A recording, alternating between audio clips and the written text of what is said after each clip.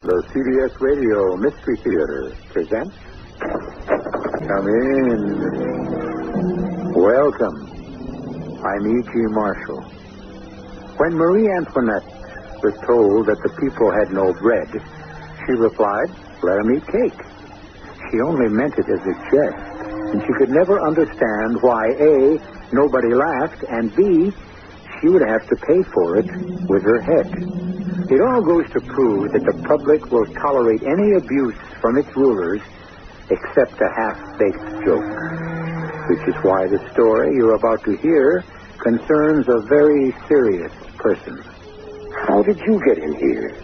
You don't remember me, Your Excellency? Halder. You're John Halder. Yes. But you're dead. You were shot this morning. How did you escape? I didn't escape. I was shot. You didn't die. I died. All the bullets hit me. What do you want? I only want to know the answer to one question. What question? Why didn't you give me justice?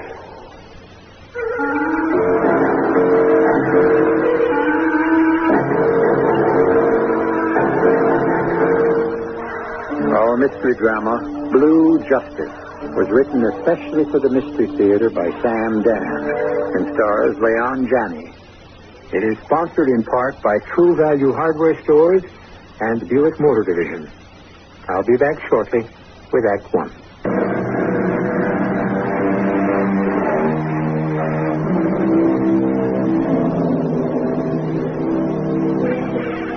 Psychologists suspect we are what we hate. The poets write of people who do protest too much. Is it possible, therefore, that they shout the loudest against evil whose resistance to it is the weakest? Consider Mr. Peter Littlewood. He is Assistant Minister of Justice in a country whose language would be utterly incomprehensible to most of us. So, we have translated everything into English, or rather, American. When we said that Peter was Assistant Minister of Justice, we also stated his problem. He would like to be the minister. He is honestly convinced he could do a much better job than the minister. Why were you in the square? The square? I don't remember. Yesterday, you said you had gone there to buy ribbon for your wife. I don't remember. Please, I'm so tired. Isn't it true you went to the square to join the demonstration? No, I went because my wife wanted me to buy her some ribbon. I bought her the ribbon. What was the name of the shop? Oh, please, I'm so tired. The guards won't let me sleep. What do you mean the guards won't let you sleep? So they keep shining lights in my eyes, and they keep hitting me. Abusing a prisoner is against the Constitution. You're lying. It's true. Please, believe me. You have the right to lodge a complaint. Here, take this complaint form. No. Why not? Well, the guards, they find out and they kill you. So I won't sign that. Professor John Halder. Professor. You're a college professor. An intellectual. You know the law. You must report any official who is delinquent in his duty. The truth then must be you are not being abused by the guards. Well, I just... Therefore, you are lying. It's the truth. Then sign the complaint.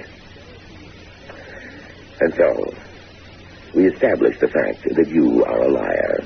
No. You're lying about going to the ribbon shop. No, it's true. Where is the ribbon? The ribbon? You claim you bought some ribbon. Where is it? Yes, well, I must have lost it. Who are your accomplices? I don't have any accomplices. I never said or did anything against the government. You never told your students that there should be more than one political party? No, I only... And that all parties should be free to criticize the government? I only explained that was how it was in other countries. Why were you in the square the day of the demonstration? I told you to buy my wife some ribbon. What color ribbon? Blue. I remember. How much ribbon? How much? She said She said, John, stop at that little shop and pick up 2 yards of blue ribbon. She told you to pick up the ribbon? Yes. Wait. You could ask her. Why didn't I think of that before? Oh, it's so simple. Just ask her. We have asked her. Well, then that should have... Bring in Magda Halder. Magda. Oh, Magda. Tell them why I was in the square that day. Mrs. Halder, did you ask your husband to buy you some ribbon? Magda? Did you ask him to buy some ribbon? No. Magda, you did? No. You remember, Magda? Tell them my life depends on it. Tell them you asked me to buy the ribbon. 2 yards of blue ribbon. Did you, Mrs. Halder? No. Magda, what did you do to her? Take her away. She's making a mistake. Believe me, it was ribbon, blue ribbon. I'm innocent. Innocent. And to hear them tell us they're all innocent. You'd think there were no guilty people in the whole world. Innocent. You have to get up early in the morning if you want to fool Peter Littlewood. And now for the toughest job of all. Going up against that fat slob, the minister. Well, it can't last forever. Come in, Peter.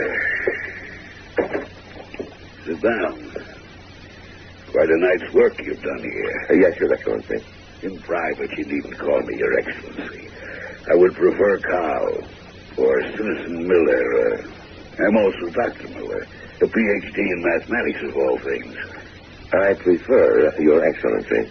In spite of the fact that it annoys me. The office you hold demands the title of respect. I have certain standards of conduct, and if a man Let it go. Yes, Your Excellency. I've looked through these cases. Quite a batch. 40. I'm hoping for your immediate approval so that sentencings might be carried out at once. I see all of them are guilty. Yes, Your Excellency. You mean in this entire lot, not one of them was innocent? If there were, I would have recommended immediate acquittal. You should make it your business to find a few innocent people here and there. It's good politics. I don't deal in politics.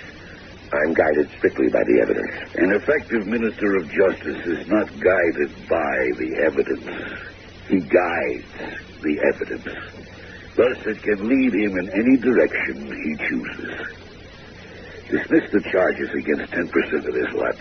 They are all guilty of trying to overthrow the government. 4 out of 40 will not overturn the existing order of things. Besides, it's an investment. An investment in what? In getting a good night's sleep.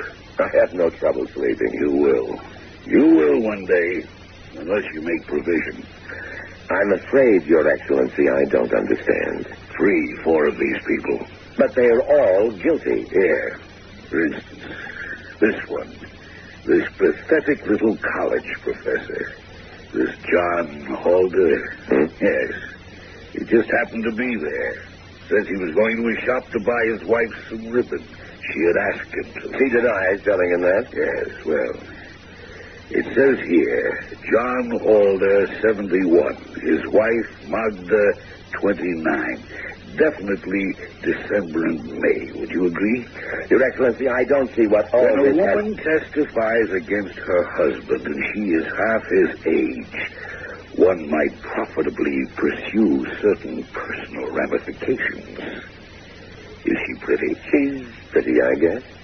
How do we know she isn't using this as an opportunity to rid herself of an elderly husband? Have we checked to see if there's a friend? The woman testified under oath. She has no criminal record. She has never been in any sort of trouble. I am satisfied the woman is telling the truth. I used my best judgment. Do I have your permission to carry out the sentences? Very well. But remember what I told you about getting a good night's sleep. The trouble with this government is that it's still being run by the Millers. These are people who like to spend a whole day thinking. What's there to think about? It's right or wrong, yes or no, hot or cold, isn't it? What this country needs is more men of action. Men like me. Men who don't get all twisted up in their own thoughts. Men who go by the book. I go by the book. It should all be so simple. Why do people always insist on confusing the issues? How was your day, Alma? As usual. Yours. Nothing out of the ordinary. Are there any plans for this evening? No, I've brought home some work. And so have I. Oh, I hear you're going to receive a medal. Yes. I have increased production at the factory by 10%. That's very good. It's my job. Peter, the trial of those demonstrators. Yes. It's all over, isn't it? Yes. They were executed, all of them? Yes. Well, then, why do you have to keep working so late? Because the enemies of the people never sleep. Alma, an ideal wife for a man in my position. She has her own career. She's an engineer and efficiency expert. She makes no demands of me. And we have a very happy marriage. Well, let me see. I have here the dossiers on... Well, I'm so sleepy. Well, I didn't get any sleep last night, so... Maybe who could that be? Come in. Come in. Good evening, Mr. Assistant Minister. What do you mean by interrupting me at home? Who are you? How did you get in here? Don't you recognize me? I suppose not. There are so many of us. Halder. John Halder. Yes, John Halder. But you're dead. You were shot this morning. How did you escape? I didn't escape. I was shot. What do you want? You're angry, Mr. Assistant Minister. Please, don't be. I only want to ask a question, just one question. Yes. Why did you believe Magda and not me? Why would Magda lie? Why? I never suspected it, but now I've found out. She has a lover. And that's why she wanted me out of the way. I'm twice her age. I'm not very exciting. He's young, good-looking. He's everything that I'm not. But why didn't you accuse her of this when she testified? Because I didn't know. I know now why she did it. And you should have investigated. You take pride in your sense of justice. But you didn't give me justice. You shot me on perjured testimony. There were 40 others. How many of them died needlessly? It's a dream. That's all this is, a dream. Does that mean it isn't true? Does that mean my wife didn't have a lover? This is just a dream. Why don't you find out? Peter, are you all right? Huh? What? Oh, well, what's the matter? I was passing by your door. I heard you muttering and mumbling. Oh, I must have fallen asleep at my desk. I was dreaming. Were you? That's odd. Why is it odd? Because you always say you never dream. Well, I was dreaming this time. Oh? What did you dream about? Nothing. It was something that sounded terrifying. Absolutely frightful. I tell you it was nothing. Nothing.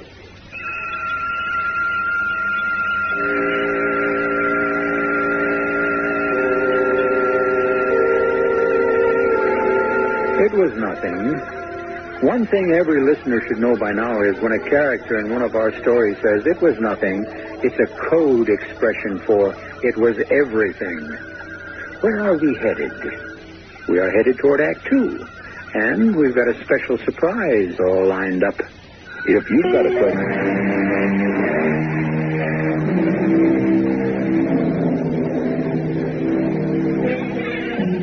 In Peter Littlewood, we have a man who claimed he never dreamed. And why shouldn't we believe him? But now, by his own admission, he has had a dream. A very odd and disturbing dream. A dream in which a dead man has given him a certain piece of information. Information which has to be checked out, because it could have a profound influence on the rest of his life. Was I really dreaming? And if I was, what was the meaning of that dream? Evidently something is disturbing my mind. It was Miller who planted the idea in my mind that John Halder's wife testified against him because she had a lover. And so I dreamed that Halder appeared to me to verify it. I'm going to face Miller with this. Bring it out in the open. What is it this time, Peter? You accused me of being derelict in my duty. Did I? When? Where? How? When? The other day. Where? Here in this office. How? By not investigating any alleged motive Mrs. Magda Halder may have had for testifying against her husband. Mrs. Magda Halder? Oh, yes. That May and December marriage. You suggested she use the opportunity of the demonstration to get rid of him. The fact is, she did testify against him. What other reason could she have? This, Your Excellency, is where we disagree. There is a fundamental difference between us. I believe in my work, while you... Yes? While I what? Tell me. You are a cynical man. I plead guilty. I believe in the people's government. I believe that the overwhelming majority of the citizens of this country also believe in the government. And that's why I disagree with you on Magda Halder. It only required one word, and he would have been alive and free. She condemned him to death. I say she had a reason. And I agree. And the reason was she loved her country more than anything else in the world. Nonsense. Nonsense, perhaps, to you. You don't understand love of country. Is that a fact? I'm speaking freely. You're too wise, the intellectual. In your heart, you despise simple people. I saw that woman's face. I saw the agony. She knew she was sending him to his death, and yet she understood the love of country, the obedience to duty that stands above any personal consideration. She had no choice. You believe this nonsense? Your Excellency, Yes, you do. Well, we disagree. You insist she was doing her patriotic duty, and I claim she was only combining duty with pleasure. I respect your point of view, although I deplore it. And I respect yours. And, of course, neither of us will ever be able to prove he was right. Oh, that's not true. The truth is easily established. How? How? I'm surprised at you, Peter. A resourceful investigator like yourself. You could easily discover the truth. Or are you afraid?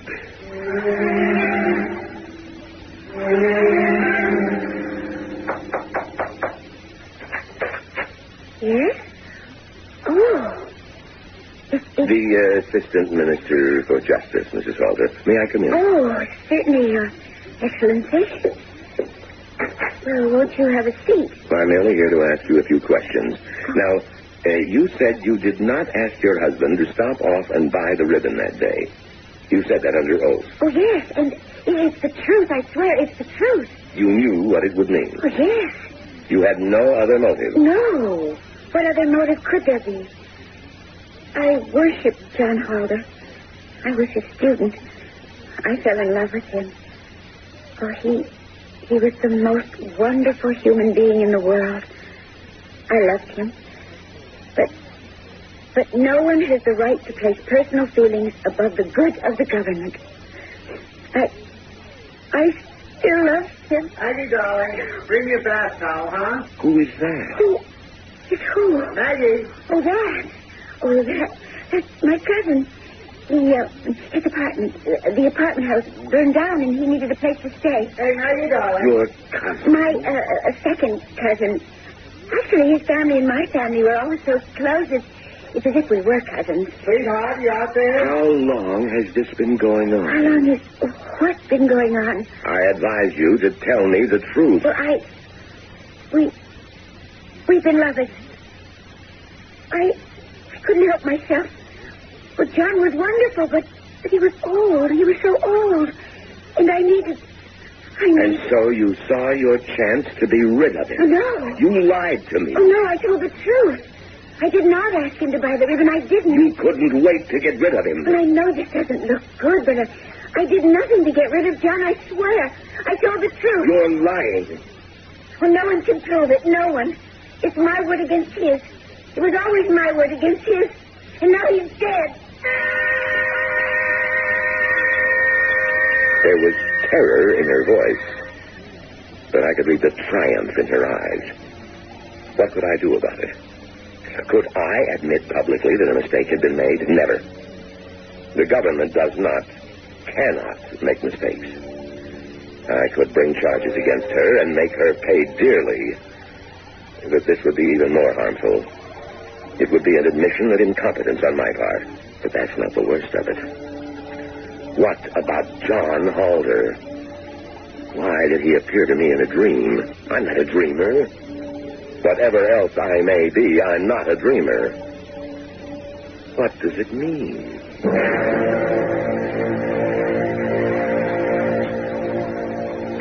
What time shall we arrive there tonight? Arrive where, Alma? It's your minister's reception. Oh, I'd forgotten. I don't think I can go. Are you ill? No, I'm not ill. Oh, you appear somewhat pale. Well, I haven't been getting much rest. I promised myself to get to bed early tonight. As a matter of fact, right after dinner. Won't His Excellency be put out if you're not there? Couldn't you go without me? Do I have to go?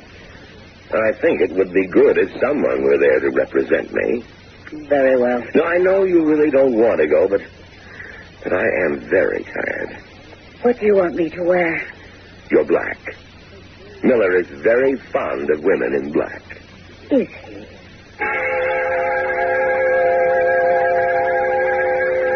I didn't care about the reception. I simply had to get Alma out of the house. The reception would run from 8 to 12.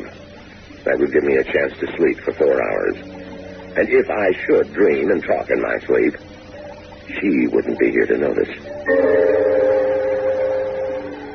Good evening, Mr. Assistant Minister. You? Again? Why are you surprised? You knew I would be here. What do you want? Justice. I'm sorry. There's nothing I can do. That's a lie. Can you be brought back to life? No. Well, then what can I do? Do you want me to admit publicly that your execution was a mistake? That would result in a certain amount of trouble for me. Is that what you want? I told you what I want. Justice. What is justice? This is something you must figure out for yourself. Wait a minute.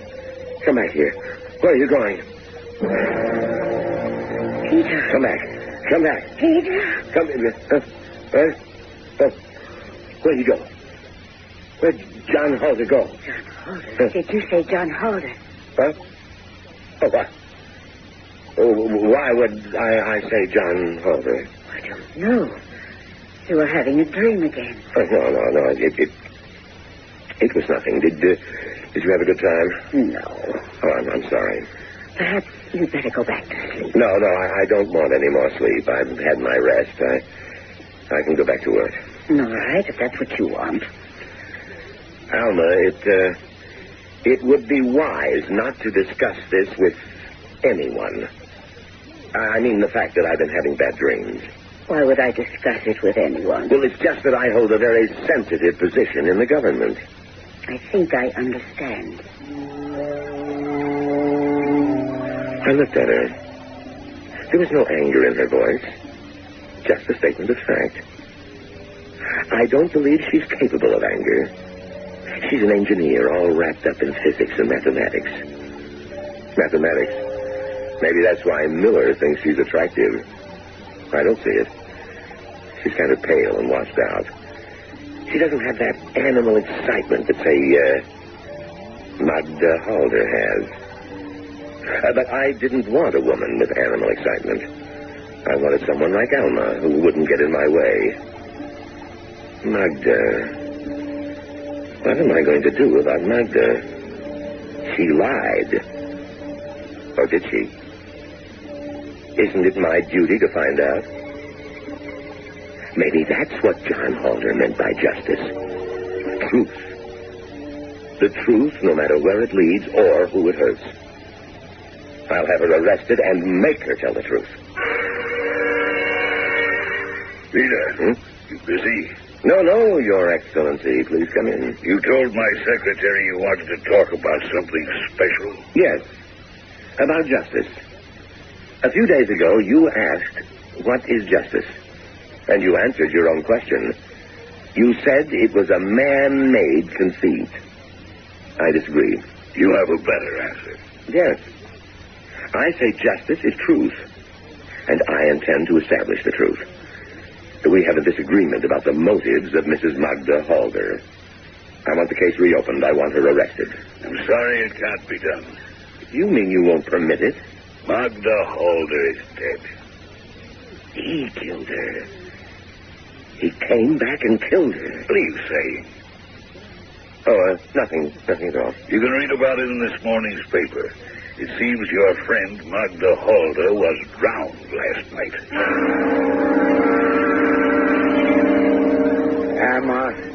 Am I in trouble, Your Excellency? Why was I arrested? You were having an affair with Magda Halder? Yes, but... Did you ever discuss how convenient it might be to get rid of her husband? Oh, no, never. He was executed as an enemy of the people. Well, you know about that, Your Excellency. What happened to her last night? We decided to take a boat ride. You know, the excursion steamer, and we were on deck.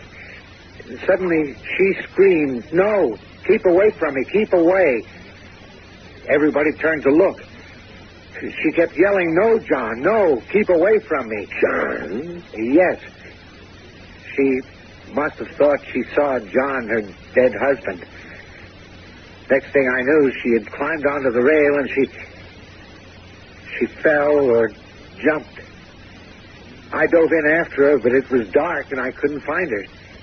And before she could be rescued, she was dead. Very well, you may go. You mean I'm not wanted for anything? I said go.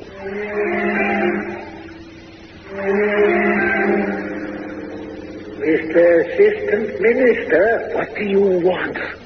I told you. Justice.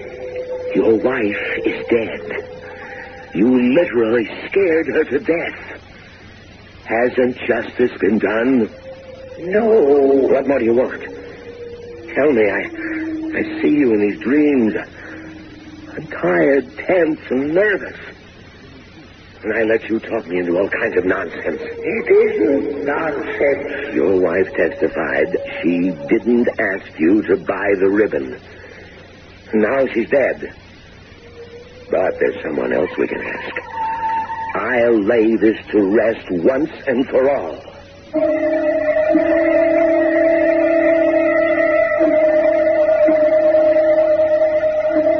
Our friend Peter doesn't have an easy job.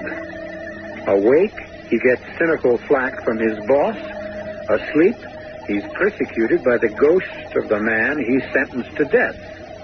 Wait a minute. Let's pull that last statement back.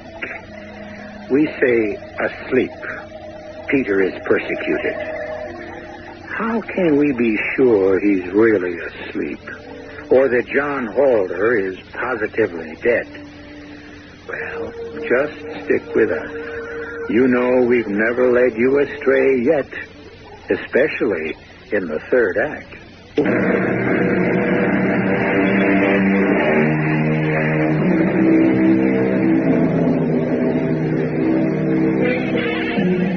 Littlewood has been serving as his country's Assistant Minister of Justice. And it has just been called to his attention that he really doesn't know what justice is, which you must admit is an embarrassing situation. And since so much life and death is involved, Peter is determined to find out about one particular death, regardless of how much it costs. Yes, sir. May I help you? Oh, Your Excellency. You know who I am. Yes, sir. Everyone knows you. You're the assistant to the Minister for Justice. I have a question to ask you. On the day of the demonstration... Demonstration? Oh, sir, I wouldn't know anything. You remember that day? Yes, sir. When we saw it begin, we were the ones who telephoned the police. You could look that up. It must be on their records. The first call came from the ladies' ribbon and lace shop. Do you know a Mr. John Holder? Holder? A professor at the university. I don't think so. This is his picture. Yes, sir. Now, on this particular day, do you remember seeing him in your shop? No, sir. If he's a subversive person... Stop that. I want the truth. Don't try to anticipate me. Now, did he buy anything in your shop? That was a very upsetting day. There were so many people in here. Answer. I'm trying. I'll show you my sales receipts. The place was jammed. People were coming in and out. It was one of the busiest days of the year. Then you'd have no way of knowing? And to make things worse, once the police arrived, people became frightened, and they started jamming into all the stores. You know how the police swing their clubs and arrest everyone in sight. They had to do it. I'm not complaining. You didn't see this man? No, sir, I did not.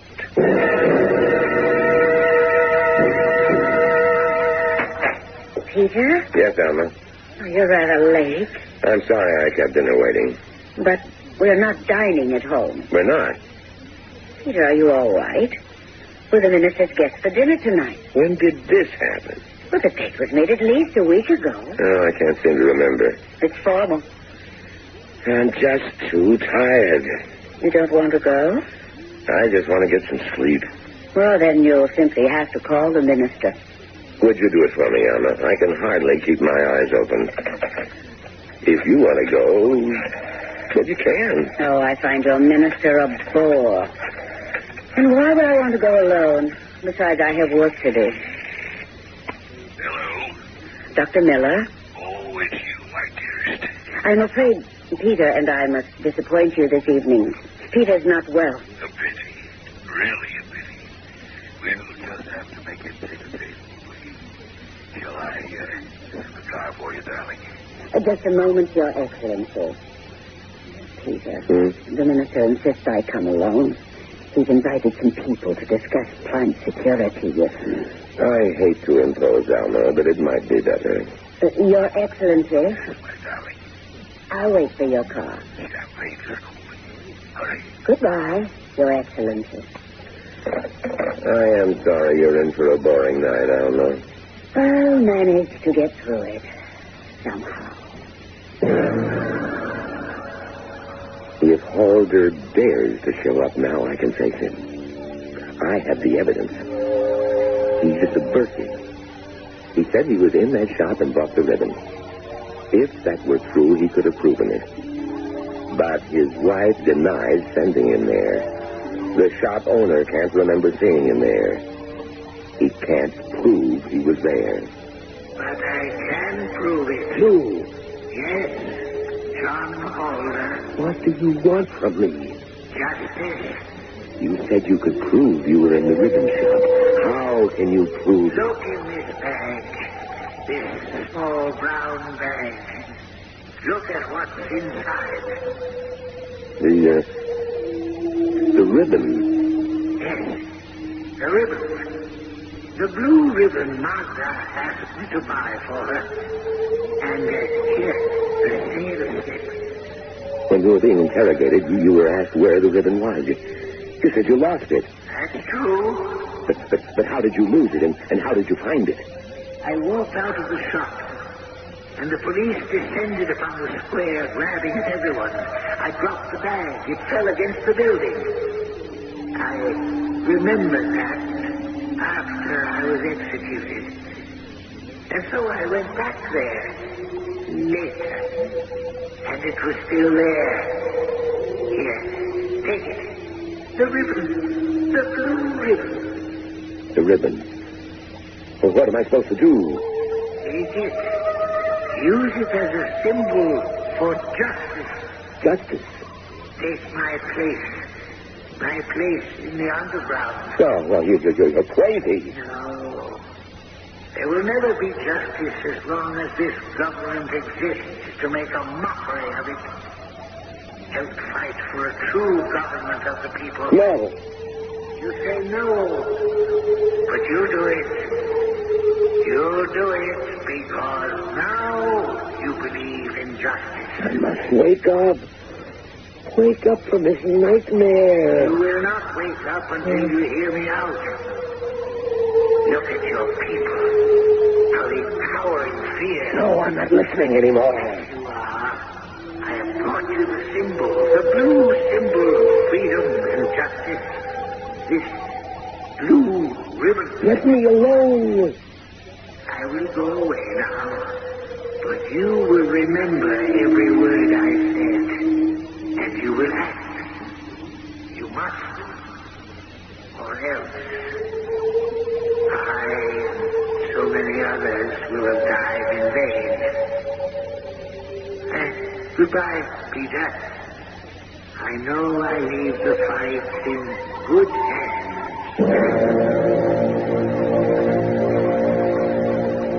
Good morning, Peter. Good morning. Coffee? Thank you. Enjoy dinner last night? No, it was the usual bore. I am sorry. Well, at least I got a wonderful night's sleep. Oh, I'm glad. Oh, did you by any chance happen to see some blue... Yes? This is going to sound crazy, but I had a dream. Mm-hmm. A dream that someone had given me a piece of... Well, it doesn't matter. It was only a dream. And yet it was so real. I half expected it would be there when I woke up. You'd better see a doctor. Those dreams seem quite ravaging. The dreams are all over. How do you know? I discovered why I was dreaming. You see, the dreams were a substitute for action. What sort of action? The right sort of action, which I realized an answer that leaves you no wiser than before. Well, I shall be late for my office.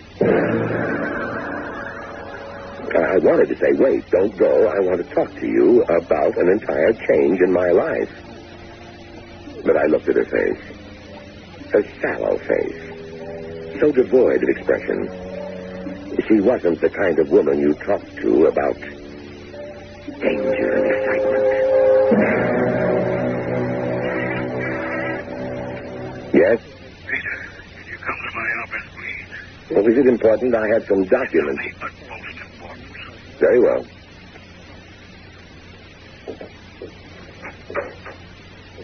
What is it, Your Excellency? Hey, what are all these people doing here? This should be familiar to you. You've attended so many in the past. It's an administrative trial. A trial? Who's been tried? You are. I am. Sergeant, place the handcuffs on him. No, wait. Be seated. I demand to know what this You is will all. have your chance to be heard. You are charged with the murder of Professor John Halder. Murder? What?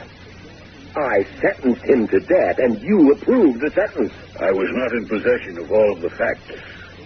You had withheld evidence. What evidence? Evidence that would have proved John Halder's innocence. That you murdered him. That isn't true. Why would I want to murder him? I didn't even know him. You knew his wife. His wife? You were attracted to her. That's a lie. And so you deliberately withheld the evidence. I defy you to produce any evidence. Do you recognize this? It's the bag. Yes. The bag which contains the purchase Professor John Halder made at the ribbon shop. 2 yards of blue ribbon which could have proved his innocence. But where How did you get that bag? How do you think? Your wife brought it to me. My wife? Alma, you're here? What are you doing here? Mrs. Littlewood, will you tell us how you came into possession of the bag with the blue ribbon? I found it under my husband's pillow. And what made you bring it to me? I knew about the case, and I heard him talk about it in his sleep. How he loved her. That isn't true. John Halder brought it to me. John Halder is dead. Even so, he gave me the ribbon. Pretending to be insane will not save you. The fact is, the ribbon which could have saved John Halder was found in your possession. Thanks to the patriotic gesture by your wife, it is ours. Alma, why? Why did you do this to me? It was my duty as a citizen. You have committed the most heinous crime an official can be guilty of. Abuse of office. Now, is there anything you wish to say before sentence is passed? Alma, where did you get the ribbon? It was only a dream. Alma, answer me. You needn't answer him, my dear. But, my dear? My dear?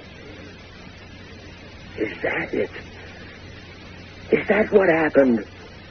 But he's twice your age. What do you see in him? Take him away. No, please, Your Excellency. Please. Thank you, gentlemen. The trial is over. Champagne, dearest. Yes, my darling. And so the Honorable Peter Littlewood, Assistant to the Minister for Justice, was finally brought to justice himself. You may say he deserved to die for all the people he had cruelly killed. And, of course, he also deserved to die for the cruel way he neglected his wife. But I shall not neglect you. I shall return in just a few moments.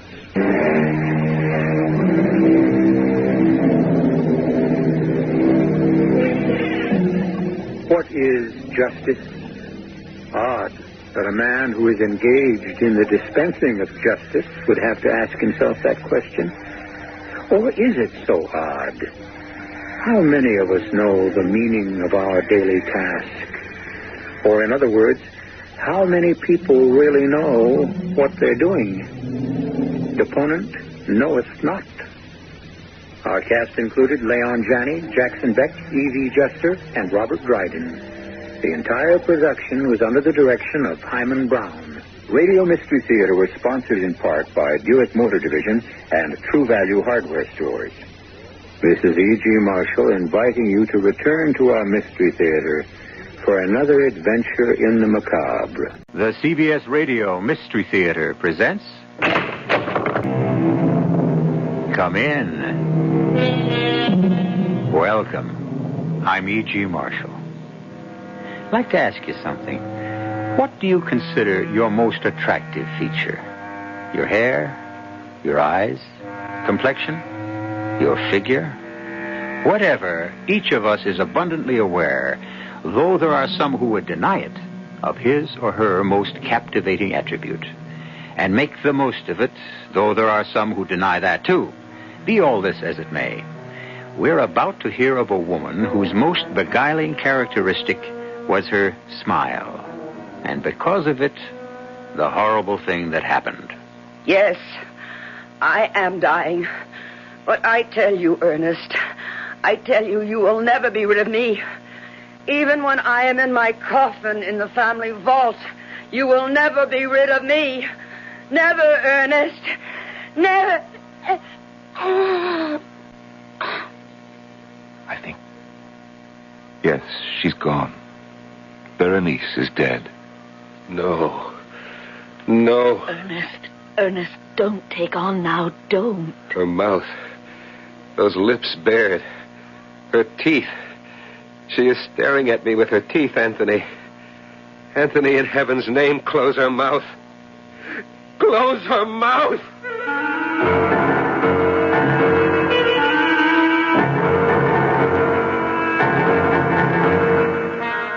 Our mystery drama, Berenice was adapted from the Edgar Allan Poe classic, especially for the Mystery Theater by George Lothar, and stars Michael Tolan and Norman Rose. It is sponsored in part by Contact, the 12-hour cold capsule, and Anheuser-Busch Incorporated, brewers of Budweiser. I'll be back shortly with Act One.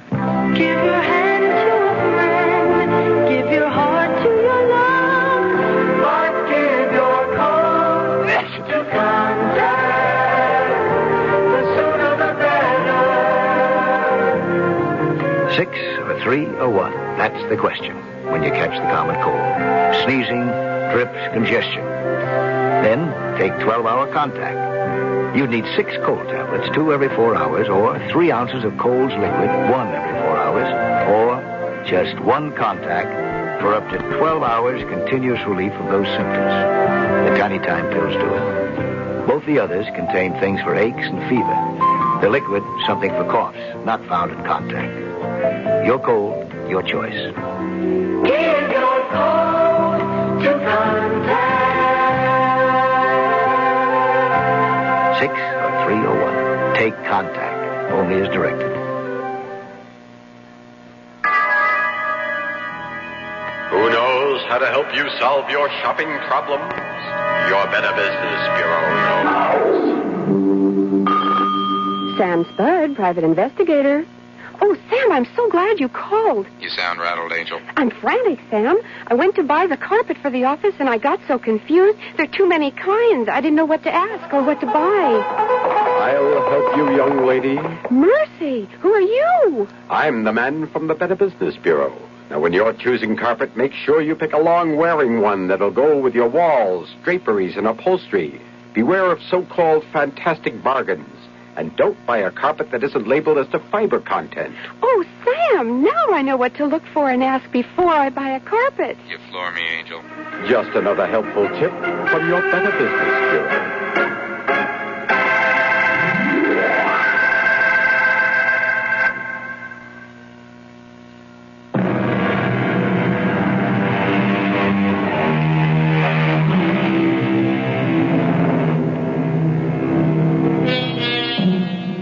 What we call a fixation, an idée fixe, is one of the most extraordinary and mystifying aspects of the human mind. For example, love. Young love, at least, is a fixation. For the lover cannot get the loved one out of his thoughts. He thinks of her night and day, or she of him. And there is, I need scarcely say, no more wondrous person in all the world. What cure can be found for a fixation? Well, when it comes to love, and I don't mean to sound cynical, I suppose marriage. But when it came to Ernest Montresor and his wife Berenice, well, that's our story. Do not tell me, Anthony, what I must do or must not do. Ernest, please. You are my friend, you are my attorney. You have come here to Mangrove Manor to straighten out whatever legal matters attend Berenice's death, and that is all. Ernest, I didn't mean to offend you. I am not offended. I am irritated. You can sit there and say, Ernest, your wife is dying. Try not to hate her as you do. Let me tell you something, my good friend. Had you lived 1 month, 1 week, 1 day in this house with Berenice, that shrew, that spitfire, you too would know what hate is. But I don't understand. I was at your wedding a little over a year ago, here at Mangrove, and you were deliriously in love with her. Not her. Her smile. What? I know you'll find it hard to believe, but that is the truth. Oh, there were other qualities that attracted me. Her charm, her gentle manner, her warmth. But these vanished quickly once we were married. I soon learned that her charm was a veneer, her gentle manner a mask that concealed a vicious temper. I am sorry. I didn't want to hate her. For months, I put all feelings of hate from me, the while asking myself how and why I still went on loving her. That's when I realized it was her smile. I still fail to understand. Look at Berenice closely, and you will see that she's really very plain, almost ugly. But one doesn't look closely at first. I didn't, surely, because of her smile, of what her smile was then.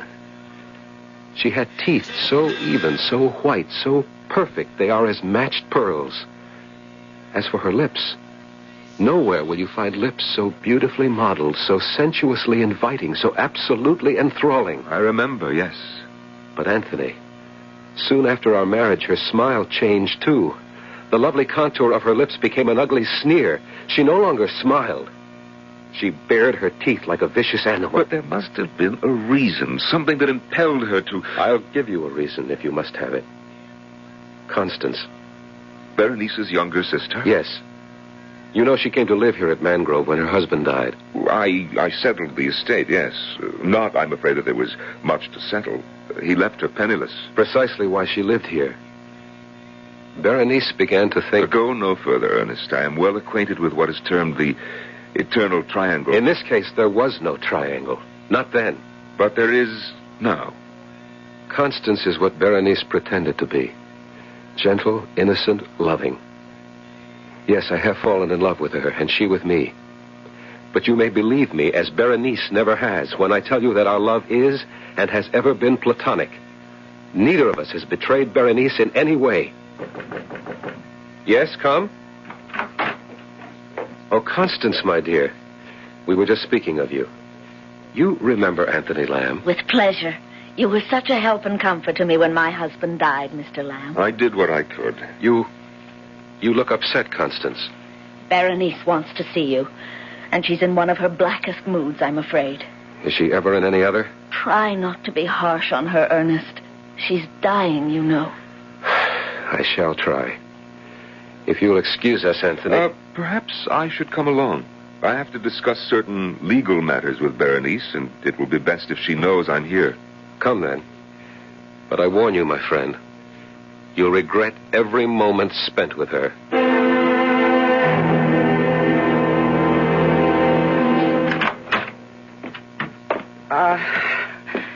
It's you. You wanted to see me, Berenice. You. Not this army you've brought with you. Get out of here, Constance. Of course. And who are you? I've seen you somewhere. I remember you. I'm Anthony Lamb, Berenice. I don't blame you for not recognizing me. It's been over a year. Oh, yes. Yes, I remember you now. Ernest's friend, the pettifogging lawyer, the shyster.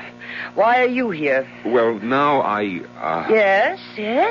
Ernest asked me to come because... Well, Berenice, I'm told you're quite ill, and at such times it's best To make sure that all will be legally neat and tidy when I'm cold in my coffin. Oh, you put it much... The only way it can be put. I'm dying, and I know I'm dying, and so do you. If you don't, you must be blind. And if you want proof of it, look. Once my smile was the most ravishing smile on earth.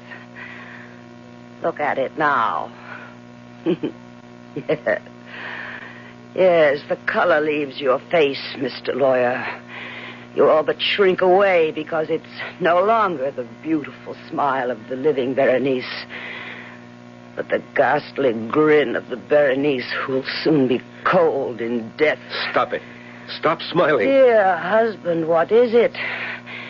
You used to tell me my smile captivated you, enslaved you. Can it be that it now repels you? Oh, don't turn away. I won't look at you, not when you smile. Don't look then for all the good it'll do you. You'll remember. Soon I shall be dead. But my smile will never die. It will live on in your brain, Ernest. Wherever you go, whatever you do, it will be with you. No. This smile, this ghoulish grimace, because it was what you married, what you loved, and then came to hate. And you will hate it till the day you die, Ernest. For till that day, awake or asleep, it will haunt you.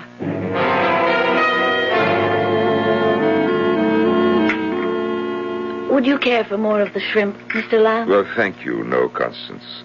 Oh, and do call me Anthony, won't you? It'll make me feel so much younger. If you wish. Ernest, won't you eat? You haven't touched a morsel. Not hungry. But you must keep up your strength. If you're not careful, you'll be having nightmares again. Nightmares, Ernest? The most horrible you can imagine. Berenice has all but ruined my health. Ruined it. Hush now, we mustn't talk that way. What other way is there? No more wine, Ernest. Another glass can do no harm. No more, dear. For my sake. For your sake, anything. Anything except to lie about my true feelings. You, Constance, you have lived in this house for nearly a year. You know the hell she has made of my life. You know that I could not mourn her passing. And what is more, you know that I love only you. Ernest, it is not the proper time. I know, but I... And you are overwrought. It is not you speaking, but your nerves. Listen to me. Constance. My sister lies upstairs dying. Whatever you think of her, in these last days of her life, though we cannot in truth love her, we can, in all dignity and honor, try at least not to hate her. You must try, Ernest. You must. Yes. And with your help, I shall. But you will not succeed. Berenice. How did you get here out of bed? I rang my bell, but no one came. I called, but you did not answer. We didn't hear. And so I found the strength, what strength remains, to come down and tell you I am about to die. No. When death is near, you know it. Full well you know it.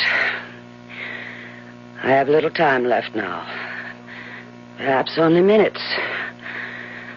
A glass of wine. Of course.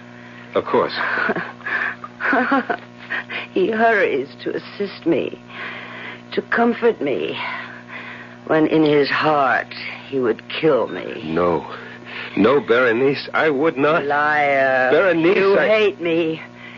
Say it, you hate me. Say it.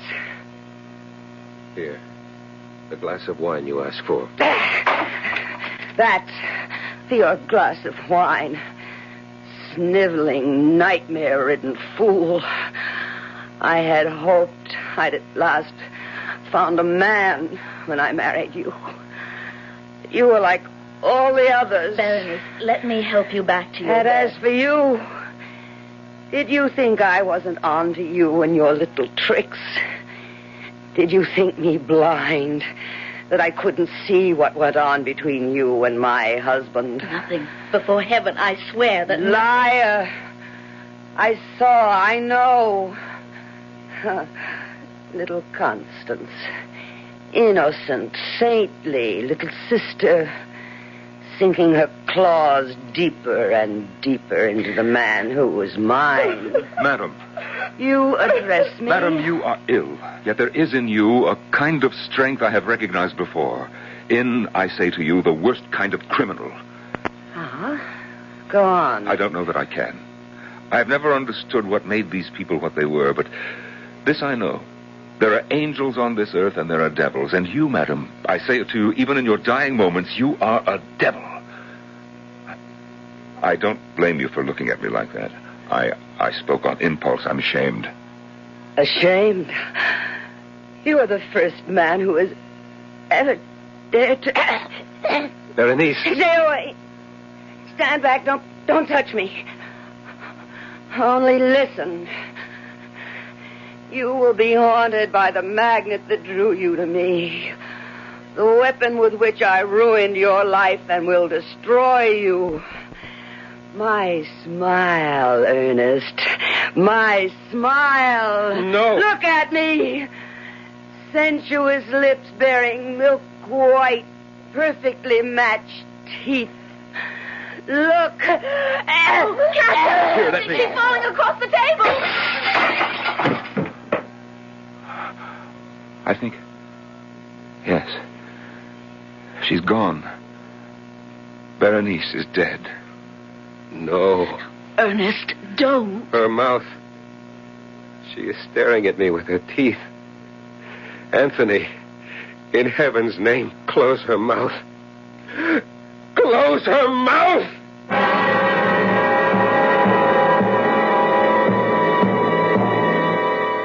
I said at the outset, you'll recall, that Because of Berenice's smile, a horrible thing happened. What has just happened in the dining room of Mangrove Manor is indeed horrible, but nowhere near as horrible as that which is about to take place. I will return shortly with Act 2.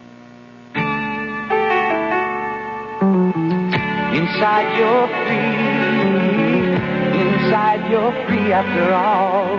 You hear freedom spirit like a wild bird's call. Inside you're free. Inside you're free after all. Living free. Living free. You're driving a car you knew you were going to buy the minute you saw it. Skyhawk. Buick Skyhawk. You just knew a car this streamlined would be easy on gas. And you were right. In published EPA mileage test results, Skyhawk got 25 miles per gallon on the open road and 16 in the city. Buick Skyhawk. Dynamite. Inside you're free. Inside you're free after all. Living free. Living free. Living free.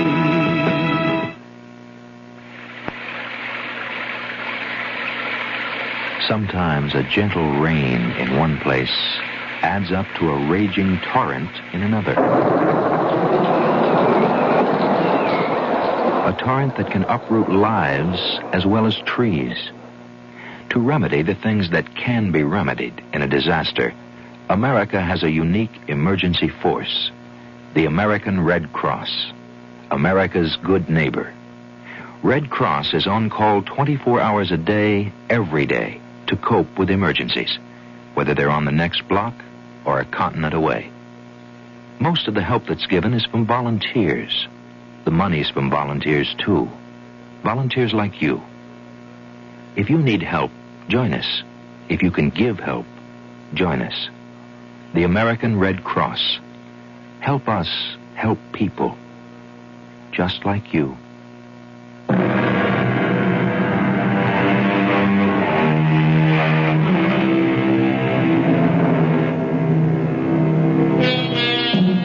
I think it was Sir Winston Churchill who said that when the human brain grabs hold of a thing, a worry, a concern of some sort, an anxiety, it grips that thing as in an iron fist and will not let it go. Clearly, then, this is what has happened to Ernest Montresor, who, even while she was alive, could not get his wife's sneering smile out of his head. And now that she has been placed in the family vault on the estate near Baton Rouge, Louisiana, well, listen. Ernest. Ernest. Yes, Anthony, what? It's more than half an hour since everyone left. Constance and I are getting chilled to the bone here in the vault. Let's go back to the house. Not till I'm sure the lid of Berenice's casket is nailed tight. But you are sure? It's madness, I know, Anthony. But I have the fear that somehow, in some way, she'll get out of her coffin and haunt me. You're letting your imagination run away with you, Ernest. You're tired, overwrought. My sister is dead. She'll not get out of her coffin. Come now. Ernest. Yes. Let us return to the house.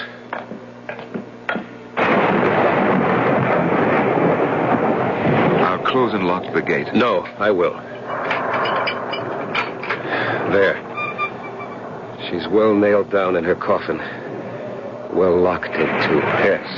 Now let's... No, wait. Good Lord, man, what now? I must make sure the lock is strong.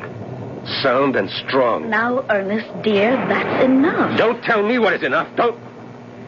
Oh, Ernest. Dearest, what is it? Why are you looking at me with such fear? Never, Constance. Never so long as you live, smile at me like that again. You look like Berenice. But, Ernest, My nerves are shaking. I need a drink. Excuse me. He's in trouble, Constance. We'd best catch up with him. But, Anthony... Nothing to worry about, really. You just upset him a little when you smile. But that's the point. What? I didn't smile.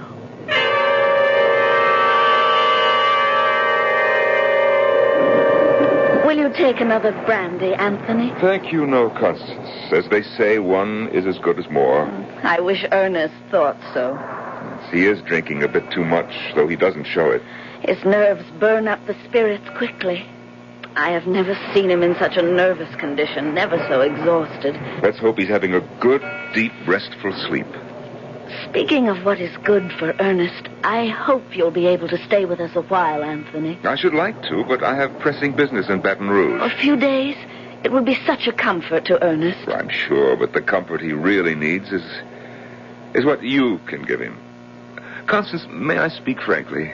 Of course. In ordinary circumstances, by which I mean had Ernest and Berenice still loved each other, I'd not suggest anything of this sort, but, well, all things considered, Constance, I should like to see you marry Ernest as soon as possible.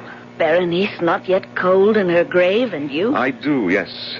Constance, you alone can give him the love and the warmth he so desperately needs. I know, but... Oh, Anthony, whatever she was, Berenice was my sister. How can I, in all conscience, marry her husband within so short a time? It would be an act of indecency. Oh, no, an act of charity and of love. My dear, no immediate decision is needed. Think about it and should... No! What in the name of heaven? It's Ernest! No! Come, quick! No! Ernest, merciful Lord, what is it? Oh, it's you. You, good friend, and Constance. Then it was a dream. What was, my dearest? I dreamed that I was awake, that I'd awakened from a sound sleep. It was all so real. I heard the storm outside and saw lightning brighten the room and thought, oh, good, I did manage to sleep and get some rest, and now I've awakened and... Yes, and? And then I saw it, hanging in the darkness of the room, burning bright in the black pitch of night. Saw it. Gently, my darling, gently now. Saw what? Her smile. Berenice's smile, her disembodied smile, nothing else. It hung suspended in the dark before my eyes, the lips drawn back, the teeth shining in the blackness. Oh, Ernest, Ernest. And then her teeth. Those terrifying white, even teeth parted as she began to laugh.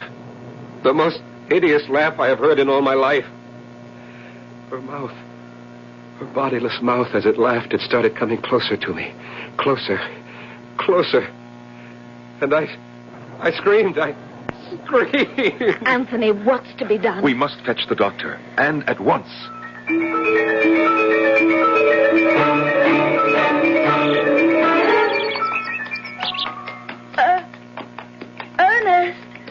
Ernest, stop for a bit. Oh, let's rest. Of course, my dear, of course. Here, let me help you down. Thank you, Ernest. There's a log over there. Shall we sit? I would rather stand and hold you. Oh, you are feeling better. Come, let's sit down. No, wait. Ernest? Please, listen, Constance. Anthony returns to Baton Rouge tomorrow. I had a talk with him this morning. He knows I'm devoted to you and you to me. He urged, not that I needed urging, that I ask you to marry me. Ernest, Do say yes, Constance. I beg you. Say you'll marry me. That's exactly what I was going to say once you gave me the chance. You will? You'll marry me? Oh, I will. Oh, I will. Constance. Oh, Constance.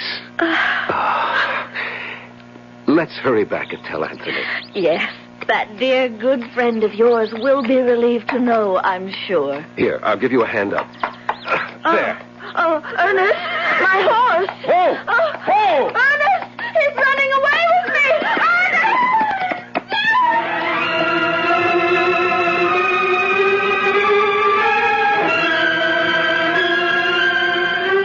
Anthony, I must go up. Patience, good friend. The doctor should be down any moment. But he's been with her for more than an hour. I knew she was seriously injured. I knew it the instant I picked her up. The way you described it, it was a bad fall. The horse, running away, for what reason God alone knows, tried to leap a high fence, failed to make it, and came down rolling on Constance as she lay beneath him. Oh, terrible, terrible. But no sense anticipating the worst. Constance may not be seriously hurt at all. Constance is dying. What?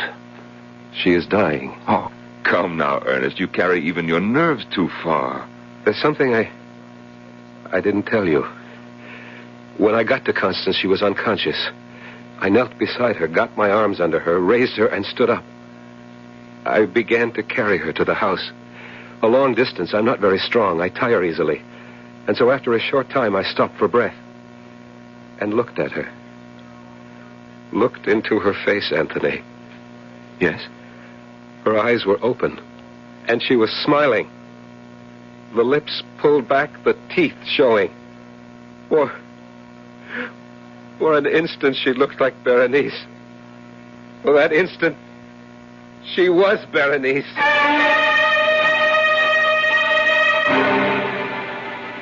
Doctor, is she... Don't bother him now, Ernest. But I can bear no more of this waiting, this interminable waiting. Look at her. So deathly white, scarcely breathing, if at all. Ernest? She called my name. Oh, Constance. Oh, my own dear Constance. Hush now.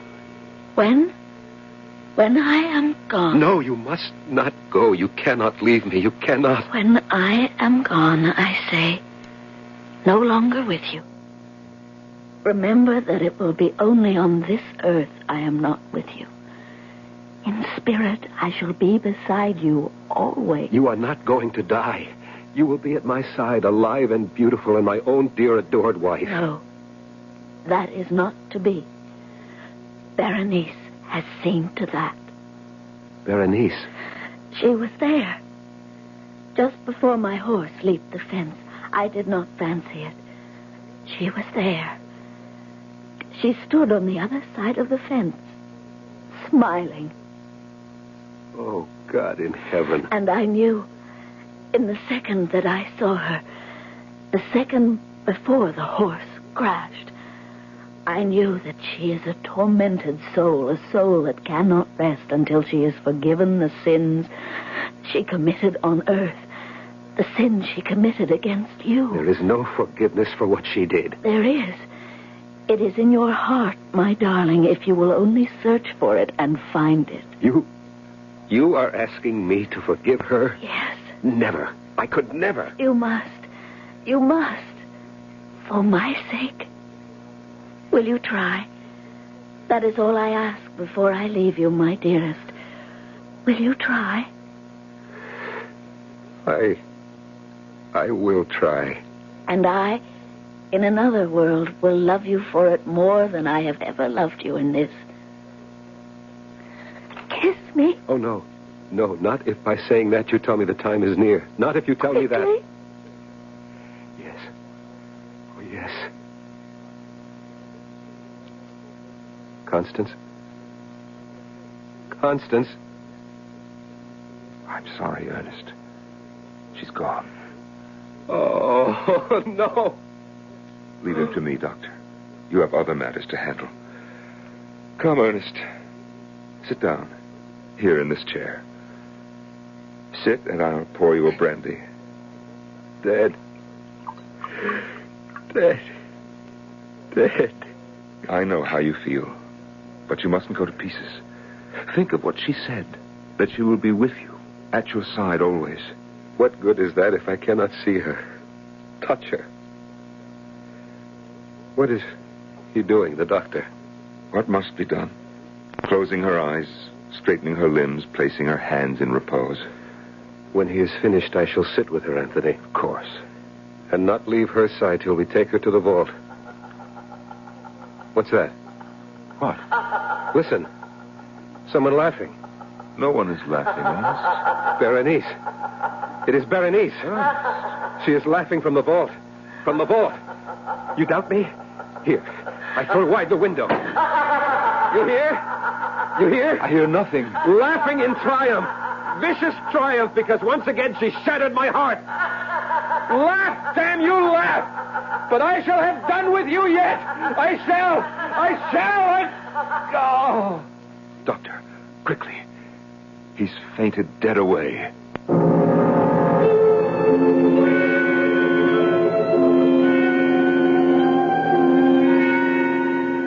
So, in fevered imagination, in the sickened mental state brought on by unbearable grief, Ernest fancies he hears the hideous laughter of Berenice, pursuing him, haunting him, driving him mad in death as she did in life.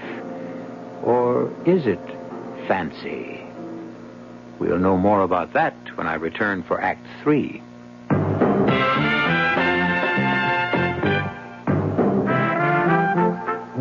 Some beer drinkers have funny ideas about beer. They think beer improves with age, like wine.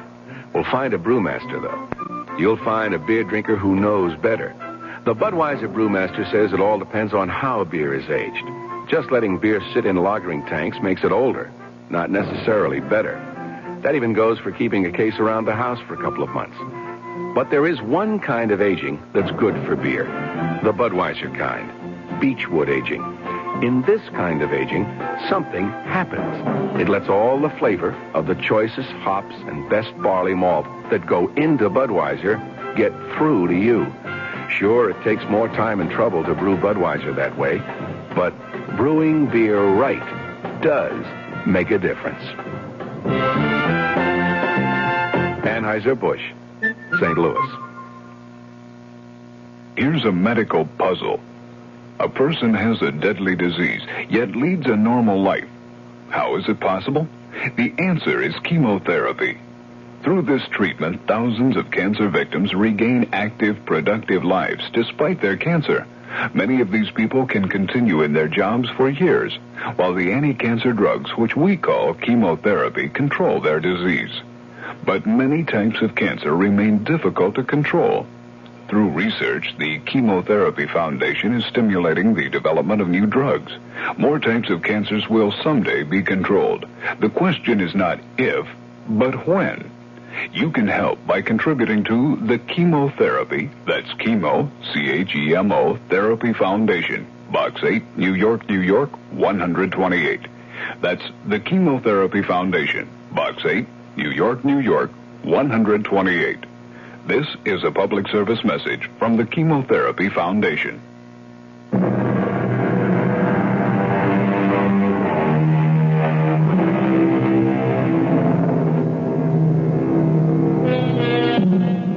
Scarcely has the breath of life fled the body of his beloved Constance than Ernest Montresor hears, or thinks he hears, the triumphant laughter of his dead wife, Berenice. Even though Ernest's friend and attorney Anthony Lamb did not hear the laughter, can we say the laughter echoed only in Ernest's imagination? If it comes to that, who can say that imagination is not reality? Be that as it may, let us now join Ernest and Anthony in that family vault. It would seem that you're right, Anthony. Berenice must still be in her coffin. The lid is tightly nailed. Of course. But her laughter, so horribly clear. Ernest, there was no laughter. You imagined it. No, I heard it. She murdered Constance. She made the horse run away, fall, and kill her. Oh, Anthony, how can I rid myself of Berenice? Can I get rid of her? She was vile, vicious, clever. Clever. What? Clever. That's it, clever. We look at this coffin lid. We see it tightly nailed, and so we think she's still there. Of course she is. No, don't you see? She was clever enough to nail it shut again after she left it. Here, give me that pry iron. You're not going to... I must be sure. I must make absolutely certain she is still in her coffin. Otherwise, I dare not bring Constance here. Ernest. Can't you understand? Constance will lie here in the same vault with Berenice. If Berenice has the power to leave her coffin, what might she not do to the sister she hated as she hated me? You see? You understand? Yes, sir. So then... There. Well, are you satisfied? The body seems not to have moved. She is dead. No doubt about it. Berenice is dead. No question, my friend. You can set your mind at rest. Anthony, would you nail the lid back on? I want to go to Constance. Be with her until we bring her body here.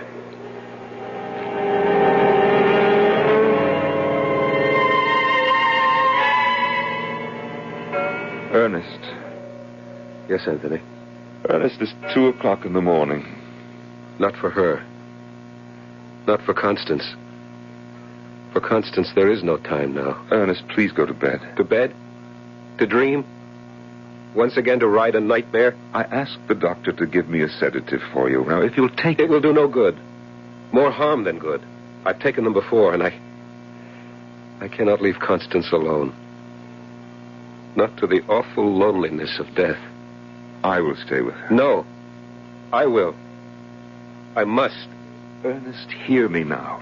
You will drive yourself mad if you go on like this. As your friend, What?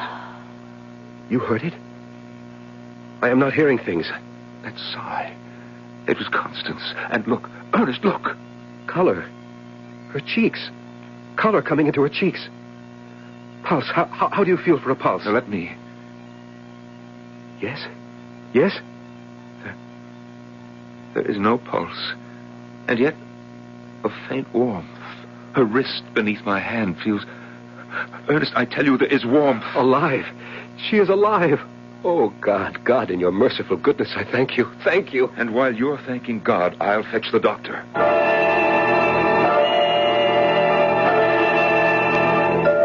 Thank you, Doctor. I'm sorry to have put you through all this trouble. Thank you, and good night. I'm sorry, Ernest. Strange. Very. There was color in her cheeks, warmth in her body. Yet by the time the doctor arrived, the warmth had fled, the color vanished. She was once again a corpse. Anthony, what do you make of it? I cannot say. I don't know. It's one of the most baffling things I've ever seen. But then Mangrove Manor seems alive with strange things. Not so strange if you had lived a year with Berenice. If you had come to know her as the devil she was. I begin to believe you. It's 4 in the morning, and I've been up. We both have been since early yesterday. There'll be much to do tomorrow, and both of us must get some rest. No, not I. I will stay with Constance. All right, Ernest, but be sensible. But take that large armchair in the corner and see if you can at least doze for a time. Very well. I'll go to my room for an hour or two of sleep. All right. And Anthony, thank you for all you've done. That's nothing. It's nothing.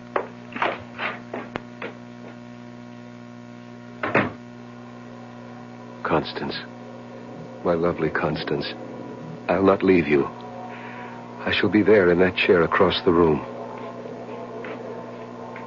In this chair, Constance, still very near you, still watching you, waiting with you, through the long silence of death.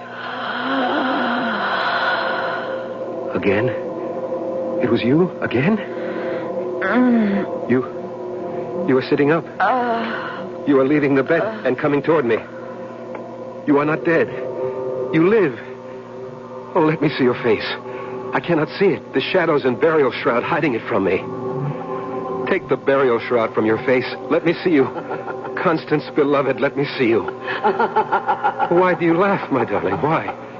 Is it happiness at finding yourself alive? Is it joy in knowing you're not dead after all? Here, let me take away the shroud. There. What? The teeth. Berenice. You are Berenice in Constance's body.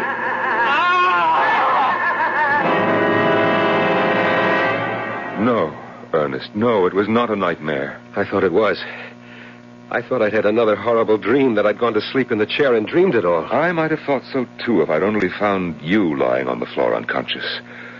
But, my dear friend, I cannot describe my shock. Constance's body was sprawled across yours. Constance's body. But Berenice's spirit. Don't think about it. Put it out of your head. Impossible. It is etched in acid in my memory. I shall see it in every moment of my life, waking or sleeping. The lips curled back in that fearful sneer. The teeth, the terrifying teeth. If only I could blot them from my mind, but I can't. Perhaps you can. Perhaps there is a way. What? If, as you think, Berenice is using Constance's body to haunt you, torment you... She is. Then all we need do is what we must do in any case. Bury Constance in the vault. But of course, I sicken at the thought of placing my own dear, lovely Constance in that cold, moldy chamber. And yet it must be done.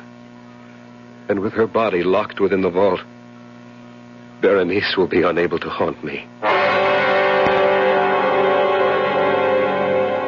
But I must leave, Ernest. I have stayed as long as I can, far longer than I anticipated, and I do have other business, pressing business in Baton Rouge. The thought of being alone in this huge and empty house, is there no way to persuade you? I'm sorry, Ernest, but there isn't. I've done all I can for you. You know I have. Of course I know it. There is no better friend in all the world than you, and I have no right to urge you to stay, none at all. But I am afraid. Afraid to be alone. Afraid... Of all things, it is a madness. Afraid of Berenice's teeth. I suppose it is a form of madness. Berenice is dead and buried. Constance is dead and buried, and so Berenice cannot inhabit her corpse to torture you. She'll find a way. She will not. She will. She lies in that vault out there, and in time her body will rot. But teeth do not. And so long as a tooth remains in her skull... Ernest, it's 10 o'clock. I have a long, hard ride ahead of me tomorrow. I must get to bed, and so must you. We are both very much in need of rest. Rest. So long as I live, there will never again be any rest for me.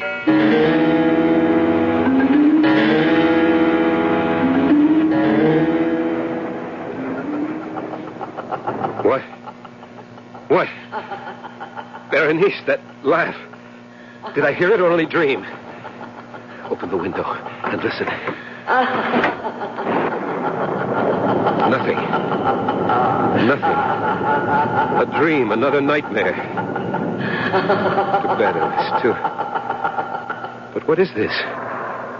I'm wet to the skin. My nightclothes are drenched. My feet caked with mud. Oh, wait, it comes back to me now. The dream. The nightmare. Was it a dream, or did I? Anthony! Anthony! Anthony! I'm coming. Good Lord, man, what is it now? Come in. Come into my room. Yes, but what is it? What's happened? Another of your awful nightmares? Well? I don't know. You don't know if you had a nightmare or you didn't? If it was a dream, then that's what it was. But if it wasn't, if I really did the thing I thought I dreamed, then Anthony, I am mad. What do you mean? I mean that if I really did it, I've done something so horrible it could only be the work of a madman. Ernest, what did you do? I dreamed. Oh, make it a dream. But look at me.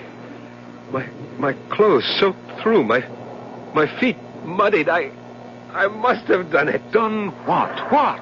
I left my bed and went outside to the tool shed. The tool shed? And found what I was looking for. And then I went to the vault. In this storm you went? Yes, to the vault. I unbolted the gate and went in. And then I pried open Berenice's coffin. Oh, no. Yes. There she lay, moldering in death. But the lips drawn back and the teeth, those white, even, perfect, gruesome teeth, exposed. I stared at them, stared in a horror of fascination. And then taking the instrument I had brought with me, I did what had to be done to save my sanity. What? What did you do?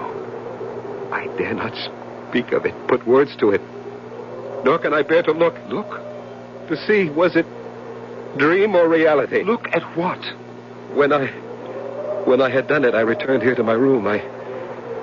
I placed the instrument on the mantel. In my dream, I placed it there. And though it must be a dream, please, go to the mantel. See if the instrument is there. Very well, Ernest. I see nothing here but a pair of pliers. Oh! This is the instrument you used in your dream? No dream. No dream. Can't you understand that now? No dream. The pliers are there. I did it. May a merciful God forgive a madman. I did it. The table. My bedside table. Look there now. Look.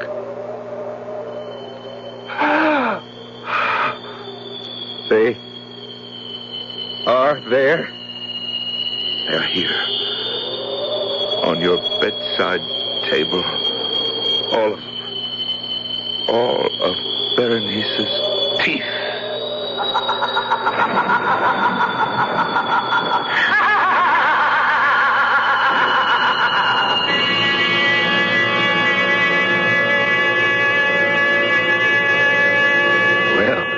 A toothsome tale, was it not?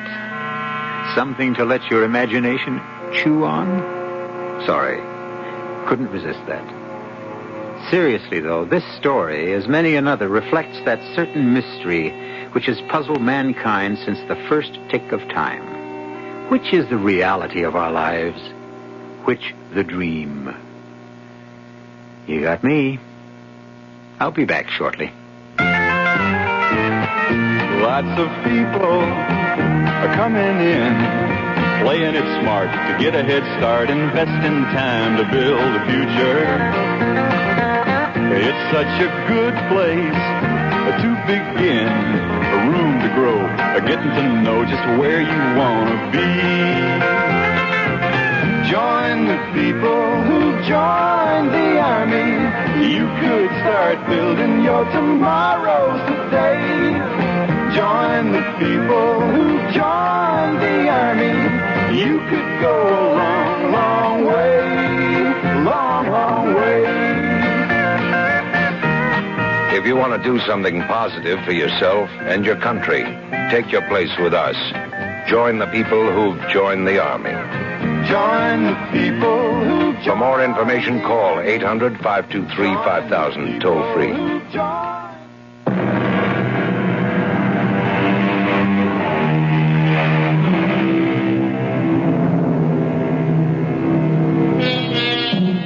So, once again, we have, you and I, as Will Shakespeare put it, let our imaginary forces work, coupling them with the febrile genius of Edgar Allan Poe, bringing to this strange tale our own vivid and viable fancy. An exercise very much worthwhile, good friends, for a lively and disciplined imagination can make our mundane lives a heaven on earth, or a hell. Our cast included Norman Rose, Michael Tolan, Joan Lovejoy, and Roberta Maxwell. The entire production was under the direction of Hyman Brown. And now, a preview of our next tale. Nils, where is that coffee? Here's my wife with it now, madame. Magna, let me help you with the tray. I don't intend to skip anything. If you're implying that I've been up to anything... Look, you little... Now stop it, the two of you. Well, you just tell your girlfriend... You watch your tongue. Flossie isn't my girlfriend. She's my fiancée. What's more... What the devil? Sorry, sir. I'm very sorry. My wife, the tray slipped from her hand. Magda! Look out, she's collapsing. Magda! Oh, my dearest. Let me give you a hand with her, Nils. No, sir, stand back. But, Nils... No, get back, sir. Get back. Don't come near her. Can't you see? See what? Her face. She's sweating blood. Yes, I'm afraid she has the red plague. It's worse than that. She's brought it. Here. Radio Mystery Theater was sponsored in part by Buick Motor Division. This is E.G. Marshall inviting you to return to our Mystery Theater for another adventure in the macabre.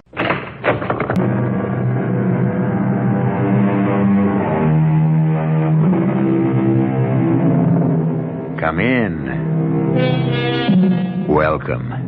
I'm E.G. Marshall. Thus, conscience does make cowards of us all. A quote, naturally, and almost as naturally from Shakespeare. On the other hand, like Proverbs, quotes tend to contradict themselves. It was Oliver Goldsmith who said, "Conscience is a coward, and those faults it has not strength enough to prevent, it seldom has justice enough to accuse." That contradiction is what this story is all about. What are you doing in that closet? Oh, why, Aunt Hester, I was just trying to make myself at home. Never poke your nose into anything in this house that isn't your business. I didn't mean to. What's that you have in your hand? It's so queer. All leather and steel and buckles and things. I don't know what it is. Nor is it your business to. While you stay here, don't you ever meddle with anything that doesn't belong to you. That's the first and last thing you have to learn about Malvern Grange.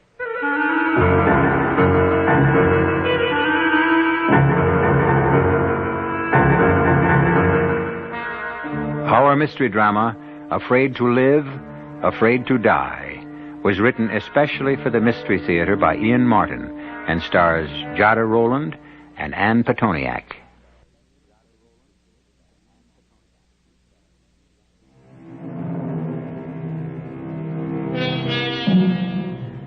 She's an old lady now, and an old friend in my family, and she is a remarkable woman. She's more sedentary than in past years, since she's in her 90s, but she is still slim, and her white hair frames a shrewd and kindly face. She never married, and for most of her years was a baby nurse. Only the last quarter of her life has she taken to being companion to other elderly and lonesome ladies, except for one other time, near the beginning of her life. And this is Ellen Muir's story about that haunting and terrifying experience.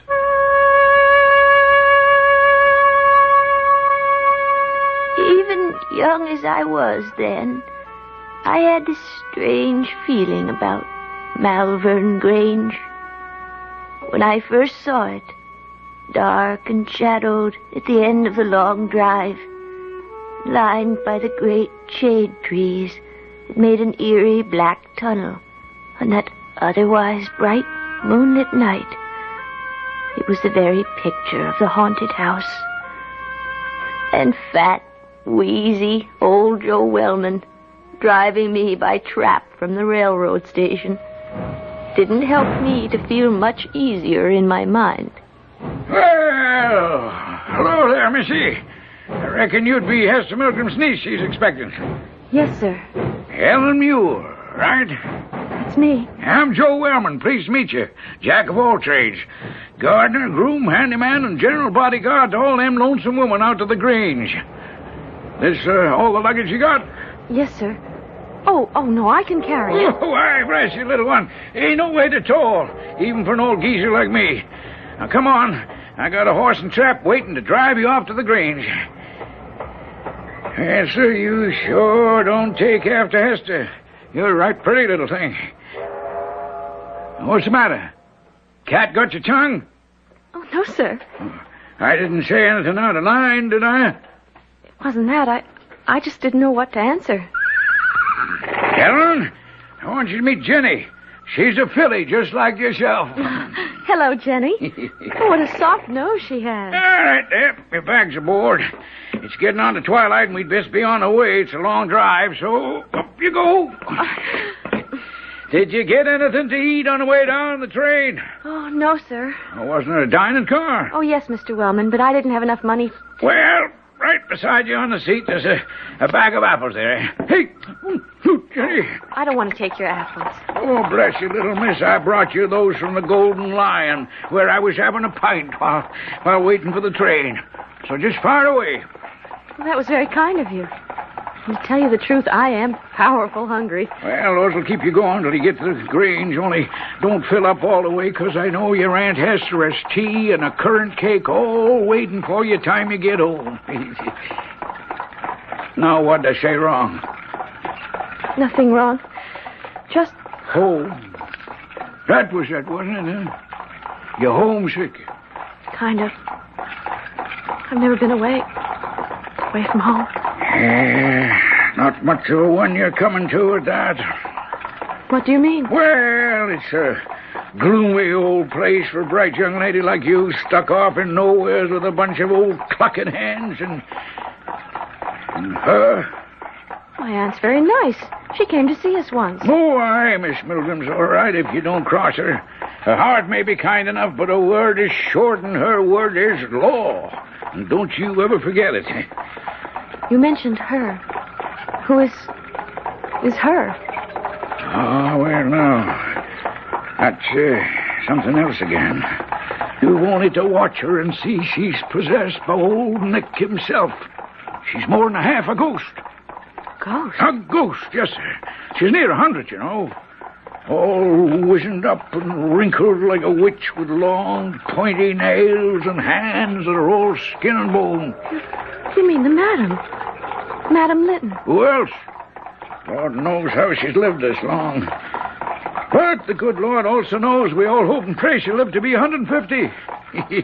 Our jobs depend on it. When she goes, we go. And so does Malvern Grange.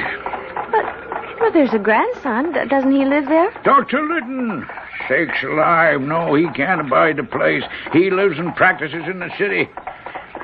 Ah, now, here it is dark enough for the moon to be the only light and me scaring the living daylights out of you. I'm sorry. Oh, that's all right, Mr. Wellman. I didn't mean to, Miss Muir. I just wanted to prepare you for your visit. Well, this isn't a visit. I've come here to work. A little thing like you? I'm strong.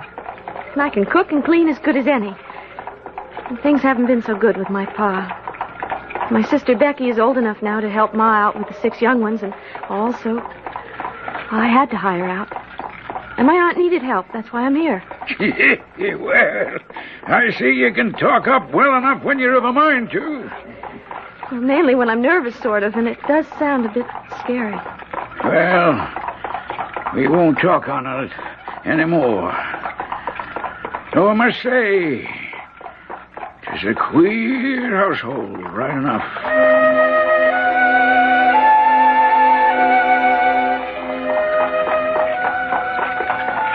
Is it much further? Nope, we're almost there. What's the house like? Oh, why, bless you, it's a great black and white house it is, with black beams running up and down and across, and the gables looking out white as a sheet. Except like now when the moon is out and it throws the shadows of the trees on them, and you can count the leaf shadows dancing in the wind across the stucco till they look like crabs scuttling across the sand. Oh. Only upside downsy like, you know. Ooh. But, here, you might see for yourself. Here's the drive. My heart was in my mouth as we drove up the drive. The trees were so big that 4 people spreading their arms and touching fingers could scarce reach round. And it was like a long, great black tunnel there beneath them, with the big house crouching at the end, as huge as a giant, or an ogre in some old fairy tale. I wanted to jump out and run away just as fast as my legs would carry me. So, here you are at last, Ellen. I'm sorry if I'm late, Aunt Hester. Well, you're not late, child. It's just been an anxious wait. You've come a long journey. Joe, take the bag up to the first room by the head of the stairs. Yes, Miss Milgram. See you tomorrow, little missy. Oh, yes, Mr. Wellman, and thanks for the ride and the conversation. Pleasure, I'm sure. He is a hired man, Ellen. Call him Joe. We must all keep our place around here. But, Aunt Hester... Do as I say. Now, first, welcome to Malvern Grange. Thank you. Well, come, we'll go up to my room for a moment and let you freshen up. And then we'll go into the housekeeper's salon where Meg will have something for you to eat. You'll be hungry, I expect. Oh, not too. Joe gave me some apples on the way. And what else did he give you on the way? An earful about all of us, I'll warrant. Oh, just about Mrs. O'Meara and... Well, I don't know whether she is a Miss or a Mrs. He just called her Judith Squires. Mrs. O'Meara will be Meg to you. She's a servant. But, Auntie, so am I. You are my niece, and I am the housekeeper. As I said, everything in its place. Since you are young, they can call you by your first name. And the other lady? Judith? Oh, well, she's far on in years. You may call her Miss Squires. This is my bedroom. I'll put the candle over here. And while you take off your coat and hat, I'll just put a taper to the overhead lamp so we can see a little better. There we are. Now then. Yes, ma'am. Aunt. Yes, Aunt. What did Joe tell you about the madam? You mean the old lady who's sick? Mrs. Litton? That's who I mean. The madam. Why, he... Don't lie to me, girl. No, ma'am. No, Aunt Hester. He just said I shouldn't tell anyone. Well, I'm sure he did. Tell me what nonsense he might have been filling your head with. Oh, it is nonsense, isn't it? I mean, she isn't possessed by the devil. And she's not half a ghost, is she, Aunt Hester? I knew it. The answer to you, Ellen, is that the madam is none of your business. She's a very old lady, and she's not in the best of health. Now, that's all you ever need to know of her. You're not here to take care of her. You're here to do housework that the rest of us haven't time for. Now, that's the end of that. Come. We'll go into my dining sitting room, and you can meet Meg and get something to eat. Where's Mrs. Squires? She's upstairs sitting with the madam. Is that Judith? Fallen asleep again. You'll find Meg through that door. I have to go upstairs to the madam. In a second, my aunt was hurrying up the stairs, one black mittened hand shielding the candle flame from blowing out in the rush. And as the dark closed around me, I hurried for the door she had pointed out to me while I could still see it. The room I entered was all paneled in oak. A fine fire blazing away, plenty of light and tea and hot cakes and meat smoking away on the table.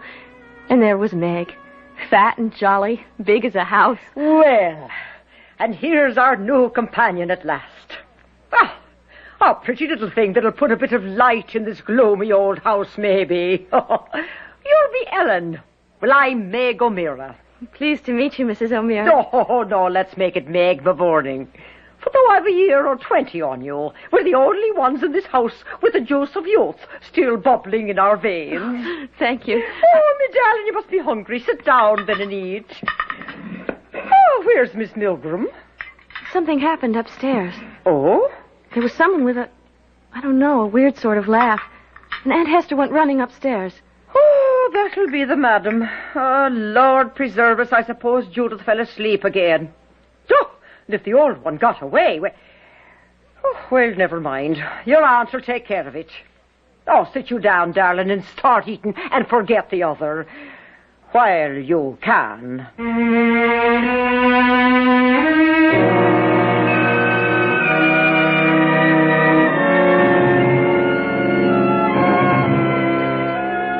So far, certainly a haunting experience. The terror is yet to come, and eventually, the matter of conscience. Let us leave poor little Ellen to her delicious meal, for Peg O'Meara's cooking is as good as her heart, and return shortly to that haunting gabled house.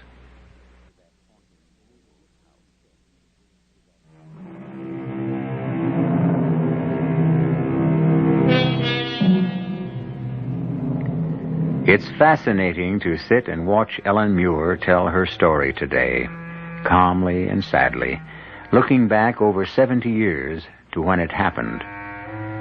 It is easy to understand how vividly she remembers the young girl who lived it, the Ellen Muir who sat in that haunted house, homesick and hungry, and in spite of her jolly companion Meg, still filled with an inescapable premonition of a terror yet to be faced. You'll have some more cake, Ellen, and a spot more tea. Oh, no, thank you, Meg. I'm so full I couldn't even manage another crumb. Thank you. I wonder what's keeping Aunt Hester so long. Well, I'm thinking it's Judith's getting the tongue lashing this time.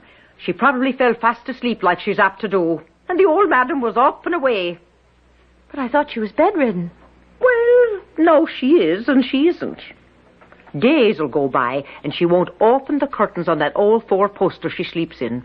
Just stays shut up in there, except for us bringing her meals. But the other days... But the other days what? Well, the other day she's a troublesome old lady, no doubt of that. You have to be sharp watching her, or glory be to Mary, she'll be into the fire or out the window. How old is she? Oh, you wouldn't believe it. 99, her last birthday. And that 8 months gone by. Could I ask another question, Meg? Ask away, what's the harm? 'Tis not to say I'll answer. Is the old lady well in health? Well, no harm in asking that. She's been a bit off for a bit lately. But she's much better this last week. I dare say she'll last out her 100 years or more yet. Whisht, here comes your aunt down the hall. I couldn't tell much from my aunt's face when she came in. It was calm, and she didn't seem put out.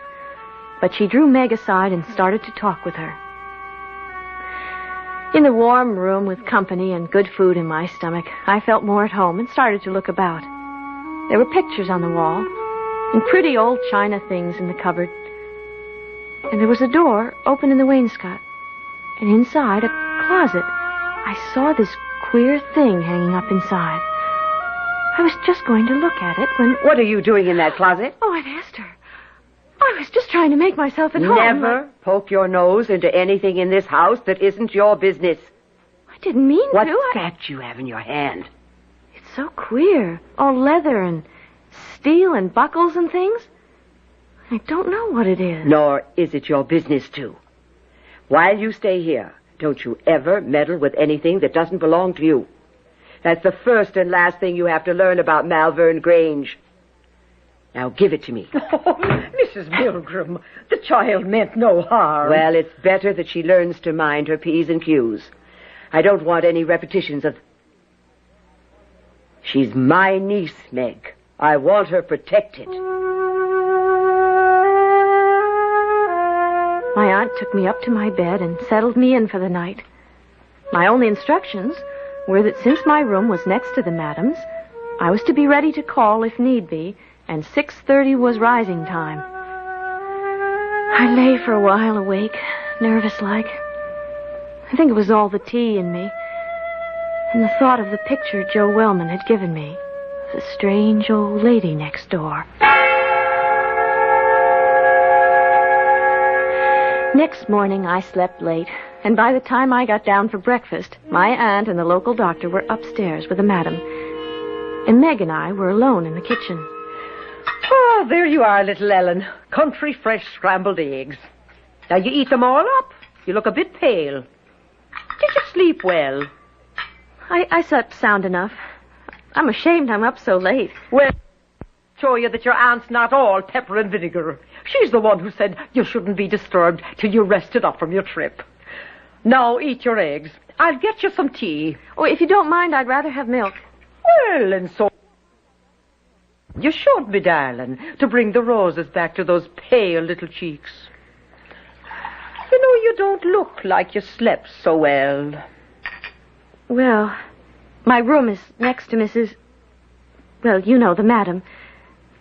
And I thought there was quite a lot of coming and going the way it sounded. Oh, sure, and the old beldame has been in one of her tantrums from the night before you arrived till today. She takes fits of the sulks, you see. Sometimes she won't let us dress her, and other times she won't allow us to take the clothes off of her. Oh, and Lord a mercy, Ellen, child, you should see the closet after closet she has full of old-fashioned stuff.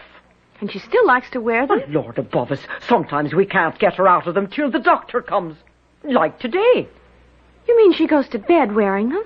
Ball dresses, evening clothes, and sometimes even a sable or an ermine stole. Now, what am I telling you this for, love? 'Tis none of your business. She's an old lady, living well past her time, for some reason God only knows. She was a great beauty in her day, so they say. And proud.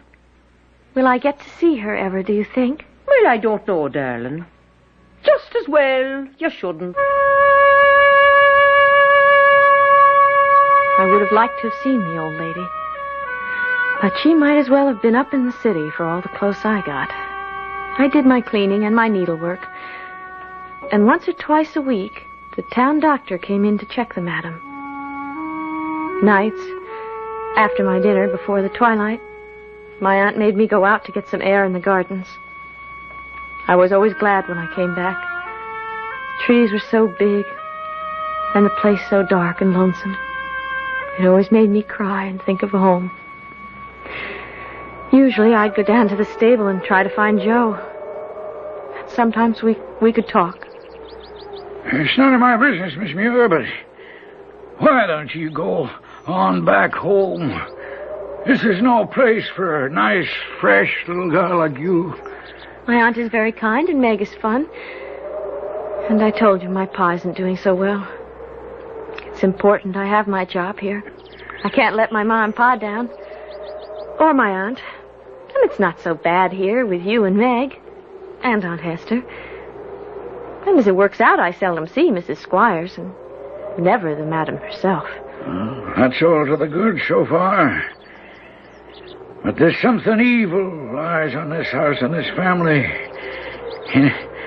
I wouldn't want it ever to touch you. I'm not so young as I apparently seem, Joe. I can take care of myself. In spite of all my tremors and silly fears, I meant that when I said it to Joe. My life was very simple, actually. I did the laundry, some cleaning, and sometimes I sat in the great chamber in which the madam slept, the curtains drawn around the bed, tending what for all intents and purposes might have been a corpse. Till one evening, when I was in my own room reading, my aunt was in the next room with the madam, and of a sudden, I could hear them talking. I pricked up my ears, but it was nothing but a mumble, till I stole ever so quiet to my own door, and opened it a crack to listen. Then I could hear the old lady speak at last. A queer, high voice, like a bird. I don't know how to describe it. But for all it cracked and trembled, it was clear enough. I'm not going to die. Never going to die. He can't have me. I won't let him. Oh, don't let the devil have me. He'll hurt The me. evil one can't hurt anyone, ma'am, without the Lord permits. But that's what it is, you see. What it is. Oh, now, hush, hush, hush. Hush now, don't get yourself worked up. They're all against me with their lies. They tell lies, you see, and they're jealous. Envy because I'm beautiful. So they lie. And he believes them, maybe. Believes them about what? That's it, do you see? What would there be to believe but the lies? The way they lie, and talk about me behind my back, do you see? Now let them pull all the faces they want, ma'am, and say what they will. Just remember, if the Lord is for us, who can be against us? I love him so, do you see? I couldn't bear to share him. But now he's dead. Dead and gone. Oh, dead and gone. I kept listening with my ear to the door a long time, but not another word did I hear. So finally, I closed it quietly and went back to my picture book. Till suddenly... Will you wake her again after the trouble I've had getting her to sleep? The madam? Who else? All dressed up like she was off to the inauguration ball. Not even her wig or her slippers would she take off. Oh, I am exhausted. Now, listen to me. Move your candle and your book over to your door and keep it open so you can watch and listen. I've left Madame Litton's door ajar. And I'm off to have a cup of tea and a bite. And when Judith and I come back up, you can go down and Meg will give you supper in my room. But if you hear her stir, mind, give me a call. Pull shut her door and hang on to the handle as if for dear life till I and the others come up to help.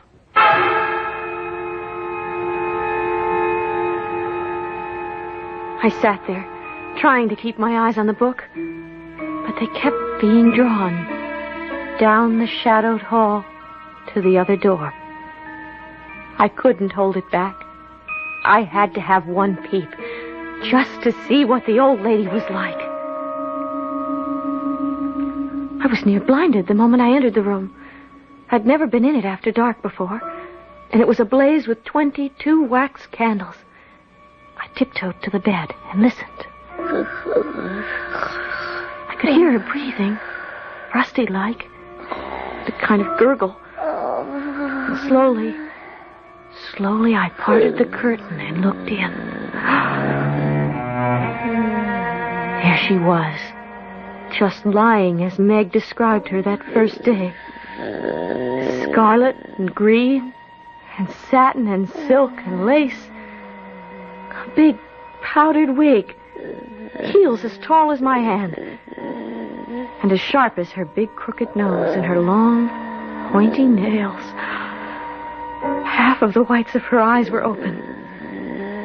Her throat rattled as she breathed. I was frozen stiff with fright. And before I knew it, she opened her eyes and sat up, spun around and dropped her shoes to the ground with a clack. She stood up, pointing at me with a finger, like a corpse come to life. You young imp! You devil's brat! Why did you say it to my face? Say what, madam? Why did you say I killed the boy? What boy? You know. Tell me or I'll shake the life out of you. I'll rake you with my nails till the blood runs. I'll spoil your beauty. No. Oh. Stop backing away. I have you in a corner. Now tell me, why did you say I killed the boy? I never said You lie! You lie! I'll tear you apart till you confess. No. Tear you apart with my hand. No.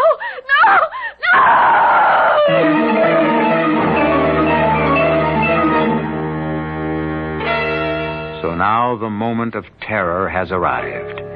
Ellen backed into a corner of the room, faces a demoniacal old beldame who advances on her, mad yellow-white eyes rolling in her head, her ancient wrinkled hands with the nails mounted on the fingers like knives reaching for her face and her throat. I'll return shortly with Act 3.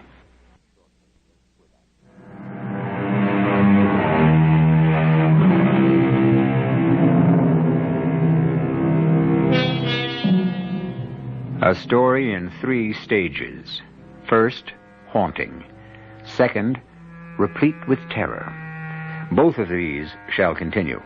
But last, and far from least, the matter of conscience. The complex of ethical and moral principles which controls or inhibits the actions and thoughts of an individual. We begin now, certainly, with Ellen's conscience, which was bothering her quite as much as her memory of terror, now that she was safely down in the sitting room with Meg, while Mrs. Squires and her aunt were upstairs greeting the madam. Now drink your tea, Ellen. I put a wee drop of brandy in it to calm you down, dear. Oh, I'm really all right now, Meg. I just lost my head a little. It wasn't that I couldn't have handled her physically. It was just... I was so scared. Oh, sure. Sure, she's enough to scare the devil when she gets into one of her fits. I'm sorry I wasn't strong enough to fight away being curious. Well, this time curiosity didn't kill the cat. And I'm a mite curious myself for all that. About what? Would you say those words again the old lady said to you? Oh, she said, "Why do you say I killed the boy?" And did you say she killed the boy? Not I, Meg. Why would I say a thing like that? Oh, just a curious thing, love. That doesn't matter. Come on now, we'd best see you off to bed.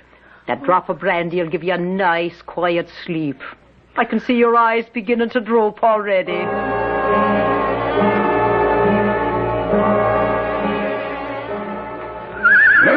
There, Jenny, my love. Nothing like a nice bath and a good rub down, but what ails you, eh?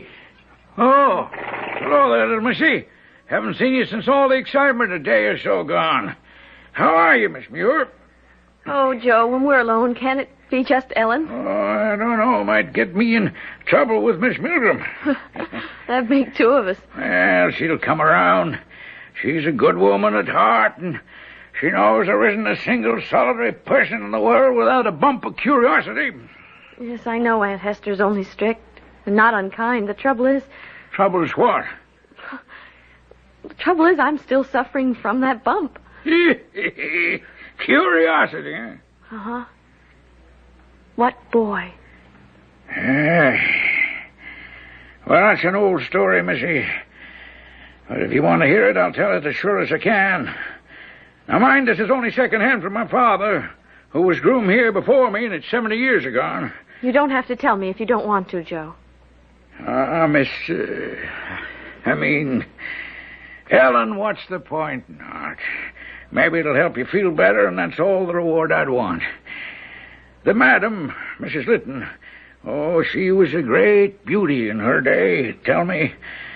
But when she married the owner of Malvern Grange, he was a widder, and he had a son about 9 years old. Is that the boy she was talking about? Well, I suppose. Well, why would she think she killed him? Oh, that was a terrible tragedy, little Miss Ellen. The boy, from what I hear, was a fine young man, full of energy and daring. There are those who say he was allowed too much liberty, because one day he just plain disappeared. And the hide and the hair of him was seen from that day forward, save only his hat found by the lake under a hawthorn bush. But where do they think he went? What happened to him? Well, his little boat was missing, so he must have drowned. Oh, how awful. My pa said that Mr. Lytton bore up under it, but the madam went to pieces for a long while. But she must have had children then, if... Oh, yes, after she got over the loss, she had a boy, Mr. Stanley, that was, who was the father of Dr. Edmund. Mr. Stanley died a few years ago, so the estate now belongs to Dr. Edmund, the old lady's grandson. To spend all those years worrying about something she couldn't help. And now to have it all back up at the end. Huh? Oh, what are you talking about, Ellen? Oh, I was just thinking. I know it's a good thing we all have a conscience, but it can be a terrible thing, too. Poor Madam Lytton. Must be just as conscience-stricken at what she might have done as I am at what I shouldn't have. What's that? She probably blames herself for not watching the little boy more closely. Just as I blame myself for trying to watch something closely that was none of my business. Oh, now, Ellen, a young girl, curious, you weren't to blame. No more than the madam, I guess. But try to tell your conscience that. But my conscience was not to be easily set at rest, as I found out only too soon. Now, Ellen, will you stop your moping? Oh, how can I? Ever since the doctor came and I found out what that contraption hanging on the door was for. Oh, bless you, child. 'Tis not the first time she's been in the strait waistcoat. She's been in it many a time when she became violent. But does she have to be shut up in it? Well, the doctor's afraid she'll take another fit of madness as she's done before. It's all my fault. Oh, now how could it be your fault? Because I did something I shouldn't have. Oh, dear Mary in heaven, if we all lived our lives without doing some little thing we shouldn't have, we'd all be in the same leather jerkins. Well, it's on my conscience. Well, me darling, I wish you only one thing. What? That should be the heaviest thing you ever bear on your conscience. Meg's words made me feel better. Till the end came. A wild, terrible end. The screaming and the begging for no one knew what. And at long last, the soul made its flitting from her body and she was at rest. Dr. Litton was written for, but he was off in France on a vacation. And the delay would be so long that the local doctor agreed she could not be kept in her place.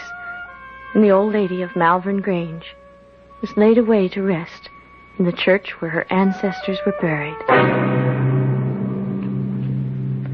While we all waited for Dr. Litton's return, they moved me from my room, away from the old ladies, to one by the end of the hall.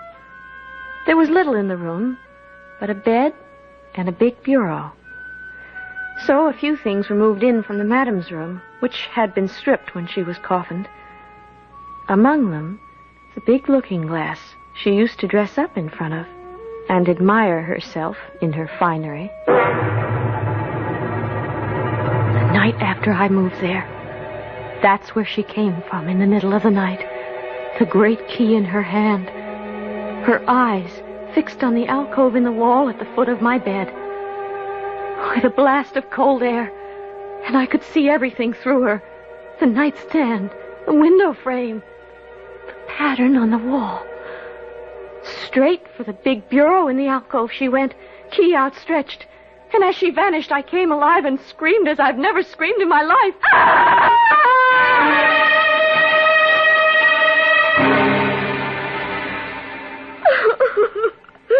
All right, Ellen, all right.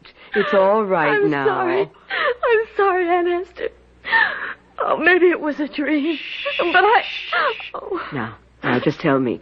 Had the appearance that you saw a key in its hand? Yes.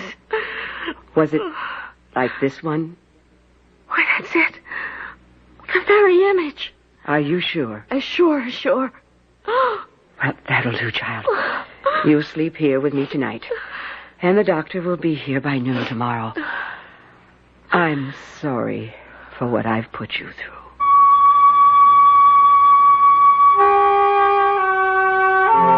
The doctor arrived promptly at noon the following day. And after half an hour or so, closeted with my aunt in the housekeeper's room, I was called in and introduced. Now, what is this you say you saw, my dear? It was your grandmother, Dr. Litton. Well, you know my grandmother has been dead for nearly a month. It was her. I mean, not alive, but a ghost. You believe in ghosts? I never did, sir, but I believe in this one. I could see right through her. And you say that she just walked into the big high bureau and disappeared? With a key in her hand. This key. Or its copy. Hold on a minute. You mean the room at the end of that hall to the left, up the stairs? Yes. And the bureau, you say, is in the alcove? Yes. Come on. We're going up there and bring that key.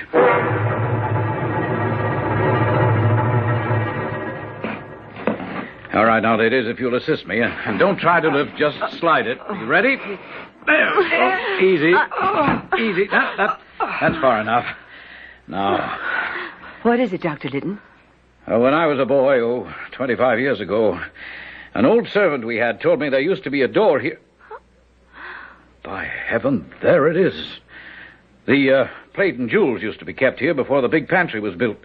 Give me that key.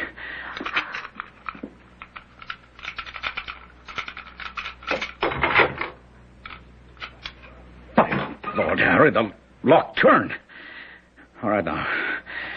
Stand back, both of you, but hold that candle high. Here goes.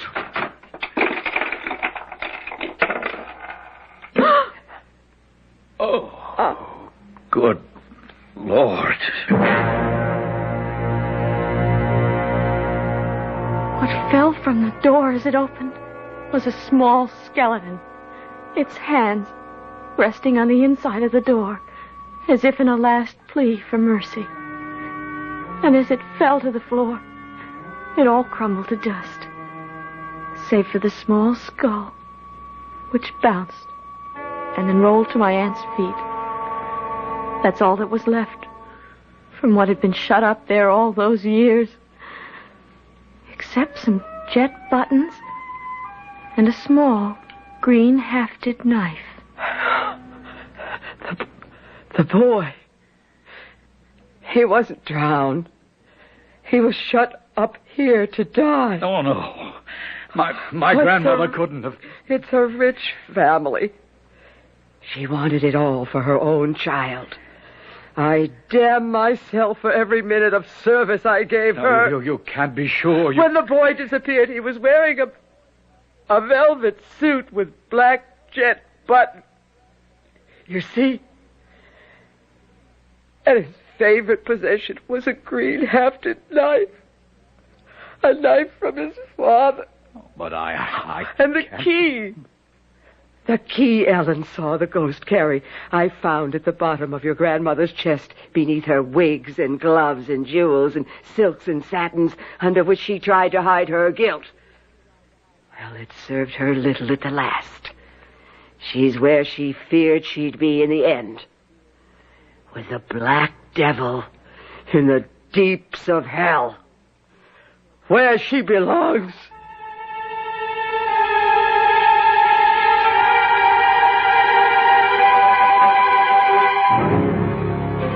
No wonder Madame Lytton was afraid to die, and equally afraid to live. For what a hell her later years must have become when ambition, desire, and greediness, like other emotions, are no longer strong and driving.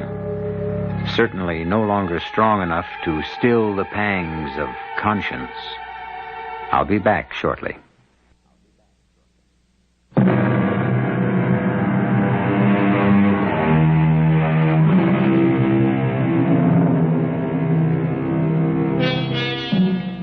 I find it hard nowadays to pass any neglected object by the water's edge without having to repress a shudder. A beer can, a pair of sunglasses, a sneaker, a child's pail, or most of all, a hat. For the moment I spot the object, I don't see it, but a poor little boy shut up to die in a sealed safe, where neither his cries nor his wild thumpings on the door or his prayers, if he knew how to say them, could be heard. Our cast included Jada Rowland, Ann Petoniak, Joan Shea, and Ian Martin. The entire production was under the direction of Hyman Brown. Newsbreak, Charles Osgood on the CBS radio network. About the Colorado floods after this. If you've got an eye for cars, maybe you've already seen the impertinent little sport coupe making its mark around town these days. It's called Sunbird, and it's made in America by Pontiac.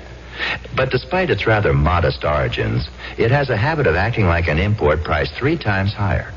An understandable impertinence, we suppose, since Sunbird is about the size of a BMW, with a wheelbase only 1/10 of an inch longer than a Mercedes 450 SLs. And although it comes with a 4, it's available with a V6 that delivers the same torque or pulling power as a Maserati V6, while turning 1,000 fewer revolutions.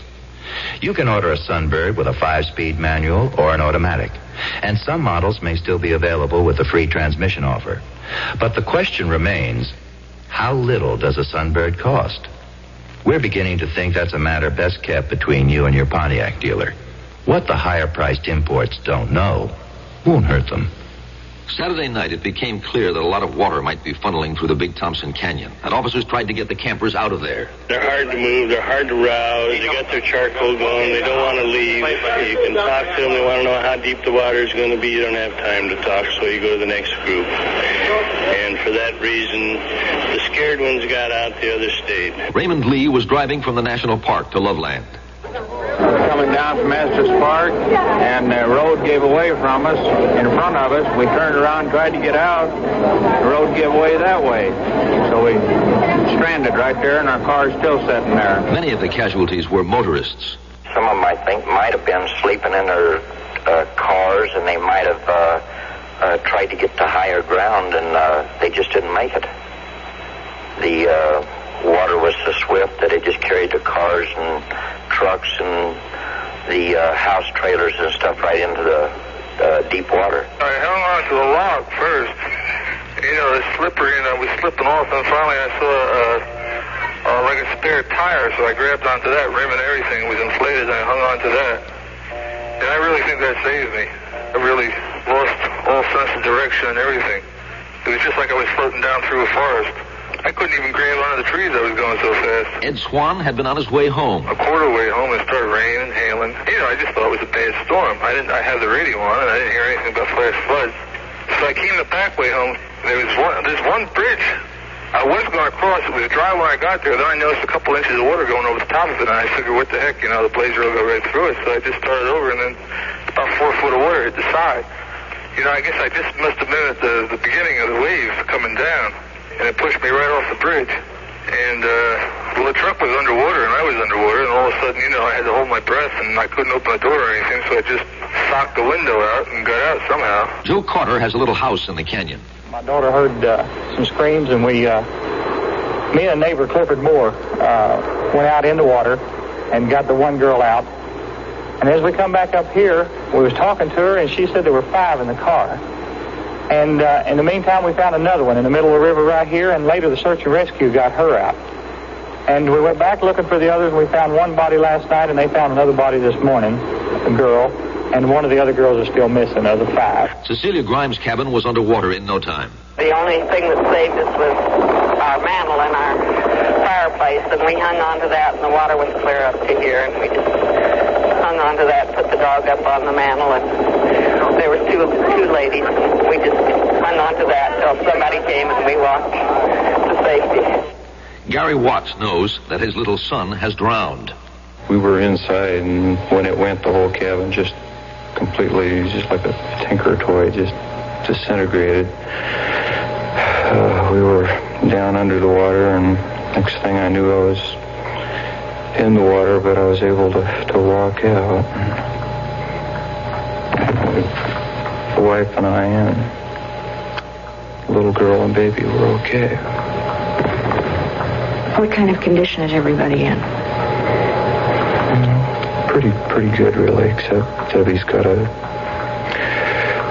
rather bad cut on her arm that they're having to operate on. And how about your children? They're fine, except for Aaron. And now, this message. Foreign car drivers, has this ever happened to you? A muffler job. Look, we got a lot of important work here. But gee, Hugo, I bought my car here. Well, maybe I could squeeze you in on the 5th. Oh, great. Of January. January? Foreign car drivers, you don't have to take it anymore. Now Midas gives foreign cars the same kind of service we've been giving American cars for 20 years. So you're usually in and out in 30 minutes without an appointment. Because at Midas, we're foreign car specialists. We have to do a better job. Yes? Excuse me for being nosy, but is that mold and mildew I smell in your bathroom? Yes, it is, and I clean it every day. Not really. To get a place really clean, use Lysol brand disinfectant. Lysol? Yes. Lysol brand disinfectant kills household germs on surfaces where they grow, including germs that cause odors. Lysol brand disinfectant. Mm-hmm. That brown bottle in the red and yellow box? That's it. Just pour some in a bucket of water and start cleaning. The floor, tiles, fixtures. No more moldy and mildewy odors here. Come back and be nosy again. Newsbreak. Charles Osgood, CBS News. Fred, baby, everybody's doing it. Doing what? Celebrating our country's bicentennial birthday, of course. What's that got to do with keeping your teeth clean? Plenty, that's what. We're celebrating the 200th year since we declared our independence as a nation. I hear you, man, but I don't track you.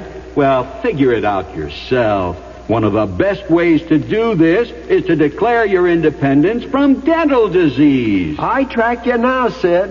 That's right. Dental disease can be a big pain, and who needs that? I'm Dr. John Tabak, president of the American Society of Dentistry for Children.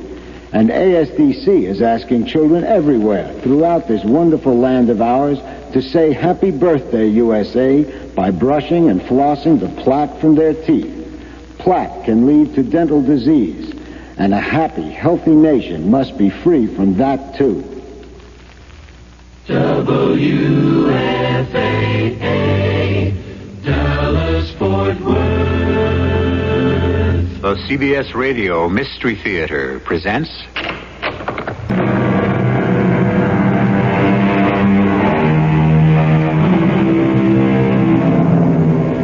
Come in. Welcome. I'm E.G. Marshall. Have you ever noticed, passing a man walking his dog in the street, how much they resemble each other? If you haven't, take a look next time. Somehow the leash becomes a sort of umbilical cord that establishes them as kin. I don't always find the same thing with women, perhaps because I don't always get as far as the other end of the leash. But men, it may be only my fancy. On the other hand, this fancy, in a way, is what this story is about. Hey, whiskey boy, what's the matter? Oh, you, Bishop. It's about time you got here, Bo. I came as fast as I could. Never quite as quick as you, old long nose, always sniffing in the wind. Chadsworth, what the devil's the matter with this flea-bitten hound? Smarter than humans, the dog often is. I'm sorry to bring these tidings, but the squire is... No, dead. Oh, my God, wouldn't you know that whiskey would be the first to know? Oh, would he? Who was with him last, Chad? Mr. Bishop. By heaven, Bishop, you'd better hope two things. What, my loving brother? That father died naturally and that you're not his sole heir. And if I should be? We'll take that up, brother, when we get to it.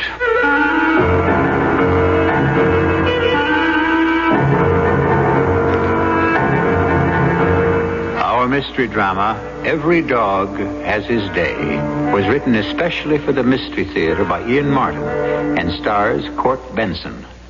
It is sponsored in part by Contact, the 12-hour cold capsule, and Buick Motor Division. I'll be back shortly with Act 1. The following is a test. Please answer all questions truthfully. Question 1. Which of these do you like most?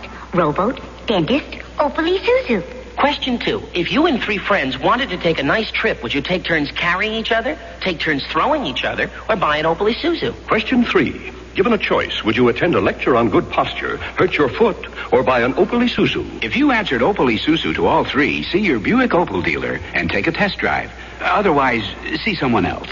Of all times to get hemorrhoids, why? Pregnancy is a major cause. What helps? Well, since you're expecting, ask your doctor before using any medication. My sister used Preparation H. For many women, Preparation H relieves occasional pain and itch for hours. Sounds good. Preparation H does more.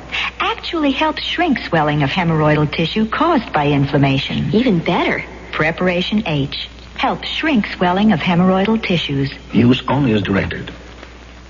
Hey, are you the country doctor? Yeah.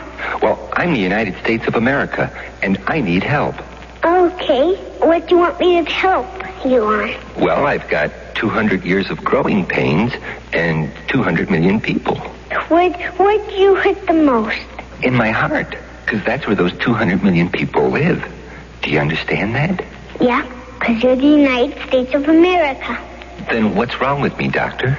Well, maybe it's because all the bad people in your heart is what makes you sick. Gee, that sounds serious. Yeah, because if your heart doesn't work, then nothing works. Well, how do I cure the bad people in my heart? Well, you could tell them to be good to each other and to love each other. And then maybe you'll feel much better. Well, God bless America. Please. From the Franciscans, with love.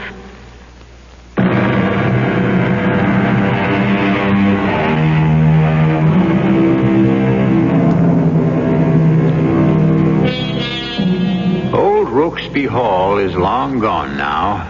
Even in the last century, or at least the latter half of it, the great Georgian mansion had fallen into ruin and decay. The broad latticed windows with their diamond-shaped panes broken, the cagework of the upper stories dirty and dilapidated, the somber, lifeless avenue that swept from the coach road under the giant elms to the hall itself, overgrown and choked with weeds. Before the Civil War, it had been one of Virginia's proudest landmarks, till the death of the old squire's wife.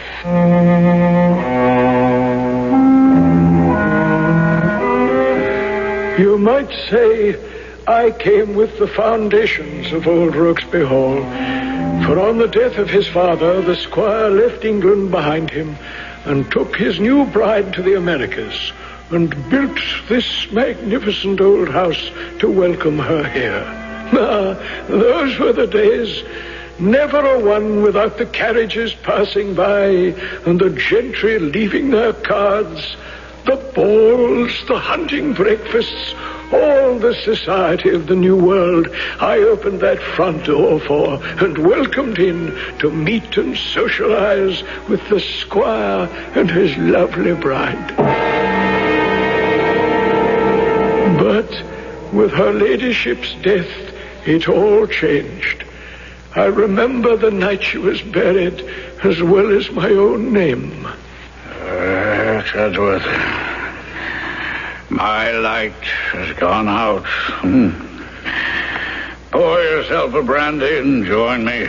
Oh, me, sir? Oh, God's wounds, man. You're closer to me than all my family. You have your sons? My sons. Neither of whom could quite break off their own affairs to mourn their mother's death. Bishop, since his province is the field of business, bartering, buying, and selling.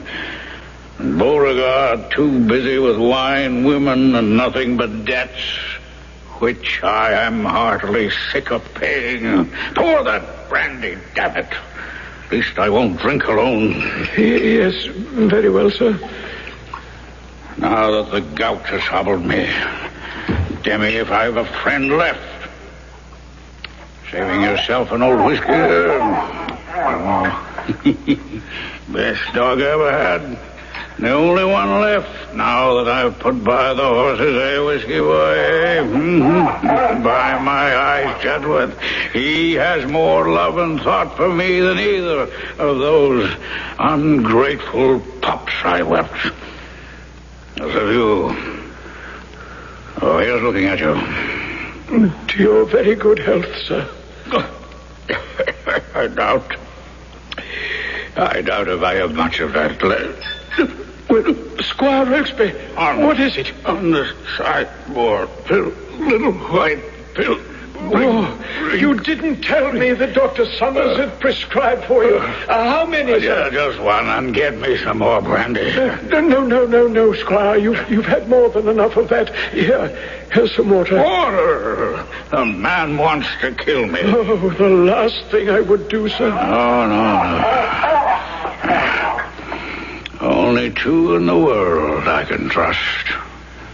You, Chatsworth, my old boy there. I didn't know that the master had been seeing a doctor, so I was relieved when the first of his sons, Mr. Bishop, the older one, turned up the next morning. I put the matter of calling the doctor in his hands, but the first person he called wasn't a doctor, but a lawyer. Our nearest neighbor, Mr. William Tremaine. Tremaine, don't try to push me over the edge yet. I'll hang on long enough to get a good long look at both those young jackanapes who can't wait to inherit Rokesby. Bishop is here already, Sam, and anxious to see you. Yes, I can imagine. But first he was careful to let my lawyer in, huh? Now, Sam, you mustn't sell your son short. Give them a chance to present their own case. Oh, of course, Mr. Lawyer. They shall have their chance. Is Bo there, too? Why, no. We are not sure he's received our messages yet. Not even the thought of being able to win your fair Antoinette was enough to coax that rascal back. I cannot answer for my daughter. I'm not sure which of your sons engages her deepest regard. Well, if Bishop is waiting, I suppose I should see him. Sam, may I speak as an old friend? Better speak as my lawyer. You insist on my making a will, right? Why? A matter of form. I don't take it ill that you have a deep interest in this, Tremaine. As long as we both can remember, it was supposed that your daughter would marry one or other of my sons. And you still feel that way? You know that the joining of our two families is the strongest way in this land of savages to ensure that the best of the breed... spare me all that. What's important is which of my sons inherits how much and what, huh? That's what you'd like to have sewed up in a will. As your lawyer, I feel it's what you should have sewed up in a will. Well, I don't. Not till I take one good last measure of my sons. There isn't enough to leave for both. It has to be one or the other. The one who'll maintain Rokesby Hall as my wife. Loved it. For as long as anyone can hope. Very well. Still, some sort of document. All right. Draw up your documents.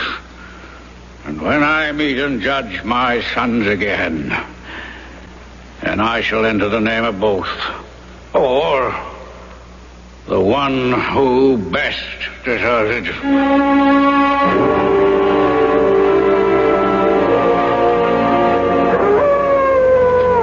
What the devil is the matter with that dog, Chadsworth? Mr. Bishop, he misses his master.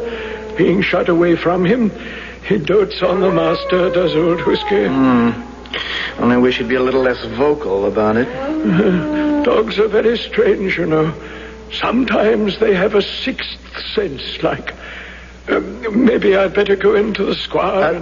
Don't be ridiculous. My father's perfectly all right. He wanted to rest, and I saw him off to sleep. You wouldn't think he might be failing, Mr. Bishop? Nonsense. Nothing could kill that old devil. Gout, apoplexy, heart. He'd laugh them all off. He just asked me to have you witness this and settled off to sleep like a baby. Oh, witness what, sir? Well, his signature. You can see the ink isn't even dry. What's the document, Mr. Bishop? Heaven only knows. Anything from a rent, mortgage to his will. He scribbled his signature and said to have you witness it along with the housekeeper, Mrs. Armbruster. A little out of order, wouldn't you say, sir? I would, but then, since when has my father ever been either orderly or ordinary? Go wake him up and ask him if you want. Oh, I wouldn't dream of it. He needs the rest. Yeah. And sign this and get Mrs. Armbruster, too. He particularly wanted it in shape before my brother arrived. Very well. Oh, damn that hound. But go ahead, Chadsworth. Yes, sir. I will, sir.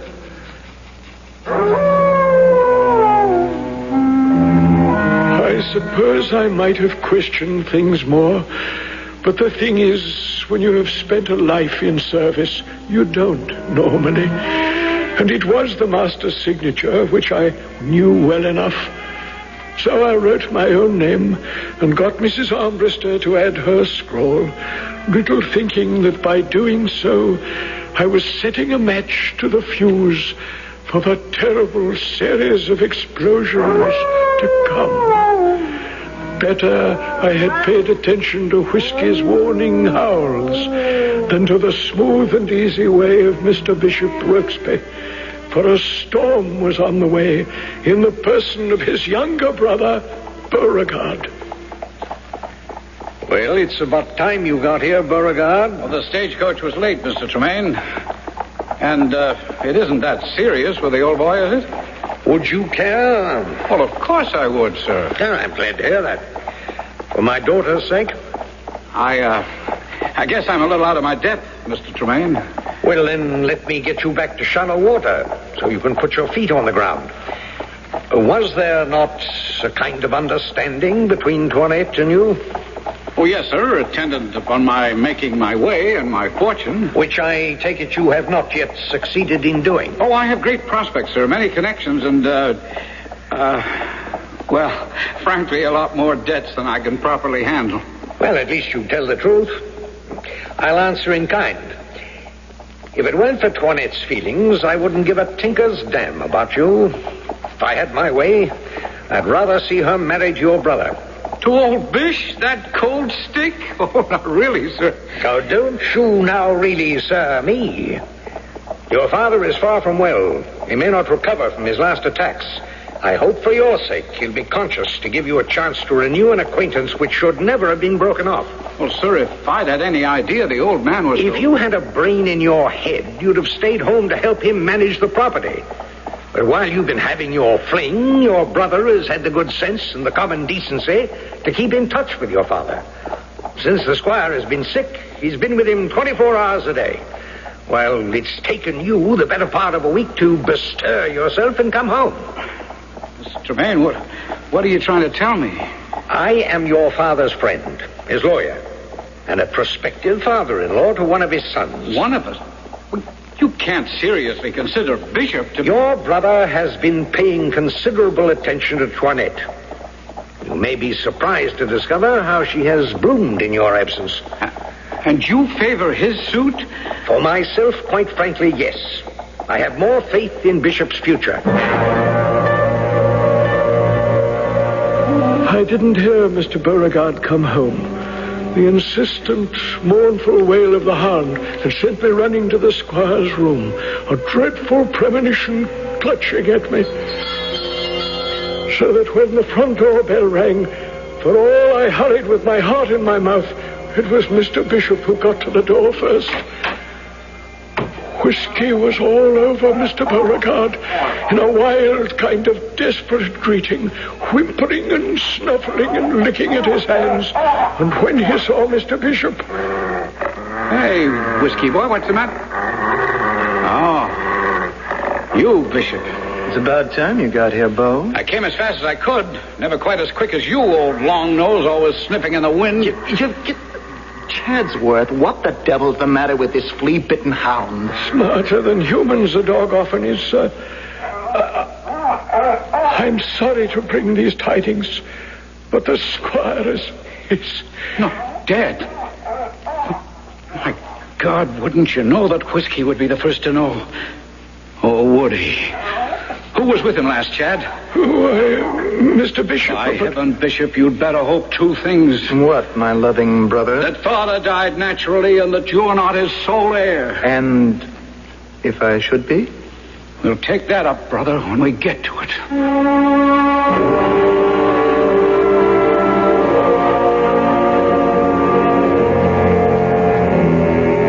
The two brothers face each other. The kind of raw hatred that can only be bred in family relationships, named and writhing between them. The dog is suddenly silent, his somber, brooding eyes measuring them both in turn. Now the brothers, Mr. Tremaine and Chadsby, go into the house, traversing the long hall and climbing the winding staircase to the squire's room. I will return with Act 2 in just a moment. I love a good mystery, don't you? And one of the best I've read is The Black Tower by P.D. James. This is no mild English country house mystery. Oh, no, my friend, not this book. The Black Tower is a mystery chiller of the first rank. Commander Adam Dalgleish of Scotland Yard arrives at a prim nursing home on the English coast, only to find it has become a labyrinth of inhuman terror, lurid poison pen letters, and murder. A saintly man of God slain by an act of satanic evil, and the secret lies hidden in the strange, isolated building known as the Black Tower. Excitement builds page by page until Adam Dalgleish comes to the terrifying dramatic climax. With him, you will discover that the murderer is... in the last few chapters of the book, of course. Read it. The Black Tower. Available in paperback from Popular Library. This is Sam Levinson. Somewhere a teenage girl in a school for the retarded doesn't remember what her parents look like. And somewhere a great-grandmother in a nursing home doesn't even bother to celebrate her 85th birthday. Now, multiply these people by many millions and you've become aware of the problem. And the problem is loneliness. Let me tell you about a new public service program called Voiceogram. The heart of the program is an exchange of tape-recorded messages between the patients and their families and friends. Actor Cliff Robertson and Harold Russell, chairman of the President's Committee for the Handicapped, and myself are lending their support on a nationwide basis. But to make it work, we need sympathetic volunteers who will visit patients and talk to them while their words are taped for their loved ones to hear and respond. Just give a little bit of your time and a lot of caring, and just write to Voiceogram. Box 127, Coscob, Connecticut, 06807.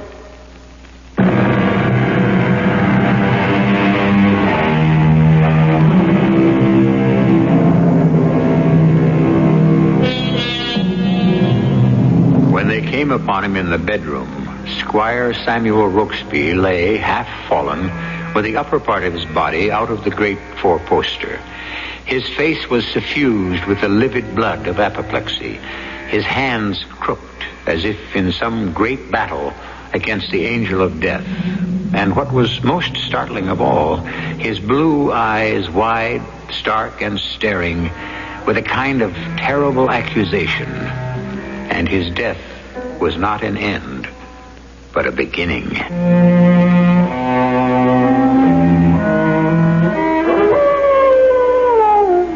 Whiskey, poor old hound, was the first to announce the death. And outside of myself, as the next days passed, seemingly the only one to mourn the master's passing.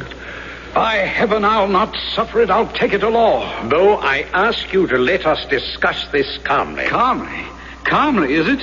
When my father, his face black and his tongue out gasping for air, quite obviously had help in leaving this world? That's quite an accusation. Oh, I do heartily agree. Prove it, brother mine. The proof is on the table there amongst us. Your father's will? My father called me in and signed this document, which proved to be his will. At the time, I didn't know what it was. It was sealed with his signet ring. Naming you as sole heir. As you see. Without this will, we would share the inheritance. Isn't that true, Mr. Tremaine?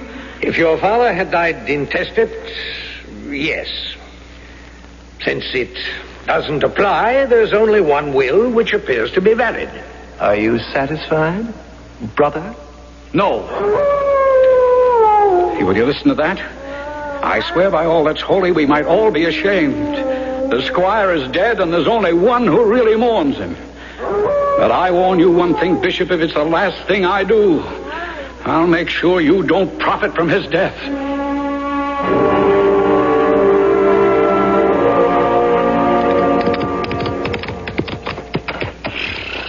Bo? Yes, Toinette. I wasn't sure you'd be here. I got your message. It seems my brother's has been more urgent during the time I've been absent. I didn't come here to quarrel. Well, no more did I. But what's all this my father tells me about Bishop and you? The families are friends. How would you have me treat him? Like the black snake he is. There are two Rokesbys left, my brother and myself. All right, Toinette, which do you choose? I didn't think your message suggested that this was why I meet you. What did you expect to talk about with a Rokesby? Love instead of hate? I thought the first was all that lay between us. And so did I, till I came home so tardy. You know that I've been disinherited? Well, Yes. But it makes no difference to us. Oh, please. It's different now. It isn't when I see you again, Toinette, and touch you. You never wrote. I never write anyone. We thought you were never coming back. We? Bish and... Well, I mean, Daddy and I, and Daddy felt that... That I wasn't worth the powder to blow me to hell. You don't have to be so violent. Why not? We're a violent family, Toinette. Oh, don't let my brother's cold, tight control blind you to what he really is. Not all the money in the world could bring you a moment's peace with him. That's why I made this tryst. To tell you that he murdered my father. And to ask you to run away with me before it's too late for all of us. Oh, what are you saying? You can't believe that... Well, that Bishop killed you. Of course I do. But prove it? Oh, that's something else again. So you won't come with me. Oh, be fair, be reasonable. How can... All right, forget it, Toinette. You've made your choice. I thought I owed you one last chance. Where are you going? If I can't have you or Rokesby, by heaven, neither will Bishop. Bo, what are you going to do? Put a bullet in my brother and then another in myself. You're mad. You can't kill Bishop. I will unless he backs down, but you and I are through. All right, get away, boy. Get away, Whiskey, or I'll take my riding crop to you. Whiskey, will you let go of the stirrup leather? Damn you, this horse is skittish enough without... He's rearing. Bo, look out. Oh, no. Bo, are you all right? No. My leg, my back, I think broken. Help.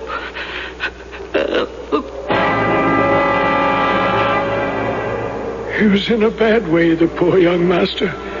His back was broken and his leg, and Lord only knows what damage to his innards from the horse stomping on him. For near a month he lay in a sort of half-world from all the morphine and laudanum for the pain, his wits wandering while his father was buried, and Master Bishop and Miss Antoinette announced their marriage. Mrs. Armbruster, the housekeeper, and I were his only nurses and only companions, save old Whiskey, who could not be kept out of the room, and an occasional visit from Squire Bishop. Well, how's the living corpse today, Chatsworth? Oh, about the same, sir. Although he does seem a little perkier. That's dubious news. Oh, good Lord, what's that mangy hound doing in here? We can't keep him out of here. Even with the doors and windows closed, he seems to be able to slip through some chink in the wall, so, well, I don't know. But he's better here. He keeps him quiet like. Look at him. Look at him curl his lip at me. I don't like the dog any better than he does me. I ought to have you take him to the stables and shoot him. Oh, hush now, old boy. You wouldn't do that, would you, sir? He was your father's boon companion and friend. Get him out of here, Chatsworth. I'd like to have a word with my brother. Yes, very well, sir. Come on, Whiskey. Lad, come on, old boy. Don't make me drag you. Got to obey the new master, you know. Get him out. Yes, sir. I'm doing that. There we go. Come on, then. Come on. He doesn't like you, Bishop. He has good taste. So, you're back in the land of the living again, hmm? No, I'm not sure. Halfway. Someplace halfway back from where I've been. Where have you been? Oh, the other side of the curtain, perhaps. I talked to Father. You what? That scares you a little, doesn't it, Bishop? Why should it? Aren't you afraid he might have told me how he died? How he died from apoplexy, congestion of the blood and heart. What else? What my father told me. Would you like to hear? Oh, I have no intention of listening to your delirium and your dreams. Only you're going to, Bish. Not in my words, but in his own words. Our father's words. Your father's words. No, Bishop. I must wait for Bo to come home.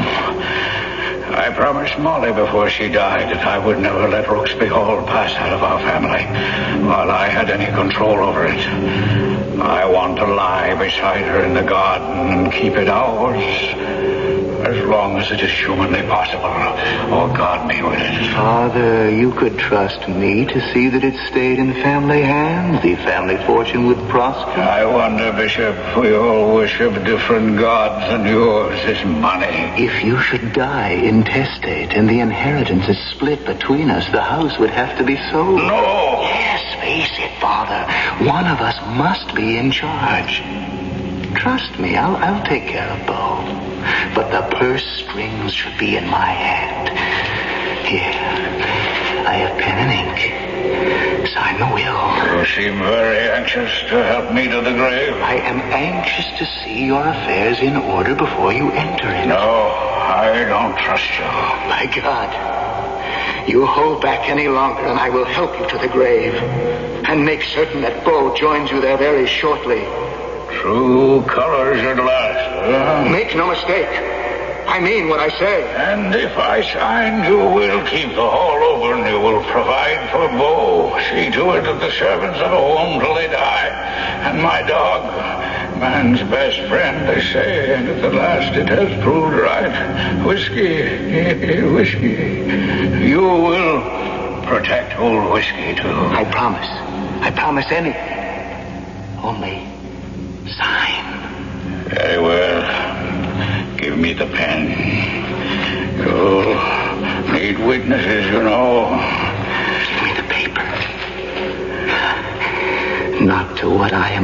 to do. No, my time is not yet. Miss, no.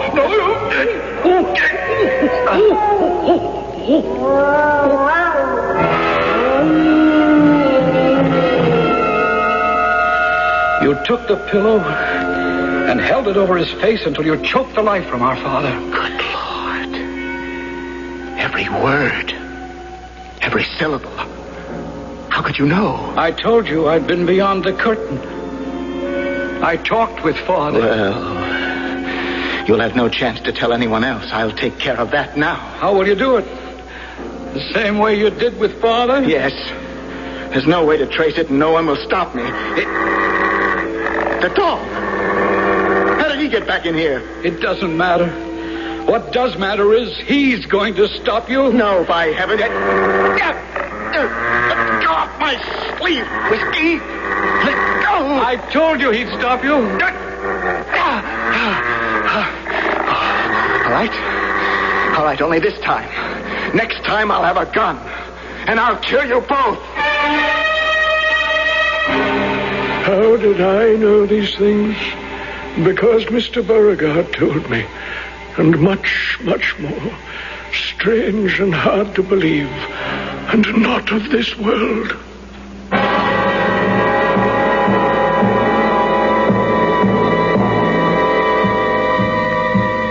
Curiouser and curiouser, as Alice said of Wonderland, are the turns and twists of this strange, brooding story of a house divided against itself. The disintegration of a family, a dead man, and a faithful dog. I'll return shortly with Act 3. Do you have a taste for things that are a little out of the ordinary? Look, Doris, it has a clock in its stomach and it glows in the dark. I think we should snap it up, Dick. Do you like things that are fun but are also functional? Look, Dick, this is fun. But is it functional, Doris? Do you want to be the talk of the town? Oh, Dick and Doris, we were just talking about you. Then the Opel Isuzu is your kind of car. It's not ordinary, it's fun but functional, and people will talk about it. Did you hear what Dick and Doris bought? The Opel Isuzu, a dandy new small car at your Buick Opel dealers. I've got bronchial asthma. I've also got a newspaper to get out. That's why I take Broncaid tablets. They help keep my occasional asthma attacks away for hours. I tried Primatine tablets and they worked. But then I heard about Broncaid. Broncaid has an extra ingredient to help you get rid of congestion. Primatine doesn't have that. Broncaid works for hours, so I can work for hours. Broncaid tablets do more to let you breathe easier. Use only as directed. Miss Armstrong? Yes? May I ask you a few questions? Well, I am rather rushed. It'll only take a minute. Oh, all right. Thank you. Miss Armstrong, I hear you're going into seclusion for the most important production of your life. What's it going to be? I'm not quite sure. But how do you prepare for something without knowing what it is? Oh, my doctor will help me. You see, this is very different from my other roles.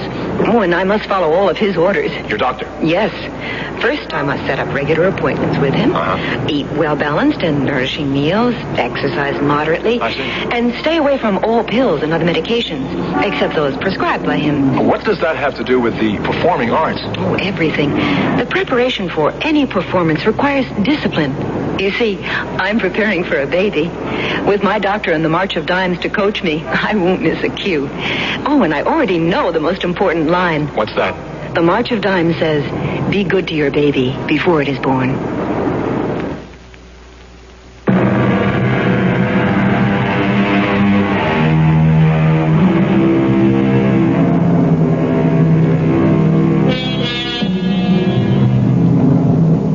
Down through the years, King Lear's agonizing cry has echoed to haunt every parent's heart. How sharper than a serpent's tooth it is to have a thankless child. Certainly, no one could have more cause for lament than the late Squire Rokesby, one of whose sons has already hastened him to the grave, while the other, seeking his own selfish revenge, is about the task of raising him from it. We return to learn why, as Chadsworth, the old butler, hurries agitatedly into the room where Beauregard Rokesby lies helpless on the bed. Are you all right, Master Beauregard? What's wrong, Chad? Oh, the way your brother went by me down the stairs, his face white and his eyes so wide and blank. I thought perhaps that I'd followed my father's example and left this baleful world. No. Not yet, Chad, not quite yet. I don't understand. There's so much I don't understand. Whiskey, how did he get back in here? Mr. Bishop let him in. Oh, not my brother, never him, the last two. Then how did he get in this room? The door was closed when I left, taking him with me.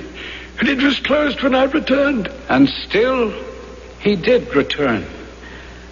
No ordinary dog, wouldn't you say, Chad?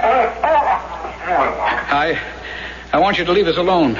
There's a lot, I think, to be done, and very little time left to do it. Now, Mr. Beauregard, the doctor... Oh, the doctor is long since out of this, as are Miss Toinette, her father.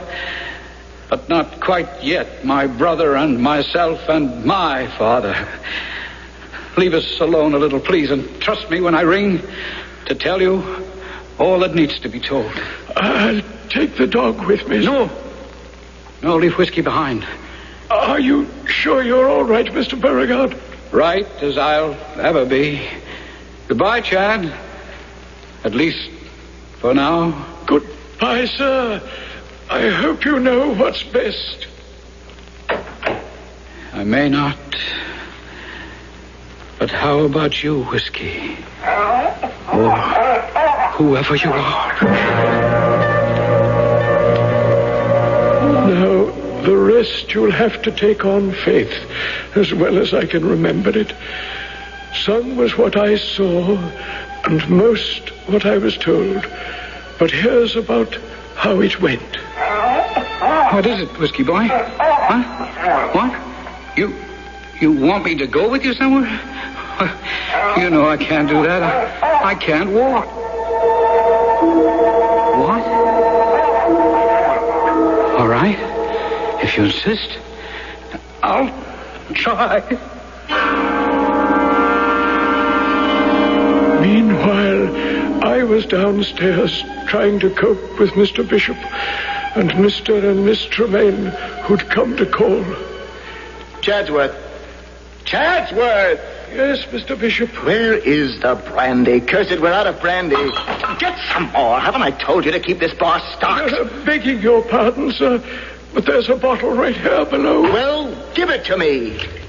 No, you old fool. I'll open it myself. And get me my shotgun. Your shotgun, sir? I am going to take that mean speckled hound with his long, lugubrious face out to the barn and shoot him. Whiskey? With a shotgun? He's so treacherous, I don't want to take a chance on missing. And don't worry. I have a handgun to finish him off. But, Mr. Bishop, your father's dog, kid. When I get through with him, he'll be nobody's dog. And see who that is. Yes, sir. I can see by the rig it's Mr. Tremaine and his daughter. Oh, get rid of them. I don't want to see them now. And don't worry. I'll handle the guns myself.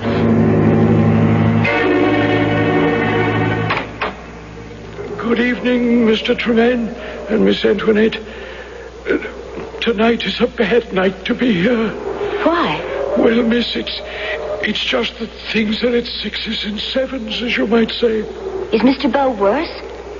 I don't think there's been much change. My daughter and I will wait in the sunroom, Chad. Please inform Mr. Bishop we're here. Yes, sir. I'll do that right away, sir. I don't believe we should have come tonight, Papa. I don't believe that for one moment we should lose touch with the Rokesby family until you're one of them, Antoinette. Daddy, really, must you be so open about it all? Honey, when you're as stretched over a barrel as I am, a person has no shame. Only the determination to survive. And that has to go for both of us. You're not as young as you might be, and I'm so over-invested that I haven't any dowry to offer you. Daddy, it's all right. We'll make out. You can trust me, be sure of that. But, why, Bishop, honey, were you just going to pass us right by and pay us no never mind? Lynette, forgive me. This is a bad evening. Things are a little out of hand. Is there anything we can do to help? Oh, I think not, sir. Nothing I can't handle by myself. Well, then, please excuse us, Toinette. You're sure there's nothing? I mean, Is it Bo? Is he worse? He's not well, my darling, not well. I think he's not long for this world. He's in a wild delirium at the moment. Well, have you sent for the doctor? Yes, and for the priest. I think he'll need more of the second. And now, please, forgive me. I must attend to my brother. Oh, yes, of course, Bishop, son. Don't worry about us. We can let ourselves out. But I had seen something that the Tremaines had not.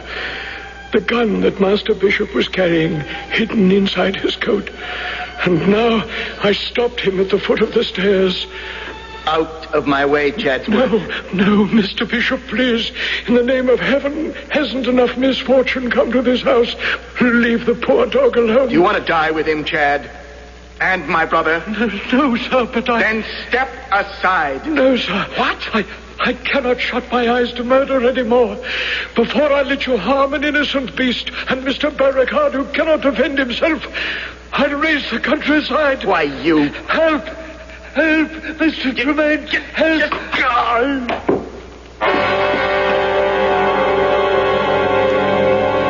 I lay unconscious till the shot awoke me, and yet somehow I seemed to step out of myself, to be a witness of all the things which could not have happened, and yet did.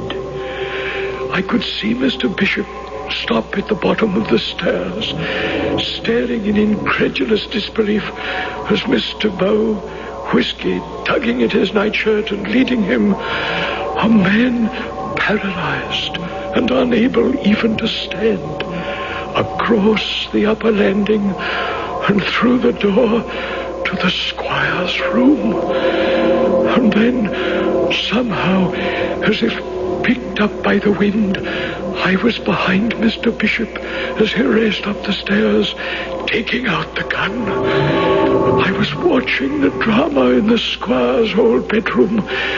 Mr. Bow had unscrewed one of the big knobs of the four-poster bed and drawn from a hollow place there a document which he was reading, while Whiskey lay on the bed, as he often did with the old master, watching him and licking his lips.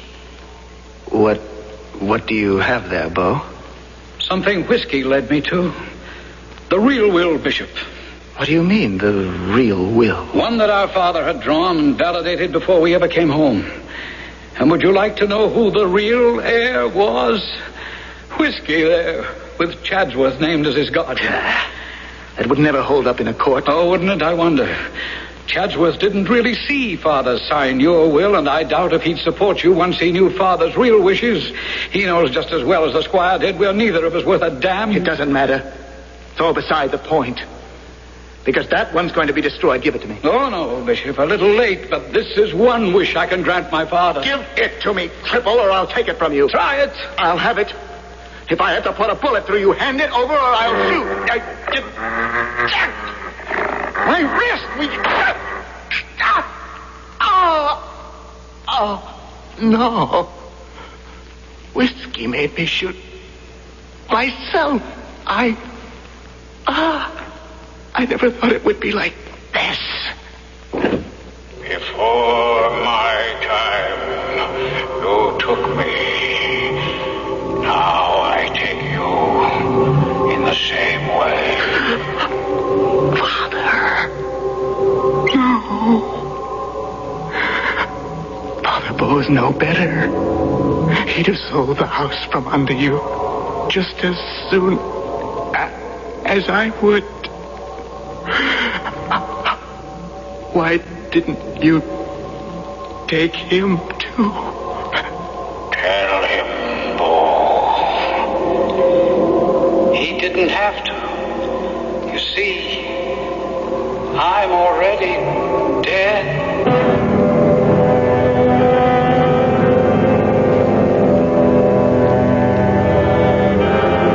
As I said, the shot brought me awake. But by the time I got to the room, it was empty, save for Mr. Bishop lying dead on the floor with a bullet through his heart and the will, the real will, in his hand.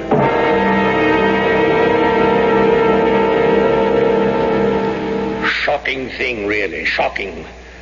Bishop, you think actually committed suicide because he murdered his father? That's the way it would appear, sir. Well, and there's absolutely no question about this will being valid. You'll be a rich man, Chadsworth.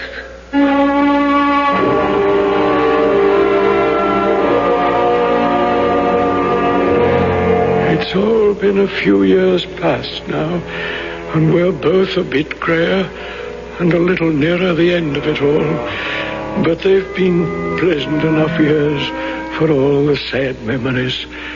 Whiskey and me sitting here by the fire of a night. I look across at him in the squire's wing chair, and I wonder if it's a trick of my old eyes.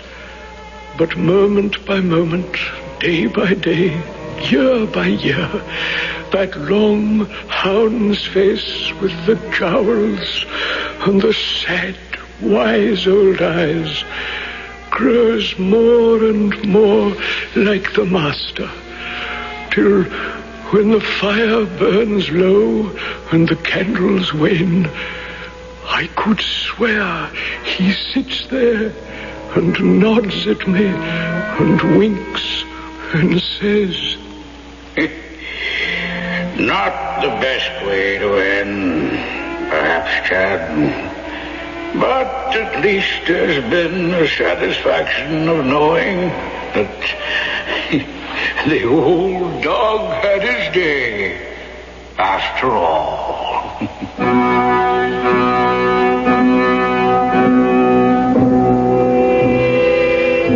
If a man and his dog live together long enough, and you believe my fantasy that I stated in the beginning, do you suppose a man and his dog could change ends of the leash and no one would notice the difference? I'll be back shortly.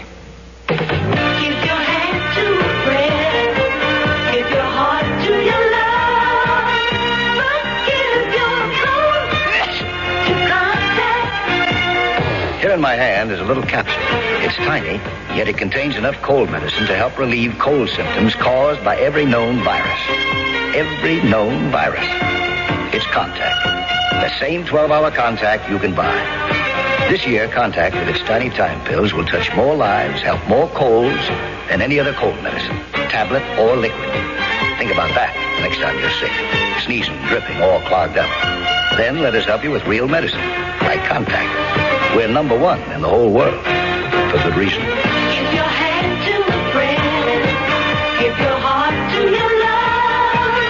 But give your coat to Contact. It works all day, all night. Take home here's directed. Tired of deodorant sprays that seem to miss their mark? Want something powerful you can put on in the dark? Shift to the English leather stick. The stick shift is on. English leather's got the stick that'll always protect you. With the English leather set, they'll never forget you. Shift to the English leather stick. The stick shift is on. There are 3 good reasons to shift from an expensive deodorant spray to English leather deodorant stick. 1, English leather goes right where you want it, so there's no waste. 2, it's concentrated to give powerful protection. But the best reason of all is right under your nose. The famous fresh, clean scent of English leather. English leather's got the stick that'll always protect you. With the English leather scent, they'll never forget you. Shift to the English leather stick. The stick shift is on. Look for the English leather deodorant stick at your favorite toiletries counter.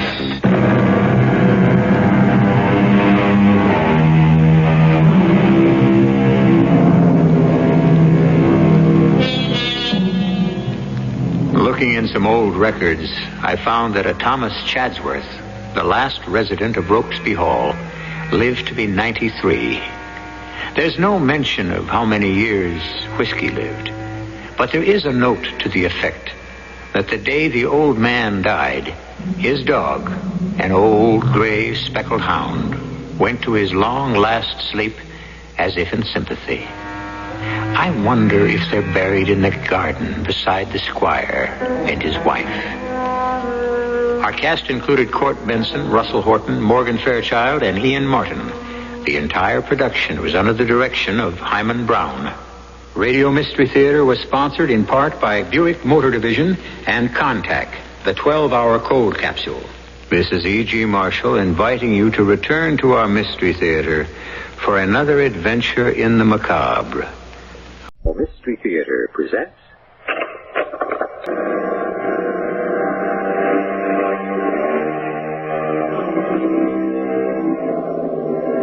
Come in.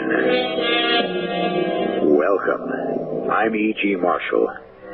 Few writers have captured the taste, smell, and sensations of their times as has Charles Dickens, acknowledged today as the genius who created David Copperfield, Oliver Twist, Tiny Tim, Scrooge. The list is almost endless. Dickens was, in fact, an avid reporter. He had eyes and ears for what was happening. So it is not surprising he would try his hand at becoming a detective, which he did. Let go of me. Let go, I say. I've got him, Rosie. He can't move. Now, do your job. Wait a minute. What is that? What's that you're putting over my face? Well, let go. Let go of me.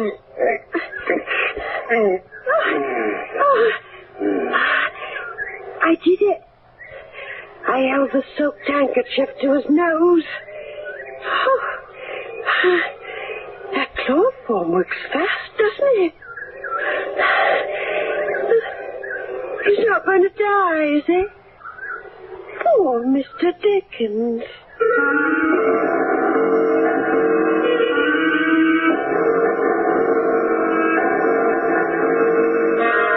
Our mystery drama, Dickens of Scotland Yard, was written especially for the Mystery Theater by G. Frederick Lewis and stars Paul Hecht.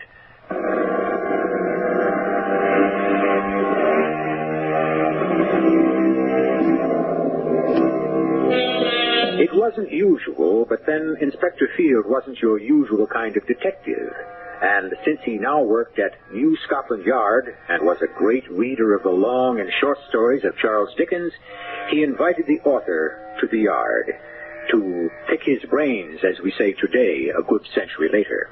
I'm flattered, of course, Inspector Field, that you should think I might be of some value to Scotland Yard. Well, Mr. Dickens, the difference between the old Bow Street runners and the men here now is that when a crime has been committed, we don't just round up all suspects in that category and badger each one until the guilty confess. Now we detect, sir.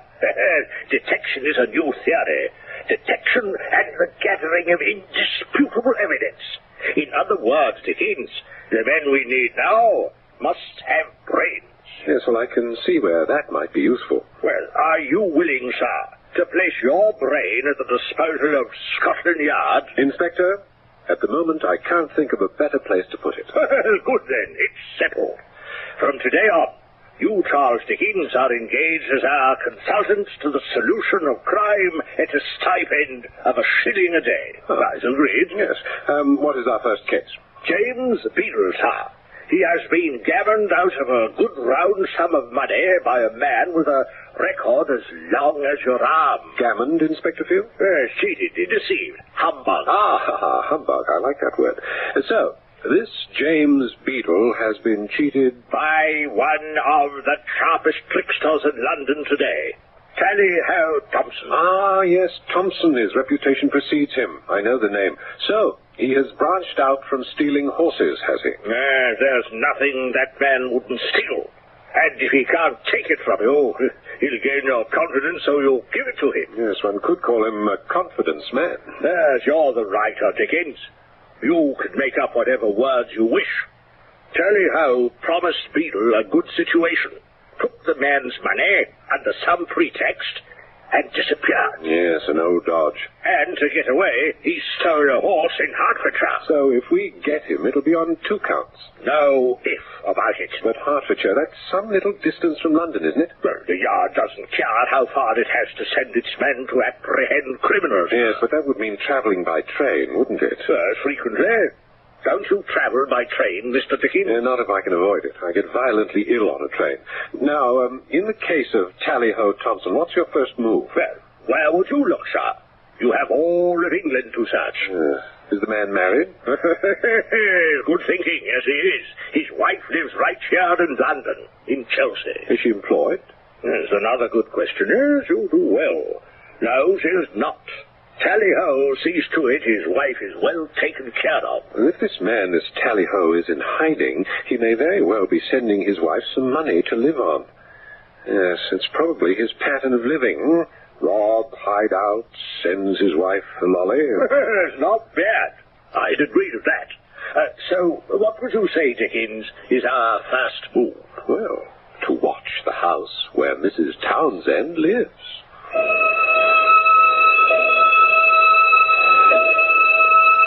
That, gentle reader, or rather, I should say, my dear listener, is how I, Charles Dickens, first embarked upon a career of detection. And, with Inspector Field as my guide and mentor, I knew whatever I learned would be of great value to me as a writer, and exciting to me as an amateur sleuth. Field and I took watch in Chelsea, outside the Thompson house, for any sign or clue that could lead us to Tally-Ho himself. Think we'll have any better results today than yesterday, Inspector? Well, if Tally-Ho Thompson has a safe place to hide, if from that safe place he writes to his wife, and having written to his wife, if he posted the letter. Yes, a lot of ifs. Dickens, the ABCs of surveillance are A, alertness, B, biding time, and C, caution. Sooner or later, Thompson is bound to get in touch with his wife. Ah, look, here comes the postman again. I hope today he doesn't pass by Mrs. Thompson. If he delivers a letter to her, would you like to try your hand at getting some information from him? Oh, good. He's stopping at her house. Yes, I understand you are somewhat of an actor also, Dickie. He's ringing the doorbell. Pretend to be a neighbor or a friend of Thompson, so the postman will tell you where the letter was postmarked. I do read my own works to an audience, but I've never acted a part practically on top of them. There. That must be Mrs. Thompson. Yes, he's handed her the letter. Yes. Go to it, Dickens. Yes, but what'll I say? Are you Charles Dickens, novelist, actor, asking me what to say? Pretend that you... Yes. Well, don't tell me, Inspector, don't tell me. I think I have an idea.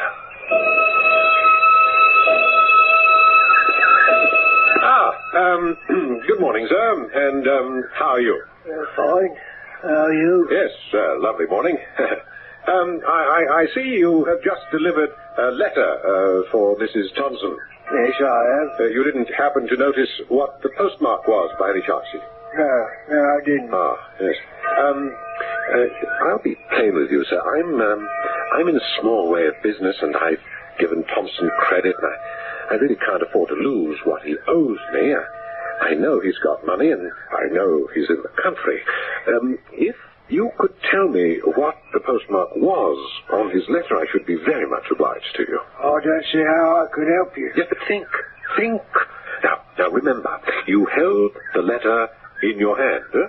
Yeah. You must have looked at it. I'd like to help you, but I didn't observe the postmark. I can tell you there was money in the envelope. I should say a sovereign. You know what I would do if I were you, sir? No. I'd go and talk to someone at Scotland Yard. They say they always get their man. They should be able to find this Thompson for you.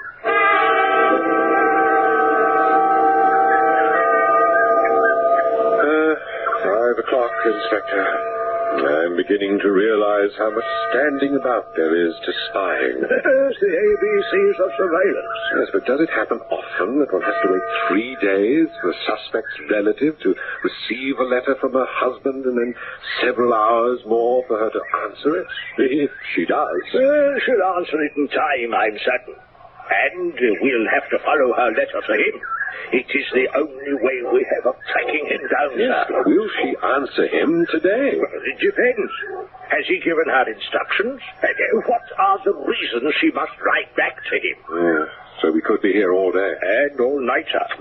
She may take the letter to a friend's house, in which case one of us would follow and the other would remain here. On duty all night. You could catch a cold before you catch a thief. Yes, there's a lot of outdoor work to being a detective. Oh, look. Is that Mrs. Thompson leaving her house? Yes, I'll head for the post office in case she's about to post a letter. Now, you follow her, Dickens, in case she plans a detour. But I've never followed anyone before, Inspector. How far back do I keep? Far enough so your quarry cannot notice you, but not so far that you could lose them. Inspector Field, if you think you have just given me a helpful answer, let me reassure you, you have not.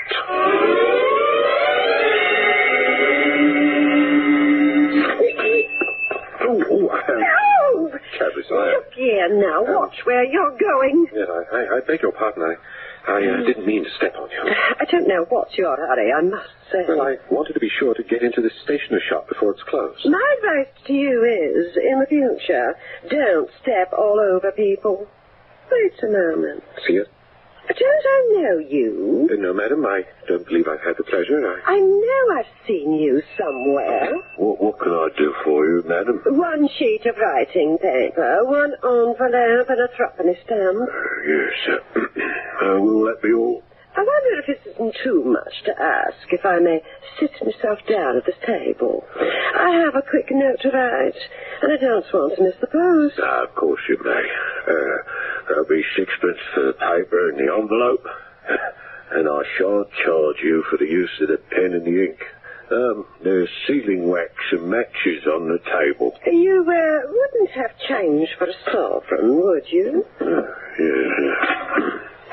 Here you are. Much obliged, I'm sure. And, what can I do for you, sir? Oh, a package of 3 crowns tobacco, please. Snuff or, smoking? Snuff. Righto, there'll be 1 and 6.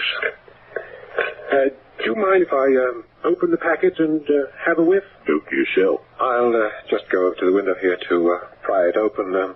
Sometimes the tobacco is quite stale. What are you doing, peeking over my shoulder? Oh. This is private correspondence. Terribly sorry. I was intent on this tin of tobacco. You were not. I've been watching you all along. A real snooper he is. The nerve of some people. Chelsea has certainly changed, and not for the better either.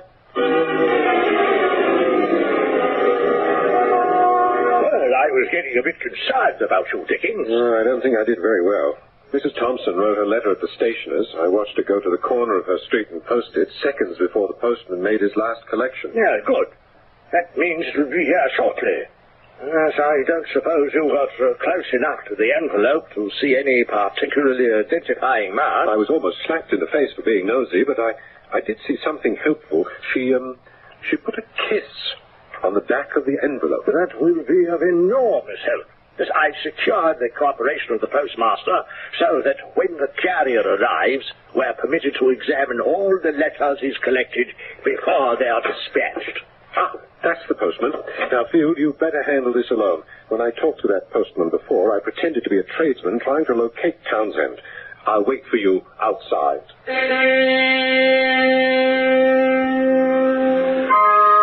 I don't know, dear listener, whether I am conveying to you the excitement I felt at that moment. Stalking one's quarry, using subterfuges so as not to alarm the suspect's wife or a postman. In a way, I was play acting, as I do, reading my own words. In another way, I was helping to create characters and a situation, which is very much what an author does every time he sets pen to paper. Charles Dickens worked alongside that handful of constables who were the first detectives of Scotland Yard. Their job was to cover all of England, to deter and apprehend hundreds of criminals, the beginning of what today is a network of expert criminologists. Fortunately, those early days were well documented by one of the most popular novelists of all time, Mr. Dickens himself. I shall return shortly with Act Two.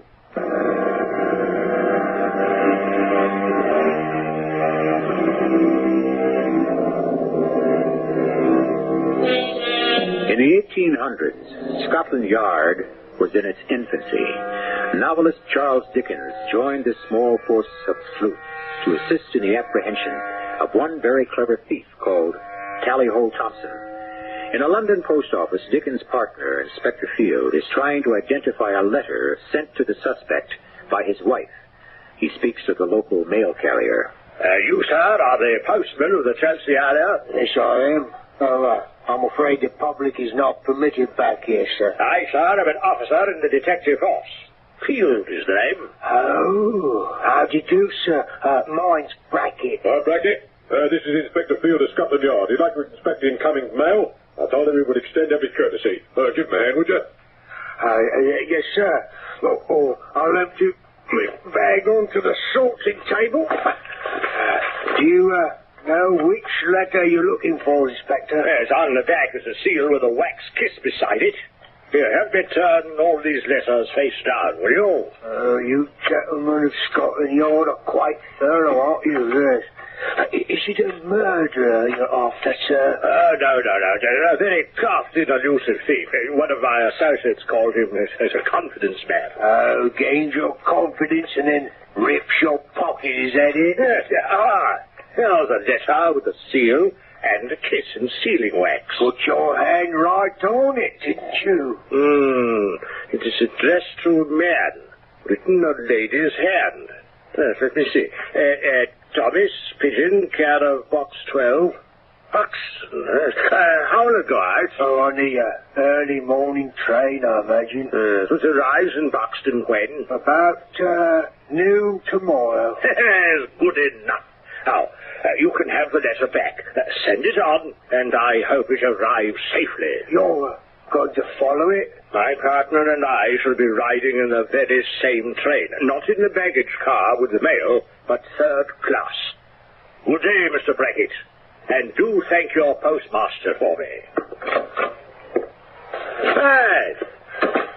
Dickens. Oh, you did it, Inspector. Did you get the information? It's all we need, sir. Mrs. Thompson betrayed herself with a wax kiss. Good work of yours to observe. Where is her letter going? To Thomas Pigeon, Box 12, Buxton. Pigeon? Not Townsend? Oh, he's our Pigeon. Of that I'm positive. Did you say Buxton? My very word. Oh, good heavens. That's 150 miles away. 120. Now go home and pack yourself some overnight clothes. You and I are taking a little journey tomorrow morning. By train? Oh, dear. Yes, by train. You know, Inspector, train travel makes me violently ill.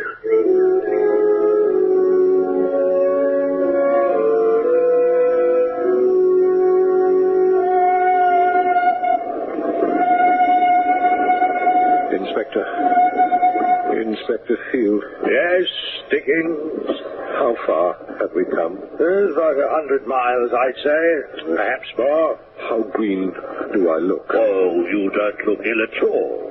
You seem to have overcome your antipathy to train travel. Yes, I only appear that way.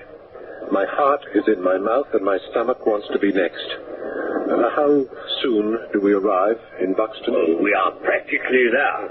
You've withstood this trip very well. Yes, you did say you do a lot of traveling in your garden. It is as far north as Edinburgh and as far south as Land's End. And all of you travel? Oh, yes, indeed. Have to.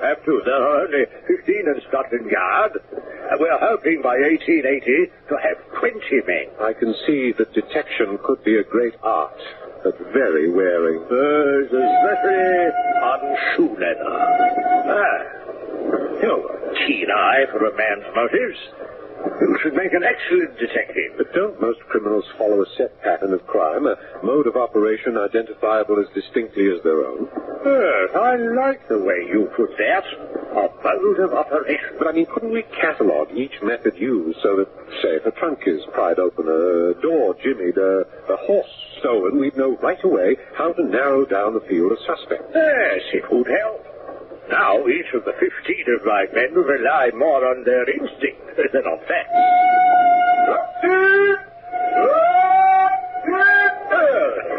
That's our stop. Dickens, I don't know what kind of a future you have in writing, but if I were you, I'd think seriously about a career of pursuing crooks, not producing books. We took turns, Inspector Field and I, waiting at the Buxton post office for a letter from Mrs. Tally-Ho Townsend to be picked up. We waited 3 days. The third morning, my turn on duty, I got the signal from the local postmaster that a young man had put his key into box 12 and was removing the letter. I was patting the young man's horse when he came out of the post office, the letter in his hand. Ah, good boy. That's a good horse. Hey, sir. Yes. That's my horse. What are you doing? Yours? No. I'd know this mare anyway. It's Billy Jones's. She certainly ain't. No, you're having me on. She's very, very like Mr. Jones's mare. She's no such thing. She belongs to Squire Harris at the Buxton Arms. He let me have her to pick up the post and do some errands. Will you please stand back, sir? I have to be on my way. Oh, sorry, I could have sworn it was Mr. Jones' mare. Kindly let go of the bridle so I can leave. Yes, I'm terribly sorry, of course.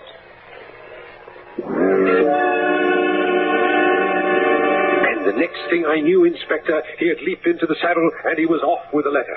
Buxton Arms, that's where he was heading after he'd done some errands. Bad luck, old boy. Sorry I wasn't on duty. I wanted to catch a glimpse of him. The young man. How would you describe him? Well, he's obviously an ostler, a groom who takes care of the horses at the Buxton Arms Inn. What did he look like? Well, your usual country bumpkin. Freckles, red hair. A snub nose, one ear smaller than the other. Then you did see him. A second finger of the left hand. Anything unusual about that? Nothing I can remember. Oh, get along with you, Inspector. You were watching after all. Dickens, you have just let our man slip through your hands. That was Tally-Ho Townsend, that young man? Yes, it's his baby face that's made him his fortune. People are taken in by that innocent look. Our next move is to get to the Buxton Arms before he disappears again.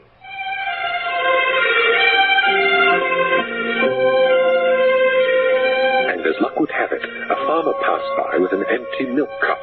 Field told him we were detectives about to apprehend a dangerous criminal, and the farmer whipped his horses so hard that we overtook Thompson on the high road and came into the stable yard of the Buxton Arms by one gate as he came in by another. Fields and I went straight into the bar. What will it be, gentlemen? Brandy and water, miss, and one for my friend. Inspector, there he is. He just came in with a letter. It is not him. Yes, but you said... It is not Thompson. But the snub nose, the freckles. And the red hair. No, it is not our man. But he just handed the barmaid the letter, and she stuck it up behind the glass. There you are, sir. 2 brandies and a water. What do you have, sir? Oh... Either Thompson himself will come by and pick up his wife's letter, or the barmaid will forward it to another address. Well, the best we can do now is to try to get lodgings here and spend time listening here at the bar and watching. Now, between us, we ought to be able to catch whoever comes for that letter. George, I'm going out for about an hour. Will you watch the bar for me? Don't be longer, Rosie McGull. Inspector. She's taken the letter with her. She's going out the door. Yes, well, I'm going to speak to the tavern keeper and tell him who we are and why we're here. You follow Rosie. I did follow her. It was getting dark. She ran up the road to a little house nearby, so I waited outside. Presently, she came out, but she no longer carried the letter. She started back for the tavern, and I wasn't sure what to do. Field had said to follow her. Dickens. Oh, Inspector, I thought I was pretty well hidden behind this lamppost. I saw the girl heading back for the inn. What did she do with the letter? Well, I presume she delivered it and left it inside that house across the road. That could mean our man is in there. Well, there's only one way to find out. who keeps in the trees. There's no point in giving him advance warning. It's quite dark now, isn't it? Yes. Yeah, no one inside has lit a lamp. I mean, there's not a single light burning. Well, if Townsend is in there, why does he remain in the dark? From this point, down on your hands and knees, crawl. I'll go first. There we are. Easy, Dickens. This is the door.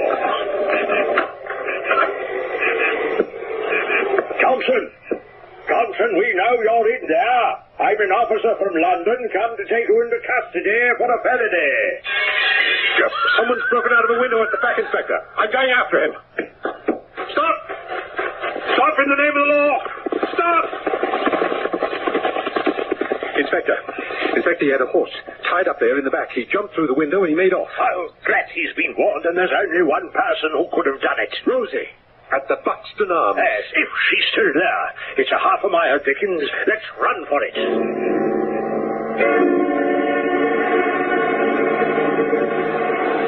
I am a suspect. What am I suspected of? Your situation is worse than that, Miss Rosie. It is very possible. You are an accomplice. I don't know what you gentlemen mean. What's an accomplice? My dear child, it means a person who helps another in the performance of a crime. Oh, I never did any such thing. Inspector, I believe Rosie. I think she's telling the truth. Rosie, what do you know about that letter? What letter? The sooner you admit to your participation in this felony, the easier for you. I don't know what letter you're talking about. You see, Dickens, you cannot deal with people who are unable to tell the truth. Congenital liars, sir. We will arrest this young woman on suspicion of complicity and grand larceny and theft. But I haven't done anything. Inspector, may I have a few minutes alone with the suspect? Yes, if you want. I'll go and speak to George and tell him he had better get himself another barmaid. And then find out when the next train leaves for London. I doubt whether you'll get anything with this gal. But you can try.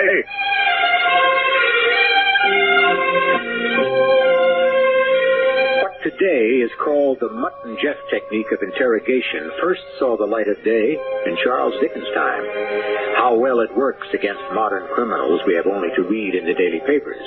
How well it worked in the case of the barmaid and the thief, we shall discover when I return shortly with Act 3.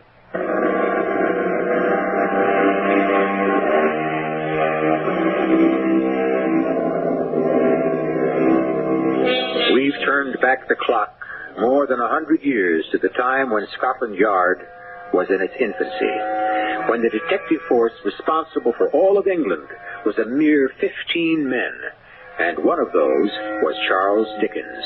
Yes, the Charles Dickens, the novelist. As our curtain rises, he and Inspector Field are questioning a barmaid. Just a moment, Dickens. Before I leave you alone with the suspect, I want her to realize that I have run across too many young girls like her who believe they can twist the law to suit themselves, and then come crying to some judge pleading innocence of the law. Inspector, why are you badgering this young lady? I'm sure Rosie has a perfectly valid explanation for her actions. Now, Rosie, the inspector and I are only doing our duty. I don't know anything about anything. Yes, well, we'll see about that. She's all yours, Dickens. Now, Rosie, believe me, I'm your friend. If you don't tell me what you know, you can get into a great deal of trouble. The police know that you received a letter from London addressed to a Mr. Thomas Pigeon. You were followed to number 56 on the High Street earlier today, a small house to which you had the key, and you were carrying that letter. Now, you left the house without it. Why don't you admit that much, since the police already know that? I did bring Tom a letter. I never said I didn't. But what crime is that? So you did deliver that letter. Have you brought him other letters in the past? No. It just hasn't come up. He's been staying in my house, and I bring him food. Is he ill? Mm-hmm. He says so, but he doesn't always act so sick to me. Rosie, do you know that he's hiding from the police? He is not. He just isn't feeling well. By now you must have realized he is a wanted man. What's he done? He's a thief and a cheat who victimizes anyone he can get his hands on. I don't believe that. Not for a moment. Not my Tom. Well, you may not know it, but he knows it. After you left number 56 on the High Street, Inspector Field and I entered the house to apprehend him. He jumped out a back window and he rode off on a horse. I don't believe you. Rosie, be sensible. A nice, honest girl like you. Why are you protecting a man with a criminal record? If he left the house, he had good reason. Yes, he knows Scotland Yard is after him. That's not true. Rosie, I'm sorry you're being so stubborn. I advise you, for your own good, be truthful. If you're not truthful, and you get up in court and lie, the punishment is jail and a flogging. You know what a flogging is? Yes. So be sensible and tell me everything. Why did you carry that letter to Thomas Pigeon? Because Thomas is my husband. What? We were married 2 weeks ago. I only did what he asked me to. But that's my duty as a wife. Isn't it?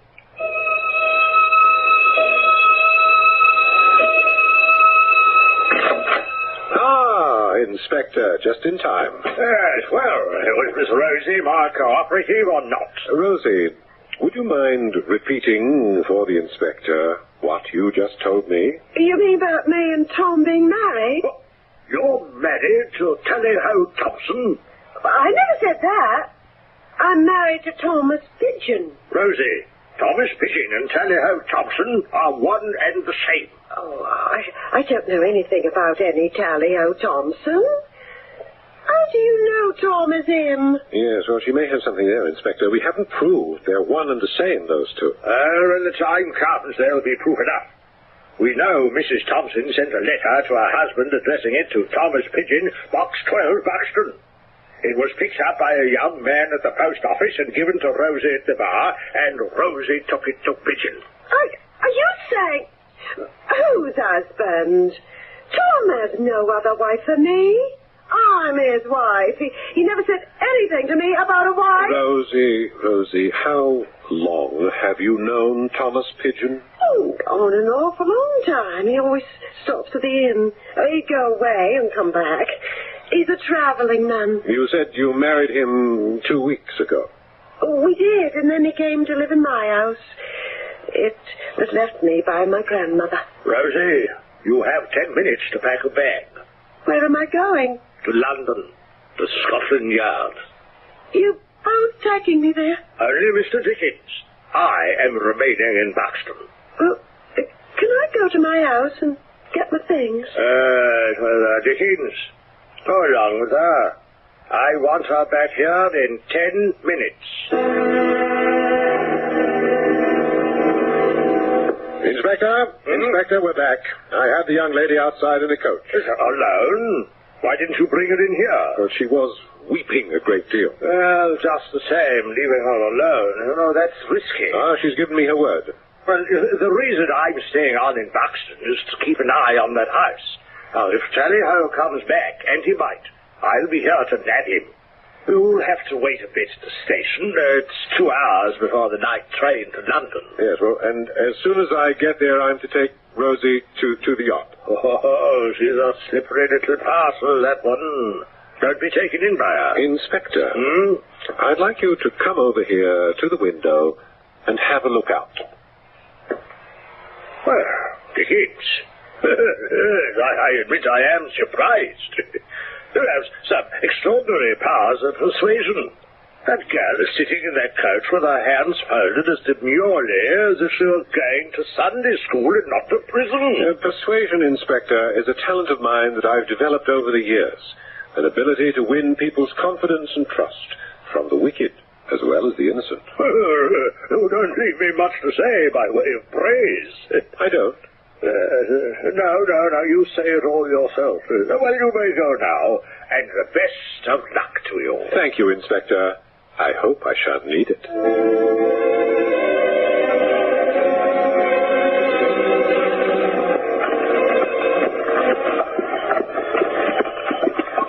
very quiet, Rosie. I don't have nothing to say, sir.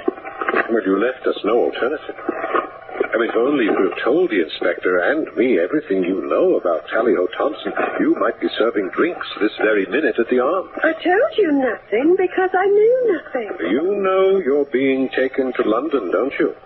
So you said. And, Rosie, you know I'm your friend, don't you? So you said. Yes. I mean, I was brought up poor, too, you know.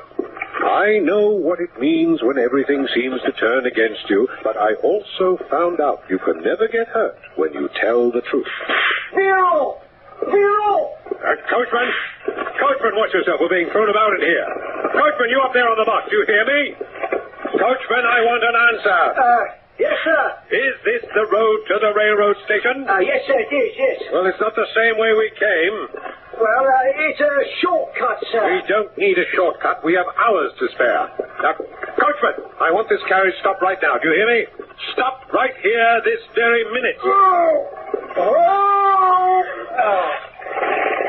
Now, Coachman, I want you to come down off there. I've got a bad leg, sir. If you could reach up through the front window and give me a hand. Yes, all right, certainly. There we are. Hold on to me. Hold on to both my hands. I'm holding on. Got him, Rosie. Now, do your job. Coachman, let go. Let go of my hand. Let go of... I got him. He stopped moving about. I'm holding the silk handkerchief right to his nose. His chloroform works like magic. Look at him, lying there on the floor of the carriage. He isn't going to die, is he? No. It just puts you to sleep. What do we do now? Well, we wait here for my brother. Oh, when will he be here? No, not long now. He's like clockwork. When Tally-Ho gets here, we'll dump our sleeping friend into the road, and the three of us will drive to the station. Me up in the coach box, Tally-Ho pretending to be the man from Scotland Yard, and you, Rosie, will be Tally-Ho's prisoner. Oh, do you think he'll fool the station master? Rosie, me wife, you have me word on it. Tally-Ho has made a study of station masters. And then what? Well, the train comes in, and we're off to London. A big city to hide in. Oh, that's old Tally-Ho now. Oh, shit. Our Scotland Yard friend is asleep in the bottom of the coach.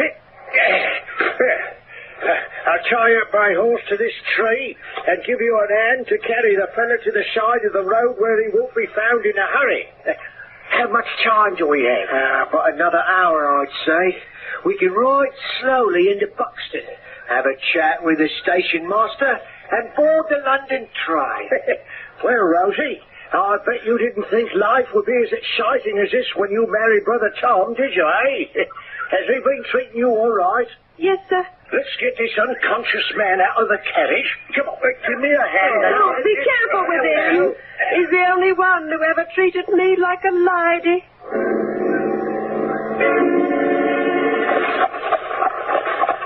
Well, so far, so good. Here we are at the station. Tom, I'm getting awful nervous. See what happens, Tally-Ho, when you marry a country girl? She gets nervous. I keep thinking of that poor Mr. Dickens lying in the weeds by the side of the road. Come on, out of the coach, everyone. Brother Tom, before the London train pulls in, I think we'd better get acquainted with the station master. He must be in there. I see the sign over the door. Yes, well, I'll go first.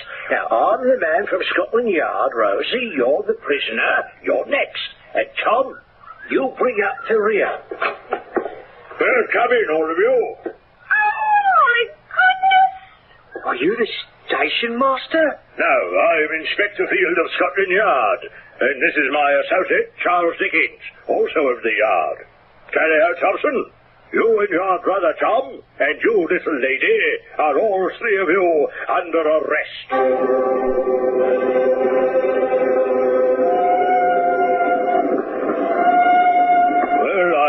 admit to you, Dickens, that if you hadn't recovered from that chloroform and taken Thompson's horse and alerted me before the London train was due in Buxton, we might have missed the whole bunch. They made me so furious, Inspector, you have no idea. Yes, because little Rosie, who you thought was so demure, was in on the whole thing. You know, it never occurred to me Tally-Ho had a brother, Tom, who looked so much like him. But who engineered the whole escape? Mrs. Thompson, from her little place in Chelsea. I'd like to go into the next compartment and talk to the prisoners, if you don't mind. It would be valuable for me to get an insight into how their minds work. Yes, why not? I'll unlock the door and we'll go talk to them.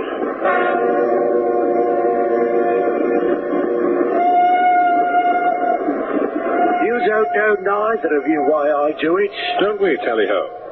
You think you're the first rapscallion who thinks he could live by his wits and cheat honest men? I've had a hard life. You chose a hard life. What do you know? Are you that writer who joined the yard? Look at those soft fingers. You talking to me? You see, even in the underworld they know you're Dickens. Sure I know him. Making money hand over fist. Never had a hard day in his life. You know, my good man, when I was 10, my father went to debtor's prison. My mother had 8 children and tried to make ends meet by opening a school. We were always hungry. Those were evil days for me. You stole, I worked. When you were 10? Yes. In a warehouse, labeling pots of blacking. For how long? Until my father got out of debtor's prison at Marshalsea. So don't talk to me about hard times, Tally-Ho. I promised myself at 10 years of age I would never do anything that would lead me to prison. Your father led you one way, mine led me another. I made a promise to myself too. Did you? And what did you swear, Tally-Ho? I swore to myself I'd do anything to keep from being poor. Well, that's unfortunate. You made yourself the wrong promise.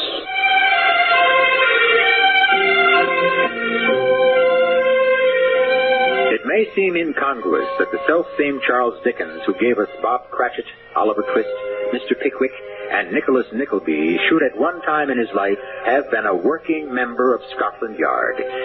Yet, when we take a closer look at some of those who inhabit his pages, from Fagin to Scrooge, we realize it's not so impossible to believe after all. For it is from life that Dickens drew all his characters, good and evil.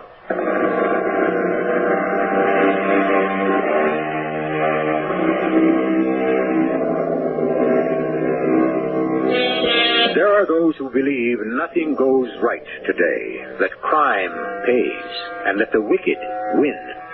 But we can take comfort from the way it was even some 200 years ago. As Dickens describes it, it could be today. It was the best of times. It was the worst of times. It was the age of wisdom. It was the age of foolishness. It was the spring of hope. It was the winter of despair. We had everything before us.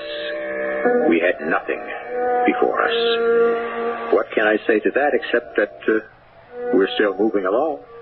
So, I guess we can all take heart. Our cast included Paul Hecht, Earl Hammond, Bob Caliban, and Tootie Wiggins.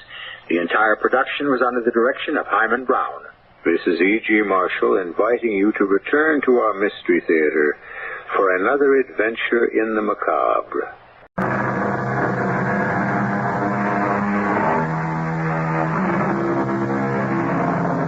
Come in. Welcome. I'm E.G. Marshall. Over 2/3 of the globe on which we live is water.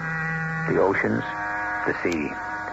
From the beginning of time, that sea around us has been a source of mystery, an enormous watery world of fear of the unknown. To some, like the great American poet Walt Whitman, it was also a place of miracles. To me, he said, the sea is a continuous miracle. The fishes that swim, the rocks, the motion of the waves, the ships with men in them. What stranger miracles are there?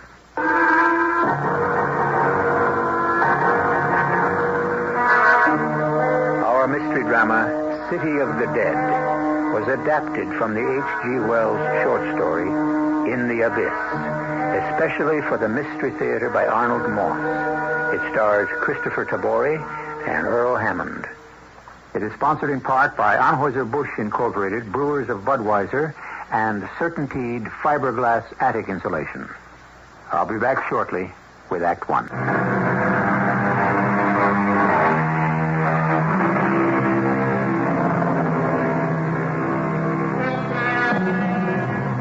The year is 1896, more than 80 years ago. In a marine biological laboratory in New England, a little group of scientists and technicians are gathered before Dr. Stanley Weybridge, director of the Institute and chief of a newly developing science called oceanographic studies. He stands, pointer in hand, before an enlarged wall map of the Caribbean Sea as he concludes a briefing on the most adventurous, the most perilous project ever undertaken by the Institute. I cannot say, gentlemen, that the plan is without danger. I wish I could.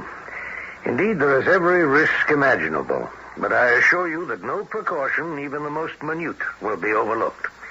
Every safety device we know of will be used. Are there any questions?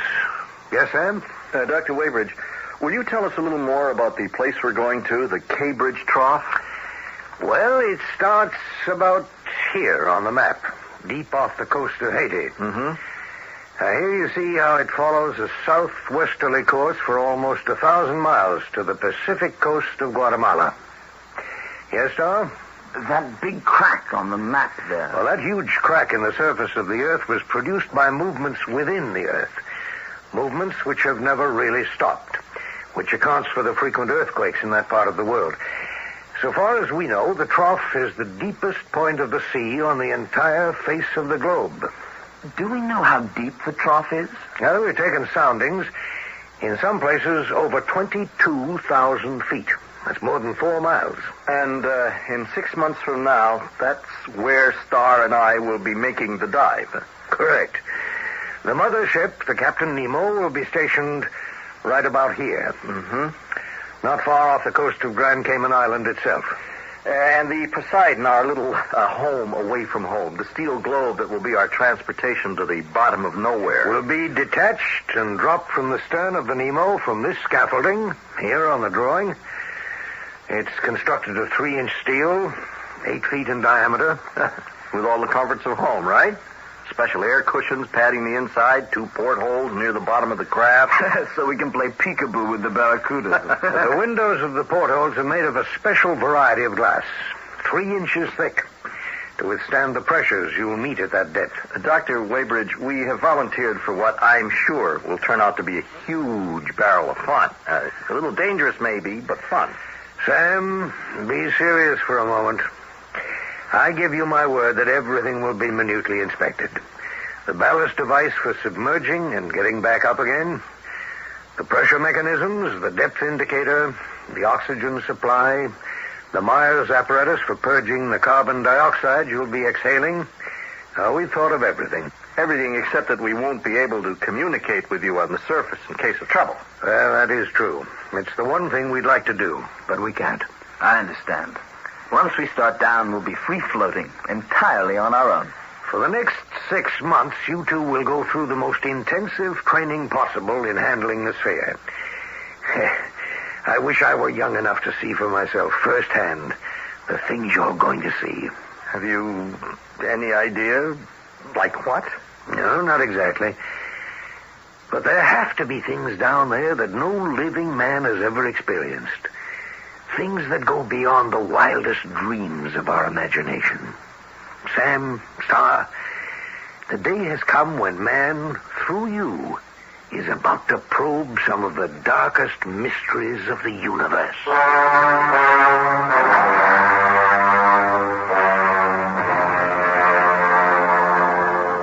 Thank you, Dr. Weybridge, for permitting my wife to come aboard. Oh, Doris is one of the best research assistants the Institute's ever had. She's more than welcome. Thank you, Dr. Weybridge. I envy Sam and Star. I wish I were going with them. You picked a perfect day for this Caribbean holiday, didn't you, Doctor? Yes, clear sky, blazing sun, and a gentle swell. Water temperatures nearly 80. An ideal day for swinging those 20 tons of iron out into the briny. To say nothing of the two utterly defenseless young men inside that iron. You know, Doctor, last night Doris and I were making some quick calculations. Now, at the surface, the pressure is 14 pounds per square inch. Right. 30 feet down, it's double that, right? And at a mile, that's 5,280 feet. The pressure becomes something like 1.5 tons per square inch. And at 5 miles... Yes, I know. But you've got the steel walls of the globe to protect you. And the globe is pressurized. Now, we put that sphere through every test we could think of. The margin for error has been reduced to the absolute minimum. Well, it's 11:56, boys. 4 minutes to noon, and the descent of the Poseidon. Prepare to climb the scaffolding for boarding. Yes, sir. Ready, sir. One final review of the procedure. Now, the two of you will let yourselves into the open porthole. It will then be screwed into place from the outside. The sphere will be hoisted over the side, the lines cut, and the sphere dropped into the sea. You understand? Oh, yes, we understand, sir. And once in the water, only we have control of the ballast. Right. And you will regulate ballast so as to let yourselves down gently. 35 minutes for the descent, and then an hour for observation, and 2 hours for coming up. Total, little over 3.5 hours. Your oxygen supply is good for 5 hours. For each of you. Well, we'll watch it like hawks. And the pressure indicators. We'll be lying off a couple of miles to the southeast. And so you don't collide with us as you surface. Any questions? One last request, sir, if there's time. I'd like to kiss my wife. I love you, Sam. Oh, don't worry, dear. I think everything's going to be fine. Just 100% fine. Oh, and remember, we've got a big date for a turtle steak when I get back up. At exactly 12 noon, they swung us overboard. My heart nearly burst with excitement as they let us down foot by foot to the surface of the water. And then they cut the line that attached us to the tackle above us. For a moment, we seemed to be stationary. And then with a gigantic splash, the sea closed over us. And we started our journey. Well, this is it, Star. What are you thinking? How my mother always hoped I'd grow up to be a brilliant criminal lawyer instead of a marine biologist. That's very funny. So did my mother. Only she wanted me to be a doctor. Look above you, Star. I'm trying to, but that huge burst of air bubbles shooting upward is blocking the view. Well, they're just about gone by now. How quickly the color of the sea changes. From light greenish blue, darker and darker, to that rich blue of stained glass windows. Yes. And now it's almost midnight blue. How far down are we? A little over 600 feet. Good. Mark that in your log. Absolutely pitch black already. It's like velvet. I better turn on the electric spark. No, not just yet. Take a look at those. Why, it's like a whole world of tiny blinking lights. What do you suppose they are? Not the faintest idea. They're flashing by so fast, like streaks of green lightning. Some of them strung together like a train racing by on a very dark night. All right, turn on the floodlights. Oh, no. They all disappeared with the light. Oh, wait a minute. Will you take a look at that? The famous reverse snowfall Weybridge and the divers told us about, as if millions and millions of little snowflakes were falling up as we go plunging down. Some of them living creatures, and the others the remains of those that have died, right? Head of the class, Mr. Norton. Just keep your fingers crossed that we don't wind up as part of a reverse snowfall. We kept on falling. Falling. Down, down, down, faster and faster. It was like being in an elevator in one of those new skyscrapers, and the cable that holds it in place suddenly breaks, and you keep going down, waiting for the inevitable crash that will destroy it, and you. You all right, Star? You look a little uncomfortable. It's got a little warm. Yeah, well, I guess we underestimated the effect of the friction of the globe against the water. And we'd better take off some of these heavy clothes. Careful. Don't touch the glass of the porthole. You might burn yourself. Where are we? Over 10,000 feet, nearly 2 miles. Hey, see how the sides of the trough, the trench walls keep going straight up and down like the sides of an underseas mountain. Which is what it really is. The water temperature outside must be close to zero at this depth. Yes, I would think so. Let's hope Weybridge was right. That the windows of the portholes will hold up against the pressure and against the contrast in temperatures inside and outside the sphere. We're past 21,000 feet and still dropping. Oh, there's got to be an end. You all right? Oh, yes. Great. You? I'm pretty warm. I'm going to take my shirt off. Me too. I'm bathed in perspiration. Any change in the scenery? Just more slabs of rock. Once in a while, a huge, gigantic sponge growing out of the rock. Then there's some coral. A few jellyfish. No, not much. Well, I think we've come to the last stop, Star. Whew, what's your reading? It's almost 26,000 feet. Wow. Can you believe it? 5 miles. Turn the lights on all over the place. Star, it's beautiful. It's just beautiful. Not many fish. Well, at this depth, what do you expect? Well, there are a few, and they're so brightly colored. Yes, in spite of the darkness. There must be some kind of built-in headlights that we can't see, that lets them see one another. I'd say all of them are blind. Maybe. Hey, hold it, Star, hold it. Look at that big one coming right at us. The size of him. And how slow he moves. Oh, he must be the grandfather of everything down here. He's pushing his nose right against the glass. How can he live under this pressure? I don't know, but the fact is he's very much alive. And that is what I find so hard to believe. Well, what are you talking about? Now, look, Star, either I'm dreaming and this is all some kind of crazy nightmare, or what? Take a very good look at old Grandpa out there. What about him? Star, that species of fish has been dead, extinct for over 100 million years.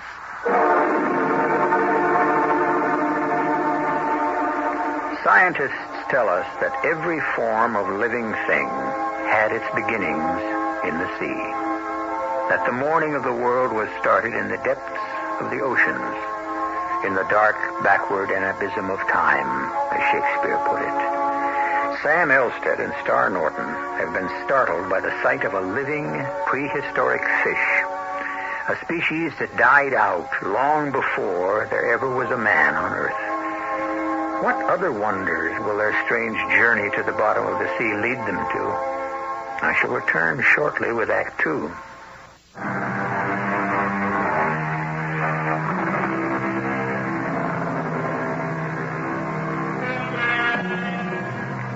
In 1896, the time of our story, the airplane, the automobile, radio, all were but a gleam in the brain of geniuses.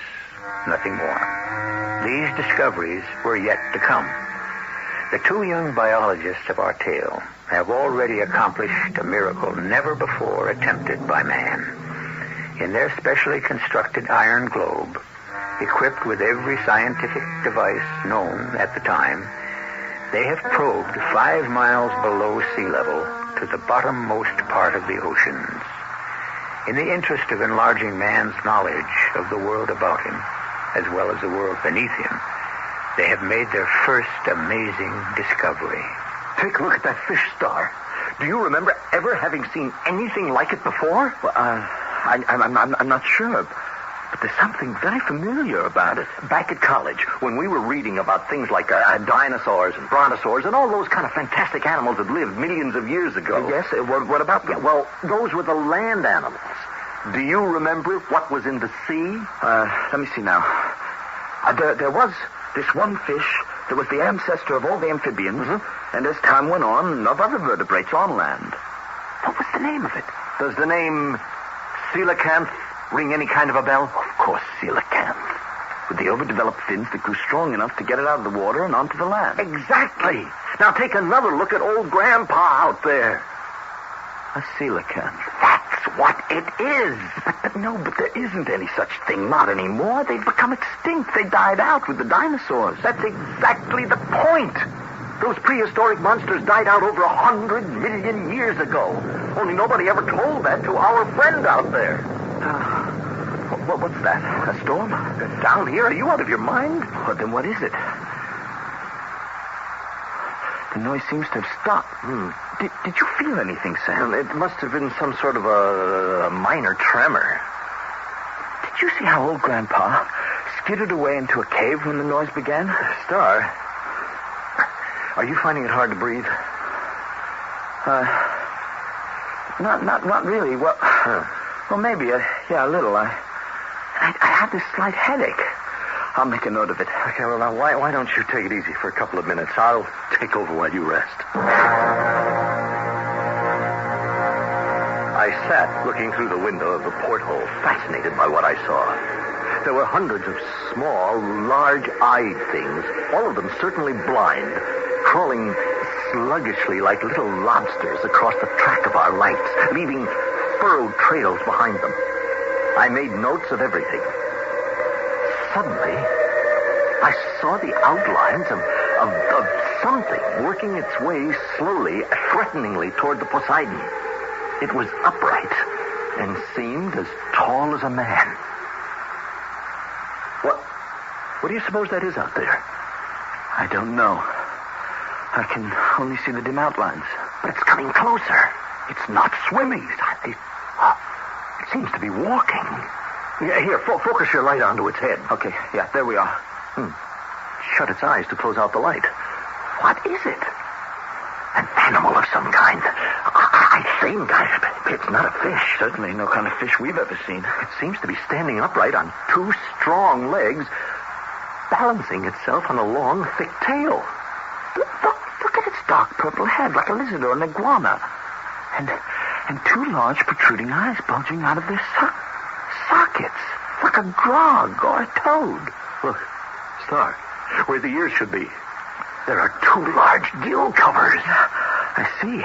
And threads or filaments floating out of them like the branches of a tree. What can they be? I have no idea. Here, move the light a bit. As long as we keep the light on it, it stands still. But when we move the light, it moves. Its skin is so loose, it's almost as if it were wearing clothes. Look at its paws or fins. Yeah, whatever they are. They're shaped like hands, like the hands of a man. He's holding something in one of them. A long shaft of bone tipped with copper. Like a hammer of some kind. A sledgehammer. That face. It's almost human. It's grotesque, distorted maybe. But those are the features of a living man. Sam, look what it's doing now. It's blinking its eyes open, shading them with its free hand against our light. Oh, now it's opening its mouth, as if it were trying to say something. I'll turn on the listening device. Why is he bellowing that way? What does it mean? What do you suppose he wants? I don't know, Star, but I think we're about to find out.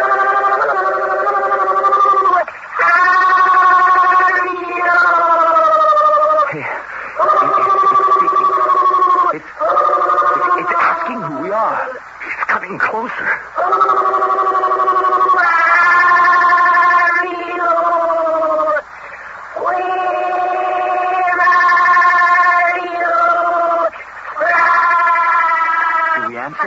No, stay perfectly still. Don't know what to say.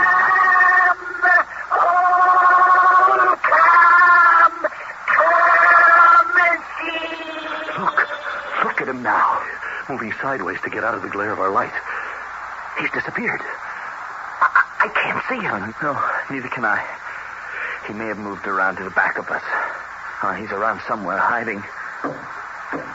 What's that? The whole globe is swaying. Star, look at the glass, peering right into the porthole. Their noses pressed against the glass, their popping eyes staring in on us. Now, there are two of them.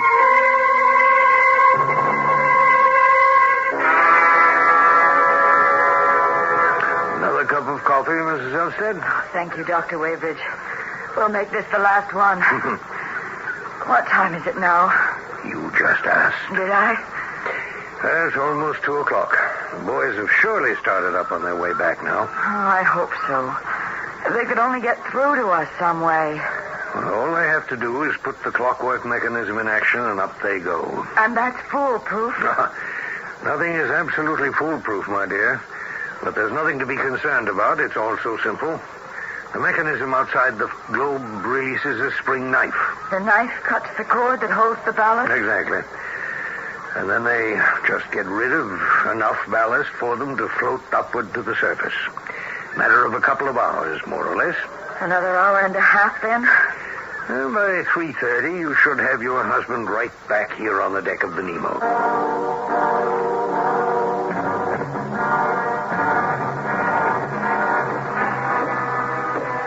What on earth are those monkeys trying to do, banging on the outside of the sphere with those sledgehammers? Every once in a while, they stop and then peer in through the portholes. Get away from there!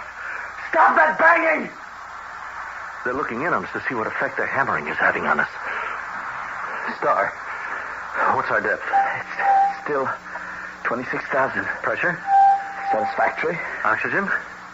Enough to stay submerged for at least another hour, if we have to, before surfacing. And the mechanism for the release of the ballast? Ready. Anytime you say, Sam. Right. I took particular care of that one myself before we came down here. If they get anywhere near the ballast released, or the glass of the porthole windows, we're in real trouble. I'm going to turn on the listening device. Hear what they're saying. I'm finding it a little hard to breathe. I don't find breathing any easier than you do. Then what is it? I don't know. All right, turn on the device. What do you hear? What are they... Quiet. Let me listen.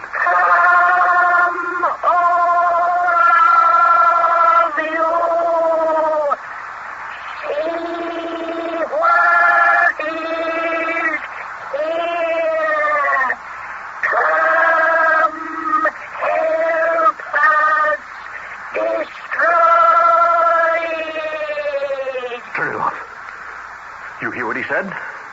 I heard. They declared war on us, Star. And we haven't a single weapon to fight back with, except one. Now, it's the only thing we can do. We've got to cut our ballast lines and get out of here as fast as our ship will take us. Yes, there's no choice. What's happening? What's happening? Hey, Star. Yeah? Star, I think we're moving. Oh, we certainly are. Yeah, but not up. As much as sidewise. Well, how could that be? I don't know, but the sphere is beginning to spin. I think we're being drawn through the water. Do you see anything? No, nothing. Nothing. There's nobody out there. We've got to get out of here just as fast as we can. Those monsters out there probably attached a line of some kind of sphere. Well, if they have, once we cut the ballast lines and start shooting up to the surface, we'll rip that line right out of their ugly little hands. Now, why do you suppose they're towing us away? I wouldn't know. You look at them. Can you see them, Star? There must be at least 500 of them. Yeah, jumping around like a pack of crazy kangaroos. And they are pulling us. Well, let them. And let us keep our minds on getting up to the Nemo. Weybridge calculated about 2 hours for the ascent. Could we drop more ballast than we planned and get up any sooner? No, I wouldn't dare. If the slightest thing went wrong, we'd both get to the surface all right, but as a couple of corpses. Hey, how are you feeling? It's not too well, Sam. That headache has tightened around my head like an iron band. Oh, no. No, not another earthquake. Here, take this handkerchief, Star. You've got a bit of a nosebleed. I don't feel too well at all. Sam, I think I'm going to pass out. Well, not before we put the clockwork into action. Get rid of some of this ballast. Steady, Star, steady. While I regulate the pressure gauge and the oxygen control, you cut half the ballast. Now, Star, now. What are you waiting for? It's stuck, Sam. It's not working. The mechanism's gone dead. Are you out of your mind? It's got to work. Then you make it. See for yourself. Nothing's happening. Maybe a piece of seaweed or something is temporarily jammed it. Sam. What? Our friends out there. Yeah? Is it possible they knew our lives depended on that ballast mechanism and that they have destroyed it by knocking it out with their sledgehammers? You may be right. But we've got to keep trying, Star. We have got to. Between those crazy devils out there and what may be an earthquake, we're in trouble. Very serious trouble.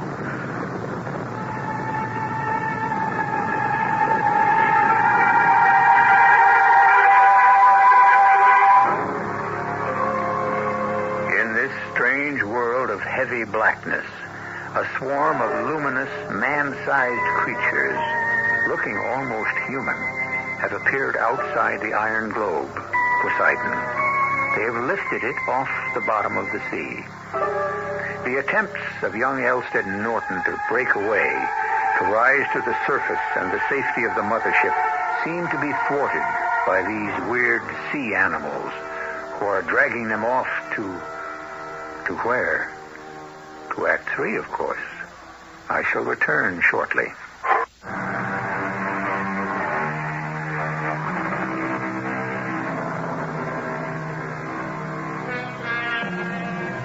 The sea, we have been told, is the right-hand man of time.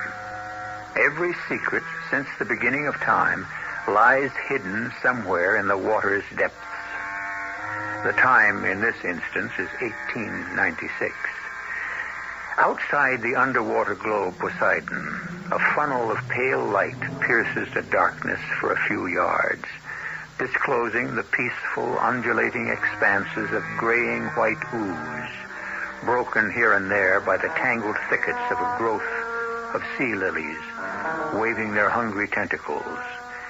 Inside the metal globe, two men scramble desperately to free themselves from what seems to be the inevitable, to escape from the perils of the unknown to the safety of the known. Star, you've got to cut the lines on that ballast. Every extra minute we stay down here is another minute off our lives. I'm doing the best I can, Sam. The cutting mechanism, it just isn't working. I'm almost sure those devils smashed the clockwork mechanism. We have got to go on hoping that they didn't. That it's only being blocked by something. I hope you're right. Well, I'm turning the oxygen supply down a bit. And the apparatus for purging what we breathe out up. Oh, no, not too much, Sam. I'm having trouble enough breathing as it is, and so are you. Well, I'm going to crouch down low, close to the lower porthole. I'm going to throw my way to that side. Maybe I can get a look at what's happening below us. Good idea. Do you see anything? No, it's just some huge cracks in the sea bottom. I can just barely make them out. Anything else? No, our friends have some kind of cable on us. They're still very much with us. Oh, I'd give anything to know. Where they're taking us? Yes. Well, wherever it is, Star. Well, let's hope it's soon. Because the way things are going... You don't have to say it. Sooner or later, that oxygen gauge is going to read a perfectly round zero. Which we will never see. Then it won't matter where those monkeys have taken us, will it? Oh, any luck in the ballast lines? No, nothing. You know, I've heard of dead men being buried at sea. But this may be the first time it's going to happen to two men who are still alive. What time is it, Star? Nearly 4 o'clock. No. I hope my wife won't be too disappointed if she doesn't have turtle steak for dinner tonight.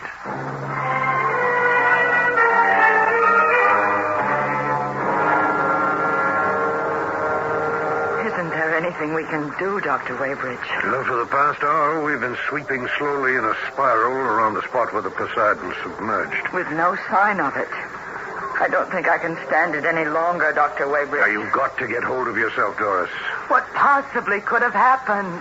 I couldn't say.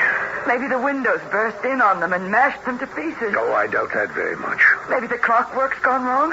Well, that's not very likely either. But if it has, Sam and Star are down there 5 miles under our feet. In the cold and the dark, anchored in that little bubble of yours. Counting off the minutes of life that are still left now, to them. Doris, stop that. Stop it and listen to me. If anything serious has gone wrong, and I'm sure it hasn't, remember, they have enough oxygen for another good hour at least. It's too soon to start worrying. You've got to be patient. Oh, if there were only something we could do. Now, stop that, Doris. Stop it. I can't help it. It's so funny. What pitiful, arrogant little creatures we humans are. Down there, miles and miles of water reaching to Lord knows where. And this beautiful blue sky stretching out over us with no end. And we, proud, insignificant little pygmies, feel we have to conquer it all? Why do we have to stick our big noses into every unknown secret of the universe? Why can't we let things alone?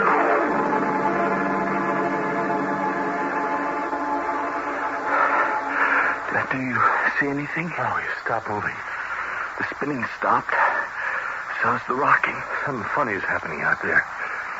It seems to have got lighter, as if there were a broad horizon and a pale, luminous sky. And our friends? They've got us suspended like a balloon, some 100 or so feet above the bottom. There seem to be thousands of them. No. What is it? Star. There's a whole city down there. Streets and houses and waving trees spread all over the place. There's a building much taller than the rest. It looks like a ruined abbey or a cathedral of some kind. Take a look for yourself. You're absolutely right. It's all laid out like a big map. But none of the houses have a roof. Look, you can see inside every one of them. Everything's so white. Sam, where are we? Where have they taken us? They've got us inside the walls now. They're made of waterlogged wood and twisted copper wire rope and iron spars and... Yeah, and what? The dead white bones and skulls of human beings. All over the place. In zigzag lines and spirals and curves. Let me take a look. Thousands of silvery little fish darting in and out of the eye sockets. Look at those devils now. What are they up to? Lying down flat on their bellies, prostrating themselves in front of our globe. All except that very tall one standing in front of them. Yes. On top of a platform encrusted with more skulls and bones. Oh, it's a woman. Her scales, or whatever they are, look like a shining robe of some kind. And she's got a crown on her head. She just stands there above the rest of them, opening and shutting that snake mouth of hers as if she were leading the others in some kind of prayer. I'm turning on the listening device. Oh, beloved people of perpetual night, lend ear to what I say. It has been told that there exists another world above us, a strange heaven of light called the sun, the moon, the stars. Seems she's the high priestess of this place. The ancient scrolls tell of fantastic creatures who inhabit this unknown world. Creatures who breathe air, who know of a thing called fire, whose blood is warm. We know them from the bones and from the skulls we have collected. And you're supposed... Shut up. Two of these shining creatures have rained down upon us like a blessed meteor out of the mysterious blackness of our watery sky. We must show them our reverence and our love. These are the gods that were described in our ancient writings. These are the gods to whom we must do honor. She's talking about us, Sam. I know. We must now release them from the star that brought them to us, so we may worship them with fullness of heart. You may proceed. What are they going to do? You hear? They're going to release us from our star. They're going to open this thing and let us out. No, but that's a certain death sentence. That's That's the choice. Suffocation from lack of oxygen or drowning. They're back at the windows. If they manage to crack one of them... No, it's not likely. The glass is 3 inches thick. Stop! Something's happening. I can feel it. The line may have passed to us. It's loose. The pin's run out of the hand. Well, it's been cut by the rocks. We're going up, Star. I can't believe it. We're rising up. Up! We could feel the impact of the globe shooting up to the surface, slowed only by some of the lead ballast that was still attached to it. Star had already passed out. Then, something like a huge wheel was suddenly released in my head, spinning around and around. I fought with every ounce of strength left in my body to hold on, but in seconds, I too collapsed and lost consciousness completely.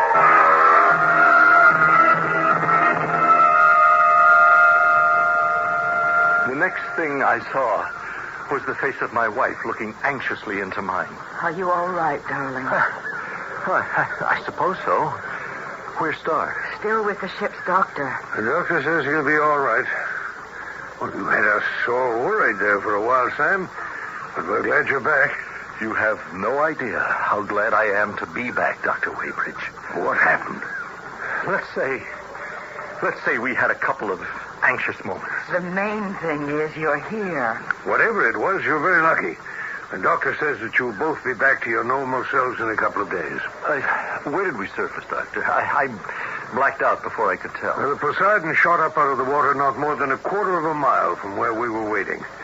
We unscrewed the hatch and found the two of you lying crumpled up on the bottom. They couldn't tell whether you were dead or alive. What really made us swallow hard was the fact that you had only 6 minutes of oxygen left. 6 minutes? That's all. What's that you're holding in your hand, Doctor? Well, I thought after you were arrested, you might be able to tell me. Well, what is it? Well, in going over the outside of the sphere, one of the boys found these two little things jammed into the clockwork mechanism. May I see them, please? Handle them carefully, Doris. They're a specimen of sea animal I've never seen in my entire professional experience. About 5 inches long. Head's like a lizard of some kind. Strong legs, wide, flat tail. But look at the petrol fins, if you can call them that. They're like little human hands. Their faces, in some peculiar way, look pretty human, too.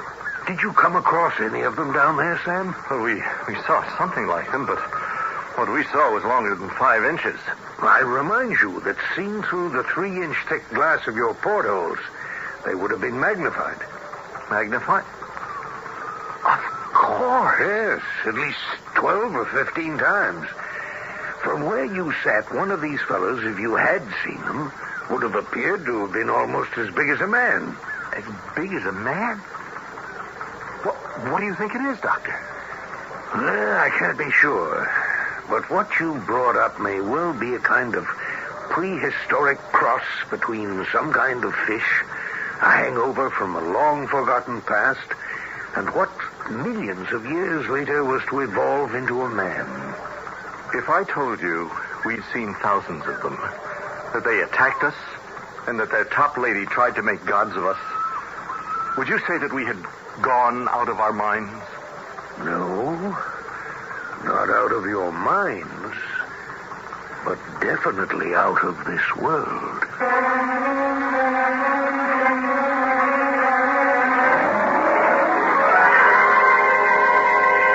Some scientists have stated, without equivocation, that they see no reason why, under certain conditions, intelligent, water-breathing vertebrates could not live at the bottom of the deepest sea.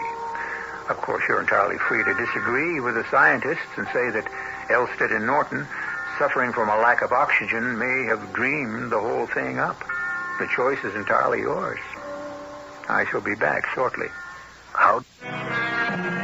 In February 1976, 3 men in a craft called the Alvin actually made a journey 2 miles deep into the waters of the Caribbean off Grand Cayman Island. Their findings were little short of astonishing. What is most remarkable is that so many of the things they saw were identical to what H.G. Wells created out of his imagination over 80 years ago in the story you have just heard. Our cast included Christopher Tabori, Earl Hammond, Court Benson, and Catherine Byers.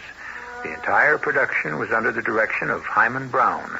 Radio Mystery Theater was sponsored in part by Contact, the 12-hour cold capsule, and Buick Motor Division.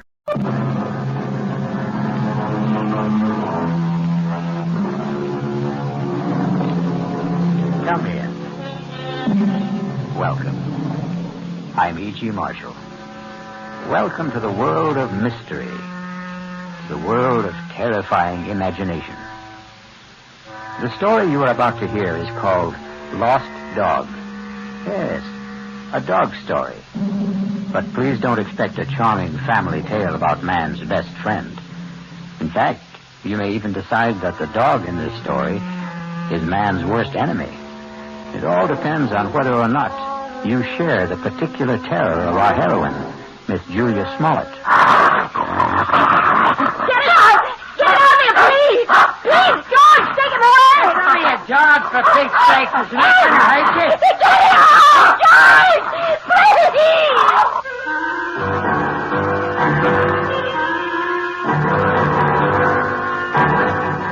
Our mystery drama, Lost Dog, was written especially for the Mystery Theater by Henry Slessor and stars Kim Hunter. It is sponsored in part by the Kellogg Company, makers of Kellogg's Special K cereal. I'll return shortly with Act One.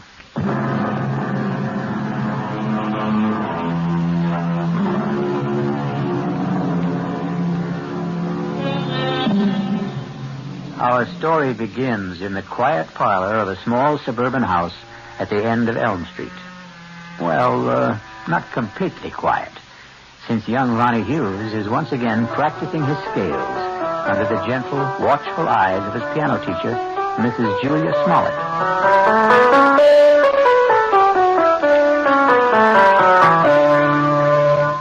Well, that was very good, Ronnie. It was much better than last time. I still wish we could skip this scale stuff, Mrs. Smollett. I mean, I'm not saying that I'm ready to play concertos yet, but just the same... Why does it bother you so much, Ronnie? Well, playing scales makes me feel like a little kid, I guess. Oh, that's silly. All the finest pianists had to learn their scales before they could play any composition. I guess it's my fault for starting to learn to play so late in life. Ronnie, 19 years old isn't very late in life. I'm 20, Mrs. Smollett. Are you? Already? Oh, now don't tell me you've been coming here a full year.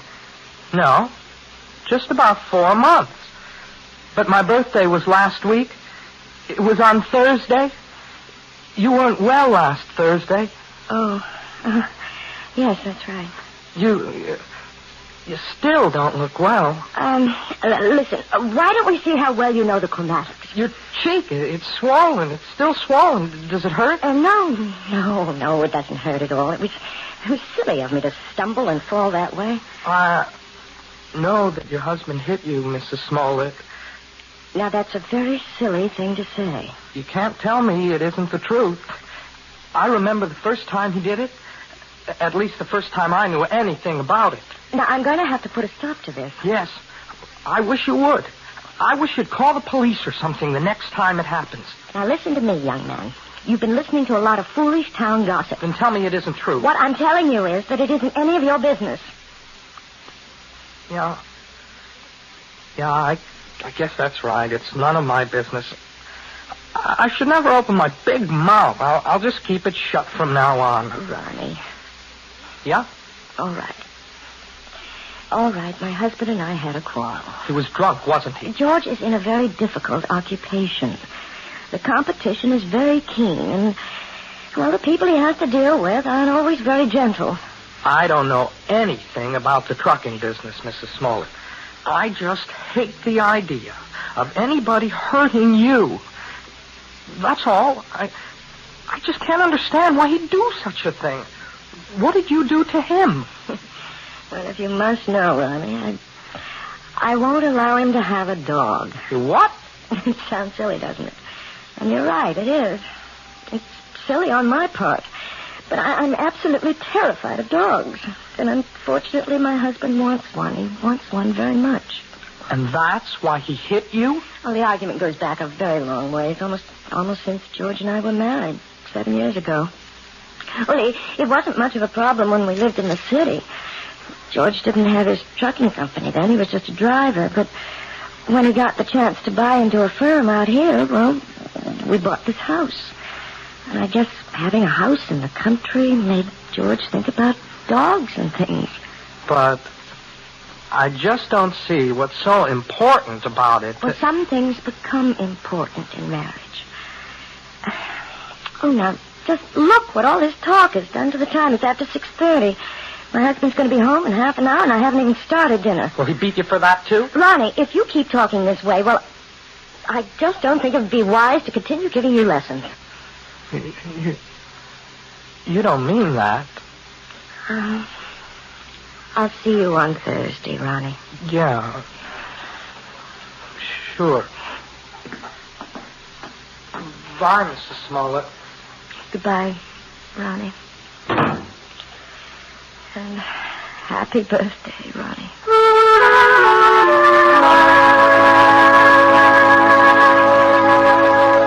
What else could I tell the guy? I had 2 semis in a repair shop. If I wanted the job, I had to use his equipment. Well, fine. Only nobody was going to hook me for a $500 premium. Hey, are you listening, Julia? Yes. Yes, I'm listening, George. What's the matter with you tonight? I'm a little tired, I suppose. Tired? You? From what? Lifting the piano cover? Nah, you make me sick, you know that? You weren't listening to a word I said. You don't care about what happens in my business. You never cared. Well, I never understood much about it. You always talk to me as if I'm one of your associates. I know what's eating on you. Think I don't know? You're sitting there like the Last Judgment. You're sitting there blaming me for taking that swipe at you last week. No, you're wrong. Look at yourself. You didn't even bother putting makeup on that cheek of yours. Makeup wouldn't cover the swelling. Yeah. You want to remind me how much you suffer. Well, I got a hot flash for you, kid. The one who suffers around this house is me. I could enjoy this house plenty. I could have a great time if you weren't so sick in the head. You're talking about the dog again. Why not? You think I forgot? But surely it can't mean that much to you. I've had dogs ever since I was 6 years old. You never talked about it when we were living in the city. That was different. Who put a dog in that air-conditioned chicken coop? But now we've got a house. A real, honest-to-God house, Julia. A house needs a dog. Oh, George, you know I feel terrible about saying no, but I can't help myself. It's just something in me. It's a phobia, I guess, but dogs terrify me. Even small dogs, tiny, harmless little dogs. I go to pieces when one comes near me. That's all in your mind. Yes, but isn't that enough? No, not for me it isn't.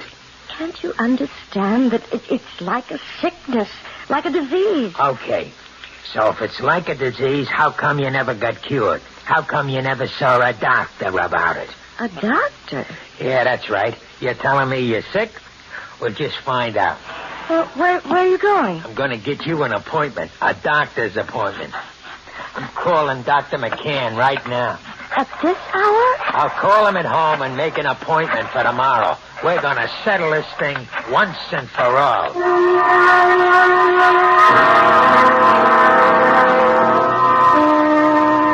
Well, Julia, maybe I'm the wrong kind of doctor. What do you mean? Well, if you're serious about getting rid of this phobia, that would take a specialist. You mean a psychiatrist? Oh, some kind of head doctor. I'm sure you realize that people who are afraid of certain things, well, they've usually had something happen to them in their childhoods, some traumatic experience or other that gets stuck in their mind like a burr and won't come out. Doctor, you know we couldn't possibly afford going through analysis. George's company isn't doing that well. He'd never stand for paying all that money week after week. Well, maybe you don't need all that couch stuff. Maybe there's something else you might try. Like what? Do you ever hear of hypnotherapy? You mean getting hypnotized by someone? Not just by someone. I mean someone who can put you under and maybe help cure you of this thing. I'm not saying it always works, but it does sometimes. Oh, I don't know.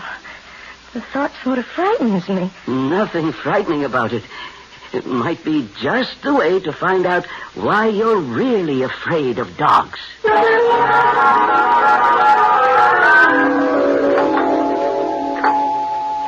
1 minute. What'd you do? Forget your key? Yes, George, I'm sorry. Where you been so late? It's almost 7:15. I went to a movie after I saw Dr. McCann. I was just so nervous. I had to get out of myself, so I went to this movie, and it lasted longer than I thought it would. Oh, that's great. Just great. Now what happens to my dinner, huh? Dinner's all ready. All I have to do is heat it. That's a fine thing. I come home early to surprise you. You're not even here. I'm sorry, George. Look, do you think you should have more to drink now? I mean, it won't take me more than 10 minutes to get dinner on the table. Never mind how much I drink. Besides, I'm in no hurry for dinner. I want to know what the doctor said. Well, it's just as I told you, George. There's nothing Dr. McCann can do for me. It's not something that can be cured with a pill. There's gotta be some way. Well, he suggested that maybe a different kind of doctor, a hypnotherapist. A what? Someone who hypnotizes you, who tries to make you go back into your past. It sounds like a lot of junk to me. Well, it might do some good. I really don't know. I'll tell you what would do some good. A little direct action. That's what you need. What are you talking about, George? The only way to learn how to swim is to jump in the water, right? Well, that's what you need, Julia. I simply can't make you understand, can I? Well, maybe I can make you understand. Forget it. You want to get that dinner ready? I'm hungry. Yes, I'm going now. Look, why don't you change first?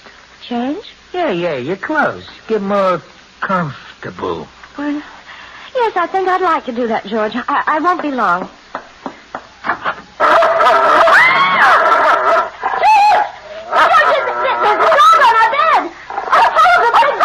Take it easy. That's my surprise. That's a teller. Get him out of here.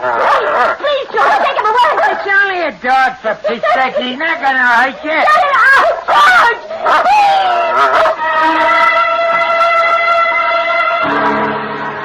It only goes to prove that there are more terrors in this world of ours than anyone imagines. But the question in the Smollett house is, which one is the real terror? Attila the dog or George the husband? We'll learn more about both of them when we return shortly with Act 2. This is WOR New York, your station for the Mystery Theater.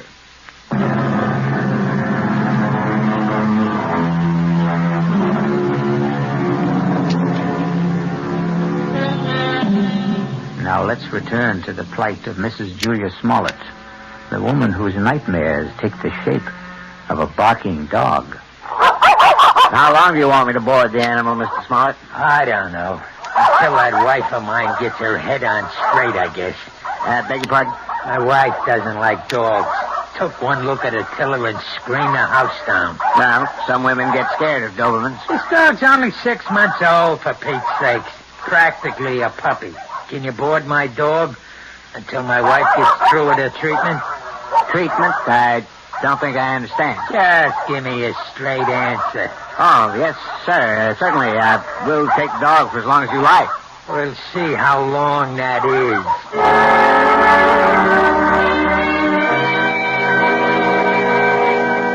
Please sit down, Mrs. Smollett.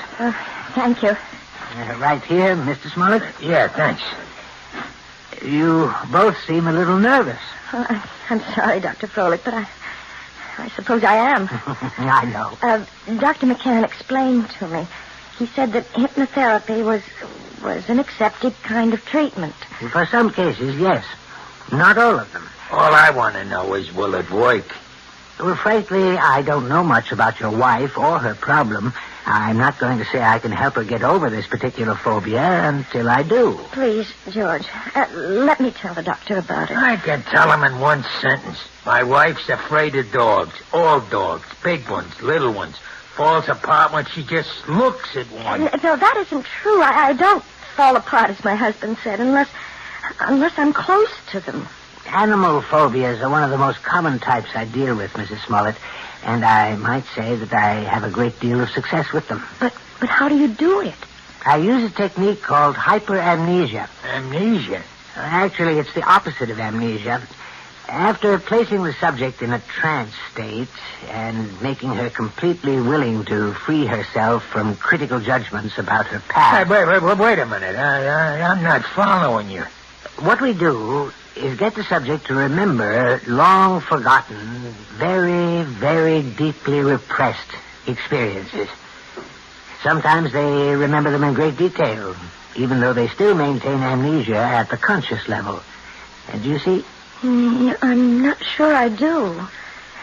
Do you mean you can find something in my mind that I don't even know is there? Possibly. It may take some time. We might need several visits to establish a rapport between us. But if all goes well, we should soon be able to find out if anything in your past is causing this problem. And, of course, that something will most likely concern a dog.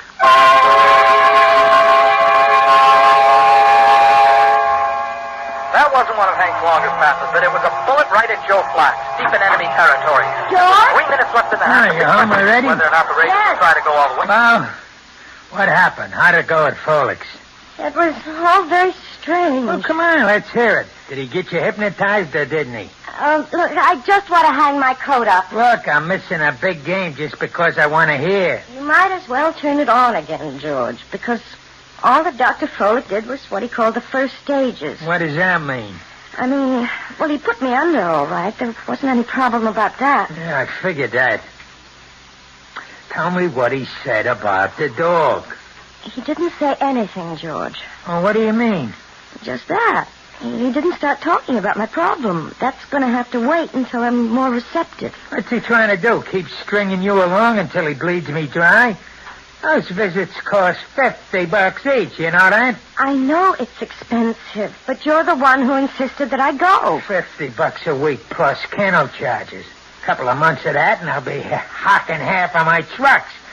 Look, you tell that guy to get down to business. It's only my second visit, George. Well, we better start seeing some results on number 3, understand? I'm not waiting any longer.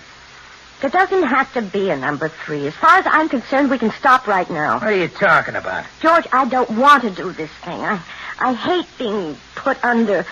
I hate anybody poking around in my subconscious for something that isn't even important to me. You mean you want to be sick? I think I'll lie down for a while. Don't you walk out on me. I'm sure you'd rather watch a football game. Oh, tell me what to do. I know. You think I'm Mr. Lowbrow. But let me tell you something, kid. You're no fairy princess anymore. Maybe that's what you used to think you were back in the old days. But the only fairy around this house is that piano student of yours. I don't like to talk to you when you're like this. That's what you always say when I'm drinking. Well, I'm not drinking now. And you better listen to what I'm saying. Oh, please, George, don't touch me. Yeah, I knew that was coming next. Don't touch. That's your favorite phrase, night and day. Don't touch, George. You're hurting me. That's the only thing you understand. The only touch that means a thing to you. Let go of me. Stop being such an animal. I'll show you what animals do. No, George, please, don't. Don't. I'll show you what kind of an animal I am. I'll show you. Don't, George, please don't. Please.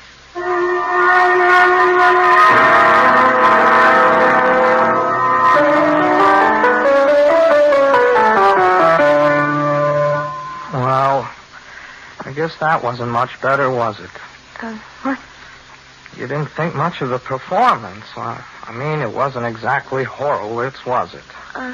No, it was perfectly all right, Ronnie, really. But you're not all right, are you? Oh, yes, I'm fine. You look awful. No, I didn't mean that. You never look awful. But you're acting so funny today. I'm sorry. I guess I have something on my mind. Can I take a guess? No. What you can take is the next page of this lesson. Listen, Mrs. Small. Look. Can I call you Julia? Oh, really, Ronnie? I know. You're going to give me all that stuff about teacher-student relationship. Only I'm sick of calling you Mrs. Smollett. I hate it.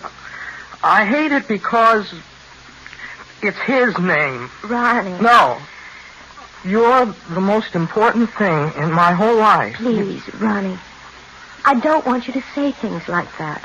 They're not true, and they're just making it impossible for me to teach you. You know how I feel about you. I'm sure you do. You're just too smart not to have seen it. I know that you're 20 years old. Is that why you don't want me to talk about it? Because I'm younger than you are? It's flattering that you feel that way, Ronnie, but I know it's just a little crush you have. Boys go through that sort of thing all the time. Boys? Crush? Look, you're treating me like a kid.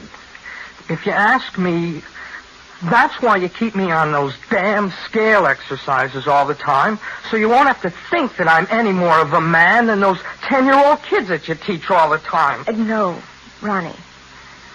I know you're a man. Of course I do. Well, then if you think that, treat me like one. Just once. Please. Please. Let me kiss you, Julia. Just once. Ronnie.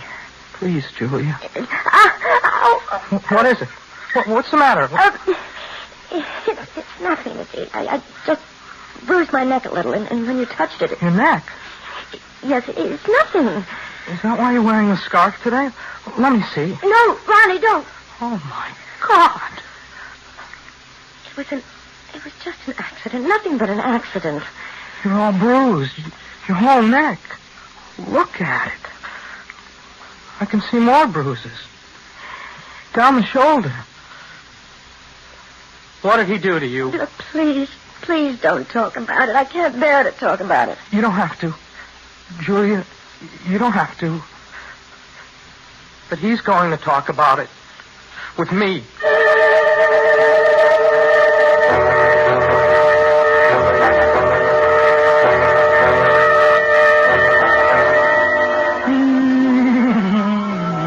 Hey, let's sit down, will you? Doesn't that bring back memories? Hey, Julia. What? That song. We used to dance to it, remember? In a girl room, first year we were married. Hey, you want a drink?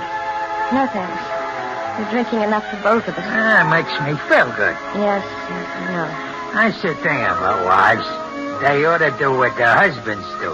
A man needs a pal, not just a wife. I'm sorry that I'm not a pal, George. That's why I need a dog, you understand? A man's got to have a friend. Somebody who understands him, you see? You really think that dog, what's his name, would understand you? His name's Attila. Attila. That's an awful name for a dog. A frightening name. Everything scares you, even names. Oh, who the heck is that? I don't know. Hello, Mr. Smollett. Hey, what is this? Since when do you give piano lessons at night, Julia? Ronnie, what are you doing here? I didn't come for a lesson. I came to talk to Mr. Smollett. You want to talk to me? About what? May I please come in, sir? Yeah, sure. Come on, Sonny. Ronnie, you shouldn't have come here. I won't stay long. I just want to say something to your husband. Sure, kid. Go ahead. I wanted to say that I know what you're doing to Julia. I know how you've been hurting her, and I won't let you get away with it. What was that? Ronnie, no. Look, even if she doesn't want to say anything about it, I will. You touch her again, I'll go to the police. I mean that. See, there are laws in this country. I think maybe I'm hearing things. I swear, Mr. Smollett, you ever hit her once more, you're going to go to jail. So I'm going to jail her, and you're going to put me there. Ronnie, I begged you not to do this. No. It's okay, Julie. I like hearing this. I mean, I want to know what the younger generation is thinking. You don't want me to hit my wife anymore, is that it? That's it. You sure you know the difference between hitting and just giving little love taps? Please, Ronnie, go. Go right now. I mean, maybe you made a mistake, kid. For instance, this is a love tap. Oh, George! Now, that's a love tap, Ronnie, baby. This is... Oh, George, stop it! Don't! And you see the difference, kid? You better be sure you know the difference before you talk to the cops. George! George, don't! Don't!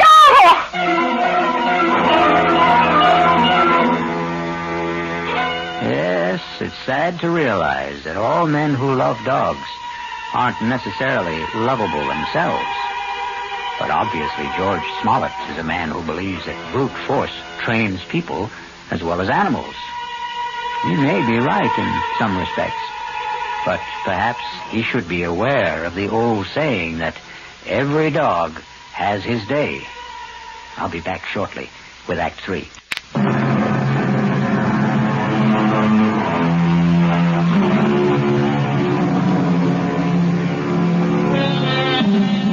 An important day has arrived in the life of Julia Smollett and her husband George, because Julia is on her way to the offices of Dr. Froelich, who has promised that this is the day which may bring her back to the forgotten days of her past, perhaps to the very day when she equated the word terror with the friendly eyes and wagging tail of man's best friend. This better be the payoff. That's all I've got to say. I hope you're not disappointed, George. Well, at least you're talking to me.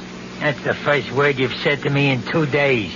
I haven't had much to say. Look, the kid Ronnie's all right. I didn't mark him up. He's still as pretty as ever. That worries you, doesn't it? Nobody's got a right to walk into my own house and say those things to me. You have nothing to worry about, George. Yeah, that's what you say. $50 a visit is something to worry me, and $40 a week for the dog, and a lot of other things. We've also lost a piano pupil. I suppose you realize that. Who cares about that? Ronnie paid $20 a week for his lessons, George. I won't miss it. Not as much as you'll miss your little Prince Charming. Well, what about it? About what? You're gonna miss him, right? You're not gonna have any shoulder to cry on, are you?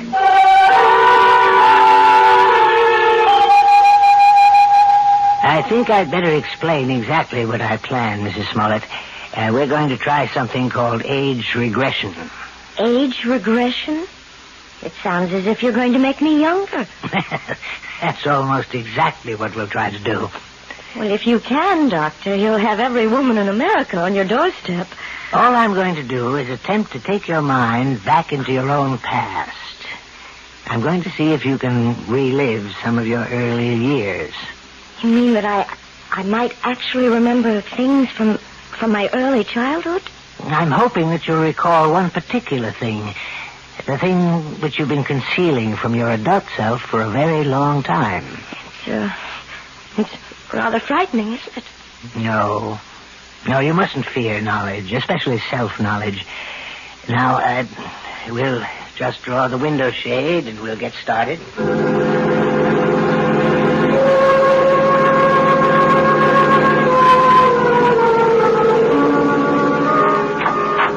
Mr. Smollett, would you like to come inside? Me? You mean you're all through so fast? No, we're not through, but your wife is in a deep trance, and I thought you might want to be here when we begin the age regression attempt. Well, sure, if you want me in there. Hey, she looks like she's asleep. But she isn't.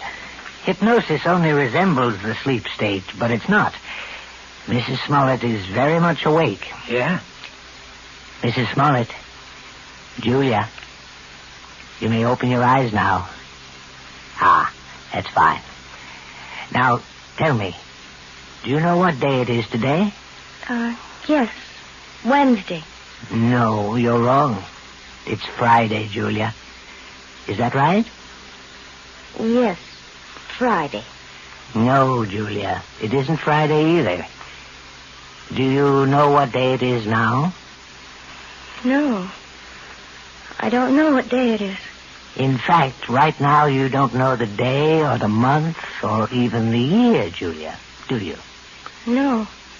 You see, Mr. Smollett, I'm purposely doing this to dislocate your wife in time. Oh, yeah, I understand. Julia, you're going to be a child all over again. You're going to see and hear and feel everything you did since you were a baby. And you're going to tell me everything I want to know about what you see, hear, and feel.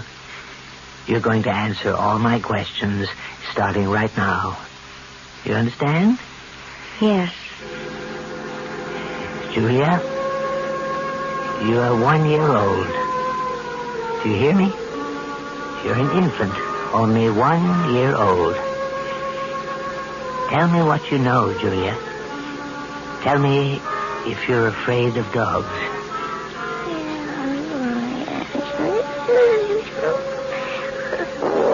Oh, my God.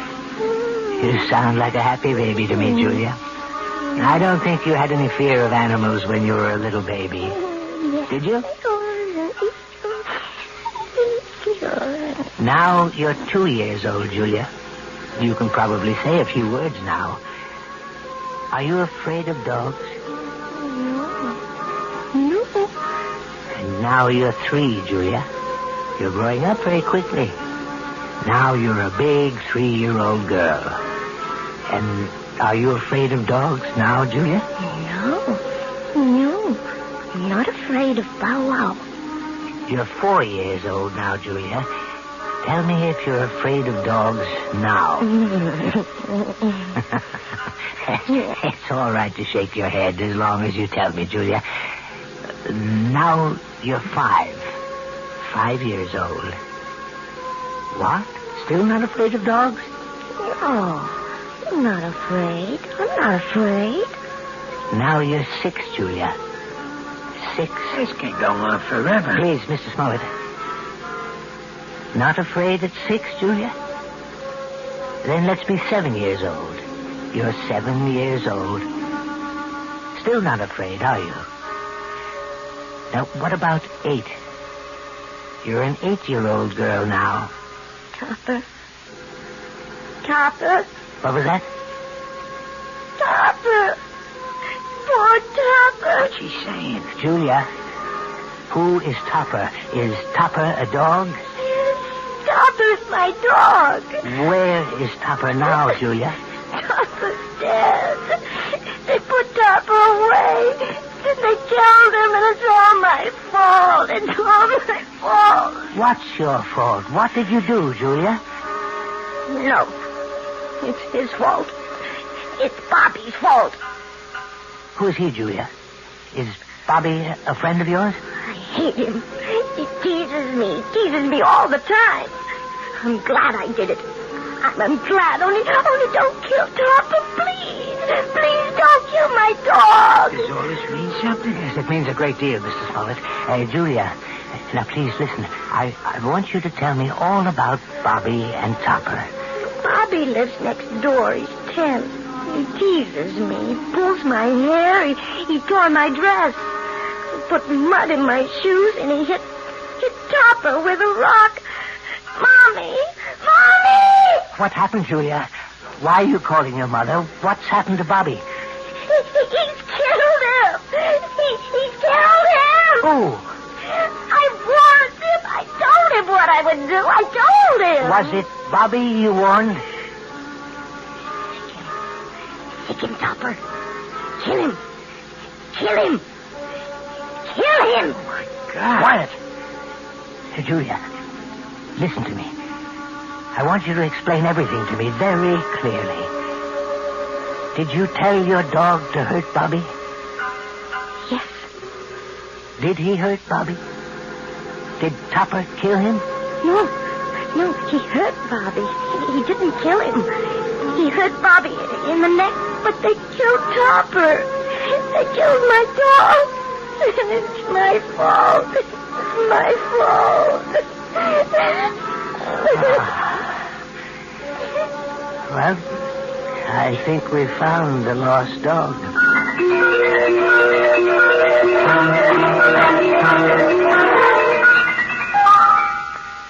So, now you know, Mrs. Smollett. Now you may be able to understand. It was this one incident in your childhood, this one tragedy of your past innocence, which is responsible for your phobia. More than anything, you have a strong feeling of guilt. You blame yourself for what happened to little Bobby, when in all likelihood you were not in any way at fault. No, Dr. Froelich. You're wrong about that part. It was my fault. I remember it all now. You probably just wished that Topper would turn on the little boy, and you saw your wish become a reality. So you accused yourself of a crime. I didn't wish it. I told Topper what to do. I hated Bobby so much I wanted him to sink his teeth in that little boy's throat. Well, at least you've brought it all into the light, Mrs. Smollett. And something tells me that it won't be long before you'll willingly accept the love and friendship of a dog again.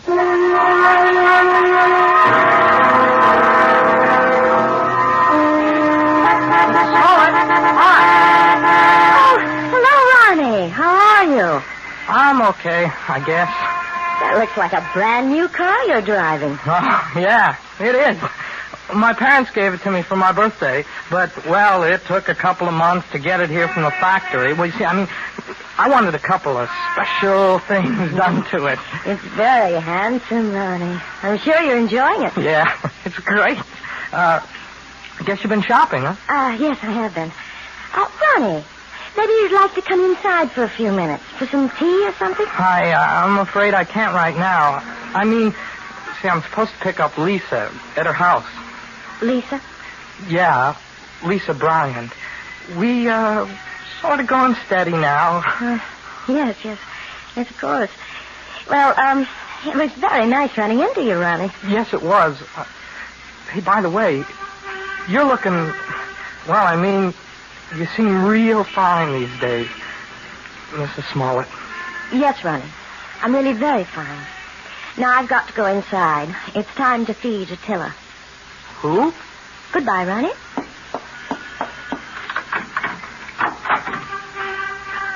Attila! Where are you? Attila? Here, boy! Oh, now where's that animal? Oh, well, I suppose he's playing in the yard or something. Oh, or maybe he's in the bedroom. Attila! No, not in there. Oh, I see George's jacket's back from the cleaners. I hope they haven't taken all the smell out of it. No, they couldn't do that. Nothing will ever take the smell of George out of anything. Now to find that animal. Attila! Where are you? Attila? Are you here? Oh, there you are. Oh, for heaven's sake. Are you still tied up, you poor thing? Well, don't worry. I'll have you out of that in a minute. We can't have you tied up, can we, boy? We can't play our little game if you're tied up. Yes, that's a good dog. Good boy, Attila. Now, let's play our little game. See the jacket, Attila? See? Smell the jacket, boy. Go on, smell it. That's a good boy. Now, sick him, Attila. That's it. Sick him, Attila. Sick him.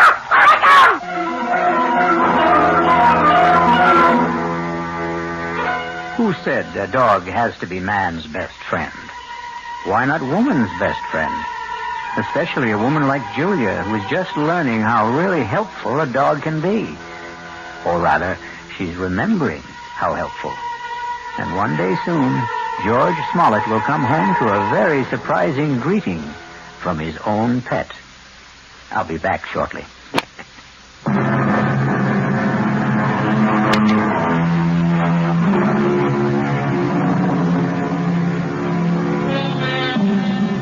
hope we haven't given you the impression that we don't love dogs. We love them very much, especially since dogs are descended from wolves. And the wolf is not only a fascinating creature, he also does something wonderful for all lovers of mystery stories. He makes this chilling sound. Our cast included Kim Hunter, George Matthews, Robert Dryden, Gil Mack, and Mandy Patinkin. The entire production was under the direction of Hyman Brown. Now, a preview of our next tale. They'll never be satisfied. If we got him out of the country. What's to keep him from coming back when he's broke or even threatening us from abroad? I gave him $1,000 in cash only a few days ago. When he was picked up in the bar, he had only about $270 left. In a matter of 2 days, he'd squandered over $700. But if he were made to understand that the sum agreed on was all he was going to get. Can't I make you understand? We're not dealing with a rational, honest man. What can you do? There are only 2 things one can do about a blackmailer. Keep on paying and paying forever. And the other? And the other? Kill him. Radio Mystery Theater was sponsored in part by Anheuser-Busch Incorporated, brewers of Budweiser. This is E.G. Marshall inviting you to return to our Mystery Theater for another adventure in the macabre. Until next time.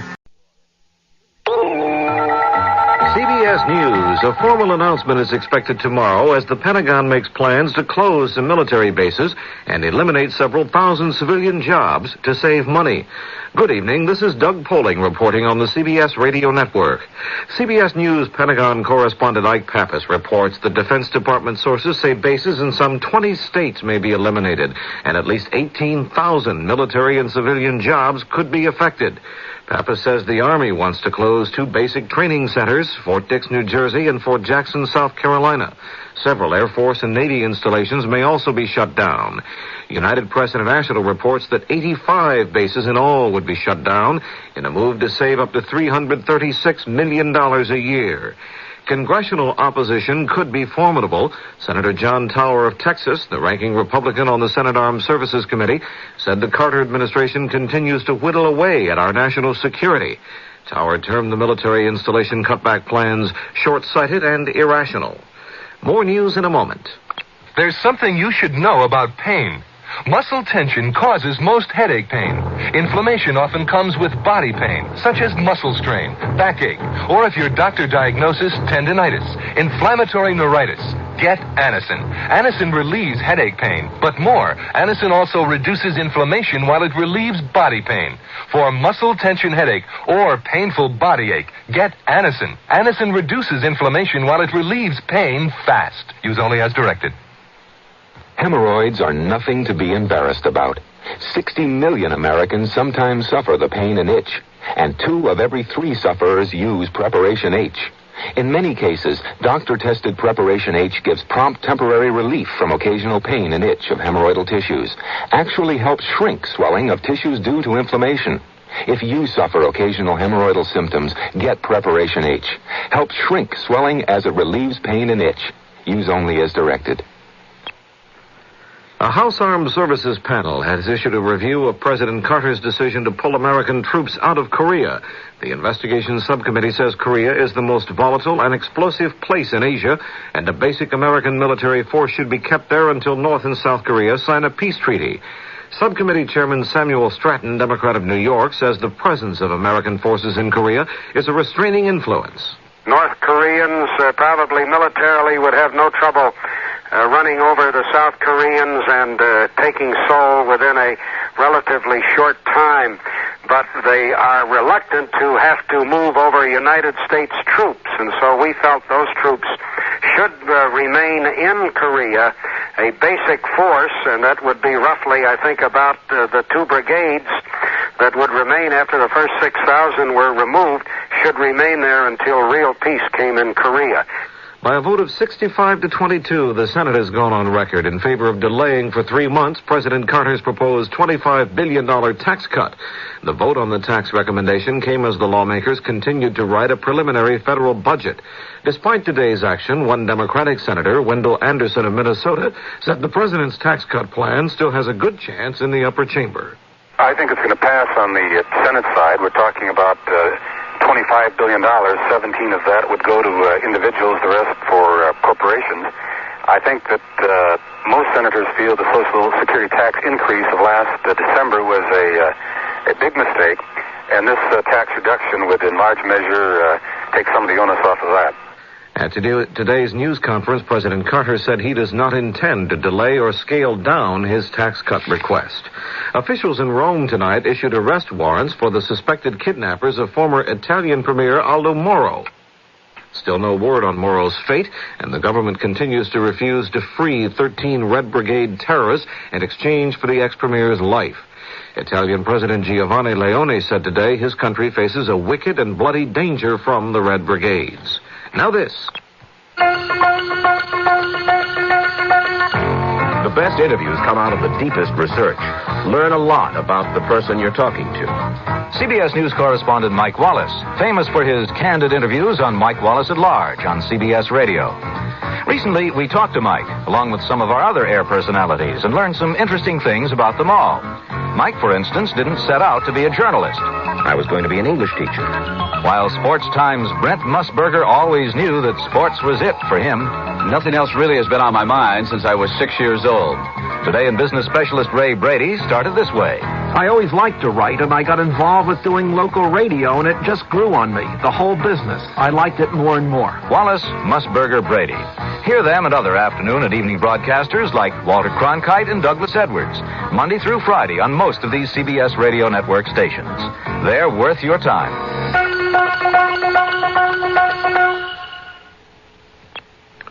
Labor Secretary Marshall had his turn today as a congressional panel continued hearings into labor racketeering. In yesterday's testimony, federal strike force officers accused the Labor Department of doing little or nothing about the influence of organized crime in unions. But Marshall says he is taking the problem seriously. He says the agents may have been exaggerating the extent of the problem, and he says he's setting up a new special office of investigations. This is Doug Poling, CBS News. You walk with your dog and you can be totally and utterly alone. If you want to talk to yourself, you can talk to yourself. I like sports because to me, sports is uncomplicated. I think what I do best as a sports announcer is just understanding what's going on. Kind of a sixth sense about where to go, what to ask when you're out having an interview. I guess I could call it a feel for sports. If I didn't think I was the best, then I shouldn't be in this business. Wayne Dzubak, sportscaster for Newswatch 7, the news people. I'm Harlan Falk, Chief Barker for the Variety Club of Nebraska, tent number 16. On April 28th, 29th, and 30th, volunteers throughout the community will be asking people to give what they can to help local kids. It's the Variety Club's annual Tag Day with all funds raised to support the programs of the University of Nebraska Meyer Children's Rehabilitation Institute right here in Omaha. This Tag Day, won't you please give what you can? Because kids right here need help right now.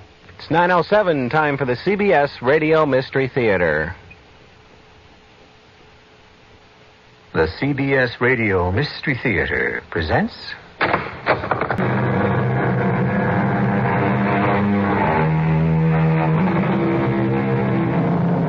Come in. Welcome. I'm E.G. Marshall. It stretches from the North Pole in the Arctic, passing 1,000 miles west of the Hawaiian Islands, all the way to Antarctica and the South Pole. It girdles half the globe vertically, but it is horizontally that its magic exists. It is the 180th line of longitude called the International Date Line. And its magic is this. Cross it going west, and you lose a day out of your life. But pass it traveling eastward, and you gain that day.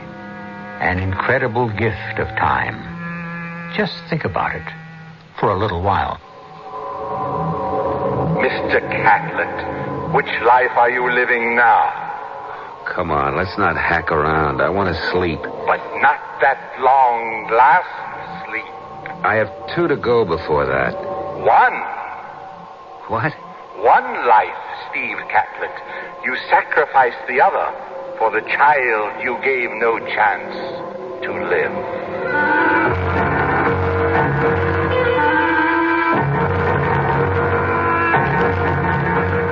Our Our mystery drama, International Dateline, was written especially for the Mystery Theater by Ian Martin and stars Michael Tolan.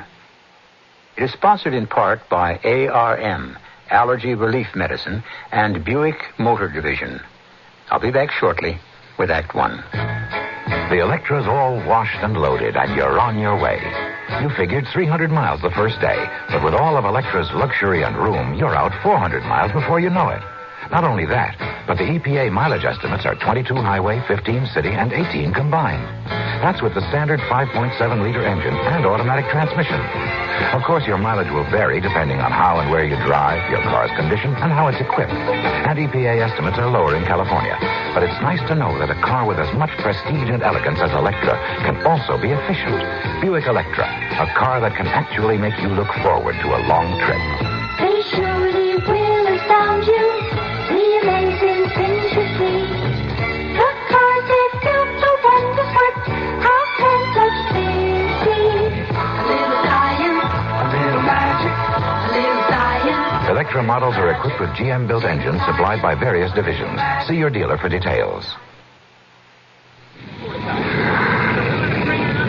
It happens somewhere every day.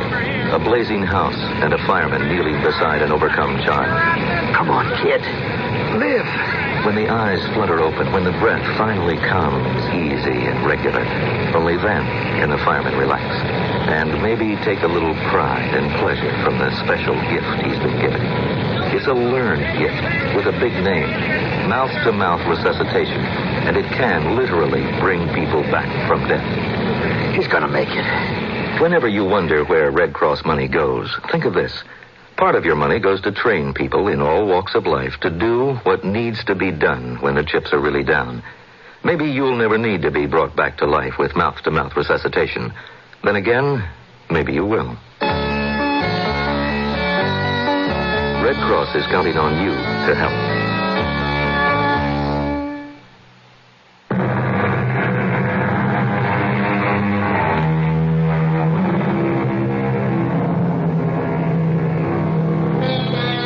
If you're young enough, I suppose a gift of one whole day, 24 hours, is a small thing. If you're old enough, it is a thing beyond price. Even if you're just sort of middling, it is a donation from the gods that boggles the imagination to conceive what it might mean and how it might be used. This is how one man was able to use it. His name is Steve Catlett, but for many reasons, everyone knows him as Cat. This story begins 35 years ago in a world gone mad, where most people in the Western Hemisphere measured their life expectancy in days or hours as death rained from the sky. So what's the good word, Alfie? Not so good, Captain. The waist gunners took one bed in the chest off. The tail section's gone and little bloater with it. Bombay doors won't close. What about the landing gear? Oh, the Jerry's fixed that on us all right. We'll never get it down. The bombs all gone away? Oh, yes, we left our calling card.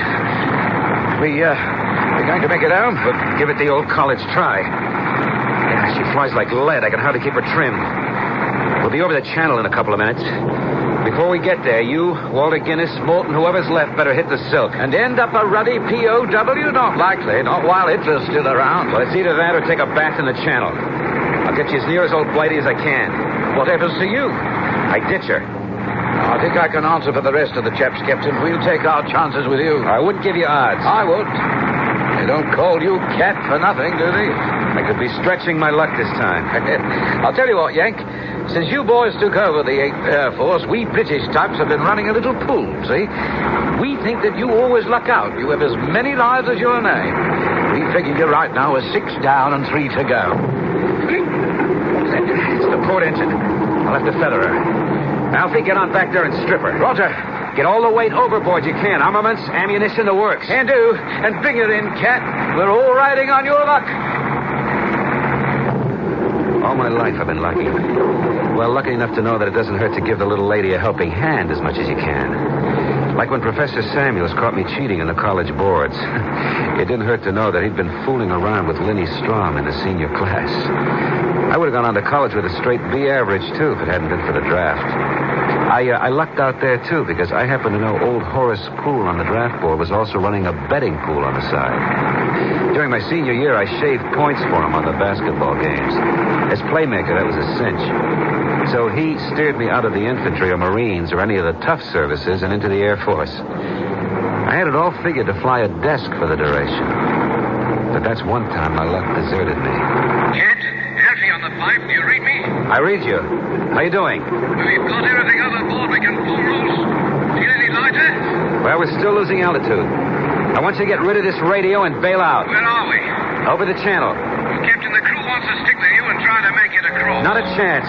We're sinking like a stone. I want you all overboard while there's enough altitude to open your chutes. We'd rather stick with you. Bail out. That's an order. Now, why don't you go with us? And leave an uncontrolled B-17 wandering around? My place is with the plane. I just wish I had your guts. God bless you, skipper. Over and out. We were wallowing unsteadily. I could almost feel each member of the crew as he jumped. But just as I'd hoped, that nearly 1,000 pounds of human cargo lightened the plane enough to give me a chance to make land. Just another case of giving Lady Luck a boost. I didn't envy the poor chumps I dumped, but my skin was more important than theirs. Now I could concentrate on getting it back in one piece. One inshore tower. One inshore tower. Emergency. Emergency 1. This is Little Friend, Blue 1. Do you read me? Do you read me? Over. Acknowledge. Am feathering one engine. Tail section half gone. I am somewhere southeast of you. Altitude 5,000 and sinking fast. Can you get a fix on me? Impossible to see anything. Heavy overcast below. Losing altitude fast. How about if I hold the button down on radio and leave it open to... Hey, hold it a minute. Cloud break. Huh, yes, I'm over land. Holy Toledo, I'm right on top of you. Hold your hats and stand by.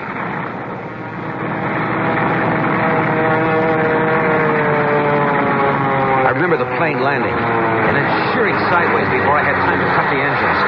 I could feel her want a nose flip and was fighting desperately to keep my control. I remember slithering sideways straight for the control tower and wresting her somehow out of the skid. And then she was tipping forward. There was a tremendous ripping crash.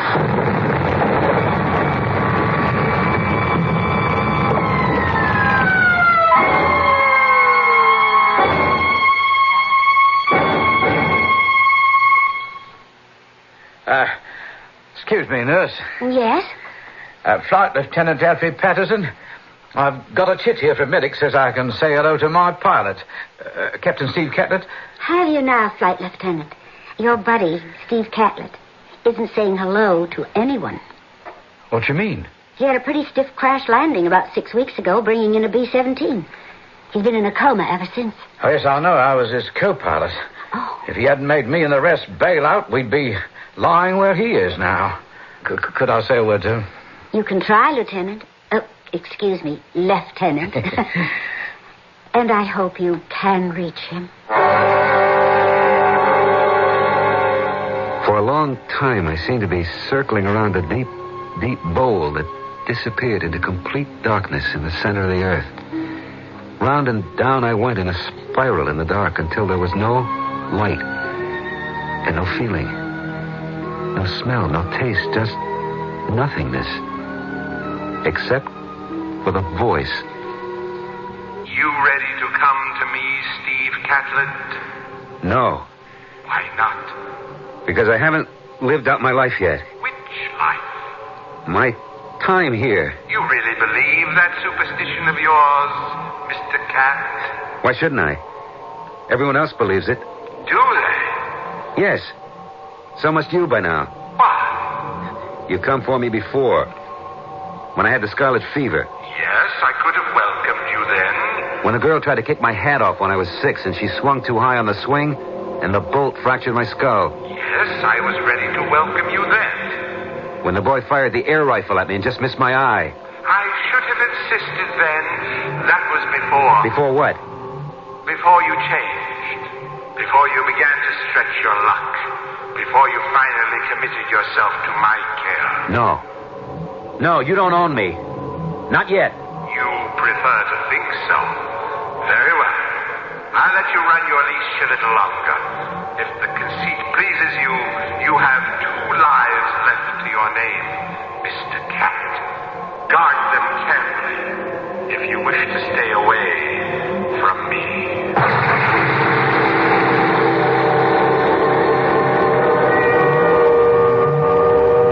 And now there was a soft light, luminous behind the blackness. On a cushion of air, I was being carried slowly upwards. And the beginnings of all my senses, except sight and voice, were returning. I was conscious of voices talking about me, far away. He's quite a guy, isn't he? Sort of, dear. They don't come any better. I know I won't see his like again. Oh, don't say that. Why not? Well, it sounds like an epitaph. Oh, Lord knows I didn't mean it that way. The last thing I'd want to see old Cat do is cash in his chips. Anyway, as me and the boys figured it ain't time yet. He still has 2 lives to go. What does that mean? Steve Catlett, he's like a cat, you know? Always manages to land on his feet. You know how pursuit pilots keep a score of all the Jerrys they've shot down? Yes. Well, with Cat here, counting childhood accidents and all the rest through the Blitz, we made a joke that up to this last one, he's used up 6 lives. This one here would be the 7th. So he still has 2 to go. You think you'll come out of it? Oh, I do. It ain't his number yet. Why? You and the docs think he won't? Oh, I can't answer for the doctors. Only for myself. I don't think. I know he will. How? Because I want it so much. Because I've prayed for it so much. Ridiculous, isn't it? A man I've never really talked to. A man I don't even know. No, that isn't true. I've bathed him. I've shaved him. I've trimmed his hair. Held him in my arms. There's something between us. A bond that can never be broken. Well, not from my side, anyway. And I hope someday from his. He'd be a fool if he didn't grab it like a lifeline. Any man would be lucky to have a woman like you, Lieutenant... what's your name? Lisa Wright. Oh, my up-front moniker's Alfred, or Alfie for short. I'm pleased to know you, Lisa. Thank you, Alfie. Hey, it's him. The cat. He moved. Look, he's trying to open his eyes. He's coming around. Is there anything I can do? Yes. Get to the nurse's station and tell him to alert Dr. Sterrett and get him here fast. Roger. Get the doctor. Yes, sir. Oh, well... Oh, yes. Where? Yes, darling, it's all right. Yeah. It's going to be all right. Come alive again. Suddenly, the darkness was being stripped away, veil by veil. The dark smoke lifting and the beginnings of light seeping in behind my closed eyelids. Don't tremble, Cat. Don't be afraid. It's all right. It's all right. You're home safe. At last, I had the courage to open my eyes. And her face swam into view. Hey. Oh, here's something to wake up to. Where the devil have I been? Oh, that doesn't matter. Just glad to see you back. Well, who are you? Lieutenant Wright, your nurse. Oh, too right. Oh, very right. I'm, Captain Steve Catlett, USAF. Yeah, that's my name. Am I back in the land of the living, or is this heaven? You're back. Either way you figure it. Well, I could settle for either with you around. You got a first name, Lieutenant Wright? Yes, Lisa. Mine's Cat. Short for Lucky. Looks like I haven't broken my streak. You brought your plane home safe? And some of the crew... No, I wasn't thinking of that. I was thinking about you. Oh. Well, somewhere along the line, I thought it was the end. And now it looks like a great new beginning. The luck still holds.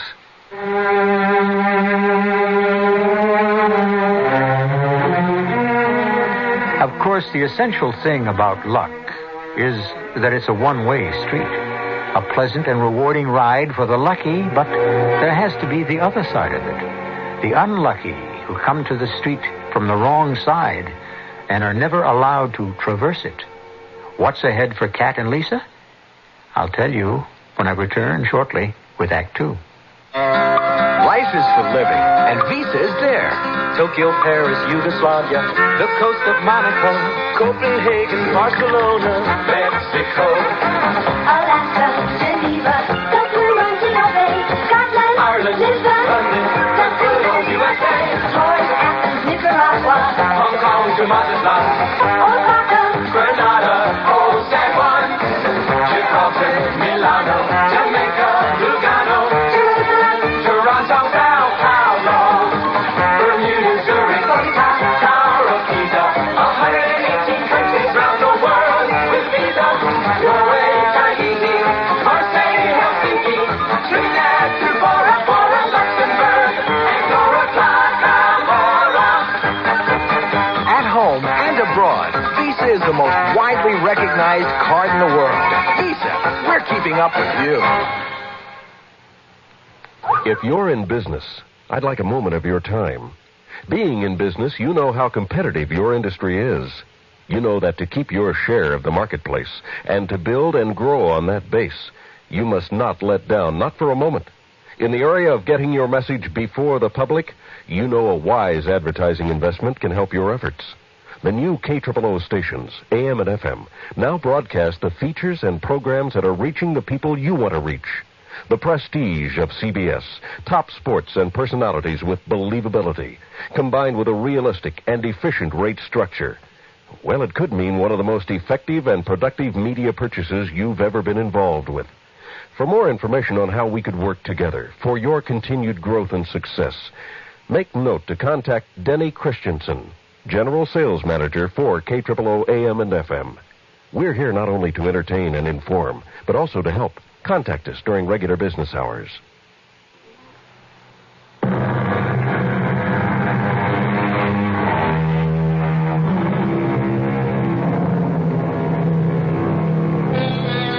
Once Steve Catlett returned to consciousness, his recovery was breathtakingly fast. So, it must be admitted, was his relationship with his nurse, Lisa Wright. Within a week after he had come out of coma, he was ambulant. Still, with the history of deep concussion, his doctors felt he should not yet be alone. A situation which was most welcome to him and Lisa. To be in England now that June is here. You're misquoting Browning. He said April. He was in Italy busy hanky-pankying with Elizabeth Barrett. I'm here now, and this is my month. What's the name of this little slice of paradise? Upper Whittlecombe on Tadsby. Yeah, is there a lower Whittlecombe? I suppose, but that's for the hoi polloi. Oh, certainly. What we have here is much too good for the lower classes. With one exception. Oh, what's that? When do we make it absolutely perfect? What does that mean? Oh, you know, Lisa. When do you move in with me? I may be sharing my furlough with your sick leave just to make sure you take care of yourself. But as a nurse. Nurse companion. Well, of course. When we dreamed up this little excursion, I thought of you more as a companion. I hope I am. I try to be. Well, the days are not so bad, but the nights are lonely. I'm right in the next room at your beck and call. Oh, no, not quite. Why not the same room? Two can live as cheap as one. Maybe the important word there is cheap. I know all's supposed to be fair in love and war, but it doesn't work that way for me. I am the original old-fashioned girl. You ever get me, it's going to be for good. I don't know how anyone so luscious can be so forbidding. I thought you loved me. I do love you. With all my heart, my soul. But unless you love me back as deeply and as strongly, you won't want to give yourself to me as completely as I would to you. And you shouldn't, unless you're sure. Once we're committed, I'll never let you go. And that's what I'm supposed to be scared of? Mm-hmm, that's right. A fate worse than death. Oh, dear Lord. I hope it would never seem to be. It won't. Hey, come on, Lisa, laugh. It's a pretty bright occasion. I'm proposing.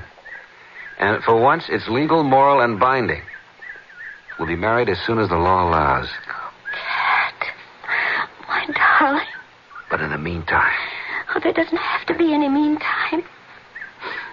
I've already spoken with the vicar. He's been waiting for my call for the last 2 days. I had no notion for being married, but I sure had one big king-size yen for Lisa Wright. So what the heck, if it pleased her? With the war looking like it would last forever, nobody figured to live long enough so it would come back to haunt us. Did I know that 2 days later it would be D-Day? And for the first time, it began to look like there was an end of the tunnel somewheres. That meant I wanted no part of getting shot at again. So I wangled a desk job in London. Lisa's hospital was there, too, so we found a little flat and started to play at housekeeping. It was all right for a few months. And then I began to get the heebie-jeebies. Hey, Lisa, baby. What do you say? You want to go pup trotting? Oh, have a heart, Cat. I just came off a 4-day shift. So it'll do you good to cut up a little. Cat? What? I don't feel very much like cutting up. Oh, what's the matter? Well, couldn't I just be tired? Oh, sure. Oh, you hate to be cooped up, don't you? No, I just thought it might be fun to cut up a few capers. Let me beg off, huh? It isn't just for myself. Wait, well, you're not sick or anything.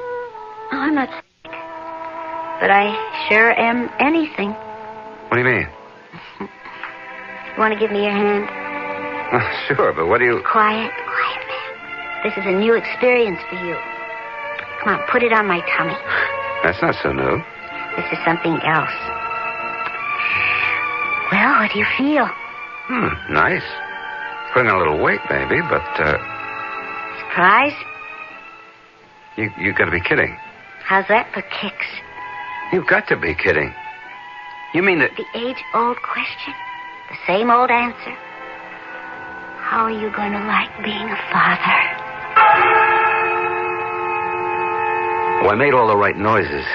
I hope Lisa didn't guess. But, I mean, this wasn't my bag at all. I was really locked in now. The anchor stuck fast. And as the war started to open up and horizons got brighter, I began to search around in my mind for the easiest way out from under. And that's when I met Stan Newcomb. Hey, this is really a jumping joint. Man, you got to know it. Hey, listen, boy, I got a couple of super gals lined up. You want to cut out? You're talking to a married man. Well, what do you figure me for? But I ain't seen the old woman in 2 years. you know how it is. Well, my wife is pregnant. It's kind of near her time. I ought to be around. Why don't you give her a buzz and tell her things came up? What things? Well, like this. Now, you happy in your spot? What spot? I mean in the armed forces. Now you bring it up, no. The way things are going, the heat is on to get all us pilots back up in the air again. And me, I've had that. Well, how'd you like to jump with me to the Pacific? This war here is hot enough for me. I don't know. I want to get tangled with the Japanese. This is no combat, friend. This is easy bucket, MATS. Military Air Transport Service. What's the poop? Well, you're based in Manila, Clark Field. You fly out transport from Manila to Guam, or Honolulu, maybe the States. A milk run. Best way I can think of to run out points and get separated. Hey, I like what you're saying, pal. Can you help me get posted there? Could be. We could talk about it later. But how about the girls I got on the line? How about them?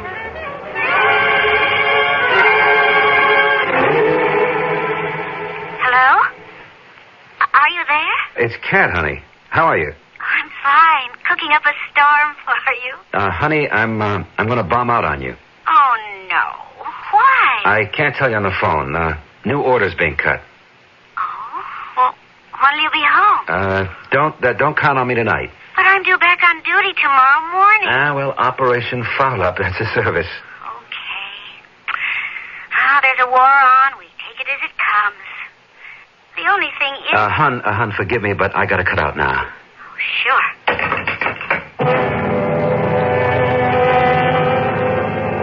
Okay, maybe it was just the wrong time. Could I know that? I mean, she wasn't due for a month. How could I know Lisa would go into labor that particular night? Or that the baby would be born dead? It was a boy. If only... Darling, where were you? The Army says, jump. What are you going to do? What turned up so suddenly that was so important? Well, we can talk about that when you're feeling better. There's only one thing that can make me feel better, Cat. What? I want to get out of here and go home so we can start another one to take its place. That really tore it for me. The last thing I ever wanted in my life was to be tied down. A wife was bad enough, but a kid. I figured I had a lucky escape, and now Lisa wanted to pin me down again. Well, it was time to get out from under. I went hunting Stan Newcomb, and by the time Lisa came home from hospital, I was all set. All the way to Manila? He's there? For what? You've done your tour? Couldn't you have ducked out? Tell it to the brass. They didn't think so. What am I going to do without you? It isn't forever, Lisa. Well, maybe I can get transferred to the Pacific. Look, wait, why don't we just sweat it out? The war's got to end sometime. Meantime, my orders are cut, and I have to pull out. Is that what you really want, Cat? Oh, why would I want that? Well, you better not. I warned you. You bought me for the duration, and that doesn't mean the war. It means all the way. I'll be waiting, Cat. However long it is, I'll be waiting. Okay, Lisa, so you'll be waiting. But I'm not ready to be tied down. You cramp my style. I should have the guts to tell you straight out, but somehow I'm not built that way. 2 hours out of Hawaii, and we just crossed the international date line, Cat. How does it feel to jump straight from today right into tomorrow? Great, Stan. Just my speed. I left all my worries behind me. Oh, I'm so relaxed, I think I'll hit the sack. Yeah, me too, buddy. See you in the Philippines. Man, this is the life. But which life, Steve? Do you know? You again. What do you want? Just the answer to a simple question. Which life are you living now, Mr. Cat? Oh, come on, let's not hack around. I want to sleep. But not that long, last sleep. I have 2 to go before that. 1. What? 1, Steve Catlett. You sacrificed the other for the child you gave no chance to live. But that wasn't my fault. If you had been there, you could have brought Lisa to the hospital in time. How do you know? It's my business to know such things and to teach you to believe them. Who are you? Who are you? The answer to that question lies in your heart. Huh? Did you say something, Cat? No, I just had a bad dream, that's all.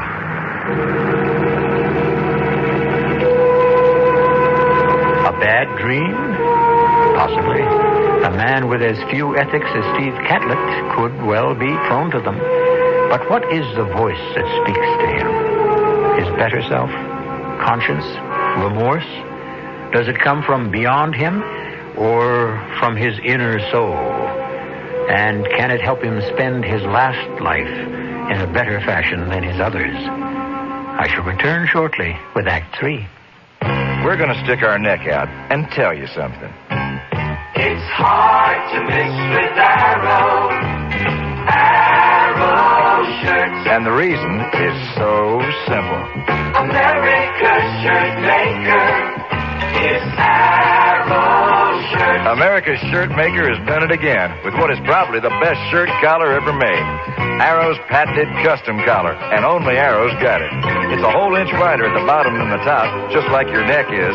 It's adjustable by a full half inch, and it's got a special notch so the neckband doesn't show over your tie. America's shirt maker is Arrow shirts. See why we're sticking our neck out. Stick your neck into an Arrow custom collar. America's shirt maker is Arrow shirts. If we're not already your shirt maker, we ought to be. I've decided about my life. I'm not wandering around. I'm really determined now. That's Kelly Blixton. She might still be working as a waitress if she hadn't gone to technical school. Instead, she's working as an electrician. I started my involvement in the electrical field approximately 3 years ago. And in retrospect, I was very confused about a lot of things at that time. I didn't feel very good about myself. I hadn't done anything. Now, after the number of years and the amount of study and the amount of work that I have put in and the discipline, it's not that I feel I have achieved something. I know I have achieved something. I really like who I am a lot. If you think technical school might be what you're looking for, write Careers, Box 111, Washington, D.C., 20044. We'll send you a free record brochure that could change your whole life. A public service of this station, the U.S. Offices of Education, and the Advertising Council.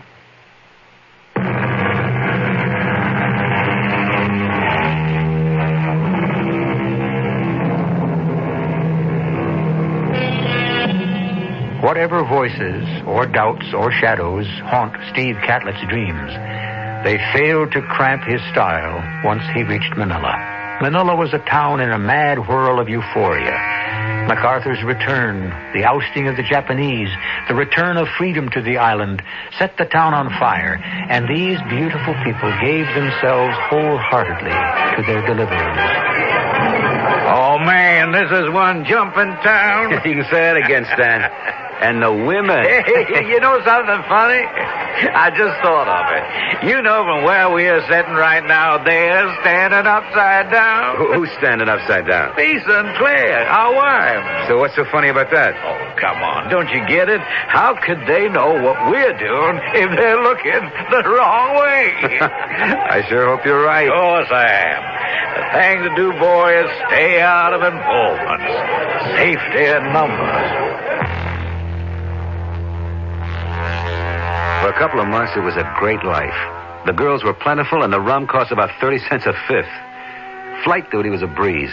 We climbed to altitude, set her on automatic, and take turns sleeping off the high living. Oh, yes, we had it made all right. That is, until I met Purita. Have another drink, baby? No, thank you, Captain Catlett. And the name is not Baby. Oh, I'm sorry. I don't believe I caught it when we were introduced. I am Purita Illusorio. Miss Illusorio. Oh, well, that's a relief. Is it? From what I know of your reputation, would it make so much difference if I were married? Well, of course. Aren't you? Me? Oh, free, white, and unencumbered. Then don't let me cramp your style. Look, why don't we take a walk outside and find out what you meant by that remark? I could use some air, but that doesn't mean my explanation will bring you much pleasure. I'll take my chances. Purita, or Puring, which was her nickname, was a knockout. She glowed with some inner fire. Her skin was light burnished copper. Her eyes brown liquid shot with flecks of gold. And she moved as sleekly and gracefully as a cat. One thing she had in common with Lisa, she was untouchable unless... So I mumbled the right words and made the promises, pleading delay only until I could get the permission of my commanding officer to marry, which, of course, I never intended to do. But the deception worked. And Puring and I took up housekeeping without benefit of clergy in her apartment in Ermita, downtown Manila. This run is getting to be Dolesville. How's about a few minutes of light chit-chatting? Oh, what's to talk about? Well, like, for example, there's a new dame in town, White Russian, and has she got a sister? Hey, come on, Stan. You know I don't make that kind of scene anymore. Too occupied with Purita, huh? Well, yeah, if you have to know. That's a pretty cozy little setup you have there, pal. Just a word to the wise. I'd think twice about getting too cozy with a little Illusorio dame. She comes of quite a Filipino family with a lot of clout. You asking for trouble. Did I ask you for any advice? Now button up and let me get some sleep. Pleasant dreams, I hope. It's a bad habit. I don't dream. But that statement was to come back to haunt me. Because a few weeks later, on a long haul to Honolulu, I was rocked to discover my wife was not as far away as I thought she was. Even before I landed, ground control had told me that Lisa was in the islands and waiting for me at the Kamalama Hotel. Darling, darling, darling, we're back together again. It's great, Lisa, super, but how in the world... I couldn't be away from you any longer, so I came running. But how did you manage to wangle... Hey, you're in cities. You mean that... Darling, the war's almost at an end. My enlistment was up. I grabbed at the chance to get out. But your career... Career? Oh, you think I wanted to be a nurse? That was my conscience working. Now I'm concentrating on something nearer to home. Us. I don't quite follow. As soon as I can get clearance, I'm coming to Manila so we can start being man and wife again. That really jolted me. I was going to have to do something about Puring, and fast. All the way back on our return to Manila, I was trying to figure it out. No, wait a minute. Hey, kid, wake up, man, wake up. I thought you didn't dream. Hey, what happened? You were talking in your sleep. What did I say? Hey, nothing your Uncle Stan don't know. So your wife is moving back in on you, huh? And you had yourself set up so pretty on each side of the international date line. It's the two worlds. Looks like now you're going to have to settle for one. Yeah. But which? Well, that shouldn't be too hard. Two Rita's from another culture, another background. And anyway, she can't support you in the same kind of style as a Lisa Wright. What does that mean? Don't you know who Lisa is? Her family, I mean? There's been a war on, remember? I never had a chance to meet them. Lisa never said much about them. I guess she figured she didn't have to. Not about George Llewellyn Wright. You ever heard her name? Well, I know her father's name is George, and that... Hey, wait a minute. You mean the steel man? Wright Tools, the aircraft factory? Yep, that's Papa. A billionaire at least once. Okay, kid. Now, can you make up your mind which way you're gonna jump? There wasn't any doubt which way, but how. And then my old luck came back. They dropped the bomb. Japan surrendered aboard the USS Missouri, and suddenly discharges were a dime a dozen. It was easy to persuade Lisa to forget Manila, since I'd be home. The only problem was Puring, who kept making more and more noises about marriage. Still, it looked as if I might get away with it. Till one evening at dinner time. I was scheduled out on a run that night at midnight when she dropped our own private bomb. Hi, Puring, honey. Oh, glad you got home. I just got orders to pull out again tonight.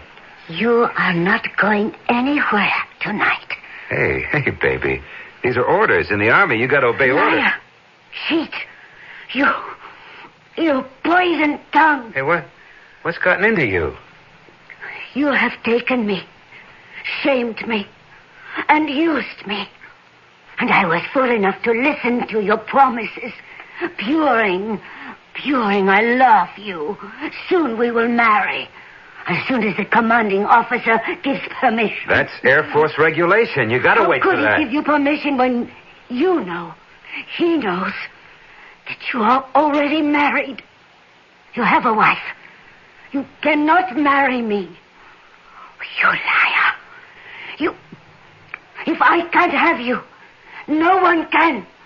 I kill myself for how you have shamed me. But first, I kill you. Hey, Puring, put the bullet down. I kill you. You nothing. Here, I'll take that knife. I got your heart now, out. watch it. Give it to me. No. Now, let's get rid of this. Then I kill you with my hands. Have a heart. I have no heart anymore. And you will not leave. I will scream the town down before you do. You're crazy. Because you made me so. Hey, for God's sakes, be quiet. I'll never be quiet. Not as long as... Shut up. Never.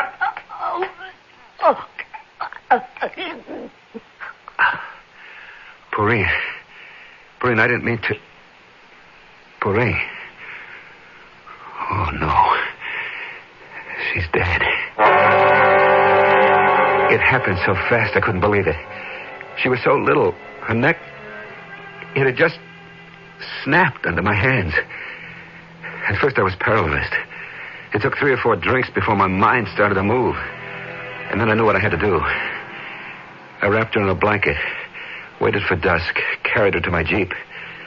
On the way to the field, I sidetracked to a deserted bridge and dropped her in the Pasig River. The tide was going out. With any luck, she'd be carried out to Manila Bay in the China Sea. And then I headed for what I'd made up my mind would be my last flight out of Manila. Kid, what's the matter with you? Your jumper's your name. I don't feel so hot. Maybe I'm coming down with something. Yeah, well, maybe you better let me take the first leg to Guam. You sleep it off. I wouldn't have believed it. I did sleep. Like I'd been knocked out. Then at Guam, Stan conked out while I took over. And now, wide awake, the horror of it was back with me. What to do? What to do? If only I could go back. If only today had never been. Then suddenly, gazing blankly at the instrument board in a sort of blinding flash, I saw we were just about to cross the international date line. If only I could gain that day. If only there really was a gift of time that would... What would you do with it, Cat? It's you again. It's me always. What would you do with the day, Cat? I wouldn't kill her. I'd find some other way. And what would you give if you had the chance? Anything. Anything. Then go see if you can find the way. There was a blinding flash of light, and then darkness, and then morning, and waking up and repeating the day as if in a dream. I saw Porine off to work. We said the same words. I reported to the base, got my orders to fly out at 2400 that night. I saw the same people, ate the same food, and at last it was evening, and I was waiting for Porine to come home. Hi, Porine, honey. I'm glad you got home. I don't believe it. What do you mean? I just came from your commanding officer. I know the truth, Cat. I know you are married. I was going to tell you. Were you? Well, it doesn't matter. What are you going to do about it? What are you afraid of? That I will tell your wife, ruin her life, as you have mine? I'm begging you, Porine. It would kill Lisa. You have nothing to worry about. I don't want her blood on my hands. I leave it to yours. You will go back to her? Yes. She would be better off without you. But that is her business. I was a fool to give myself to you. You are not worth it. I come of an old and proud race, and I had no right to pollute my bloodlines. Now get out of my sight. What are you going to do? That is none of your business. Oh, don't worry. I will never trouble you again. You mean I'm free?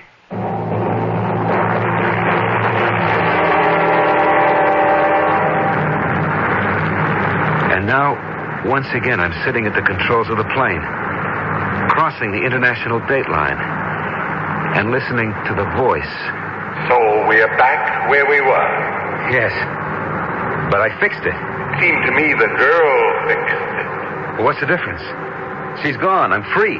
You are free from her, but not from me. I'm grounding you for good, Mr. Pilot. It's last. But you can't. Why not?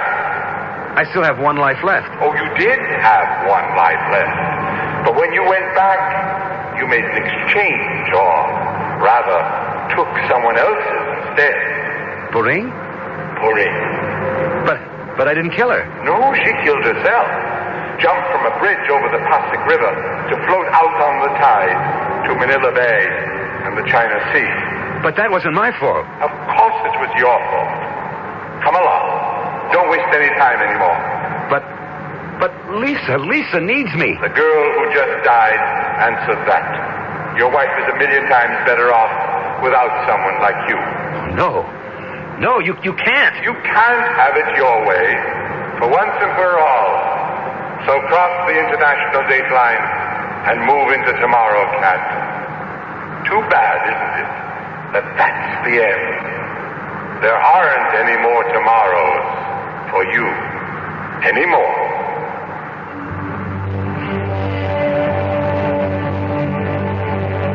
It was a small squib in the papers. A Mats plane bound for Hawaii was lost in the vicinity of the international dateline. The pilot, Captain Stephen Catlett, was presumed lost with the plane. By some miraculous chance, the co-pilot, Lieutenant Stanley Newcomb, fell clear during the wild descent and was able to make a parachute landing. He was picked up in good condition by a passing destroyer. Lieutenant Newcomb was unable to account for the accident. He was asleep while the plane was under automatic control, and Captain Catlett was in full command. I'll be back shortly. Mateus Rosé and White Mateus. 2 wines you can count on. You can't rely on the weather or the latest Wall Street trends. And it isn't easy to find a wine that'll please you and your friends. But there's 2 wines you can count on. 2 wines that always belong. Try Mateus today, White or Rosé, 'cause with Mateus you can't go wrong. The imported Mateus wines, Rosé and White, they're wines you can count on. 'Cause when you see Mateus on the label, you know you just can't go wrong. Yeah, there's 2 wines you can count on. 2 wines you can count on. Wines that always belong. Buy Mateus today, White or Rosé, 'cause with Mateus you can't go wrong. Imported by Dreyfus Ashby and Company, New York, New York. Hey, hey, hey, Mateus today. Last night, you went to sleep in your own bed. You woke up in hay fever country. Don't give up. Arm yourself with ARM. ARM Allergy Relief Medicine delivers full antihistamine relief for dripping, itching, and sneezing, plus a decongestant for freer breathing, clearer sinuses, more total relief. Arm yourself with ARM. ARM. Take ARM when needed, only as directed. The glittering condominium stands in the path of disaster. Time is running out for the people in the condominium. There's a hurricane watch along the coastal areas. Gale force winds expected to reach up to 70 miles per hour. They say a big one is coming up, but it's supposed to pass out to sea. Soon all the land swindles, payoffs, and broken marriages won't matter. Help me! I can't hold on! In John D. McDonald's condominium, people lose more than their investment. Condominium is now a Fawcett paperback, and it'll blow you away. Read Condominium.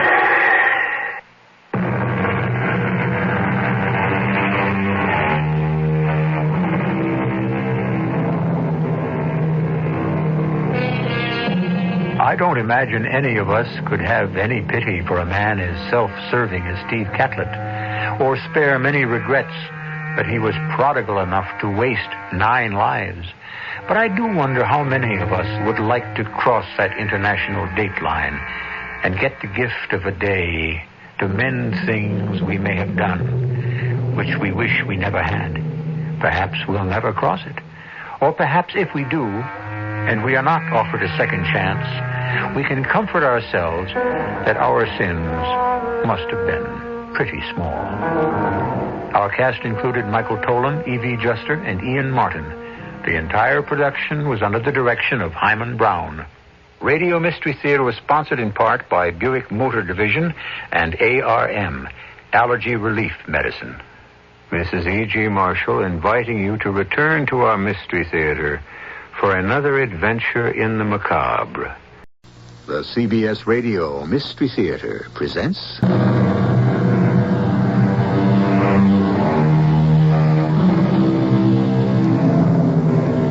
Come in. Welcome. I'm E.G. Marshall. Have you ever played the game of wondering where and when, if you had the choice, you would have picked to spend your life? Most of us probably might settle for today and where we are. The more romantic among us might opt for some favorite era we view through rose-colored glasses the Greek or Roman Empire, the Renaissance, Shakespeare's England. But the adventurers would turn their eyes to the future, the unimagined and the unimaginable. What might some distant tomorrow be like? You mean wipe out any inhabitants that are there, General Varden? Exactly, Dr. Tremaine. With the robots I build for you? Suppose I refuse? That's a lovely wife you have, Doctor.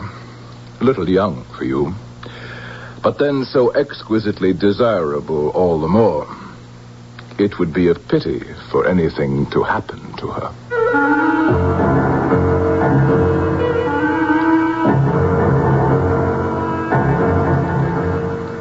Our mystery drama, Strange New Tomorrow, was written especially for the Mystery Theater by Ian Martin and stars John Beale and Terry Keane. It is sponsored in part by Sunkissed Growers Incorporated. I'll be back shortly with Act One.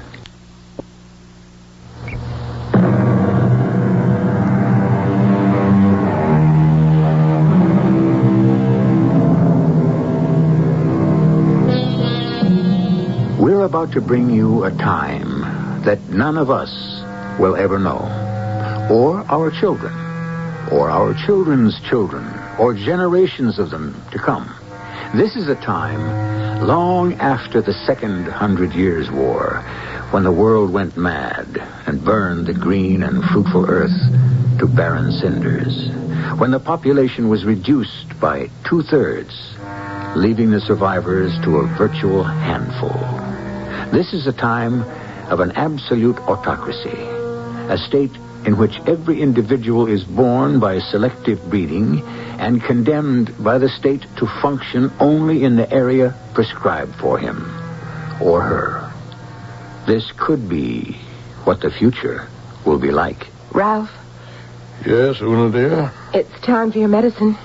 Oh, you don't have to act like a wife when we're alone. It can wait. I want you to take it. You need it. I may need it, but it won't help. In a minute. What are you looking at? The return of the conquering hero. Leader of our regiments, defender of the faith, General Mark Varden. Homeward the heroes from the hunt. Pirates and freebooters all. With their living plunder.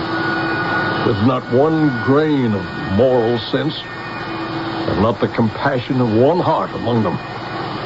Have they been on another... Let me close the windows. I don't even want the wind from their exhaust to touch me. You were saying, my dear? I was just asking if they'd been on another galactic raid. Beyond doubt. More and more frequently. Varden and that evil young man who's elevated himself to emperor are getting desperate, as well they should. Emperor Condor is sitting on an uneasy throne. You think he might be overthrown? Oh, not from within. As long as he has his robot army to protect him. And as long as fresh blood is brought in to keep them from extinction, the people will still cling to hope. Although there isn't any. Hope for what? Oh, it's a long story, my child. A long history. And I don't feel like telling it tonight. Of course, you mustn't. You look tired and you... Oh, Ralph, you look so ill.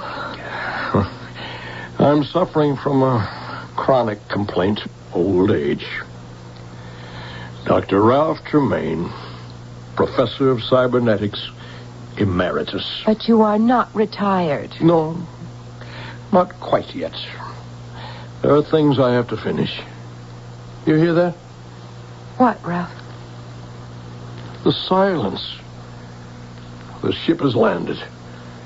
Now they'll feed the poor souls, whoever they are, to the lions.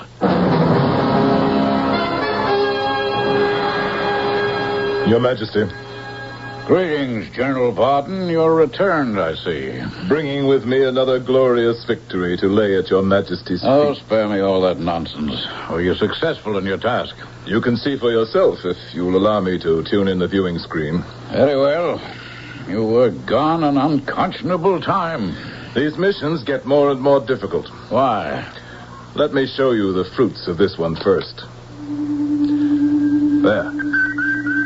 It's coming into focus now. There's the latest catch. Mm-hmm. And where are they from? Rubos, a planet in the 9th galaxy. You had to go so far afield? As I said, it becomes more difficult all the time. Galaxy after galaxy is patrolled by police craft seeking us out.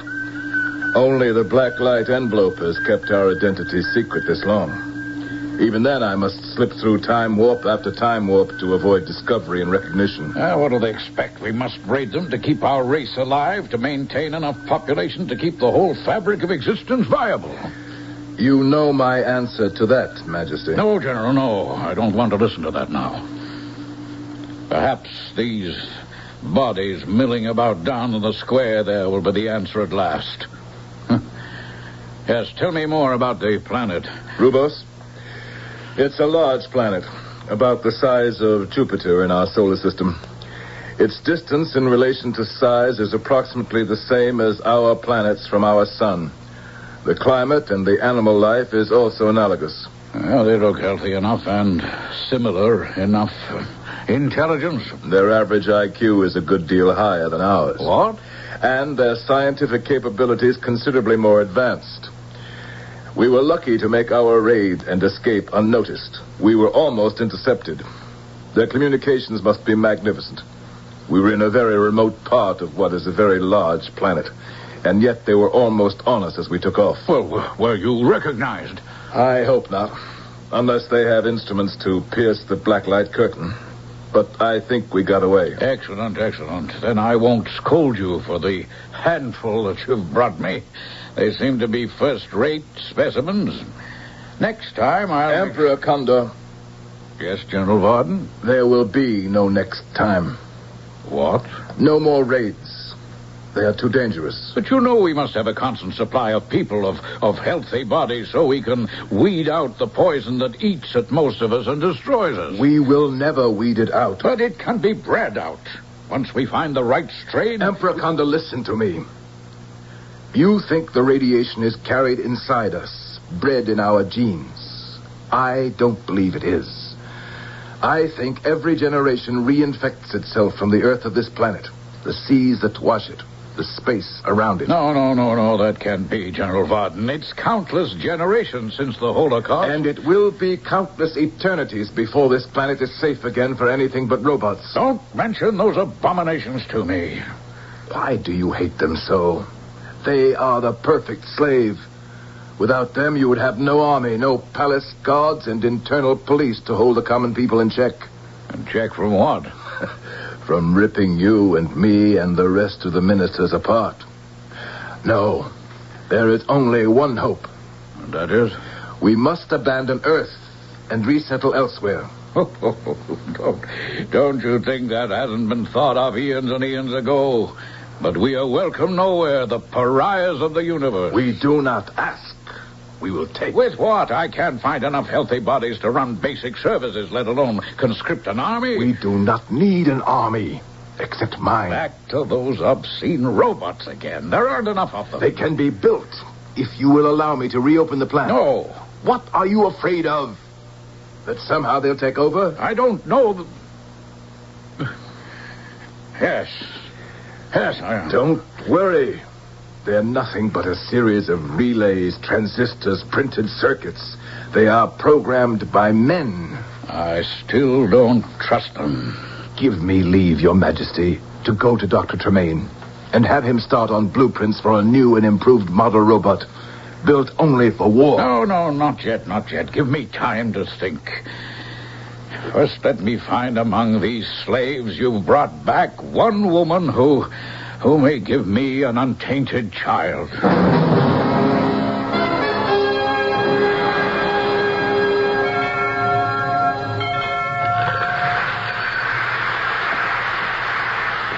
Yes? Quickly. I must not be seen. Close the door. Who are you? I am General Mark Varden. Close it. Forgive me, General. Who are you? I am Una. You are a very beautiful woman, Una. Am I? Yes. Where did you come from? General Varden. To what do we owe the honor of your visit to me? Oh, I see you've met my wife. Your wife? Oh, yes, of course. I'd forgotten. The wedding took place while you were on your cruise. My mission, Dr. Tremaine. Ah, yes. Mission. Did you have success? I flatter myself I did. I have urgent business with you, Doctor. Shall we go to my study? For what I wish to talk with you about, your laboratory would be more appropriate. I know my way. Ralph, what is it? The last place I wanted him to be. Oh, well, with a little luck, we may be all right.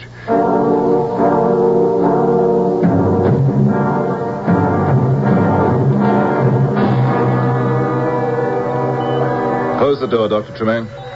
Very well. And I'll turn off all this apparatus. No.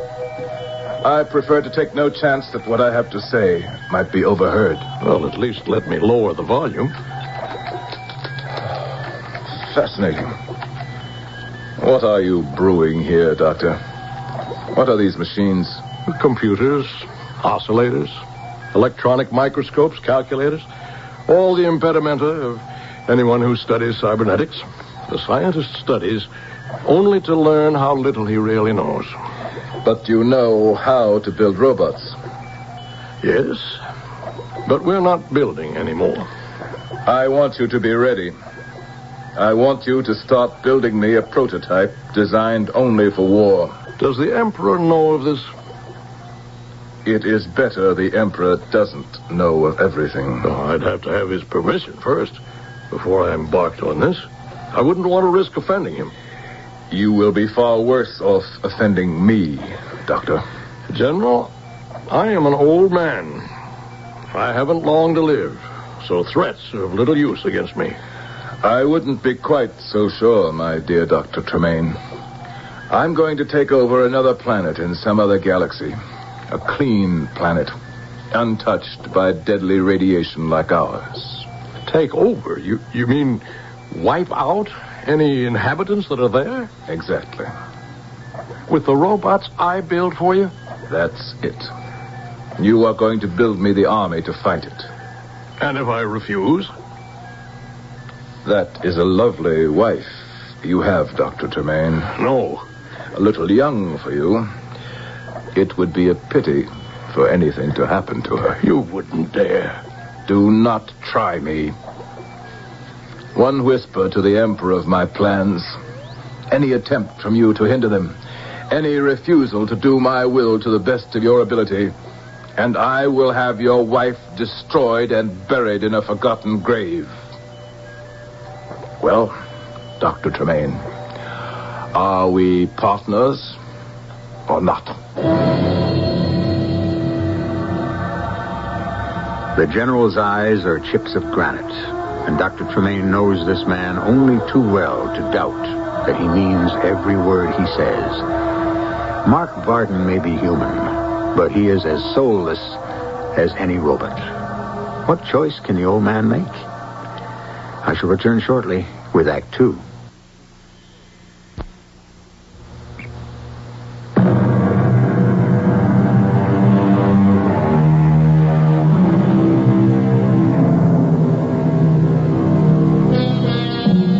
Perched on the edge of a table in Dr. Tremaine's laboratory, as he awaits the old man's answer, General Mark Varden lets his hawk eyes roam idly about the room. It is the ordered clutter of a busy scientist who is half chemist, half electronics wizard. His eye has just fallen on a large black box, almost like a coffin, when the old man speaks. You're right, General Varden. I have no choice. I was sure you would see it my way, Doctor. Such a ravishingly beautiful woman. Where did you find her? She was one of the group you brought back from Cygnus 3 on your last mission. I overlooked her all the long journey home. I'm afraid you did. And I asked the Emperor for her hand the moment I found her. The Emperor gave her to you? I'm unmarried, a widower. I had the right to ask. to demand. I'm surprised he acceded the way he feels about your robots. Don't be too surprised, no matter what he says. Only I can build them and program them, now that all the others are gone. He needs his palace guard to shield him from you. So, he needs me. Nobody else is clever enough to build or service them? That will be taken care of very soon. In the meantime, don't push me too far. My dear doctor, I have no intention of subjecting you to any pressure now that we are agreed. I ask only the reassurance of being able to drop in from time to time to get progress reports. When I have some working drawings ready, I'll send for you. But carefully, till I have sold His Majesty on the necessity of my plan. I have an assistant in the lab, a young man named Mac. No one knows him at court. I'll send him. Mac what? Just Mac. That's all you need to know. I'll leave standing orders for him to be admitted.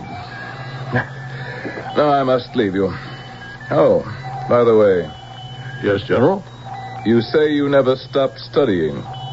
Just what have you been working on while I've been gone? I don't think it would interest you very much. On the contrary. You're quite sure you haven't been developing some sort of special robot for His Majesty that just might upset the balance of power? What would make you think that? This curious box, big enough to hold someone my size, that looks like a coffin. The lid. It's locked. Naturally. What's inside this curious box? That box is lined with lead. Inside it are a group of highly radioactive rocks, which I use in certain biological experiments that I've been conducting to try to neutralize their effect on the body. Then I shall give it a wide berth. I wouldn't want to try their effect on mine. If I can believe you. Well, I'll give you the key, and you may open it, but only after I'm out of this room and out of this house. Well, come in. I'm sorry to disturb you, Ralph, but it's time for your medicine. General. That's quite all right, Mrs. Tremaine. I was just about to leave. Yes, the Emperor made you an extraordinary present. She's ravishingly lovely. Keep her that way, Doctor, at all costs. No, don't worry. I can see myself out.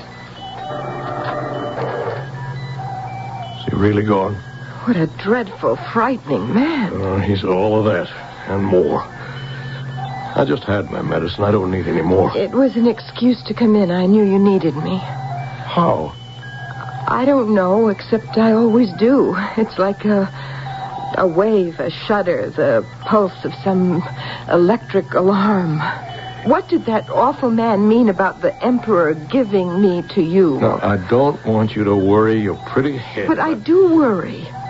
What do you think it's like not knowing anything about yourself or your family, where you came from or who your friends might have been? Just waking up suddenly at the age of 25 and just being. Well, you just have no memories. But why? It's a sort of amnesia. Did I fall? Hit my head? No, you... Look, I'll tell you what I just told the general. You know this shipload of unfortunate people he just brought back? That he captured as slaves? What he has condemned them to is tantamount to slavery. And worse. But why? Why did he steal people away from their homes? Because sooner or later, everyone on this planet dies of a form of sickness caused by nuclear radiation. The Emperor believes it is transmitted through the genes, and that by selective breeding to healthy stock, it can eventually be neutralized. Can it? No. Even if it were possible, this whole globe is one mass of radioactivity that would reinfect everyone again. Has it infected me? No. And it never will. I promise you that.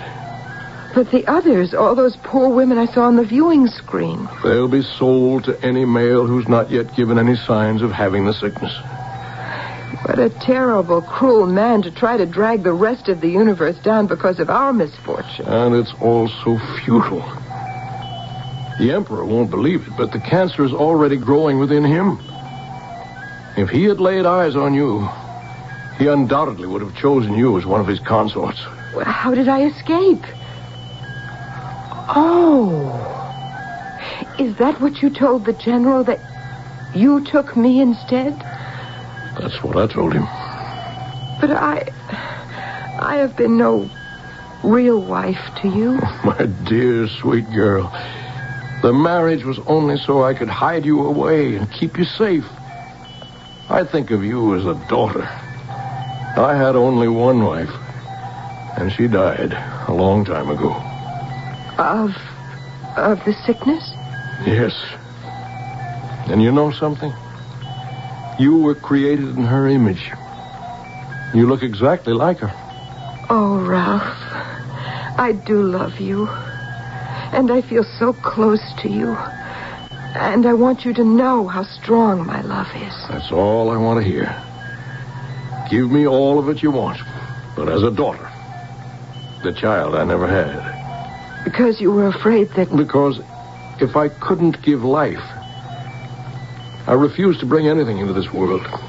You will be meeting someone soon. He'll be working with me, and it will be impossible to conceal his presence from you. He's someone very special, and I want you to understand about him. Is it a coffin? Oh, no. It's more like a cradle.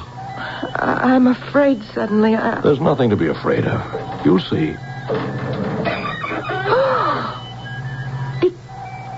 It's a young man. And he's beautiful. Well, I hope not. Handsome is a better word. Perhaps. But is he dead? Oh, no. This young man can't die in the ordinary sense. He is, in a way, immortal. I don't understand you. Well, this young man isn't a human being. He's a humanoid. A humanoid? Yes, a simulacrum. Something that's formed in the likeness of a human being. Oh, you mean like a mannequin or a dummy? Very far from that. I mean, he is identical in almost every respect with a human. And he will perform, act, simulate almost every human control function. Only in Mac's case, the motive forces are mechanical and electronic. Mac? That's what I call him. It's a sort of an acronym for what he is. Mechanoelectric activated computer. You built him, made him, created him? Yes. Oh, how horrible. Oh, I was hoping that you wouldn't react like that. It's the last way I wanted you to feel. But he's nothing but a machine. A lot more than that.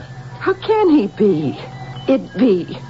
It's just a super robot, a thing. I don't think you'll feel that way about him when you meet him. I don't want to meet him. What are you afraid of, Una? I don't know.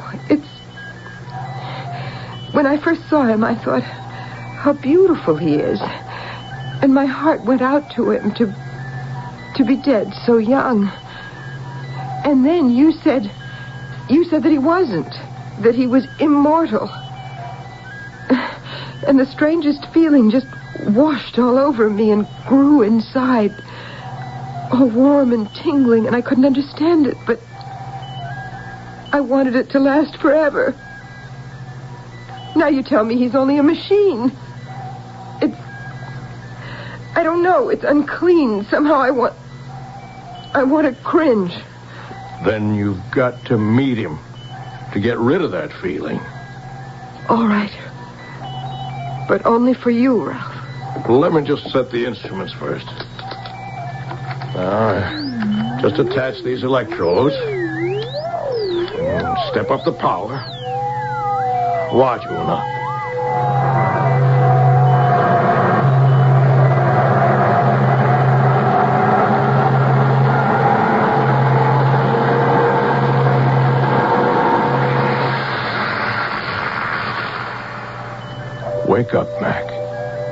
Time to get to work.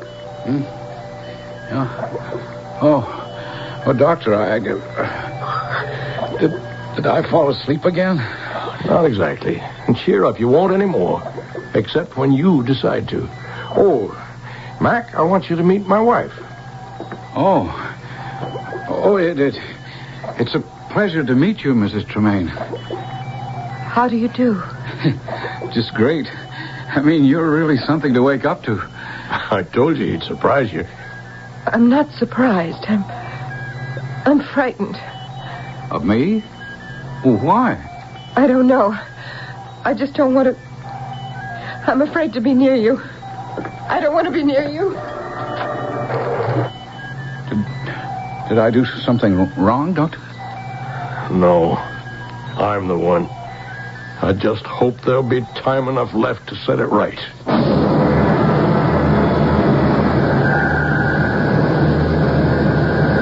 What does Dr. Tremaine mean by that last statement? And why should Mrs. Tremaine have this strange fear of this all-too-human humanoid?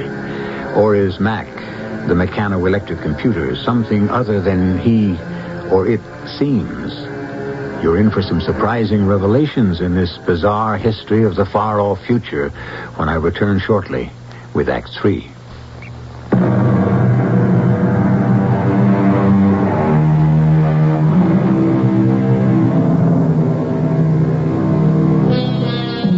Weeks have passed. In the course of them, for whatever reasons of his own, Dr. Tremaine has tried to bring Una and his protege, Mac, together as much as possible. But Una still reacts to Mac with that strange, inexplicable fear. And the humanoid, although he obviously holds her in admiring awe, seems happy to have as few encounters with her as possible. But a rush of events are moving to a startling climax.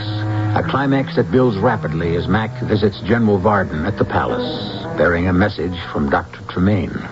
What does he mean he won't design the robots I ordered? I think he explained that in the message, General. You mean this nonsense about not being able to build machines of war? Well, if I remember, what he said was he can't. A can't in all conscience, I think was the phrase. I don't like your attitude. I have no attitude, sir. I was only trying to set the record straight. I find you insubordinate. What's your name? Mac, General. Mac who? Just Mac, that's all. Are you trying to make a fool of me? Oh, no, sir. Varden. General Varden, turn up your viewing screen so I know you're there. Yes, Your Majesty. That's better. I want to see you in my office immediately. What's wrong, Emperor? Wrong? Everything, you fool. I've just received a message from President Zorak of the Republic of Rubas. Your ship was identified on that last raid, and now he's on his way to our planet to blow us out of the sky. Does he say when? No. Then with luck, I still can intercept him. I'll be right in, Your Majesty. You. Did you hear that? Yes, I did, General. Then take this message back to Dr. Tremaine. You tell him to get his blueprints ready for my factory to go into production. I need an army of robots, and they only have to do one thing, fight. And you tell him also that he'd better conform, or his wife will be the one to pay the price.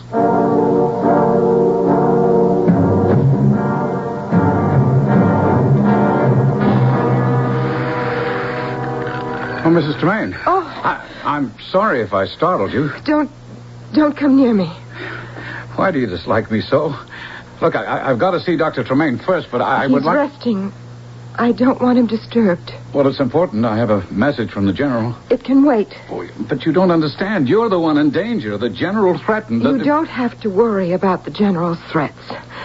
My husband got a promise for protection from the Emperor before he told him about General Varden's planning to build the robots in secret. My husband and I have nothing to fear from him. He should be under arrest by now. Does that satisfy you? Well, yes, No. What else do you want? I'd like us to be friends. So would I. But I don't think that's possible. Why don't you leave me alone? Just leave me alone. But, Mrs. Tremaine, Una! It's all right, son. Mac, I should say. Don't bother her now. Come in the laboratory. I need to talk to you. Explain some things.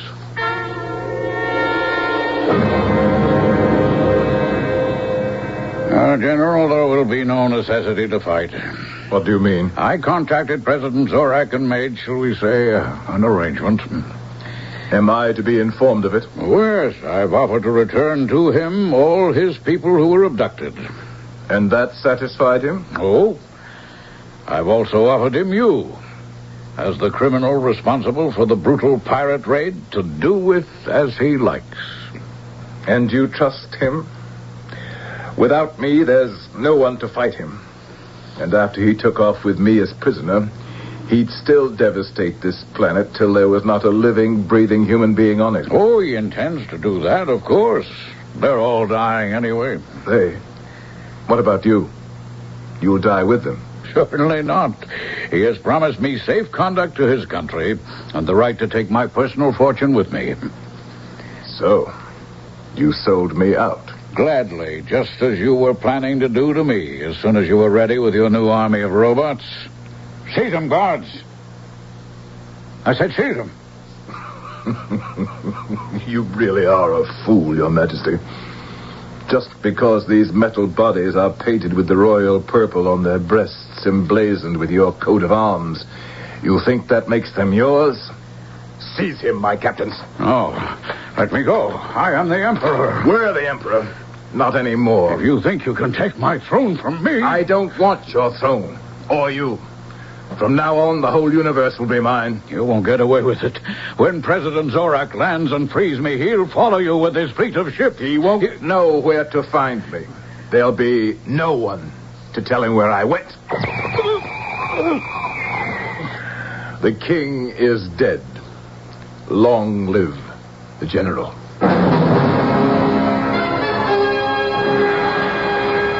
The reason you felt no fear of Varden, Mac, is because I didn't program you for fear. Oh, you mean, Dr. Tremaine, that every reaction I have you built into me? Yes.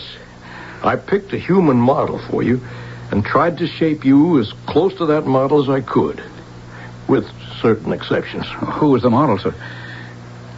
Myself. You, sir? Well, very proud, but why would you want to go to all that trouble to duplicate yourself? Well, maybe because I had no other model I knew so well. And maybe because I'm dying and every man reaches for immortality. That's a part of it, but not all of it. Not the real reason. And I made such a botch of it. I'm sorry if I don't measure up, sir. I'm the one to blame. I got to ask you to help me, Doctor. I can't stand it any longer. Oh, I'll help you in any way that I can. Then unmake me, sir. Destroy me. Dismantle me. Why? Because I love her and she can't stand the sight of me. She loathes me. And I don't want to go on being knowing that.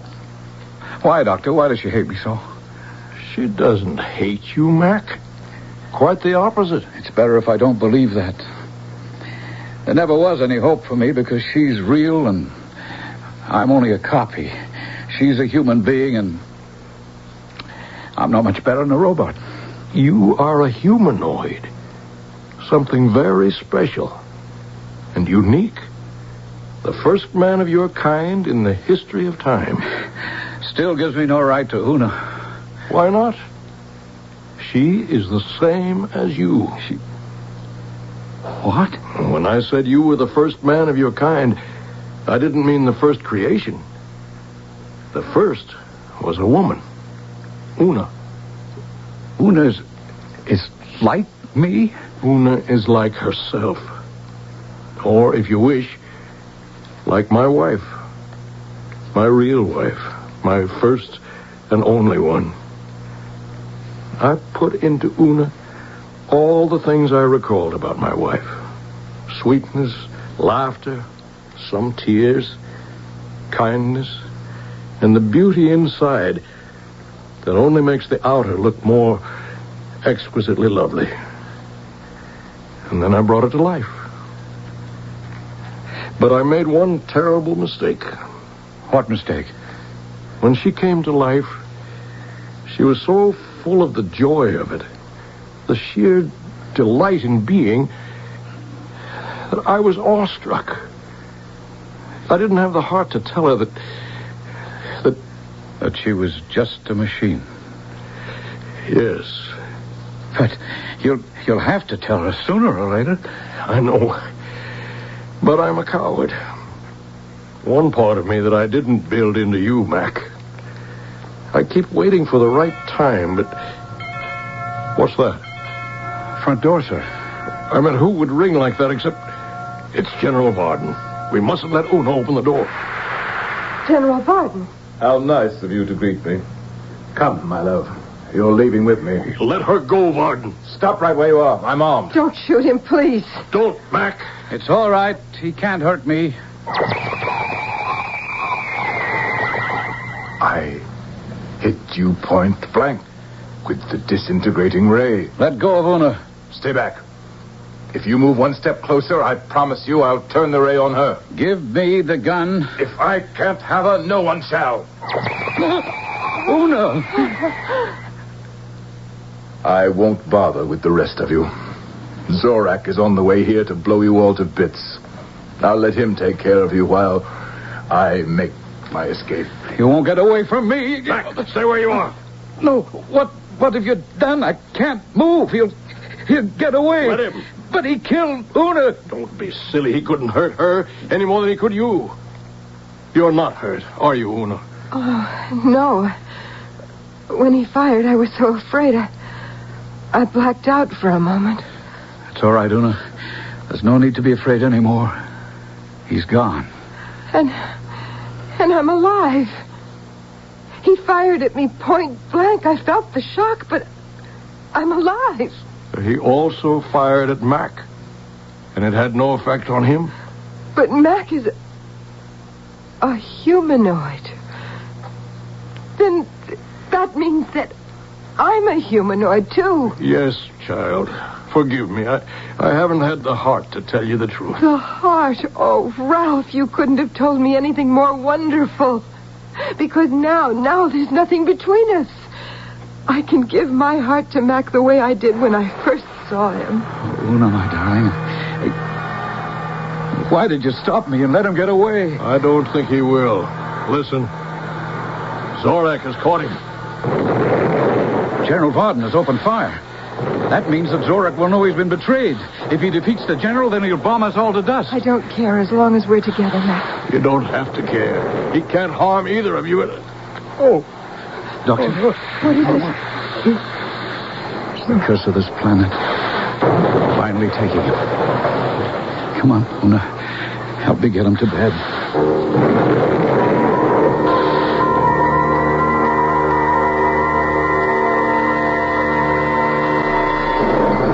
What's happening? What's happening? It's Zorak, sir. He destroyed General Varden, and now he's wiping the rest of us out. Not you and Una. We don't care. We're together. Of course you care. This fortress I built in the side of the mountain will stand, except for a lucky hit. But the radiation afterwards will not affect either of you. You will still live when all else is dead, including me. No. Well, my days were numbered anyway. I wanted children, always. You were the best I could offer against fate. You must fight to exist. Oh, isn't that futile, Doctor? The two of us alone. One thing you couldn't give us is the ability to reproduce. Of course I could. Stored in your memory banks is all I have learned. And what I learned is from the accumulated wisdom of man since he first started to reason. Deep in the mountains are stores of parts and transistors, and all you need to build in the image of yourselves. Your children, who in turn will build their images to become their children, until at last the earth will be inherited again. Every new world that ever began sprang from despair, and those who refused to stop hoping. Make this your new world. Oh, Ralph. Hush, Una. His life here was over. Listen. What? Listen. They've stopped bombing. The destruction's over. It's time to start building again.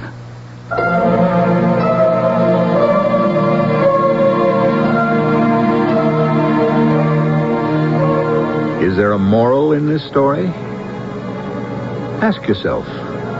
The amoeba reproduces by separation, a flower by cross-pollinization, sponges and spores in their own spontaneous fashion. The animal kingdom is not the only one and holds no royal prerogative. Who is to say that tomorrow what we think of as a machine may not capture the future?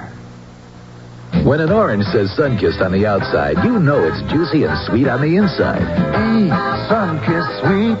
It'll knock you off of your feet. It's so fresh and juicy, plump and heavenly. Eat Sunkissed Sweet.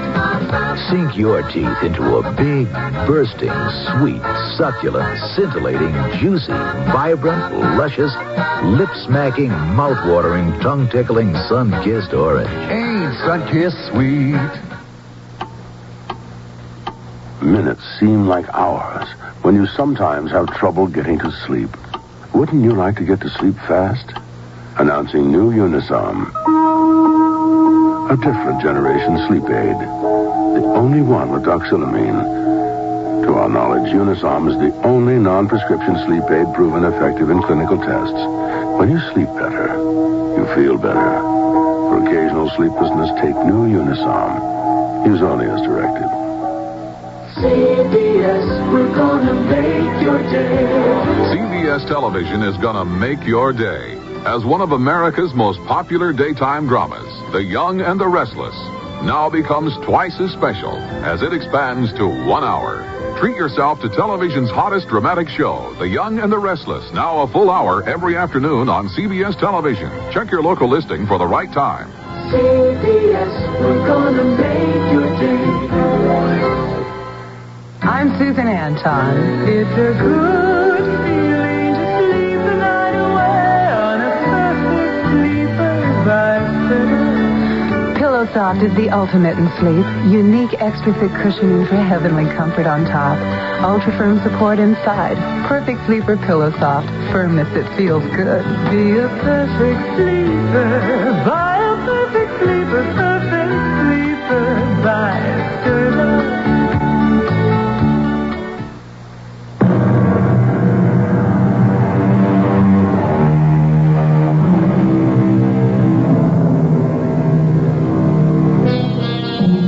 It was the English poet laureate Alfred Tennyson who said, "For I dipped into the future, far as human eye could see, saw the vision of the world, and all the wonder it could be." Perhaps we have dipped even deeper than Lord Tennyson to glimpse a reflection of the universe. Could it be that man himself is not the total answer? Our cast included John Beale, Terry Keane, Gordon Heath, and Ian Martin. The entire production was under the direction of Hyman Brown. This is E.G. Marshall inviting you to return to our Mystery Theater for another adventure in the macabre. CBS Radio Mystery Theater presents...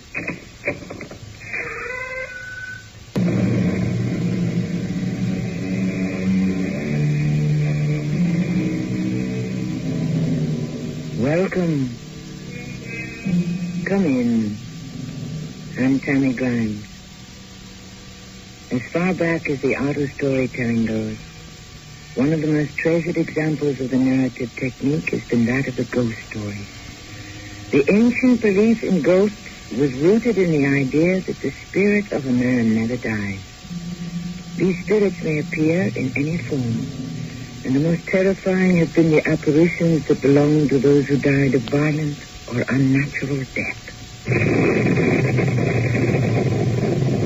That streak of lightning, that crack of thunder, is that usual here in the desert? With a full moon staring down on us? Talk, Joe. Like I tell you, this road leads to place where evil spirits dwell.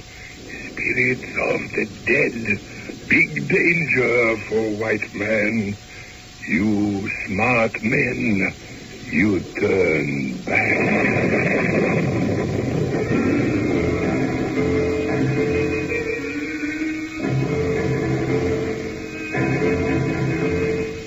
Our mystery drama, Roll Call of the Dead, was especially adapted for the Mystery Theater by Arnold Moss. It stars Russell Horton and Lloyd Battista. I'll be back shortly with Act One.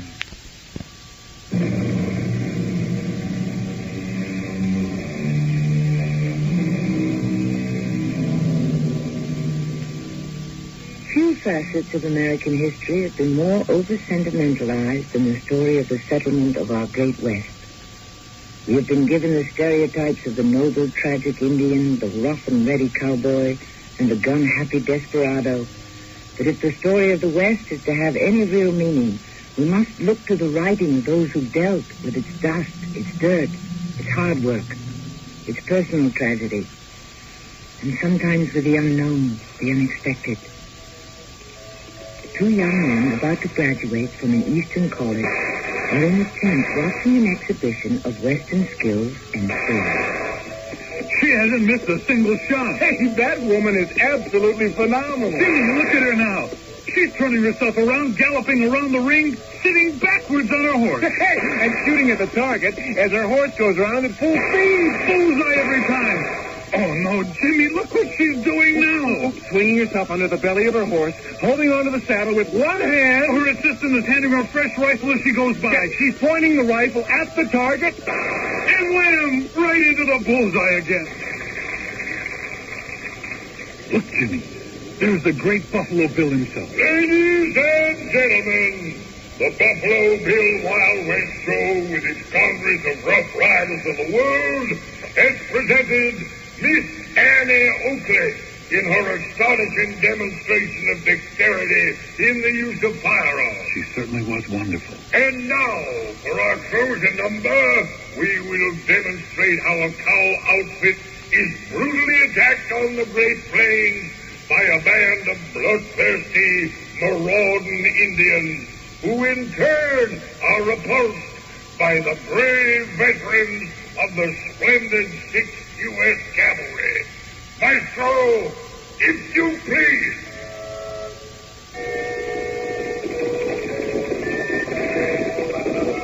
Just look at them go, Jimmy.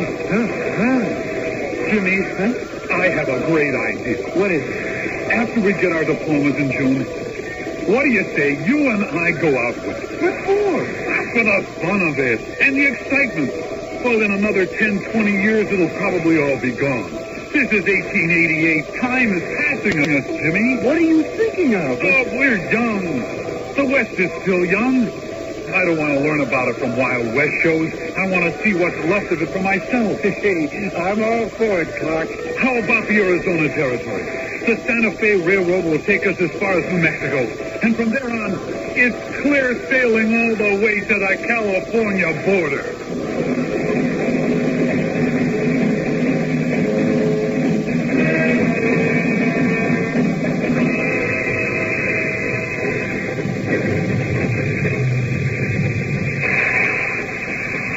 Well, Jimmy, old friend, here we are. Yeah, where are we? This can't be Santa Fe. Oh, no, this is Lamy, territory of New Mexico.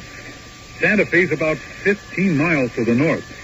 We can hire one of those buggies over there to take us to town. And then? We pick up a reliable guide, some pack horses, firearms, whatever we need by way of supply. And maps, Clark, lots of maps. Sooner or later, we're going to get to places that have never been mapped. That's the whole idea. Clark, that old Indian, he's been eyeing us. I think he's coming over to us. Yeah, so he is. I wouldn't want to meet him anywhere alone on a dark night. Welcome, young gentlemen. Welcome to territory of New Mexico, United States of America. We know. Thank you. Thank you very much. I would like to help you if you want. Well, that's very kind of you, sir. I am Joe. Joe Broken Arrow, tribe of Apache. Well, I'm pleased to meet you, Mr. Arrow. Joe, you call me Joe. You know, Joe, I think you might be able to help us. After we rest up in Santa Fe from this long train trip, we're headed west. Southwest, as a matter of fact, to the Arizona Territory. And we'd appreciate some advice if you'd be so kind about supplies, horses, things like that. Oh, we'd pay for your time, of course. You say you go southwest Arizona? We're planning to follow the course of the Gila River, way past the Catalina Mountains. Oh, bad place, very bad place, especially for white man. Why do you say that, Joe? One thing for sure, you need good guide. You not go that place yourself. Very dangerous. Why, Joe? We're not afraid, you know. Better you take me with you. I be your guide, you Indian scout. I know that country better than anyone. Give us a minute, Joe. Clark, what do you think? I mean, his looks worry me. His face is like a death mask. I mean, can we trust this old bird? I'm not too sure. I must say, with that big black hat pulled down up to his eyes, he does not exactly inspire me with the greatest confidence. Young gentleman, you not worry about Joe. Joe Broken Arrow, how you say it, very reliable. Jimmy? Well, why not? All right, Joe, you're on. You not be sorry, young gentleman. Only one thing. Yes? If I work for you, whenever time come, make decision about anything, you listen Joe. Do what Joe say. Sometime, especially where we go, could be, how you say it, matter of life or death. You understand, huh? Sure, Joe, we understand.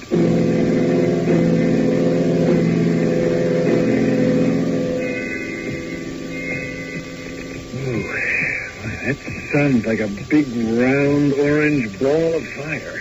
Yeah, it'll be setting pretty soon. Clark, good thing we decided, or rather Joe back there decided for us, that we do most of our traveling in the darkness, sleeping in the daytime. We'd burn to ashes under that broiling sun. Oh, and Jimmy, look what it does to the rocks on those mountains. Yeah, like they were painted in 100 different colors. Which way, Joe? We come to what looks like a fork in the road. Wait, young gentlemen, I come to you. We go north. Take right fork. Whatever you say, Joe. Wait a minute, Jimmy. Joe, can I ask about this other road, the one to the left? Any reason for not taking that one? Left fork, very dangerous, not safe. How? Why? Lead to place where evil spirits dwell, spirits of the dead. Bad, ugly spirits. Well, we're not afraid of things like that, are we, Jimmy? Well, no, not really. No, Joe, we are not afraid. You listen, Joe. Take other road. This way, Clark. Well, hold on a bit, Jimmy. We didn't come thousands of miles all the way out here just to look for the safe ways.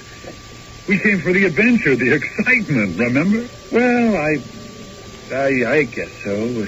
Sure, of course. Then let's not play it safe. We take the chance.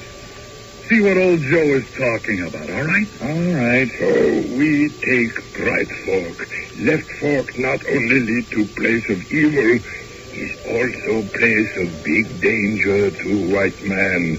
Pass through Apache territory. So what? Apache wild, fierce. I know well. Of course, you're an Apache. So we take right fork to north. For once, we're going to disappoint you, Joe.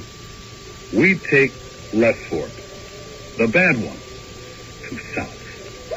What's that? It's coyote. Come on, let's go.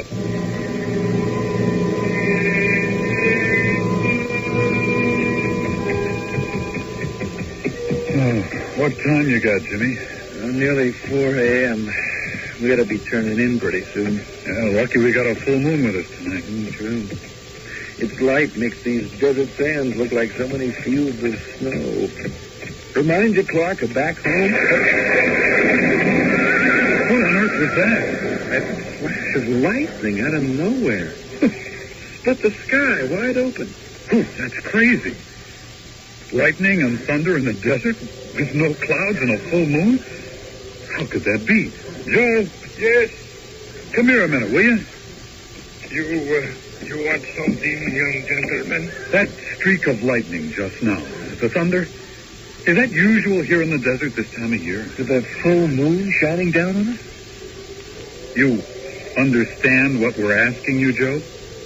I understand. Then what's the explanation? Is that usual? Should we have expected it? It's not, how you say it, usual. But you must expect such things. Why? Well, like I tell you, this road leads to a place of evil. What happened here, not usual. Sometime evil spirit give warning. Everything very strange. Not again. I just don't get it. Clark, look over there to the left. No more than 100 feet from us. Do you see what I see? What is that? It looks like a smokestack. A tall masonry smokestack. Rising right out of the sagebrush. Out of that dry gulch. Hey, look behind it. A whole set of furnaces. Brand new furnaces of some kind. Well, those are ore smelters, I think. They look as though they've never been used. Come on, let's ride up and see. I'm glad there's a full moon, Jimmy. There are dozens of workmen's tools scattered all over the place. As if they were dropped in a tremendous hurry. As if someone panicked and ran. And not the faintest sign of a town. Or of life of any kind, anywhere. Except for the coyotes. What do you make of it, Clark? I haven't the slightest idea. The furnaces. The smelters.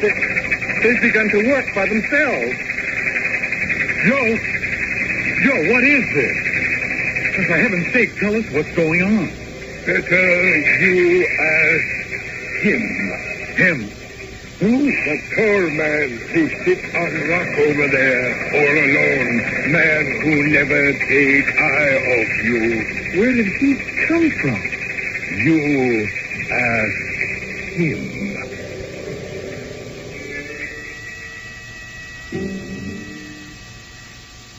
For over 100 years, the wave of migration to the American West created a unique process that had a tremendous influence on the shaping of the American character. For some, it was what was called a gate of escape, a safety valve for the discontented. For others, like young Clark and Jimmy of our story, there was the thrill and the excitement of a daring new adventure. To where their particular journey will lead, we must wait for Act 2 shortly.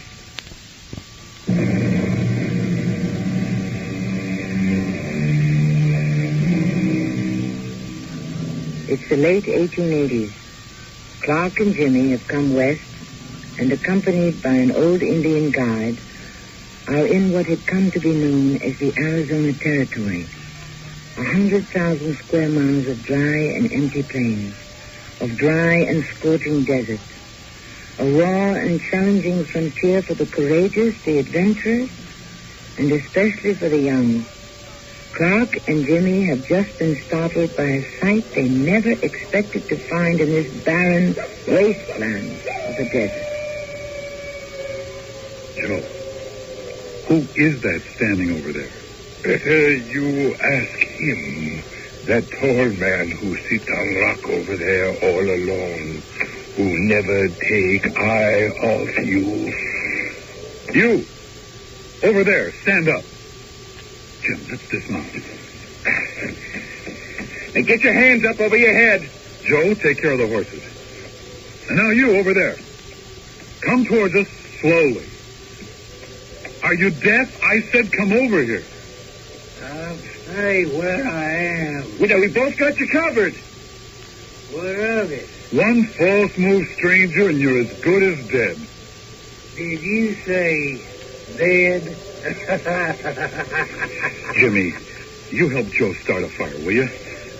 I can take care of this old guy. Right, Clark. You, I said don't move and keep your hands high. Just where they are. I come in peace. Not looking for trouble. There's my rifle. Catch it. No tricks, I warn you. No, you can put your hands down. I ain't that kind of you. Say, have you got any idea about that smokestack and those furnaces over there? Smokestacks? Furnaces? Yeah, there on your right. What's so funny? What's the joke? You fellas from the East, ain't you? And what if we are? What you're looking at, them ain't no smokestacks, no furnaces neither. They're not. Take another look. That's a big, tall growth of Oregon cactus with a lot of smaller ones scattered around it. In the moonlight, they kind of take on different shapes. But we both thought we heard... Well, never mind. There was nothing. I'd like to ask what you're doing out here in the desert all by yourself in the middle of the night. I'm alone now. Except for the rattlesnakes, the lizards, and the occasional coyote off in the distance, and them little road-running birds. You youngsters are the first living things I've seen in a long time. A very long time. Why did you say that you're alone now? Once there was 4 men, good men, all of them. Ramon Gallegos, a Mexican. Little Billy Shaw. Oh, the famous desperado? Fellow from someplace back in Europe, Steve Binsick. And there was Barry Davis. They all started out from Tucson, crossed the Santa Catalina Mountains just as you have, and traveled due west. They was prospecting. What for? Now, that's a stupid question. For silver, naturally. But they had no guide. This all happened a long time ago. Matter of true fact, it all happened 30 years ago. What's that you got hanging there from your belt? What, this? Yes, it looks like a mop of some kind. A mop of long black rope. What is it? I don't want to talk about her. It's all right with me. I see that Joe, that's our Apache guide. Apache? Yeah, he and Jimmy, my friend, have got the fire started and thrown up the sleeping shed. You're welcome to join us for something to eat. No chow for me. I choose to sit right here for a bit. Suit yourself. Jimmy? You got a good fire going? Yeah, I want to talk to you. Our friend over there, I can't make him out.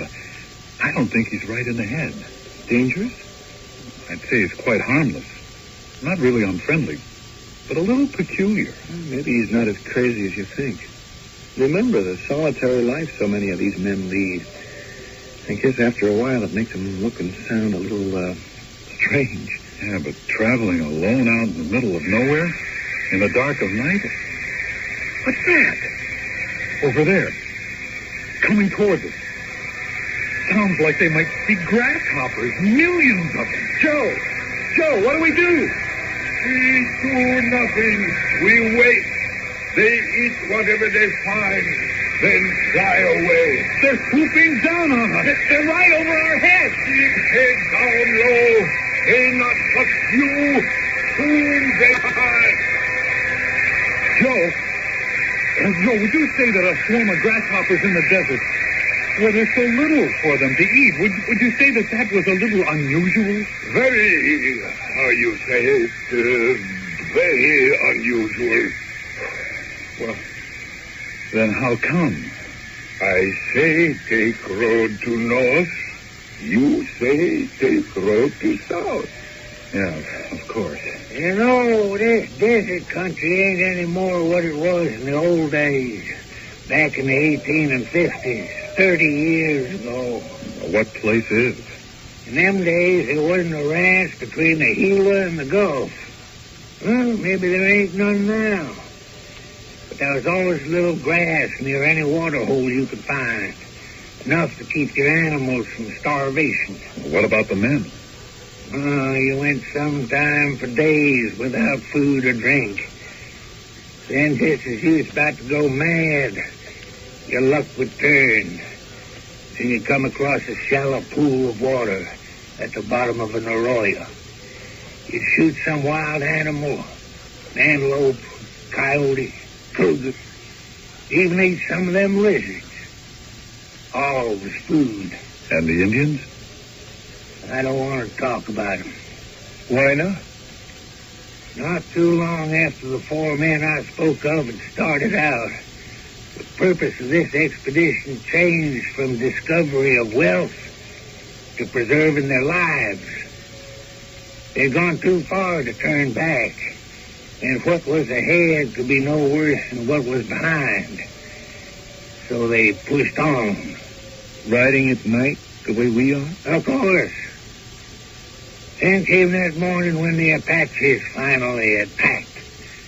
They'd been following for almost a week. Must have been 40 or 50 of them, screaming their heads off, whooping down on the 4 of them. Ramon Gallegos, Little Billy Shaw, Steve Vincent, and Davis. Well, what happened? 20 yards up a slope of some kind with some cliffs. Straight up and down they were, with a narrow opening you could just squeeze through. They ran into it and stayed there. All they had was their rifles. They knew the Indians was watching them by day and night, waiting for one of the men to show. They held out for 4 days, and then... Yes? I'm very tired. I want some sleep. Well, I think we all do. I'd like to know what happened. Later, Jimmy, later. Joe, are the horses hobbled and picketed? Horses all fine. A little sleep will do us all a lot of good. You care to join us under the sleeping shed? Thank you. I'll do my sleeping over yonder in the shade of that big cactus. Well, if you like. Oh, here's the rifle. By the way, what... Jimmy. Yes? You awake? I am now. Something just woke me. Yeah, me too, Clark. What could it have been? What on earth am I hearing? What's that noise? It sounds like horses, galloping horses. Coming this way, I think. Joe? Joe, are you still asleep? Joe? Where is he, Jimmy? Haven't the slightest idea. He's disappeared. And he's left his big hat the first time I've seen it off his head. Well, I'll be... Clark! Look! Those Indians are riding like madmen, and they are headed in this direction, howling like 100 devils. What do we do? Just stay as calm as we can. See what happens. They have got to be Apaches. No, I don't think so. When their chief Geronimo surrendered 2 years ago, the Apaches became men of peace. Well, that doesn't sound very peaceful. Jimmy! They're shooting at our friend over there. They're shooting at Barry Davis. And he's shooting back at them. Now, shouldn't we do something to help? They got him. He's fallen over wounded. Clark! No, look, he's standing up again. He's aiming at the Indian who just shot him. He got him! Davis got the Indian. The Indian tumbled off his horse right onto the ground. The others are turning around, riding off in the direction they came from. Look, we better get out of here, but fast before anything else happens. Well, why? They couldn't have been less interested in us, and they certainly saw us. Just the same, I am taking down the shed. Where on earth is old Joe? Just when we need him most. Look, you go ahead. I'm going to see what happened to Mr. Barry Davis. Jimmy. Huh? Jimmy, stop what you're doing. Well, what's the matter? Take a look over there. By the big cactus where Barry Davis was sleeping. What do you see? I don't see a thing. Barry Davis? He's not there. But we saw him just a minute ago, didn't we? And where's the Indian he shot? Who fell off his horse who was lying wounded on the ground? He's not here either. What happened to them, Jimmy? Where did they go?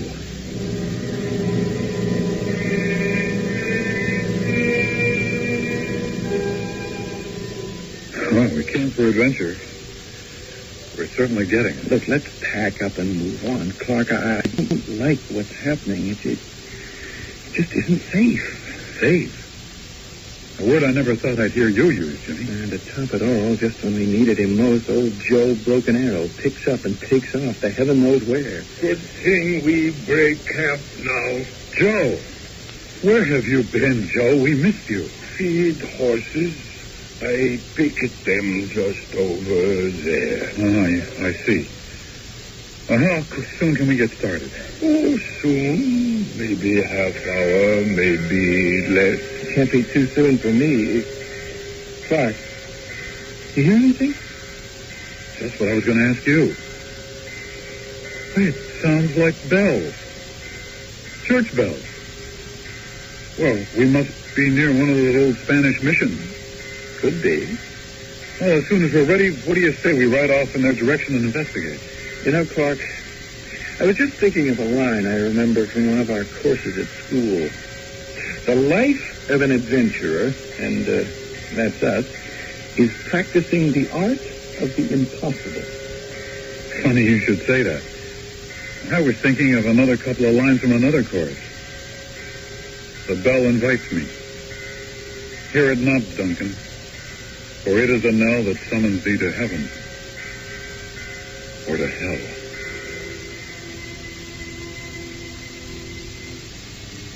The American poet Robert Frost ended one of his most well-known poems with, "Two roads diverged in a wood, and I took the one less traveled by, and that has made all the difference.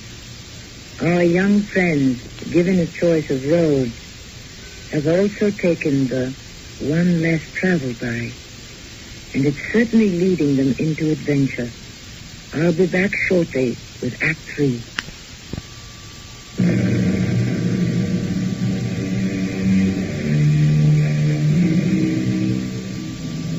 A modern philosopher has written, "We see the sun, the moon, and the stars revolving round us. That is false. We see the sun rise above the horizon. It is beneath us. We touch what we think is a solid body. There is no such thing.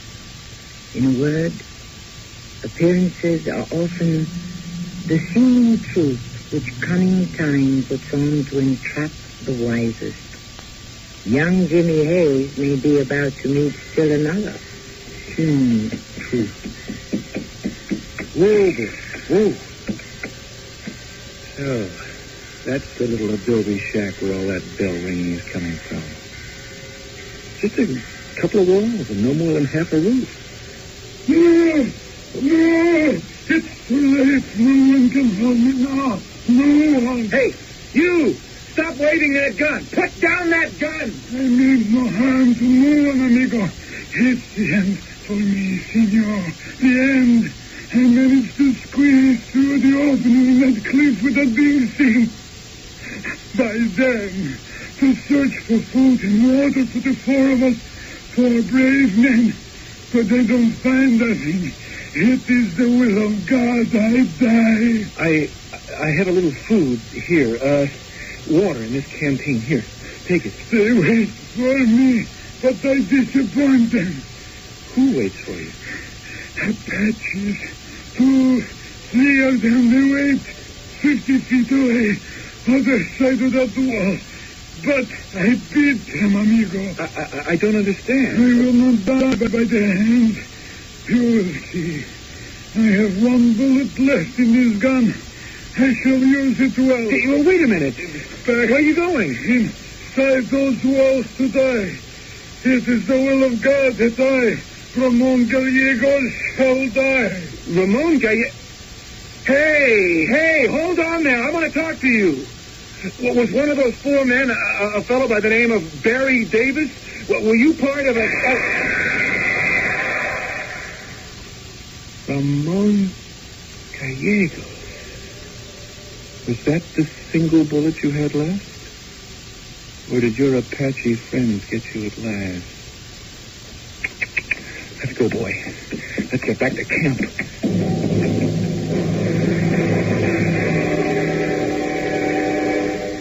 And that was the end of Ramon Gallegos. We're nearly ready, Joe. Nearly ready. Stand back, you fellows. Go back. Who's that? Somebody out there in the dark calling to us. You hear me? I say go back. Up ahead is bad things. Very bad. Much danger. Who are you? Me? I was miner in old country. No mining very good. Then come to US of A. 4 fellows. They join up together, come out here, prospect for silver. But this country too hard for those fellows.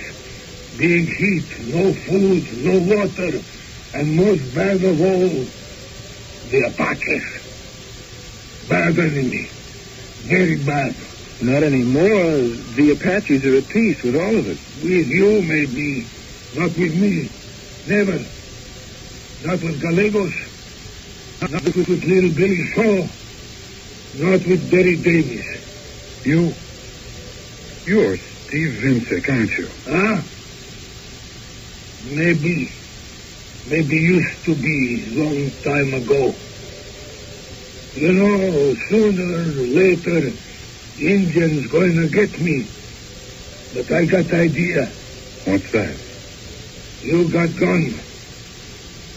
You kill me, please.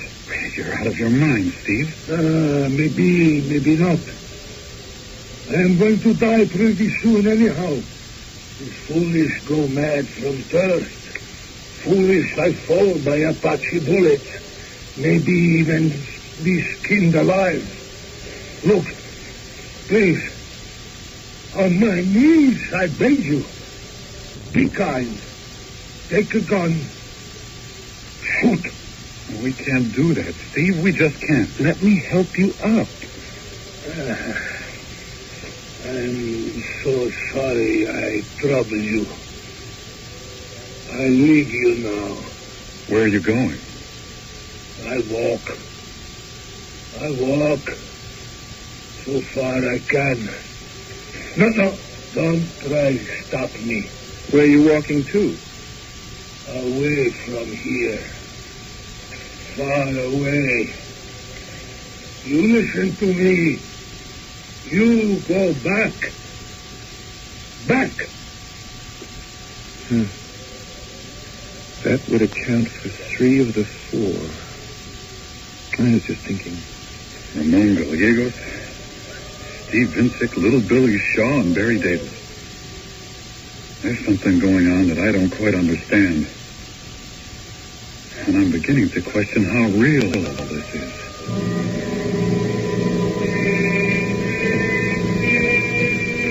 I just can't figure it out, Clark. 3 men turning up out of nowhere. All of them talking about some kind of Indian massacre that may have taken place some 30 years ago. And pretty peculiar, all of them. One of them wears a mop of long black rope dangling from his belt. Your fellow, the Mexican with his one last bullet. Oh, and this last one, begging for us to shoot him. And all of them getting themselves killed in one way or another.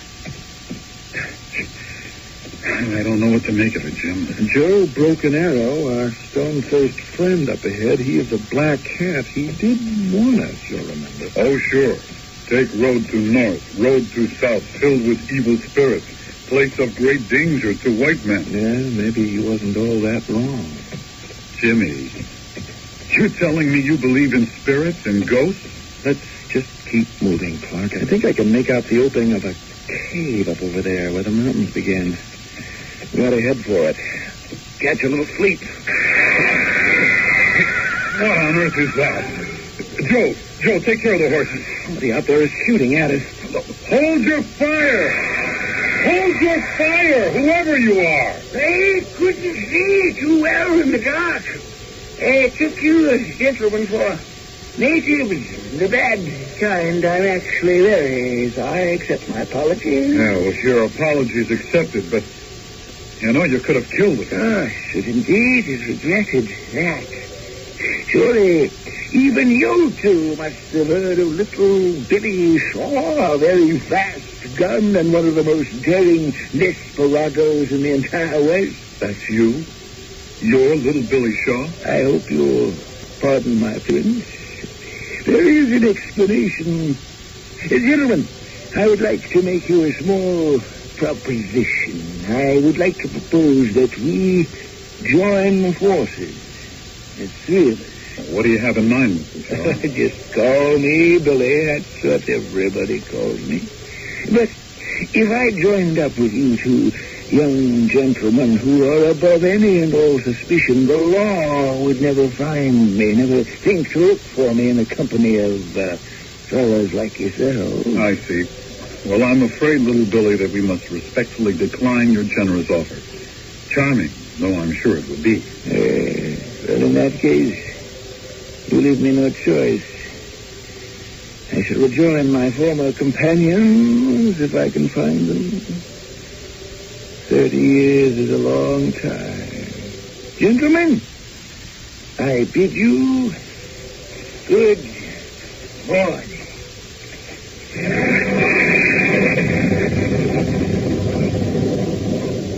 Well, I'll be. Where did he go? I don't know. He just vanished. Disappeared into thin air. What do you make of that one? Well, I'm not sure. You figure him for a spirit? Maybe a ghost? Or an escaped lunatic. Better still, just a first-class liar. What's that? Those are our horses. Son of a gun, that little Billy Shaw, he's gone off with every one of our horses. Not to worry, young gentlemen. We wait. Short time, all horses come back. You listen to Joe. Joe knows.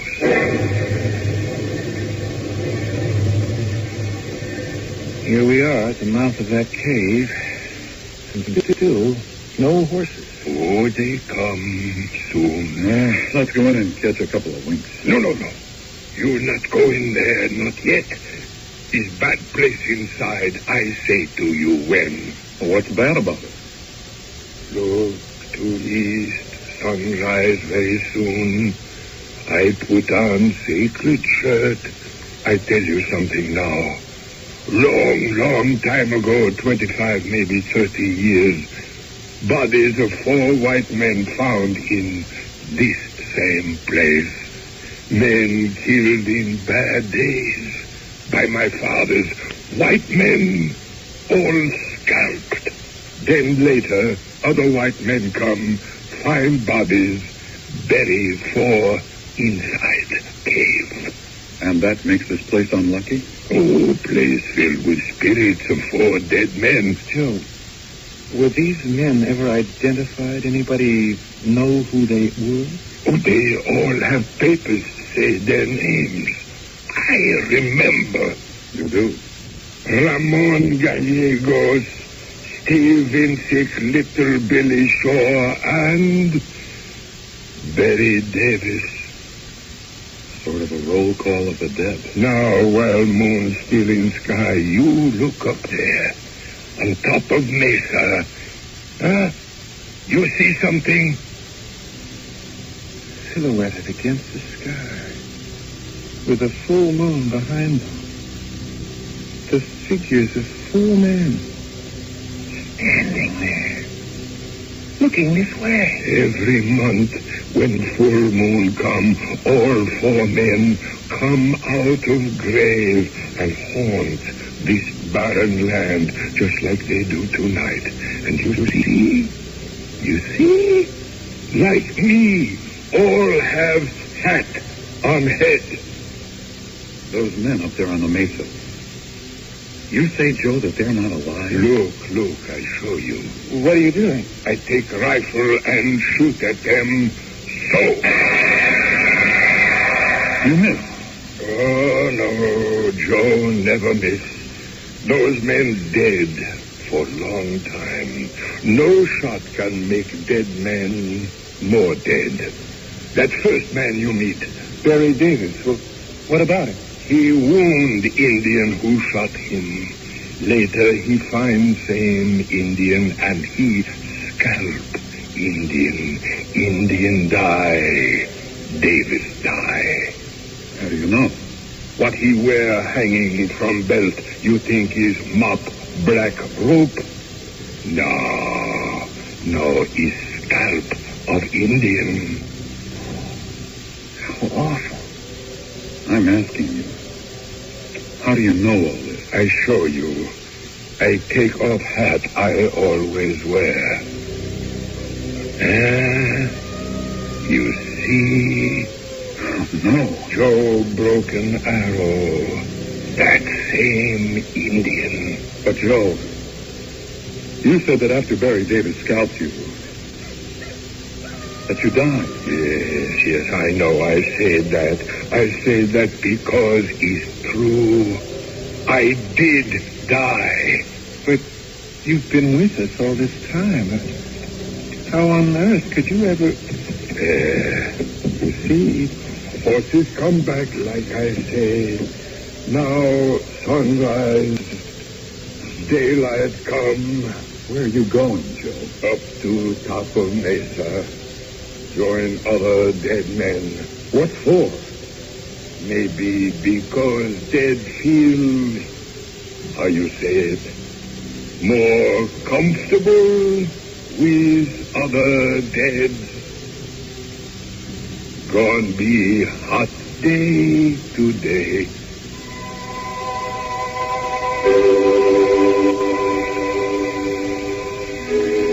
The American poet Stephen Vincent Benet, in his long narrative poem dedicated to the opening of the West, the poem he called Western Star, wrote, "There were footprints upon the hill, and men lie buried under, tamers of the earth and rivers.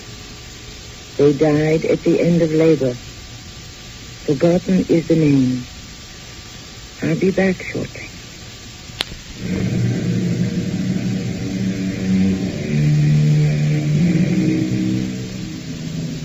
Anyone can rob a man of his life, but no one can rob him of his death.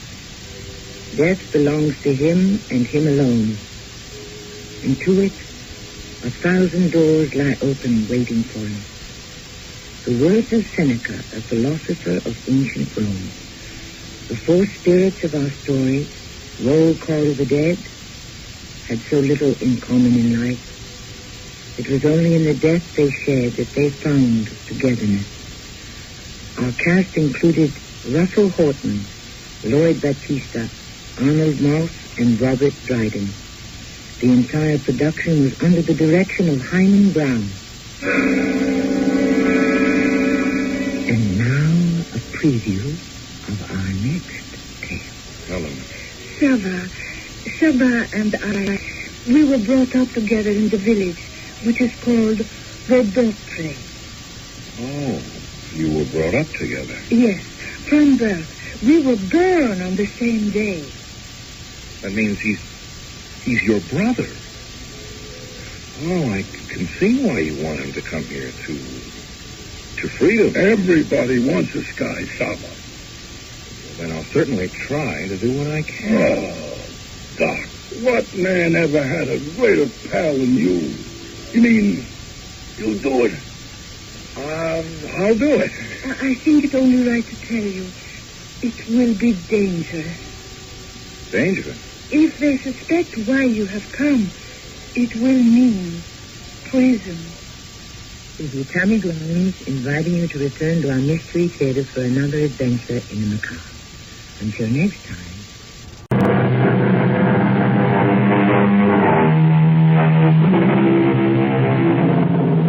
Come in. Welcome. I am E.G. Marshall. Welcome to the world of terrifying imagination. Our story deals with fate. Some call it luck. Whatever it is, it works in the strangest ways to reward us or defeat us. Fate walked into Charles Powell's life in the person of Clint Livitz. Now, look, Clint, or whatever your name is, I don't like you, and I don't like your insinuations. Now, if you don't get out of my office and leave these premises immediately, I'll have you put out. You must be putting on an act, Mr. Charles Powell. Maybe this'll jolt your memory. 3541063. What? Yeah. I thought that would do it, Charlie. I thought that might help you remember.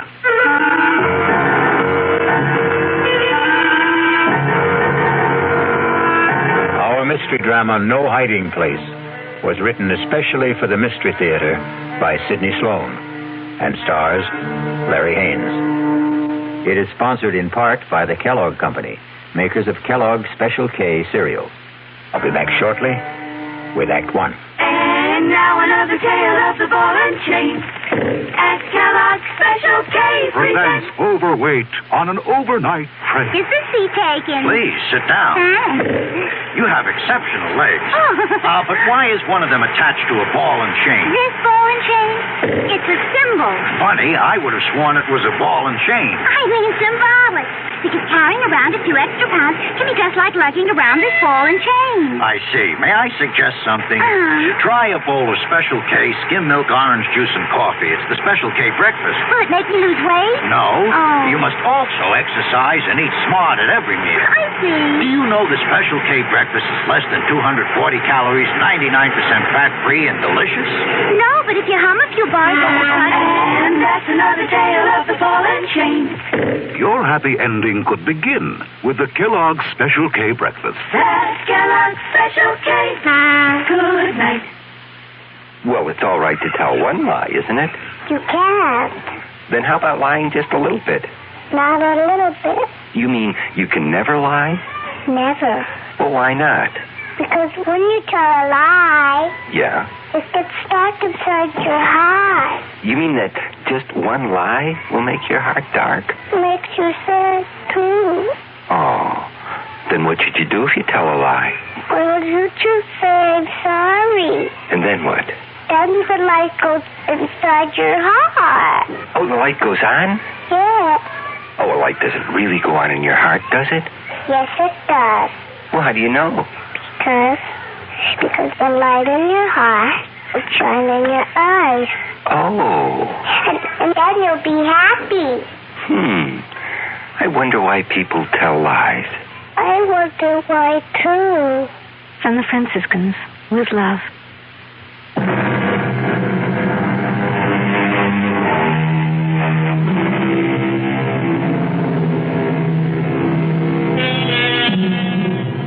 Everything looked right to Charles Powell that crisp September morning when he walked into his executive office at the J.P. McCready Company.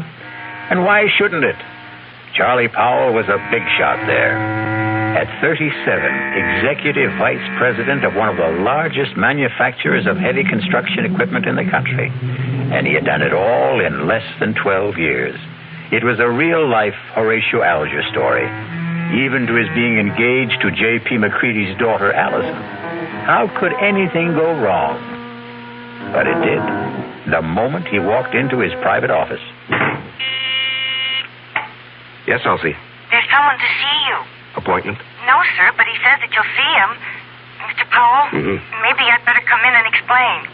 Yes, all right, come in. Sorry if I sound strange, but really, Mr. Powell, that man is kind of frightening. Frightening? Well, he just sits there and grins at me. I told him he didn't see people without an appointment. He said, oh, he'll see me. Just tell him it's an old friend, Clint. You know anybody by that name? Clint? No, it doesn't ring a bell. All right, send him in. I'll get rid of him. Okay. Don't say I didn't warn you. Mr. Powell will see you. Nice of you to see me, Mr. Powell. Well, I try to see everybody, Mr. Just Clint. I don't think you ever knew me by anything but Clint. You must remember, Mr. Powell. Well, I'm sorry, but I don't... Come on, give it a try. Give it a good try. Now, look here, I'm busy, and I have neither the time nor the patience. You must be putting on an act, Mr. Charles Powell. Maybe this will jolt your memory.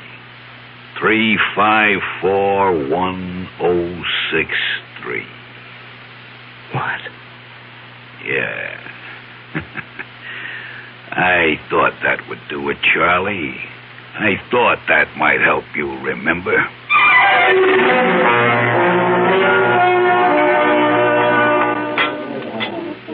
Charles?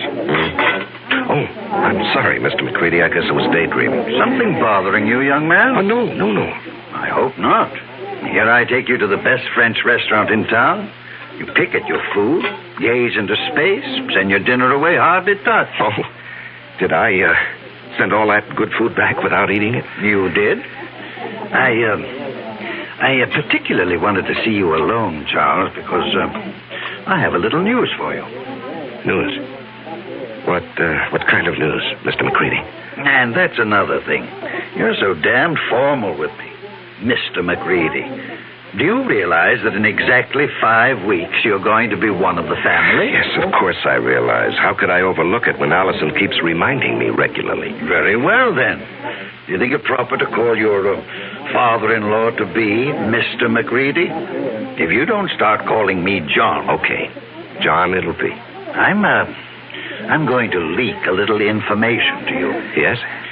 As you know, I've been thinking of stepping down from the presidency of the company. Yes, well, it has been rumored, but I wish you'd reconsider. Now, sincerely, the place wouldn't be the same without you. Oh, I'll still be there, Charlie. I'm not giving up my stock.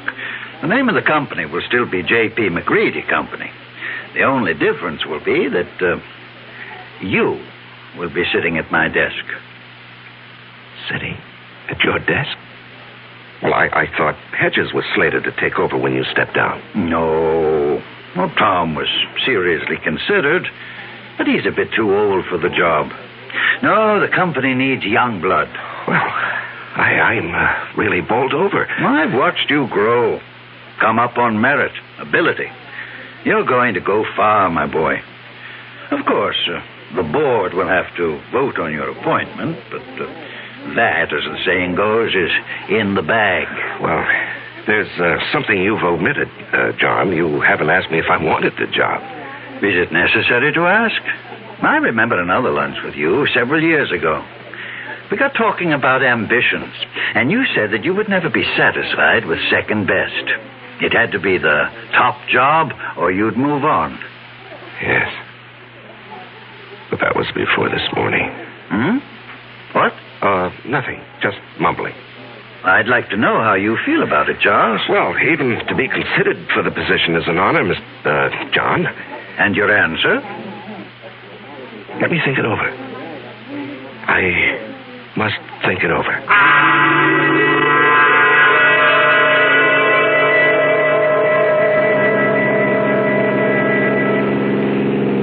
Trying to collect your life insurance, Charles?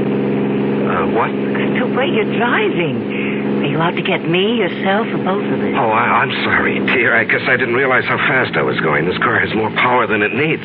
More than I need. I'm sorry. At least it gave us a topic for conversation. What did? You're driving.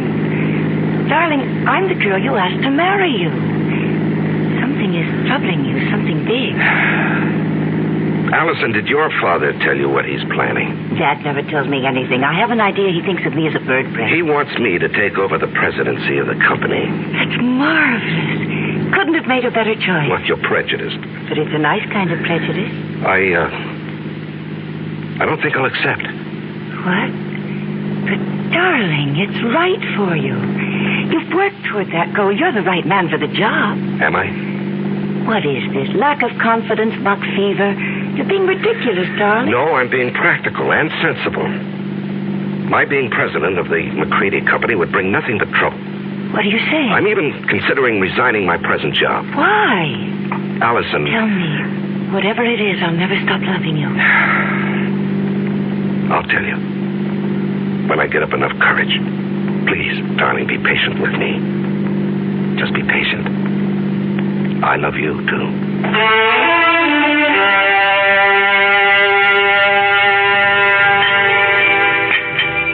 So you finally got here. Thought you were going to forget our appointment. You didn't really think that, Clint. Oh, I knew you'd come. You wouldn't dare not to come. Sit. You got it with you? Yes, I've got it. In small bills. 5s, 10s, as specified. Let's have it. Here. And a pretty manila envelope, too. Nice and neat. Thanks. Now, look, I don't know how much longer I can do this. You'll do it as long as I say. And if I run out of money? You'll just have to scrounge around and find more. Well, I'm thinking of quitting my job. You wouldn't want to do that, Charlie. Well, suppose it gets too much for me and I say, go ahead, spill what you know. No, you wouldn't do that. You're going to marry a very rich girl. A couple of extra yards ain't going to change your manner of living.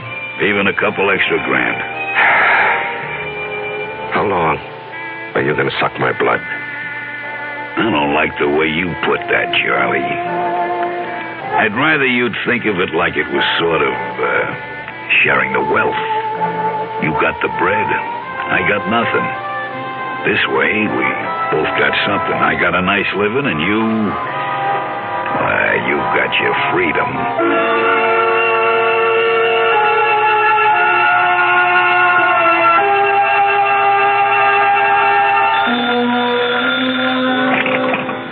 Hello? Charles? Oh, yes, Mr. yes, John. Sorry to bother you at this hour. You wanted to sleep, were you? At 10:15, no. The reason I'm calling... Yes. Is something bothering you, my boy? Well, I've had some things on my mind lately. I'm sorry it was so noticeable. Well, it occurred to me that a young man gets a bit absent-minded as the day of his wedding approaches. Perhaps a bit frightened. No, it isn't that, J.P. Oh, excuse me, John. Someone's at my door. Hold on. Just a moment. Forgive me for coming here. I've got your father on the phone. Come in, darling. Hello, John.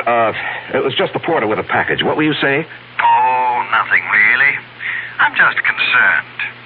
Whatever's troubling you can be taken care of. I'm backing you all the way.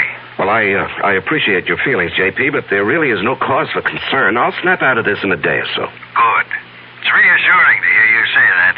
Now, forgive me for disturbing you. No, I wasn't disturbed. Thanks for calling. Good night. Good night, J.P. Even Dad notices that something is wrong. Yeah. I haven't seen you in 3 days. You trying to tell me something? All I want to tell you is that I love you very much. From a distance. I called you at your office twice this afternoon.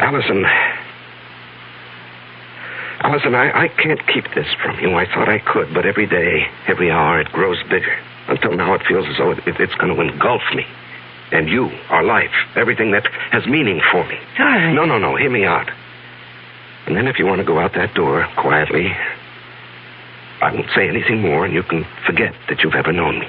Loved you? Are you trying to say you don't want to marry me? Did you stop loving me? Darling, it's because I love you that I'm going to tell you. I considered keeping the whole matter from you, riding out the trouble and probably overcoming it. Darling, how little you know me. No matter what the trouble is, I want to be with you. If you want me. Allison, I'm a fraud. What? I'm not Charles Powell. It's a name I assumed to hide my real identity. Want me to go on? Yes, darling. Go on. At the age of 22, I was charged and convicted of murder and sent to San Quentin for life. I was innocent. Evidence, circumstantial evidence. Court-appointed attorney who didn't know what to do or didn't care. A weak effort to appeal, which was refused, and there I was, at 22, in prison for life. Chance of a parole only after serving 20 years. I'd be old, all my young life confined in prison. So, when I had a chance to get out... You escaped. And ran for 2 years. Do you know what it means to be hunted? You can't get a job, you have no place to live, you can't ever sleep for fear someone will see you and turn you in. Oh, darling. I was ready to give myself up. When I suddenly discovered that it wasn't necessary to run any longer.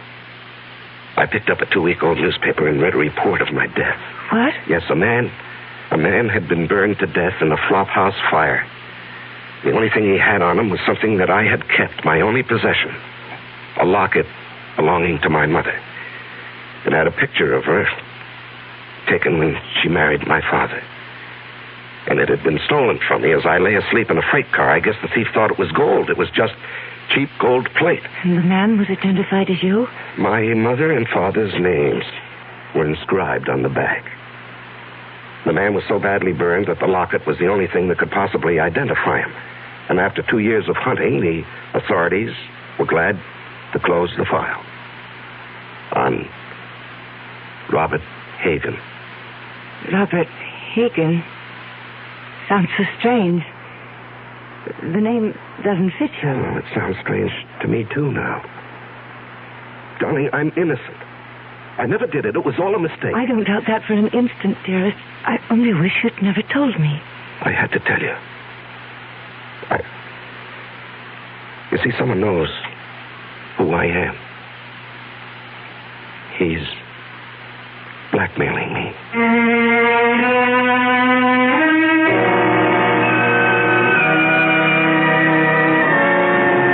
When you're being blackmailed, you don't have many alternatives. Charles Powell's whole life, his future, the happiness of the woman he loves, all hang by a very thin, flimsy thread.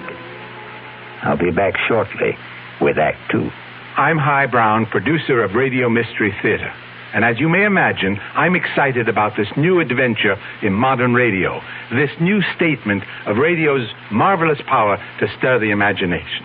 Now, we're wondering about your reaction, about who you are and how you like what we're doing. So to encourage you to get in touch with us, we're holding a drawing for 3 weeks.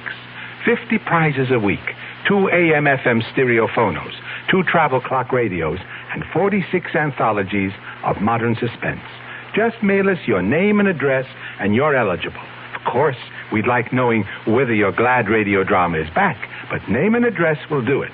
To Mystery Theater, Box 50, Radio City Station, New York, 119. That's Box 50, Radio City Station, New York, 119. All for good everywhere, unless locally prohibited. It's always a pleasure to add beautiful new furniture to your home. And it's even more a pleasure when you can save substantially on its purchase. You can do both this week at Adele Hunt's, 7015 Snyder Plaza during Adele Hunt's great winter furniture clearance sale. Take advantage of Adele Hunt's staff of professional interior designers at no extra cost, of course, and save on such famous brands as Henriton, Drexel, Thomasville, Lazy Boy, and many others. For instance, there are exciting accent pieces on sale from Baker, Tomlinson, and Irwin Lambert. The hundreds of fine values in bedroom, dining room, living room, and occasional furniture may not be equaled again. Even a large selected group of lamps and pictures are as much as 60% off the regular price. So shop early while selections are good during Adele Hunt's great winter sale. Adele Hunt's, 7015 Snyder Plaza, near the corner of Lovers Lane and Hillcrest in University Park, where Dallas buys with confidence. Open tonight till 9 p.m.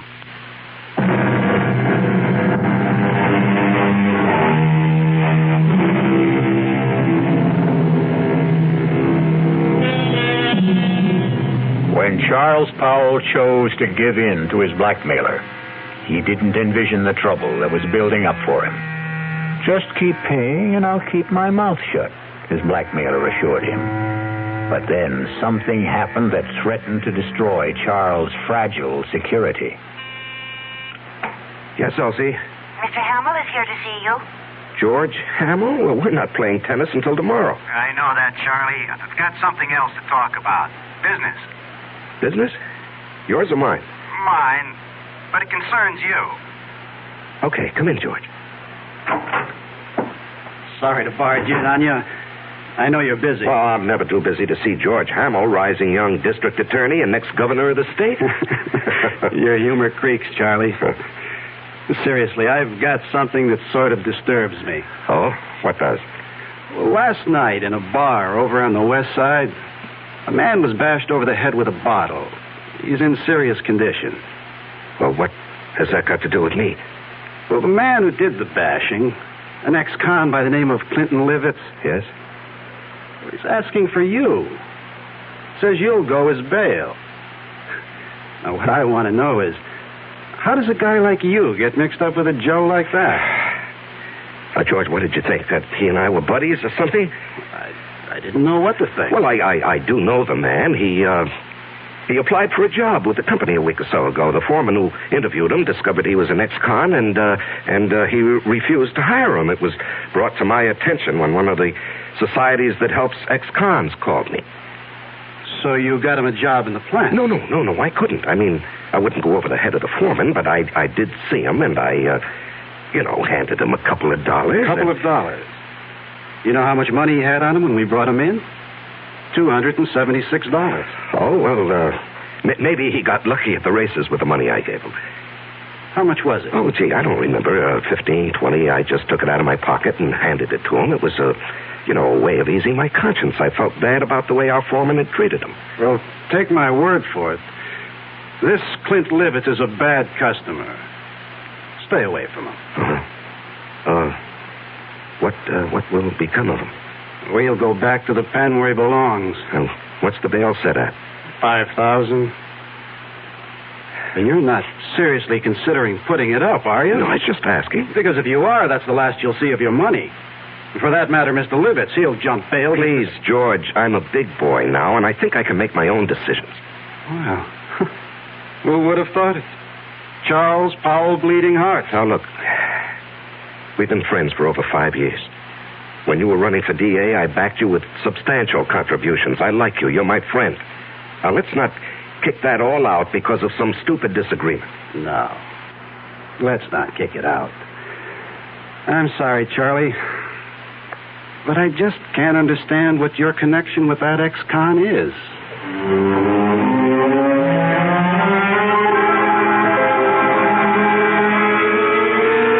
Now, Mr. Powell, I hope you'll understand. I accept Clinton Livitz's case with strong reservations. Yes, I understand, Mr. As an Hargrave. attorney, well, how shall I put it? You don't like your client. Exactly. However, I shall do my best to get him off, or at least get him a light sentence. I'm extremely pessimistic about Mr. Livitz even showing up for trial. Yes. George Hamill also said he expected that Livitz would jump his bail. And you would forfeit $5,000. Yes, I know.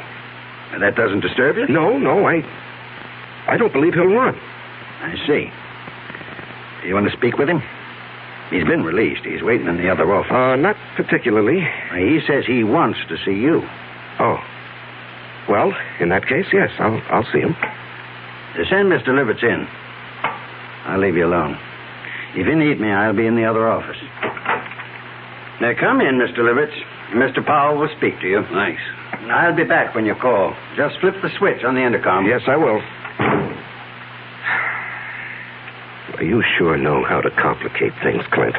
Story of my life. Do you realize you could go up for 1 to 5 years for what you've done? No, it couldn't happen. What do you mean it couldn't happen? Because you wouldn't let it happen, Charlie. Look, even with the best lawyer defending you, he can't guarantee he'll win the case. You won't let me go to prison, Charlie. I'm doing my best for you, but... No buts. I'm not going back to the pen. Okay, you're not going back. Now, just suppose, during the trial, if things look bad, we get you out of town and let you run for it, forfeit your bail. Oh, you'd like that, wouldn't you? I'd be out of your hair, and all it would cost you would be the 5 G's for the bail. No. I'd give you a substantial sum. Oh, Mr. Powell, no sale. I'm too old to run. Well, suppose I got you out of the country. With a good hunk of bread stashed away for me? Swiss bank account. I don't know. Why don't we play it by ear?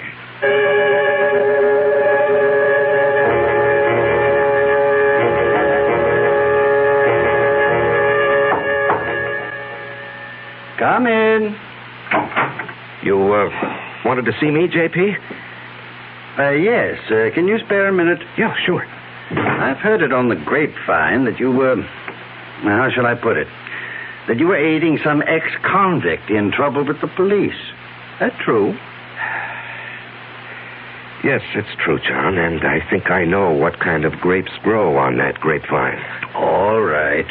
Now, George Hamill. Oh, that damn busybody. Why can't he stick to his job and... Now, George is a friend.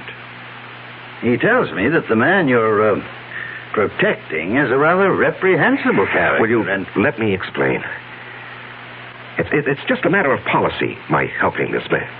Policy? Well, yes, you did ask me a few days ago to consider taking over the job of running this company. You're going to accept? Well, I was going to tell you today. Wonderful. Wonderful news. Allison will be delighted. I know she's been worried about your seeming reluctance. Oh, no, not reluctant any longer. In fact, I've got all sorts of ideas about what I want to do. This business of giving a hand to ex-convicts is just one of them. Do you realize what this would mean in publicity for the company? To take an interest in the rehabilitation of men who would otherwise be lost, a burden to the taxpayer? I'm going to hire a PR man. We're going to be the big corporation with a heart, JP.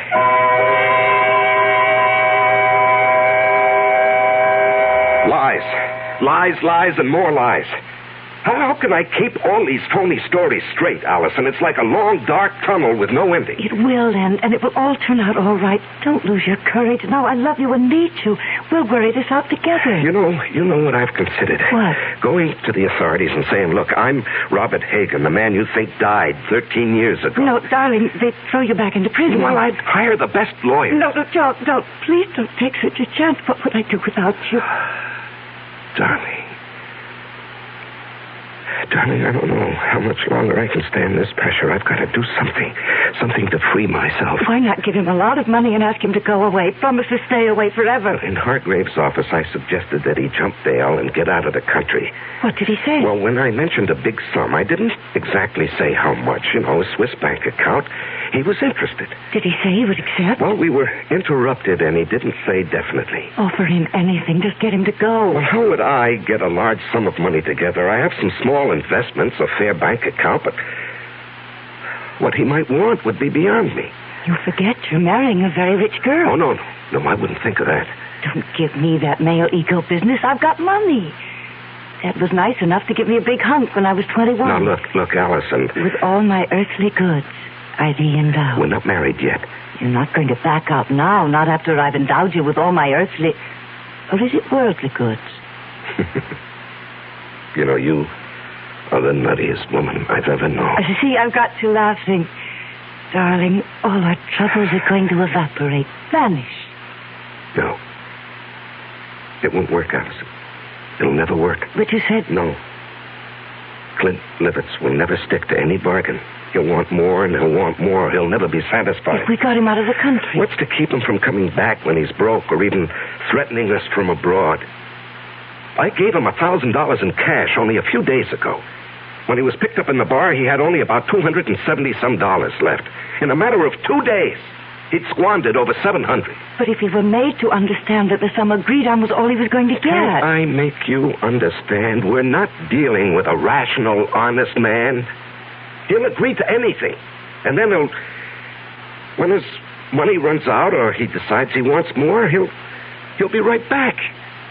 What can you do? There are only 2 things one can do about a blackmailer. Keep on paying and paying forever. And the other? And the other? Kill him.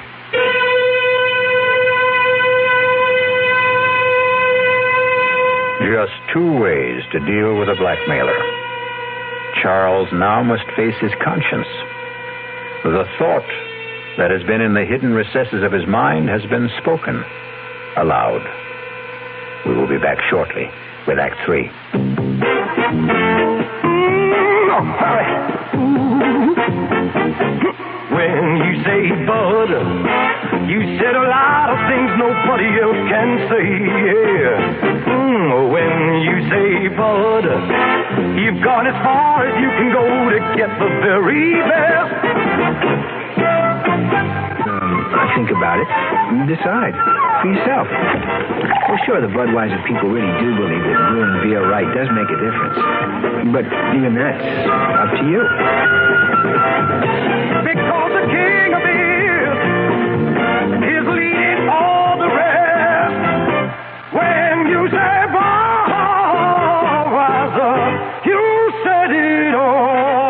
Mr. Bush, St. Louis. Who knows how to help you solve your shopping problems? The Better Business Bureau knows. Honey, the TV set just won't work. Who do I take it to?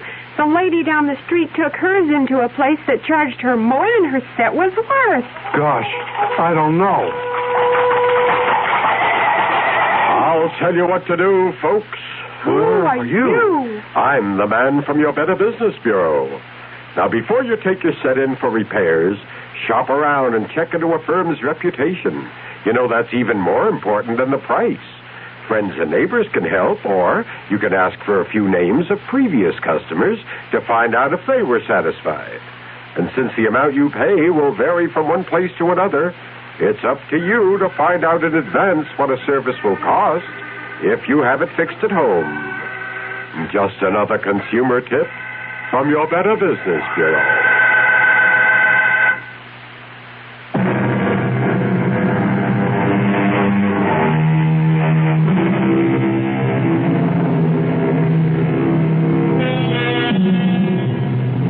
Charles Powell's life has reached a climax. He must make a decision to rid himself forever of his blackmailer.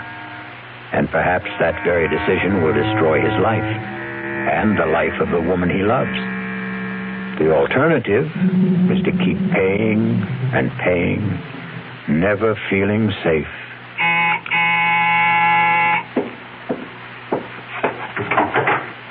Oh, Allison, I was, You were expecting him, weren't you?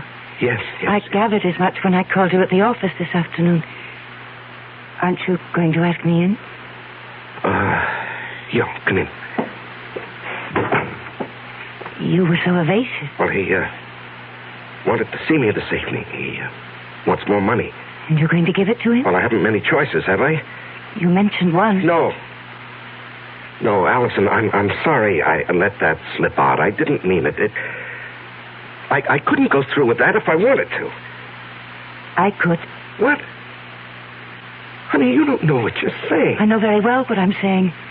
How long do you think you can keep this business hidden? Well, I don't know. Maybe forever. Look, he's not a young man. All those years in prison, the kind of life he's led. How many years do you think he has left? He could die tomorrow. He could do something tomorrow that would expose the whole game, and then where would we be? No, Charles, I love you. I want us to marry and live a good, peaceful life. How can we with all that hanging over us? Oh, Allison, darling, you don't really know what you're suggesting. Look, maybe if we could get him to leave the country. You said there were only two ways to deal with a blackmailer. To keep paying? No, to murder him is unthinkable. George Hamill asked me to stop by at his office this afternoon. Why? He's not stupid. The story you gave my father about helping ex-convicts as a public relations stunt didn't wash with him. He wanted to know what I know. Well, he was just fishing. The best way would be to make it look like an accident. Allison, we... Hear me out. A car accident. How? If I cracked up with Clint in the car, I might be the one who gets it. And what guarantee do we have that he would die? No, you can't be in the same car. If he were in another car and you were following him, and if you raced ahead of him and cut him off and forced him to crash off the road... Oh, if. It's too iffy. It's so impossible. It's so dreamlike. It was a dream. Last night I dreamt you were in a car with me. We saw Clint up ahead of us. I said, there's Clint ahead of us. Cut him off and make him crash. Faster. We've nearly caught him. Now run alongside him. Push him over. Cut in front of him. Then I woke up. I was calling out. I was afraid someone had hurt me. Oh, my darling. It was all so real. That's Clint now. Honey, you go out the back door. I'll phone you later. I'm going to stay and meet him. No. I'm staying. I've got something to say to him. He won't like your being here. Well, it sure took long enough. What's the idea, Powell? This is my fiancée, Allison McCready. What's she doing here? Will you come in and stop being childish? I ain't saying a thing. You got nothing on me. And remember, Mr. Powell, you got a lot more to lose than I have. I'm not going to lose anything, Mr. Livitz. You're going to gain by my being here. Yeah? Mr. Powell has told me his story, and I agree that it must not get out. Go on. I've a lot more money than... Let me put it this way. Charles and I are going to be married. We want you to leave the country. I bet you do. Look, Clint, you'll do better by accepting our proposition. We intend to hand you $50,000. And an airplane ticket. One way. And never come back. And never come back. Well, I always wanted to travel, but... What? 50 G's. Just chicken feed. Well, that's all there is. Not enough. I'm thinking around $250,000. Out of the question. I'm not going to bargain with you. I can raise $100,000. No, Allison. It's worth it, Charles, if we can depend on Clint to wipe the whole matter out of his memory and just go away. Oh, you can depend on me. I'll keep my bargain. Then it's a deal? A deal. Good. It'll take about 10 days to raise the money. I ain't in a hurry. You are. And, speaking of money, that was the reason I, came tonight, Charlie. Yeah, here. That's $500. What? I said a G like the last. That's all I could raise in a hurry. When that runs out, I'll have more. You went through that first 1,000 awfully fast. Well, I got rolled in that bar where I had the trouble. Oh, that reminds me. Your trial comes up in less than 3 weeks. Yeah. Lawyer called me at my hotel. To see if I was still around, I guess. Our plan is for you to jump your bail. I'll forfeit the $5,000 I put up for it. And get you out of the country. With a keister full of green. Hey, wait. I ain't got a passport. Oh, that can be arranged, Clint. Just leave that to me. Okay, friends. You got yourself a deal.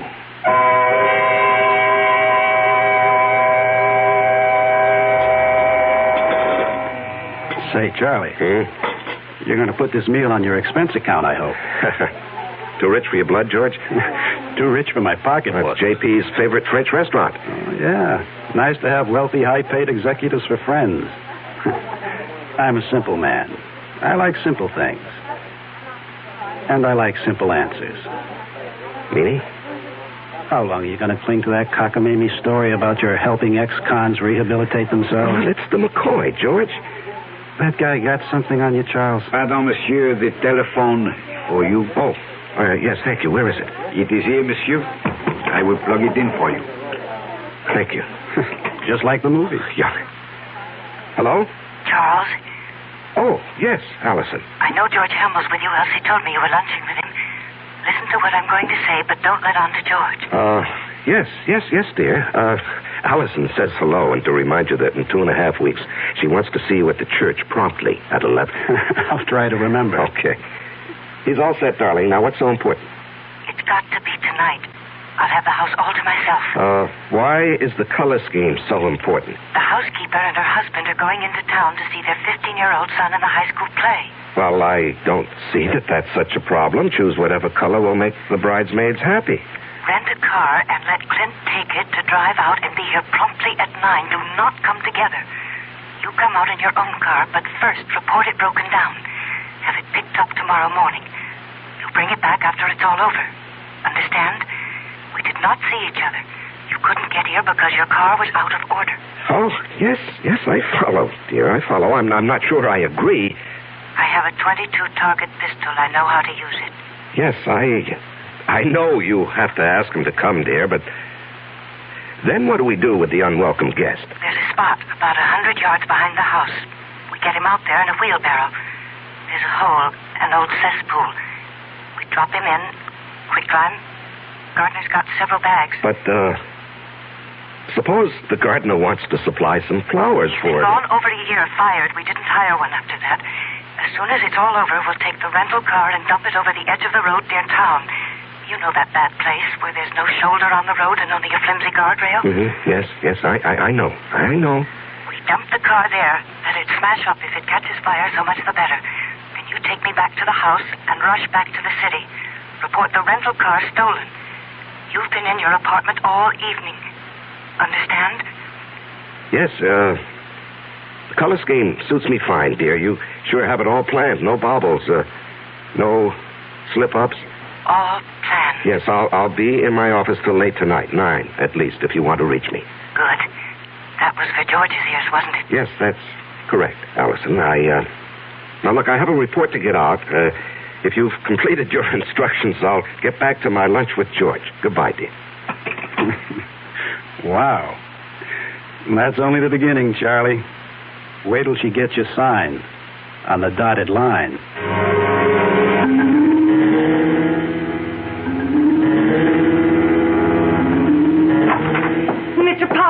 Mr. Powell, something terrible's happened. What is it, Elsie? There's been a terrible accident on the late shift. Man's caught in a machine. The big press, they said. Oh, good Lord. Has the hospital been called? I don't know. Well, call them on your phone. I've got to use this one. Yes, sir.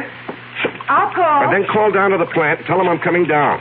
If it's what I think it is, the machine will have to be partially dismantled. Yes, sir.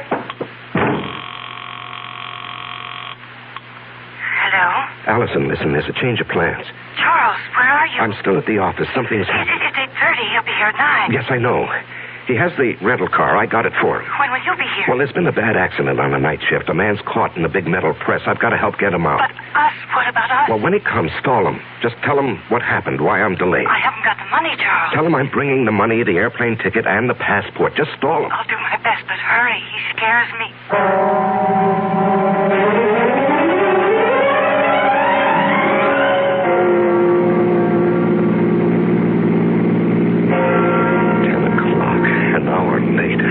Still there. The lights are on. Come on, too late. He's still here. He's still here. Allison! Allison! Open up! Clint! Clint, don't leave! Clint, wait! Will you wait? I'm here! Clint! Clint! I gotta stop him. I gotta catch him.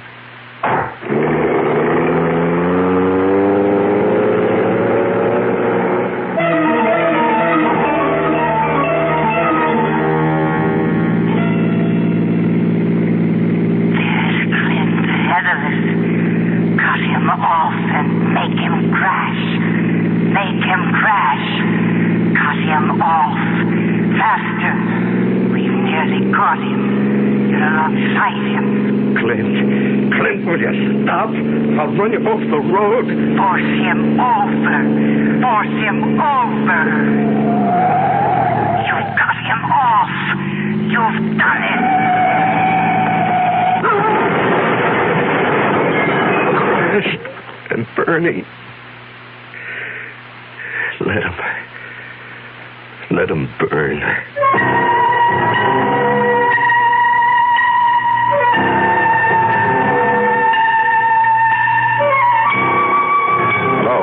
Is this, Arrow Car Rental Service? Well, I rented a car from you people this morning. No, there's nothing wrong with the car. I just want to report it stolen.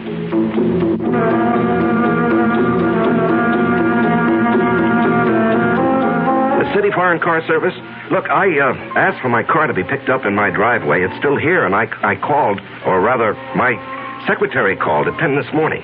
My name is Charles Powell.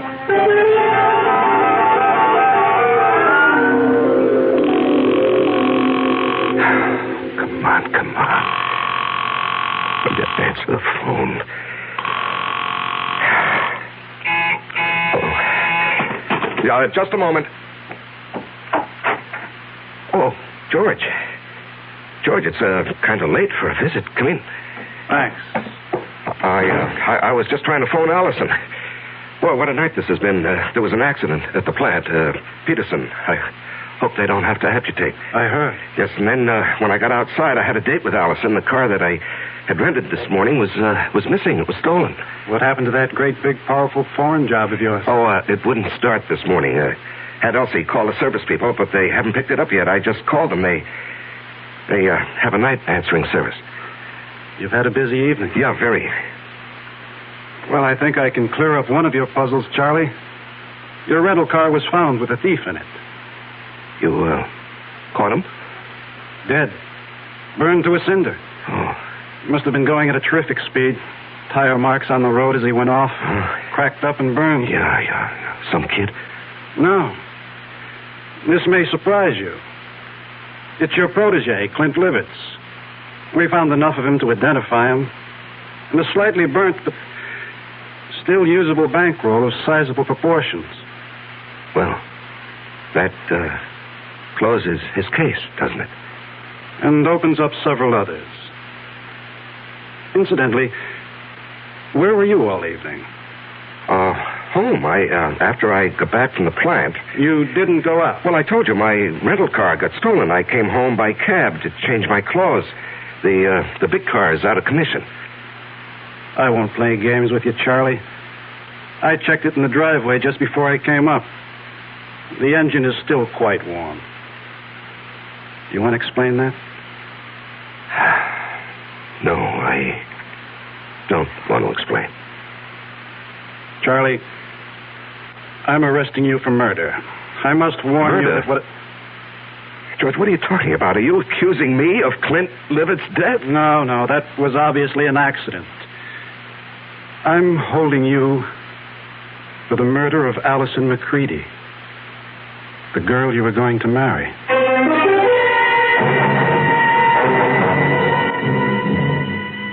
And in conclusion, ladies and gentlemen of the jury, my prosecution of Charles Powell, or Robert Hagan, has been a painful task. I was his best friend. It was difficult to believe that he would kill the woman he loved, but the evidence is conclusive. Charles killed his lovely fiancée because she discovered his real identity, an escaped convict, a killer sentenced to life for another murder. The testimony of the housekeeper, Mrs. Francis, cannot be doubted. She did not leave the house as he thought. She saw him run from the house, jump into his car, and race away. And then she discovered the body of Allison McCready shot through the head.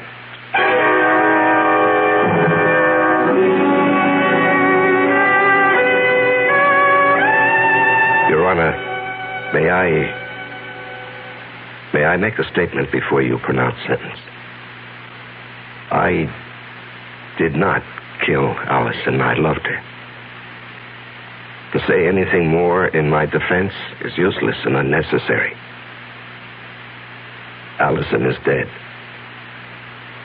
All I ask is that I be given the chance to follow her. Swiftly and efficiently.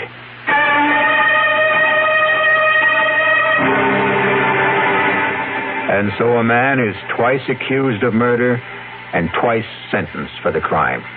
A weary man who asks only to be allowed to follow the woman he loved. I'll be back shortly. Take the time to listen. Take the time to care. If I know you understand me, then my mind is yours to share. Listen with your heart. Listen with your mind. When you really listen, love is what you find. How do you do, sir? My grandmother just died. I'm so happy for you. Meet Mrs. McNulty. How do you do? Did you know you have spinach on your teeth? Oh, that's wonderful. This is Mr. Jackson. Nice to meet you. I have bubonic plague. Oh, yes, Mr. Plague. Meet Miss... Reception lines aren't the only places people don't listen. When you listen, love is what you find. A thought from the Church of Jesus Christ of Latter-day Saints, the Mormons.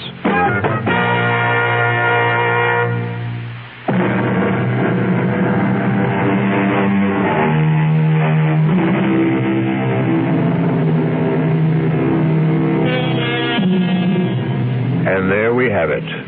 Charles Powell's joust with fate. What difference did it make that he knew that Clint had murdered Allison? They didn't believe him, and he was too weary to try to make them believe. Our cast included Larry Haynes, Ann Meacham, Jackson Beck, Sidney Walker, and Tom Keener. The entire production was under the direction of Hyman Brown. Now, a preview of our next tale. I don't understand it. Tub's bone dry, ma'am. Hasn't been used. No, not tonight, anyway. His clothes. Howard's clothes. He'd empty his suitcases and put his clothes in the closet. Here's his suitcases, too. Just ladies' clothes. Yours, ma'am? Yes. Hey, look, this dream you had. It was no dream. Okay, so maybe you imagined... I didn't imagine anything. You imagine a husband. You imagine a month-long honeymoon. You imagine a man in a chair with a knife in his chest. Radio Mystery Theater was sponsored in part by Anheuser-Busch Incorporated, brewers of Budweiser. This is E.G. Marshall inviting you to return to our Mystery Theater for another adventure in the macabre. The CBS Radio Mystery Theater presents...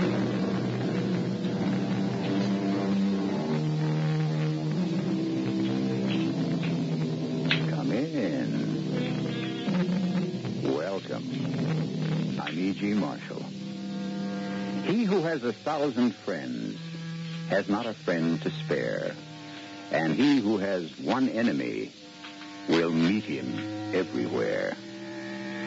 One enemy, a single enemy, can be enough, and more than enough. One dedicated, determined enemy can breach any protective wall, even if that wall is 1,000 friends thick. And he need not be a great, strong, or powerful enemy either. Mosquitoes kill more people than tigers. You don't have to arrest me, Lieutenant. I do. It's my duty. Your duty. The city pays you what? 15,000, 20,000 a year? How would you like to be a millionaire? You're trying to bribe me. Oh, $1 million? That's not a bribe. That's a rebirth. I'm not for sale. Not even for $1 million? You know how much $1 million is. Show him his $1 million, Lottie.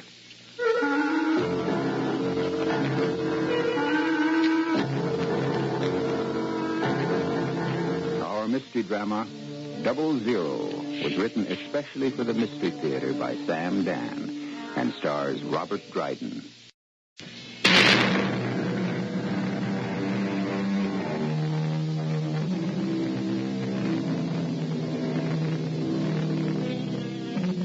What it is all about is love and money. Some say you should also add war and hate, but hate is the other side of love. And the basic cause of war is money, plus the absence of love. So, no matter where you turn, there's no getting away from it. Every story you ever heard or read is about love or money, and this one is no exception. We shall deal with liberal amounts of each. Where to begin? Suppose we start with Stanley Skinner, a gentleman who is trying very hard to be a good citizen. I call the special police telephone number? Yes, Mr. Skinner? You know, the one that's on the television? Yes? If anyone has any information about that murder... And do you have such information, Mr. Skinner? Well, it said the police are baffled because it didn't seem to be a robbery. And the victim had $100 in his wallet. Now, that's true, isn't it, Lieutenant? Yes. And it was reported that the $100 was in the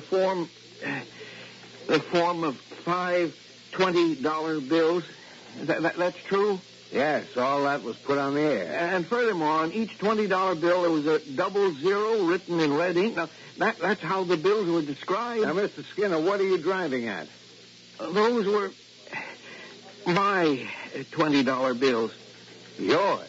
I say mine. Mine in the sense that at one time they were in my possession. You see, I always make a 00 in red ink on every bill that's more than $1. Mr. Skinner, will you tell me... I'll tell you why. How many times do you make a small purchase, say 35, 40, 50 cents, and give the cashier or the clerk a 20 and get back change for a 1? Oh, it probably doesn't happen too often to you. You're rather tall and strong and effective looking. But people like to take advantage of me for some reason. So when they say it wasn't a 20, I say, look in the drawer, you'll see a 00 written in red ink. When did you spend those bills? Well, my rent is $100 a month. Who'd you give the money to? Well, now, you may think it's reasonable for these times. Who? Well, yesterday was the first day of the month. My landlord. Who is your landlord? Oh, dear, I will have to tell you his name, won't I? Yes. Fenstermacher. Mr. Herman J. Fenstermacher. And what time yesterday did you give him the money? Well, I'd been to a cocktail party, and it was a frightful bore, and I left at about 6. And I passed Mr. Fenstermacher's office on the way home. Now, Mr. Skinner, what you're saying is that about 6 o'clock last evening, you gave Mr. Fenstermacher the 5 $20 bills that were found on the body of the murder victim? Yes, I suppose that's what I am saying. And I feel so terrified, I think I shall faint.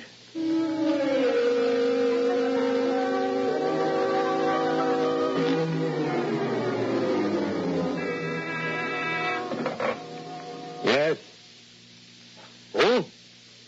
Are you sure? Well, I would say I have to. Tell him to come in.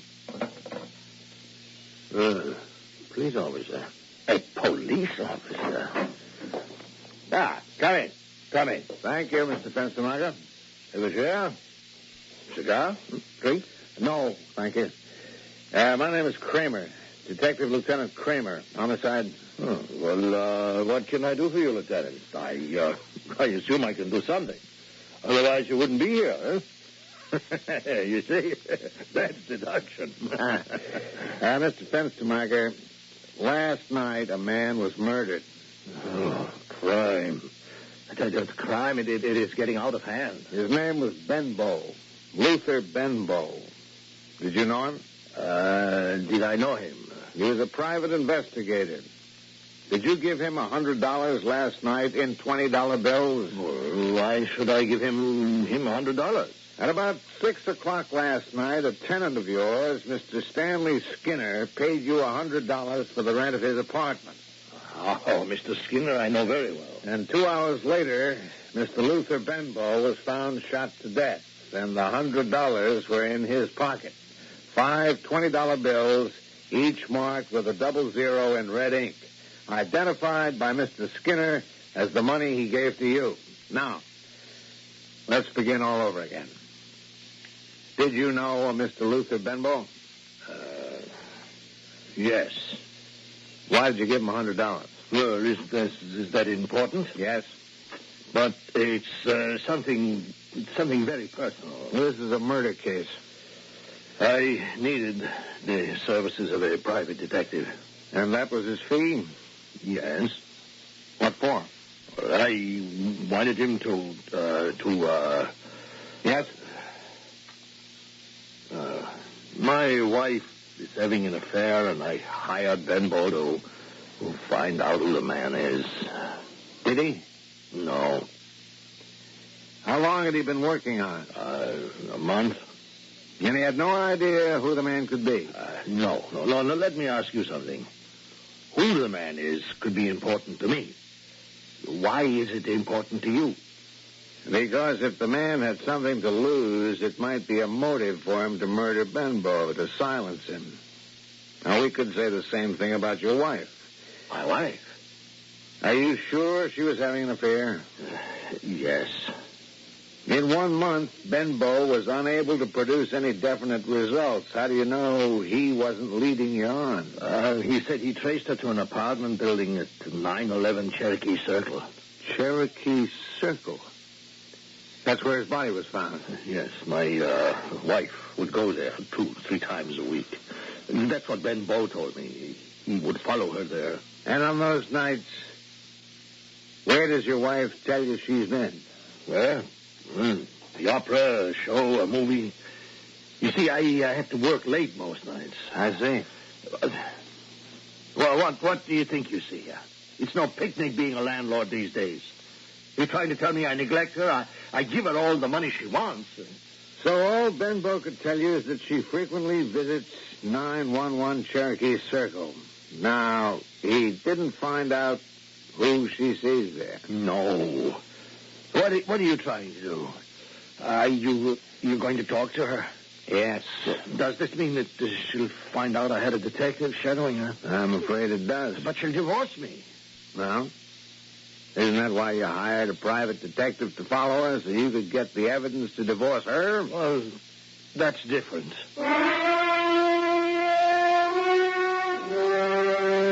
Why did he have to hire a detective? He could have asked me. I would have told him.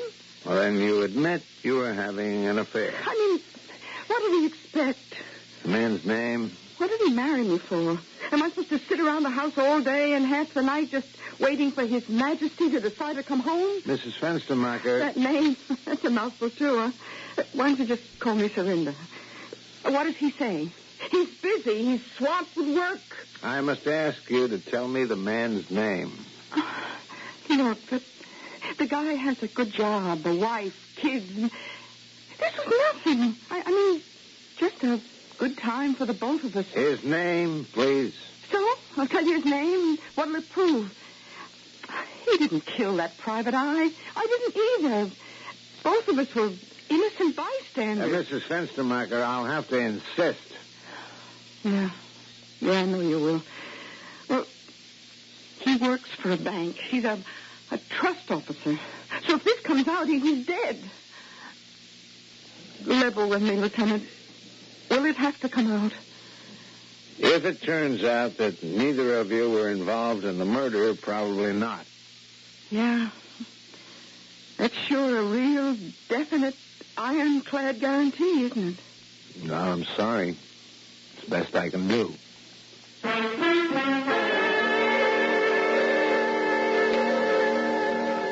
Well, Mr. Fairchild? I don't know what I can tell you.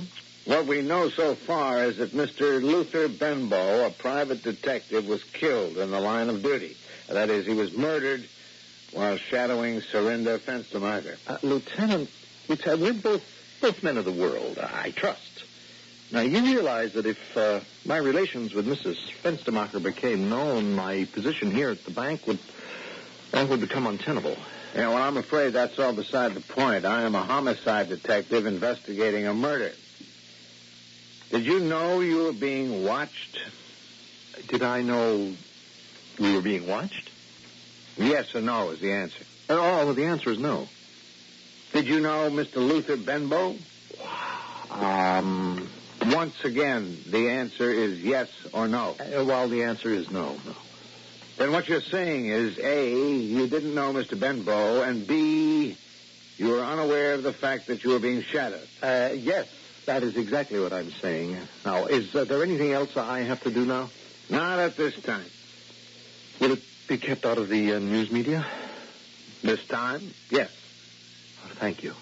Thank you, Lieutenant. Be available in case you need it. Need it? Need it for what? I don't know. So far, the case is still wide open.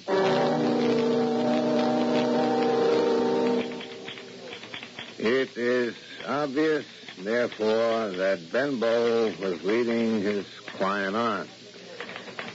It would be simple to ascertain the identity of the man his wife was meeting at 911 Cherokee Circle. Object to make the job last as long as... Excuse me. Oh, yes? You're Lieutenant Kramer? They said to see you about it.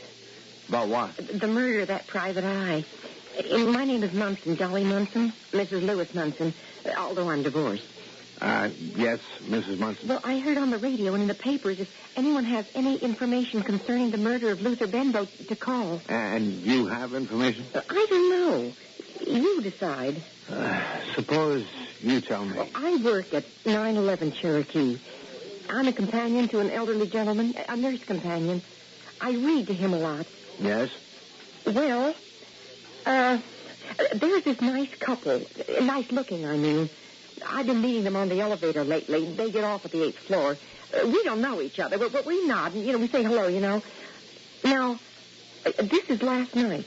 I'm waiting in front of 911 for the bus. You know, the express bus? Yes. I know it very well. Well, they come out, and they head for their car, which is parked right at the curb. But suddenly they stop.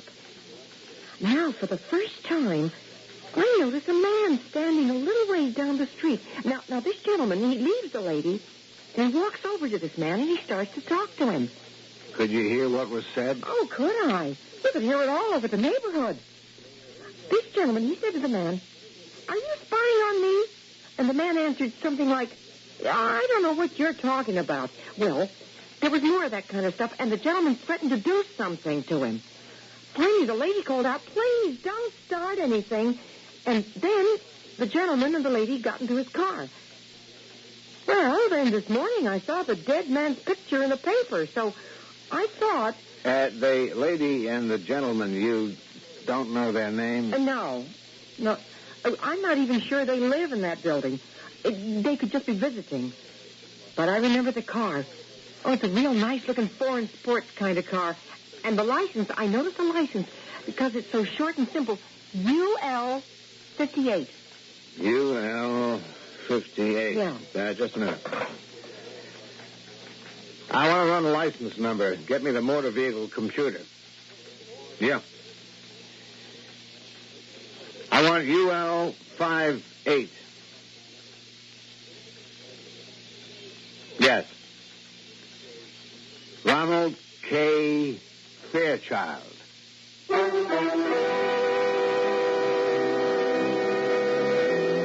Yes, sir. You can't beat modern science.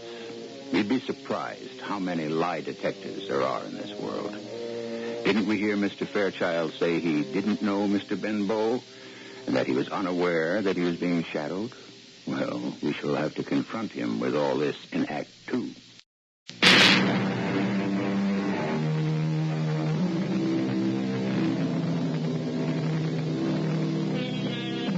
Murder.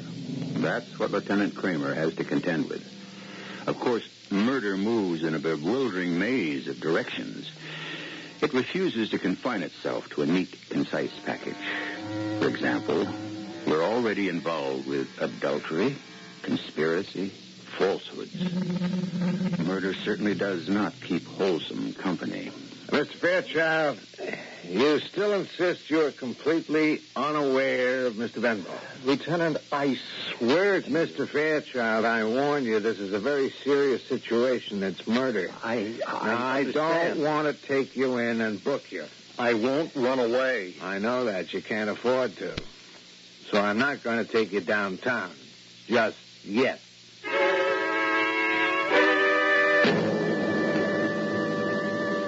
You say you and Mr. Fairchild left the building last night and there was no encounter with anyone? That's right.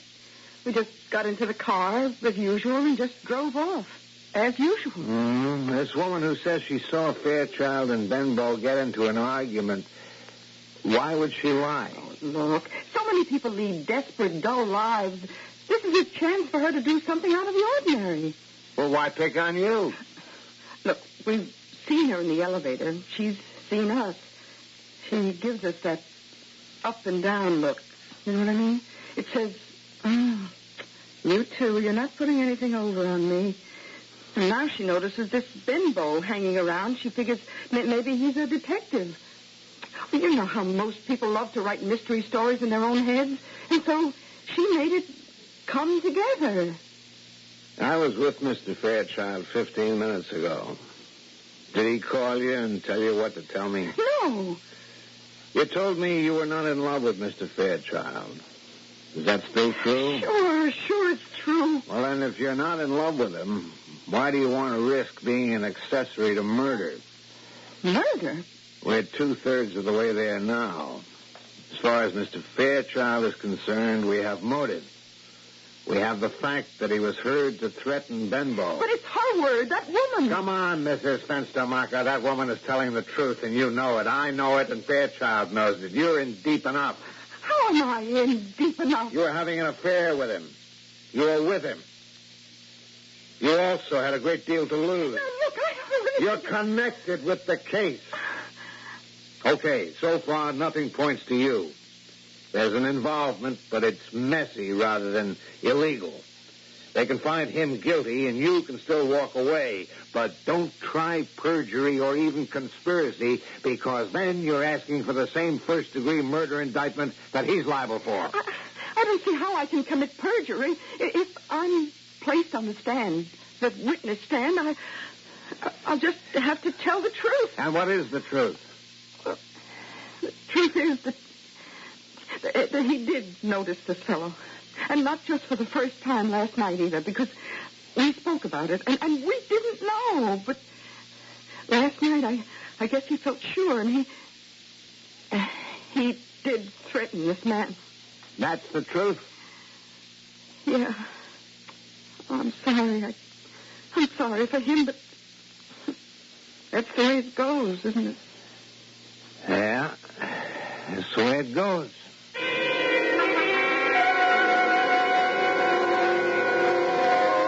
Lotte? Oh, let me turn this down, Jonathan. Oh, what is it, my dear? Have you seen the paper? Mr. Ronald K. Fairchild has been charged with the murder of that Benbow fellow. Oh? Yes. Rather prominent person, Mr. Fairchild. A trust officer at the Union United Federal. Well, that shows you. You can't trust anyone at all these days. In a way, it's unfair for Mr. Fairchild to pay the price for this. Well, Jonathan, as you yourself have often said, life is unfair. Yes, but murder, especially since he didn't do it. Well, are you suggesting we get him off? However, his career's a shambles anyhow. The fact of adultery has disgraced him permanently. So we might just as well make sure he's convicted of the murder. How? Oh, well, I don't trust lawyers. The state should have a really ironclad case against him. That will put the Benbow situation to rest for good. Well, what do you want to do? Who was used for this? Julius. Yes. A very competent man. Tell Julius that the gun he used should be found somewhere among Mr. Fairchild's possessions. I won't confess because I didn't do it. Now, you said you didn't know, you weren't aware of Mr. Benbow. That was a lie. You did have a motive. But that doesn't prove that At home, in your den, in the lower left bottom drawer of your desk, we found a .38 caliber Haskins Penrose revolver. A what? The .38 caliber revolver that has been established as the weapon that killed Mr. Benbow. But I don't own a gun. It was found, as I said, in your desk drawer. Oh, sure. Sure, because it was planted there. Mr. Fairchild, if you confess... If I confess... Now, look. I'm a cop. But it's only my job. I'm human, just as you are. You have a hard time proving it. I can understand what you did. What did I do? The affair. She's a great-looking woman. And I can understand it. This Benbow, believe me, Fairchild, he's a small-time hustler. He should have been in jail. He was working Fenstermacher for a good thing. You saw his face, and you knew he had you. He could blackmail you for the rest of your life. Now, that's true, isn't it? I didn't kill him. But you knew he had you. Yes. Okay. I like you, Fairchild. Because there, but for the grace of, the looks after guys like me, well, you have to pay for Benbow. But I didn't have anything to do. You did. You had the motive, and we have the gun. How do you account for the gun? I didn't kill him. Someone else did, and that someone else planted that gun to make sure that I would be convicted. I would not advise you or your lawyer to try that defense. It's the truth. No. Goodbye, Mr. Fairchild. Goodbye. I'm off it now. I'm in a case. Our job is to gather the evidence, make the arrest, and from here on, it's in the hands of the prosecutor. But I am innocent. Yeah. Okay, good luck.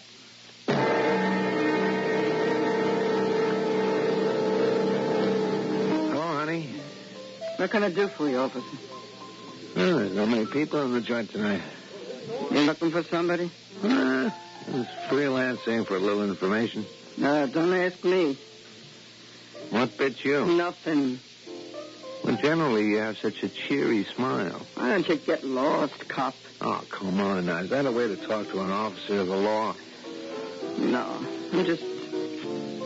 I guess I still got the blues. Oh, I'm sorry. I didn't know I'd miss them all that much. What are you talking about? You know. Oh, Ruth. Yeah, that's right. You used to run around with Luther Benbow. Yeah. Oh, it wasn't very much, but it was all I had. Well, I'm sorry. Maybe I'm getting older. We're all getting older, honey. My honey hair's turning gray. Luther. Funny. What's funny? I see this guy who's on trial is going to get convicted. Oh, yeah. There's no doubt about it. Oh, you're the one who brought him in, aren't you? Well, the thing practically solved itself. A modest cop. It's the age of miracles. Yeah, it figures. What figures? The guy is tied up with a bank. You know what Luther told me just before he was killed? He said, honey, I'm on to the biggest thing in my life. Yeah? There's millions in it. Me? Well, he could stick old man Fenstermacher for a couple of hundred, maybe even 1,000, but that's all that traffic was going to bear. That's what I told him. But you know what he said? Fenstermacher was small change. He was on to something else. What else? I don't know. It had to do with the government, he said. The government? What else? I don't know what else. Because every time I try to get more out of him, he just winked at me and he'd say, you'll know when the time comes. That's all he said? Yeah. And you can't tell me anything else? Look, if I knew anything else, You know more than you think, only you're not aware of it now. Did he mention some names? What kind of names? This thing he said he was on to, did he say where it was? Oh, yeah. It was because he was staking out 911 Cherokee Circle. 911? Yeah, you see, that's where this guy Fairchild had rented an apartment to take the Fenstermacher dame, and while he was on the lookout there, he kind of latched onto the other thing. What other thing? I don't know. Gee, he was sure tight-mouthed. He said to me, I made the contacts, and he knows he's got to pay off. Are you sure he wasn't talking about Fairchild? No, Fairchild is small potatoes. This guy, he was big in, the government. Yeah, he said he'd made the appointment and talked to the guy. An appointment? You say he had an appointment? He said he had an appointment. Well, would he have written that down somewhere? I don't know. Maybe in his book. His book? Yeah, he kept a book for appointments. That book, where is it? Why, I guess it's in the apartment with the rest of his things. I just don't feel like getting rid of him yet. Could we get a look at that book?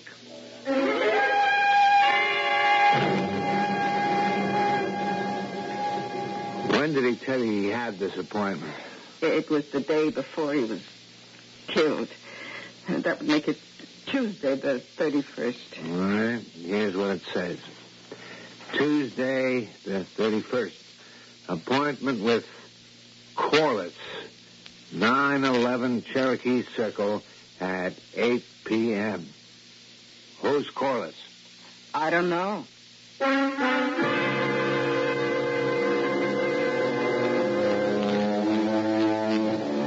Who is Corliss?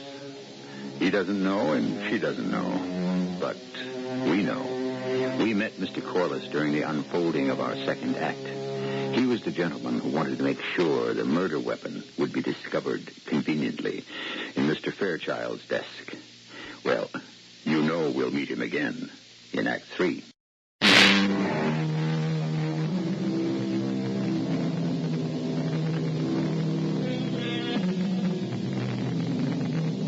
Well, the trial of Ronald K. Fairchild for the murder of Luther Benbow proceeds apace, and toward what seems to be an inevitable verdict. However, the detective who has arrested Mr. Benbow has suddenly, if inadvertently, discovered that the investigation might have ended a bit too hastily. Hello there. Hello? Don't you remember me, Mrs. Munson? Huh? It's you, the police lieutenant. I thought someone was trying to pick me up. You thought I was somebody fresh? No, someone stupid. Want an old dame like me. Oh, come on. You're not so old. Can I give you a lift? Oh, what have you got in mind? Oh, well, this is official business. I was afraid of that. We might as well drive toward your place. Oh, well, what do you want to ask me?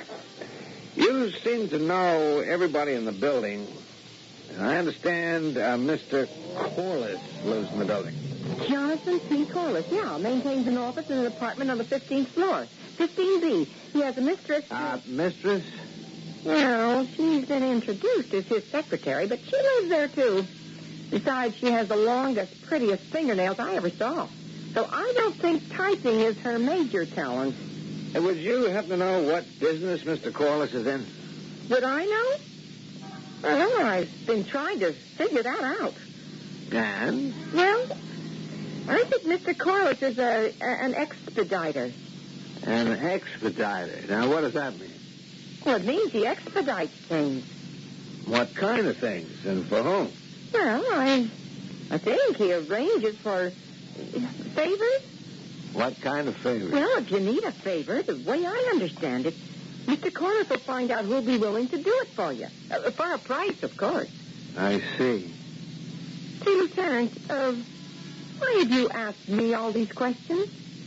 Well, I'm not sure just yet. Has it got to do with police business? Of course. Well, let me know if I can be of further help then. Really, I've absolutely nothing else to do.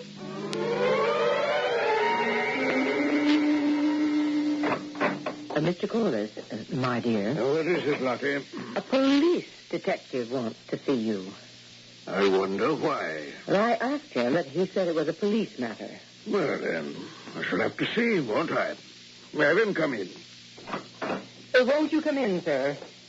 Mr. Corliss, this is Lieutenant Kramer of the City Police Department. How do you do, sir? Please be seated. Thank you.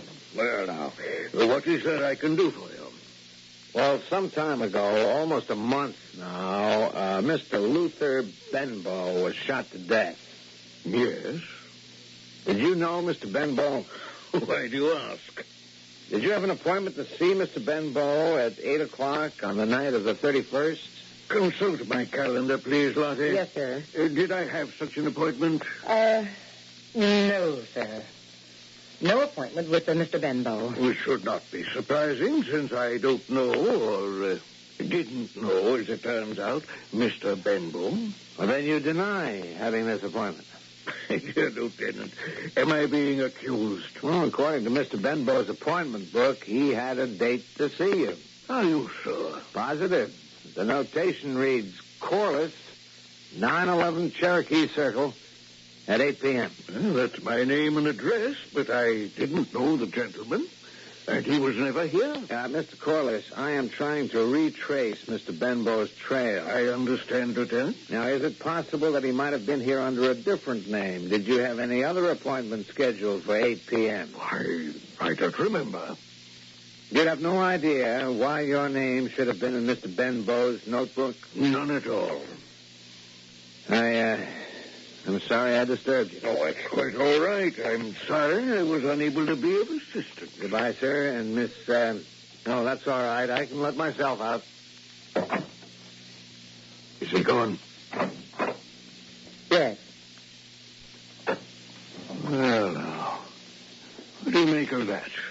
Well, I'm sure you know what to make of it, Jonathan. A key statement spoken by our detective.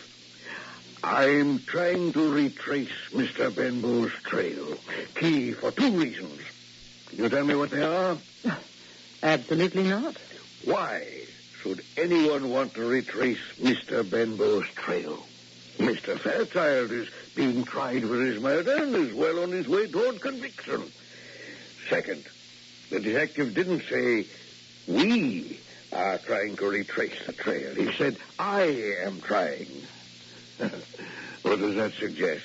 Once again, my dear, you'll have to tell me. That Lieutenant Kramer is operating in a lone wolf and very likely unofficial capacity. But why? Occasionally you get a policeman who is dissatisfied with the way the department has handled the case, and he decides... But what has to be done about it? Hello? Yes, just a minute.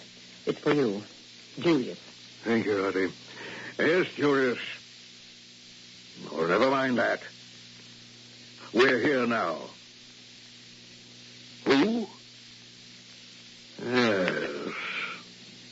When? I see. Well, stand by. I'll have something for you later. Very interesting.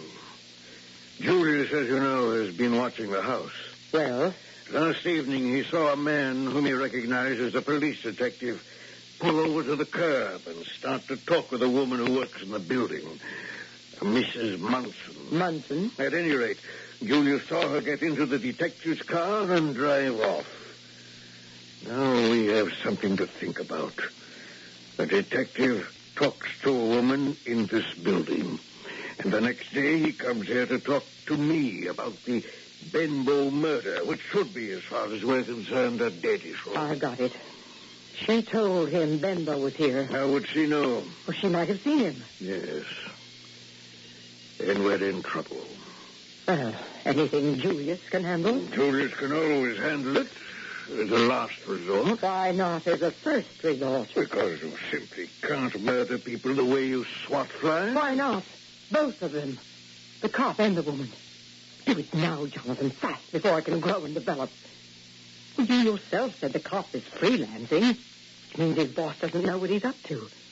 And that dame? Oh, who'd miss her? Well, it's certainly tempting.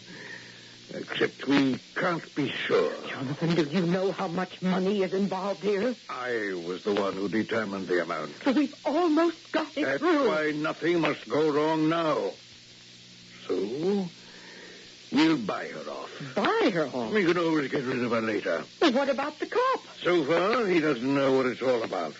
Anyway, he's just a cop. If he bothers us, we can buy him off. Or, as they say, bump him off.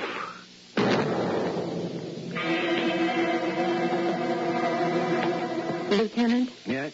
Oh, it's Mrs. Munson. I'm sorry to disturb you. Oh, that's all right. Well, there was a man. Yes? I noticed him hanging around 911 all the time.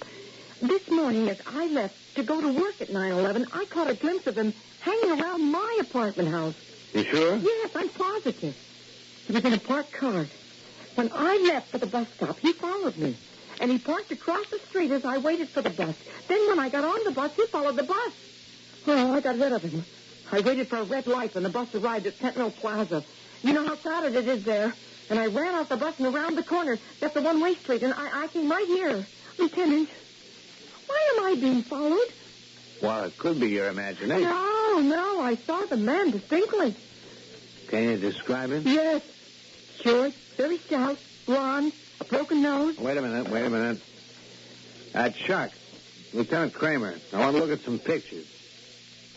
Yeah, right now.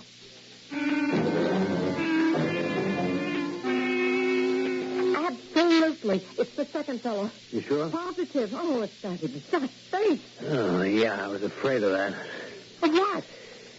This man is Julius Nightingale, and don't let the name fool you. He's a killer. Well, then why isn't he behind bars? Because we could never prove it. Well, now I know. What? Benbow was on a routine divorce evidence case when suddenly he stumbled into something big. Uh-huh. He tried to get a piece for himself, and he was killed for it. Oh, then Mr. Fairchild isn't guilty. Ah, this is only a theory. But how can we turn it into a fact?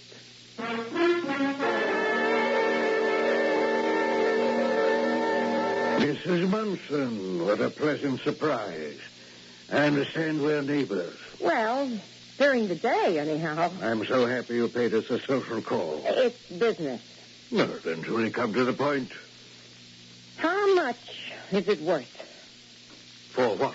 For me to keep my mouth shut. Why should I pay you anything to keep your mouth shut? I was a very good friend of Luther Benbow's. Oh, what's that to me? He was here the night before he died, and you denied it. I saw him come up. so? He told me everything, what he had on you. Really? Suppose you tell that to me. Corliss, you know what we have to do. Nothing. Don't say another word. That's what she's here for. To fool us into saying something. The police probably have her wired. Every word in this room is being taped. Oh. Yes. Oh. So you see, Mrs. Munson, I'm afraid your little stratagem failed. Here she is. Here's the time we better knock her off. Shut up, Julius. Shut up! I'm the one that's gonna burn. I'm the one who knocked off Bimbo. You can stand there and say, shut up. Julius, don't. Get your trap. So, you got caught. Say this dame, huh? All along, she's waiting for you. I should have come up here. I'd have knocked the clear of you off. Shut up. I want my dough. She's been set up by the police. She's got to have a hidden microphone and recorder on herself. So shut up. That's right, Julius. Shut up. Julius, the police. We got men all around the building. Now, listen, Lieutenant. Let us all talk privately. Sure. In jail. There's exactly $4 million involved here. Now, this should be enough for you. Why don't you just tell that to the judge? But there will be international ramifications. Mm-hmm. Tell that to the judge. It may jeopardize the security of our country. I think our country is more secure with you behind bars.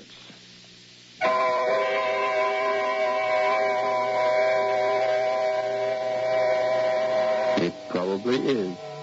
As you can surmise, Mr. Corliss was an international fixer who corrupted government officials both here and abroad. He would have been free to this day had not a rather seedy private investigator blundered into the secret. But that's how it goes so often. It's the little things. For want of a nail, the kingdom was lost. For want of a... Oh, well, there'll be no want of me. I shall return shortly. It is a magic moment. You are at your Buick dealer's, about to drive home in your brand new Buick LeSabre. It's lean and trim, classic line. It looks quite unlike any full-size Buick you can remember. You get in. A heady new car smell surrounds you. Your LeSabre feels the way it looks, tight. You turn the wheel a little. No wasted motion in this car. Big brushed metallic gauges look back at you. That V6 engine is doing great. You rub your hand on the seat. 6 people could be really comfortable in here. You swing into your driveway. Your wife, the kids, the dog, everyone but the parakeet descends in the car and gets in. Off you go to nowhere in particular. Life and your new LeSabre are great. Maybe the dog shouldn't sit on the seats.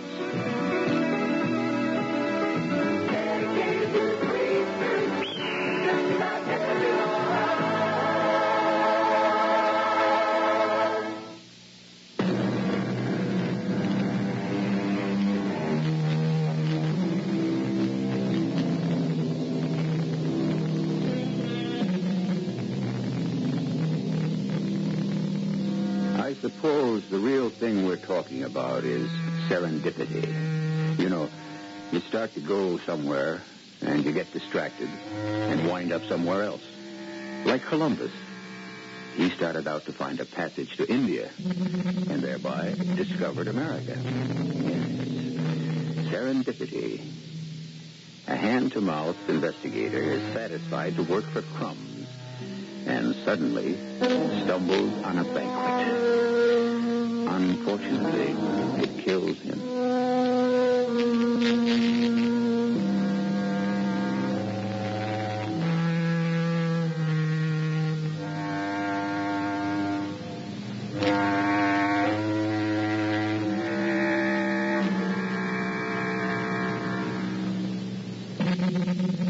Our cast included Robert Dryden, Bill Griffiths, Earl Hammond, Bryna Rayburn, and Joan Shea.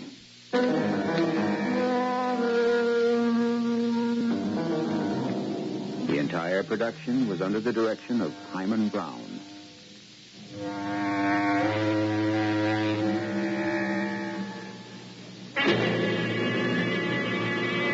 And now, a preview of our next tale.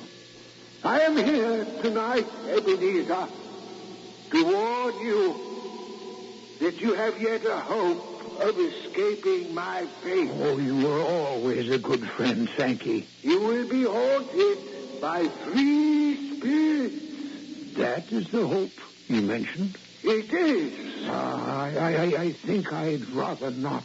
Without their visits, you have no hope but to shun the path I tread. Expect the first tomorrow, when the bell tolls 1. But couldn't I take them all at once and have it over? Expect the second on the next night at the same hour. The third, when the last stroke of 12 has ceased to vibrate on your mantle clock. Radio Mystery Theater was sponsored in part by Anheuser-Busch Incorporated, brewers of Budweiser. This is E.G. Marshall inviting you to return to our Mystery Theater for another adventure in the macabre. CBS Radio Mystery Theater presents...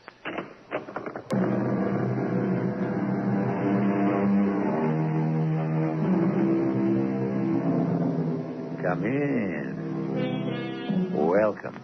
I'm E.G. Marshall. Some 38 years ago, back in World War II days, a famous line was born. It was part of a song, which goes like this. There'll always be an England, while there's a busy street, wherever there's a turning wheel, a million marching feet. To which the authors might have added, and as long as there's an England, there'll always be a Sherlock Holmes. Which one of you is Holmes? My name, sir. But you have the advantage of me. I'm Dr. Grimsby Roylott of Stoke Moran, and I know you, you scoundrel. You're Holmes the meddler, Holmes the busybody. Stay out of my affair. When you go out, close the door, for there's a decided draft. Just see that you keep yourself out of my grip, or I swear to see to it that you'll roast in hell.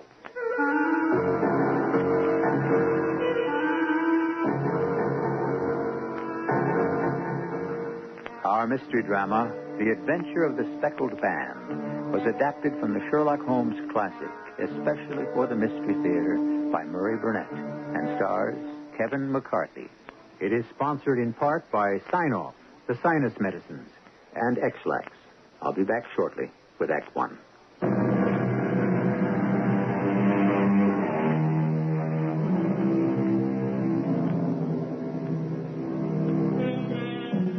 Macho is the in word today when rating male performers. Either the performer in question has it or he hasn't. It's very similar to the days of Eleanor Glynn when she made the word it synonymous with sex appeal. When we think of Sherlock Holmes, we dismiss the idea of his having macho, and that's a big mistake. It seems that whenever a beautiful young lady was in distress, Sherlock Holmes was the first man she turned to for help at any hour of the day or night. Watson! Watson, wake up. Sorry to rouse you, but... Holmes. Aren't you feeling well? No, I'm perfectly fit, thank you, but it seems that there's a young lady who roused Mrs. Hudson, who in turn roused me, and she's waiting in our sitting room this very minute. What, at this hour? Trust you, Watson, to hit the nail on the head. When young ladies wander about London at this hour of the morning and get sleepy people out of their beds, come on now, I assume that it's something very pressing that she has to communicate. Yes, of course. That's exactly what I was thinking. And I was thinking that if it proves to be an interesting case, you might want to follow it from the very beginning. But if you prefer to finish your sleep... No, Holmes. I wouldn't miss it for anything.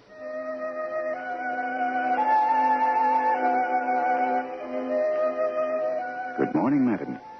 My name is Sherlock Holmes. This is an intimate friend of mine and an associate, Dr. Watson, before whom you can speak as freely as before myself. I'm glad to see that Mrs. Hudson has had the good sense to light the fire. Please, draw up to it, and I'll order you a cup of hot tea, for I observe that you're shivering. I'm not shivering from the cold. What then? Fear, Mr. Holmes. It's terror. Well, if you'll trust us, perhaps we can soon set matters right. You came in by train this morning, I see. You know me, then? No, but I observed the second half of a return ticket in the palm of your left glove. You must have started very early, and yet you had a long drive in a dog cart along heavy roads before you reached the station. Oh, I've come to the wrong place.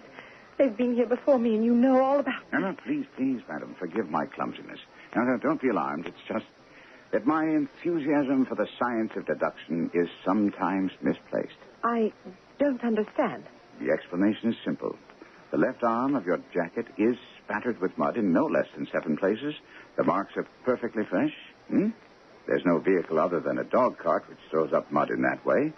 And then only when you sit on the left-hand side of the driver for some time. However you reached your conclusion, you're perfectly correct. And I see I was wrong to mistrust you. Mildred Farintosh was right when she said you are the one to turn to in an hour of need. Farintosh, eh? That was before your time, Watson. It was concerned with an opal tiara. I recall it now. I hope that you can help me shed the horror and darkness which surrounds me.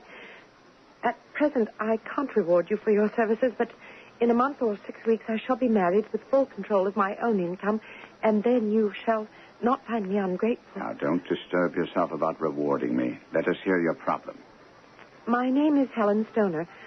I live with my stepfather, Dr. Grimsby Roylott, who's the last survivor of one of the oldest Saxon families in England, the Roylotts of Stoke Moran on the western border of Surrey. The name is familiar to me. Ah, well, then perhaps you know that the Roylott family was at one time among the richest in England, but 4 successive heirs of wasteful and dissolute habits mortgaged the estates to the hilt, and the taxes did the rest. My stepfather, seeing that he must adapt to new conditions, took a medical degree and went to Calcutta, where he established a large practice. Does he practice in Surrey now? Oh, no, never. No one would come to him. Why not? Because of his temper. The villagers are afraid of him. Only last week he threw the local blacksmith over a bridge and into a stream. Don't say. It was only by paying all the money I could get together that I was able to avert another public exposure. But surely your stepfather must have displayed some of these symptoms to you or your mother before he... No. You don't understand. My mother was the young widow of Major General Stoner of the Bengal Artillery. We were only 2 years old at the time of my mother's remarriage. We? Oh, my twin sister, Julia. She's dead. And it's about her death that I want to speak with you. In a moment. You say you and your sister were only 2 years old when your mother married Dr. Roylott. Now, even so, surely there must have been some indication of this violent temper that you speak of. Not then. There seemed to be no obstacle to our happiness. It was only after he caught our native butler in some robberies and beat him to death that the violent side of his nature was revealed, and never to us, never. I'm sure that... Yes, madam. Yes. Sure of what? That if my mother were still alive, we'd be happy again. When and how did she die? 8 years ago, in a railway accident near Crewe. And your sister? That's the horror, Mr. Holmes. That's why I'm here. It was just 2 years ago, just a fortnight before her wedding day. Mr. Holmes, we were twins, terribly close. And I remember her telling me how she had dreaded telling Papa about her forthcoming marriage. She described it so vividly. I can almost hear her now as Papa called to her outside the house. Julia? Julia? Yes, Papa? Julia, you and your twin sister are so close, and yet as different as night from day. Now, Helen wouldn't have asked to see me in my study, and then avoided coming here. I'm sorry, Papa. It's just that, well, I wasn't sure you'd like what I have to tell you. There's only one way to find out. All right. I've met a man. I love him. He loves me, and we're going to be married. Julia, my child, how would you think I'd be anything but overjoyed to hear that you're going to be happy and with someone who cares for you? Who's the lucky fellow? An army major. You'll like him. His name is Robert Drury. But it was really about Helen that I want to speak. Helen? What has she to do with it? Papa, she can't run this house alone. She must have help. It's been almost too much for both of us, and now that I'm just about to leave... Don't worry. I'll find someone to give Helen a hand with the housekeeping. You'll have other things on your mind, like your trousseau and the things a young woman thinks about when she's getting married. And did he find someone to help you, Miss Stoner? No servant would stay in the house more than a day or two, not only because of my stepfather's terrible rages, but also because my stepfather brought over animals from India and left them free to roam. There is a cheetah and a baboon there now. I see. Not the darkest part, you don't, Mr. Holmes, not yet. That awful moment of my sister's death. My entire attention is yours. Please proceed. But to understand how I came to overhear what happened between my stepfather and my sister, you must know about the sleeping arrangements in the manor house. As I said, it's very old, and only one wing is inhabited. All 3 bedrooms in this wing are on the ground floor, with windows opening onto the lawn outside. My stepfather's bedroom was after Julia's and mine. There are no connecting doors. Well, on this particularly hot night, shortly before my sister was to be married, my windows were wide open, and thus I came to hear the following conversation. Well, hello, Julia. Can't sleep, eh? Is it the heat or nerves about your forthcoming marriage? A little of both, Papa. Plus that cigar you're smoking. It's so strong the breeze blows the smoke right into my bedroom. Oh, sorry. Here, I'll get rid of it. Is there anything you wanted to say to me, Julia? Well, as a matter of fact, there is. Please don't think me foolish, but have you ever heard anyone whistle in the dead of night? Whistle? Oh, no, never. I don't suppose you could possibly whistle yourself in your sleep sometimes. Oh, my dear girl, you're just a bundle of nerves. When do you think you hear this whistle? For the past 3 nights. Always at the same time, about 3 o'clock in the morning, I hear this low, clear whistle. I'm a very light sleeper, and it wakes me. Did you investigate at all? Do you think you know where it came from? I can't be sure. It may have been from the lawn or from one of the rooms. Have you asked Helen about this? Of course, but she sleeps very heavily, and she hasn't heard anything. I just wondered if you had. Oh, not a thing, my dear Julia. It's all in your head. I wouldn't worry about it if I were you. And had your sister asked you about this whistle? Oh, yes. I told her that it must be coming from the gypsy camp that my father allows off on the hills. But surely those hills must be some way off? Yes, but sounds carry in the night, don't they? Possibly. Go on. The night of my sister's death, there was a terrible storm. I felt a terrible sense of unease, even though I knew we had locked ourselves in because of the animals I told you about. And suddenly, amid all the uproar of the gale, there burst forth the wild scream of a terrified woman. I knew it was my sister's voice. I sprang from my bed, wrapped a shawl around me, and rushed into the corridor. There the sounds of the storm were somewhat abated, and I thought I heard a low whistle and a clanging sound as if metal had fallen. As I ran down the passage, my sister's door opened slowly, and she stood there, swaying. And then she fell to the ground, and in a strangled voice cried out, "Oh, my Lord, Helen, it was the band, the speckled band."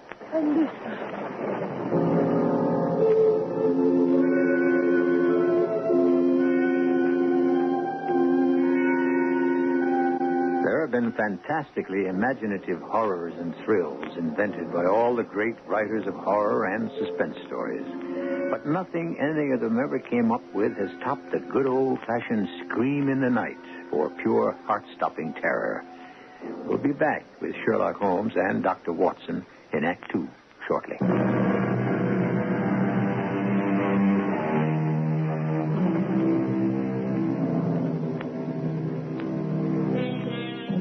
Great talkers abound in history and fiction, but I have a nomination for an unsung category, the great listener. When you consider Dr. Watson, here's one of the greatest listeners of all time.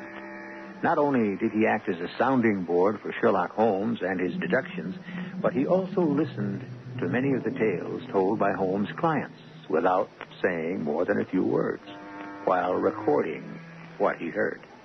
I'd sat both fascinated and horrified that early morning, listening to Helen Stoner tell of her sister's scream of anguish in the night and her last words before she was seized by convulsions and sank to the floor. And then, Miss Stoner, did your sister say anything else? She tried to, but she was choking. I called for my stepfather, and he came out of his room in his dressing gown. By the time he reached my sister's side, she was unconscious, and all his attempts to revive her failed. And those attempts were? He poured brandy down her throat, chafed her wrists, tried artificial respiration, but to no avail. She died without recovering consciousness. Now, but all this happened 2 years ago. What brings you to me here now, at this hour, and obviously in mortal fear? Because, Mr. Holmes, I'm now sleeping in my sister's room. Why? It was necessary due to repairs being made on the house, and last night, Mr. Holmes, I distinctly heard a long, low whistle. Holmes asked if it would inconvenience my wife too much to have Miss Stoner as a house guest for the remainder of the day until he could gather some very necessary information. Then he would decide how we should all proceed. I took her to a hansom, gave the driver my address. I'd no sooner returned when the door to the sitting room literally burst open. Framed in the doorway was a tall man, his face burned yellow from the sun with deep-set, flashing eyes that glared balefully at us. Which one of you rogues is Holmes? My name, sir, but you have the advantage of me. I am Dr. Grimsby Roylott of Stoke Moran. Indeed, Doctor. Pray, take a seat. I'll do nothing of the kind. My stepdaughter has been here. I traced her, and I was too late to stop this other scoundrel from sending her off in a cab. You're Holmes, the meddler. Holmes, the busybody. When you go out, close the door, for there's a decided draught. I'll go when it pleases me. And it pleases me to have my say. You do well to listen, because I'm a dangerous man to fall afoul of. Here, see this poker? I'll twist you just as easily as I twist this and throw you away like this. Now, see that you keep yourself out of my grip. He seems quite a likable chap. Now. I'm not quite so bulky or broad in the shoulder, but if he'd remained, I might have shown him that my grip was not so much more feeble than his own. My word, Holmes. You've straightened the poker out again. Yes. And I hope I have as much success in straightening out what I perceive to be a dark and sinister affair. We'll meet at your house in 3 hours, Watson. Right. After I've walked down to Doctor's Commons, where I hope to get some helpful data. Holmes was as good as his word. And exactly 3 hours later, he joined me and Miss Stoner in our living room. My wife had gone out to do some shopping. Holmes held in his hand a sheet of blue paper, scrawled with notes and figures. After the greeting, I handed him a telegram which had come to Baker Street, addressed to Miss Stoner, care of my friend. What's this? It's a telegram from my fiancé, Peter Armitage. How did he know where to send it? We'd discussed my fears for some time, and I'd mentioned I might turn to you. I assumed that when he'd heard I was off to London, he took a chance. I'm coming up to London soonest, on no account return to Stoke Moran. All my love, Peter. Your fiancé seems to have a head on his shoulders. But I must go back, Mr. Holmes. My stepfather will be... He is here in London, hot on your heels, and with fire in his eyes. He threatened me. Then what am I to do? He's a terrible person when he's crossed. I think, Miss Stoner, that we should go immediately to Stoke Moran. But I don't understand. You said Peter was giving me good advice about staying in London. Now you advise... Does your stepfather come off into London? No. And when he does he return the same day? He usually stays overnight to transact all of his business. Then that's the very reason why I think you and Watson, can you make it, my dear fellow? Yes. Should get there as quickly as possible. because it's only on the scene that we'll find the answer to the mystery. Well, I should need a half hour to pack. Don't forget to take along a revolver.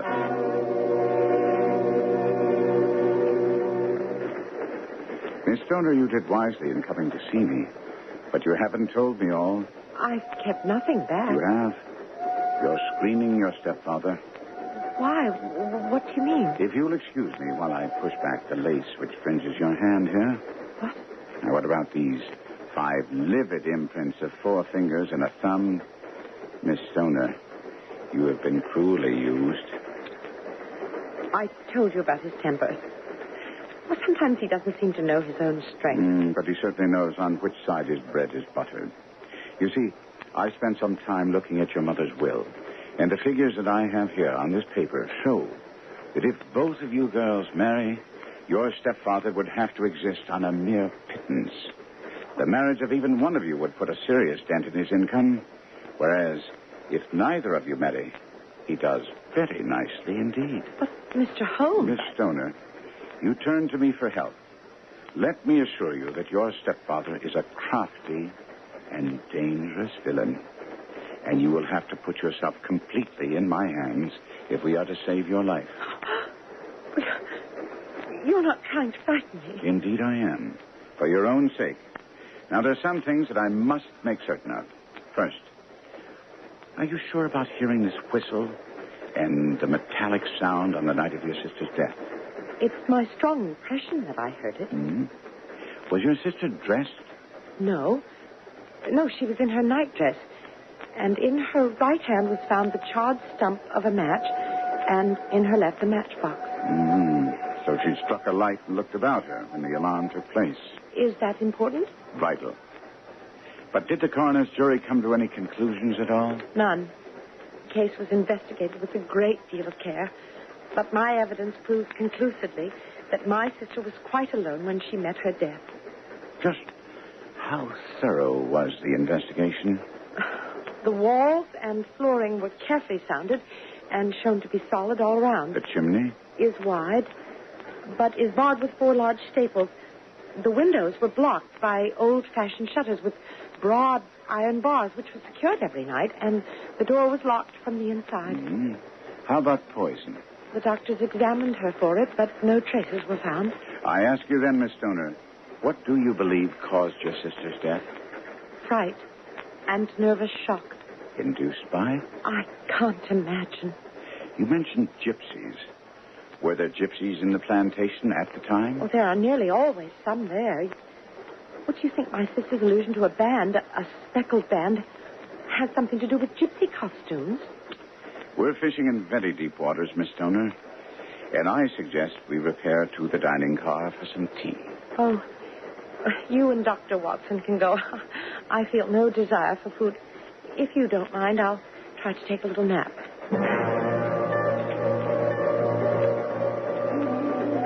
But Holmes, if Dr. Roylott murdered his stepdaughter, how in the world did he accomplish it? The door, the window, and chimney were impassable. The flooring and walls were solid. And then Julia Stoner was undoubtedly alone when she met her death. It would appear so, but then how do you account for these nocturnal whistles and the very peculiar words of the dying woman? I can't account for any of it, Holmes. Unless they were hallucinations. Not likely that the 2 women would be afflicted with the same hallucination about whistles in the night. And only one of them referred to the speckled band. Well, you've evidently formed some conclusions.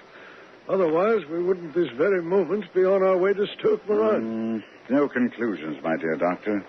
Only surmises, which have to be checked on the spot before I can even begin to make deductions. And these surmises? We have a vicious, seemingly unprincipled stepfather. Stepfather definitely subject to violent rages who stands to gain a good deal if his stepdaughters never marry. In addition, we have a band of gypsies camped very near Stoke Moran, with whom the stepfather is on friendly terms. Now, when you add to that the fact that Miss Helen Stoner thinks she heard a metallic clang which might have been caused by one of those metal bars that secure the shutters falling back into place, then I feel that we must begin our investigations along these lines. Yes, and while we pursue these investigations, what about Miss Stoner? I've telegraphed her fiancé to meet us at the station and take her to Stoke Moran and wait for us.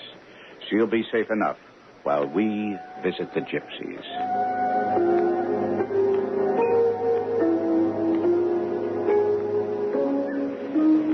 I think it's best for us to pose as architects. Something to do with the alterations that are being made at the manor. Well, seems like the gypsies are breaking camp. It does indeed. That fellow over there seems to be giving the orders. Hello. Can we have a word with you? Sorry. No fortune-telling today. Oh, come now. You can't be in that much of a rush to get to Saint Marie de la Mer. The festival doesn't start until late May. Who are you? I'm Sherlock Holmes. And this is Dr. John Watson. How do you do? We're assisting the architects in the rebuilding going on at the manor. What do you want with us? What do you know about our annual festival? Oh, I'm interested in the history of the Romany people. And I'd hope to talk with you about your friend and benefactor, Dr. Roylott. Gypsies have no friends. You don't consider it an act of friendship that Dr. Roylott allowed you to use these grounds as a campsite? We paid. With odd jobs around the manor? Doing some of your metalwork and other favors, no doubt. Woman, bring me the cards. No. I'm not interested in the tarot. No, but you're interested in Dr. Roylott. He is why we leave today. He hasn't ordered you off. No, we leave because he asks us to stay. Could you explain that? Give me the cards, woman.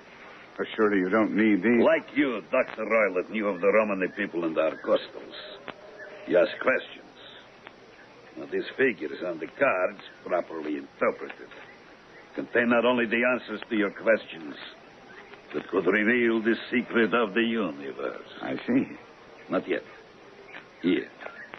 Choose a card. Very well. The Serpent of Wisdom. You, sir, are not only an architect, but you travel all paths seeking knowledge.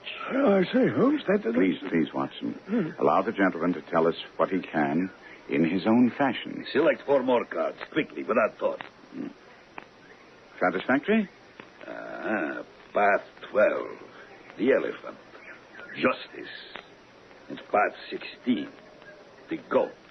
Or, if you please, the devil. And path 17, the falling tower. And here, the last card you selected, path 14. Death. Does that give you the information you seek? Not quite. But I must apologize to you. For what? For mistaking your calling. You're not a metal worker. What on earth was that all about? And why did you apologize for calling him a metal worker? You looked at his hands as he handled the tarot cards, Watson, but you didn't really see them. They were not the hands of a laborer, but of a card manipulator. Oh, I say, you mean that those cards you selected were the ones he forced on me, Watson. Oh. And because of that, I need only to verify one more fact to eliminate the gypsies as the speckled band. Dear listener, the facts which would enable you to arrive at the correct solution for the adventure of the speckled band are not yet all before you, but I promise faithfully that they'll be placed before you at the very outset of Act 3, right after these messages.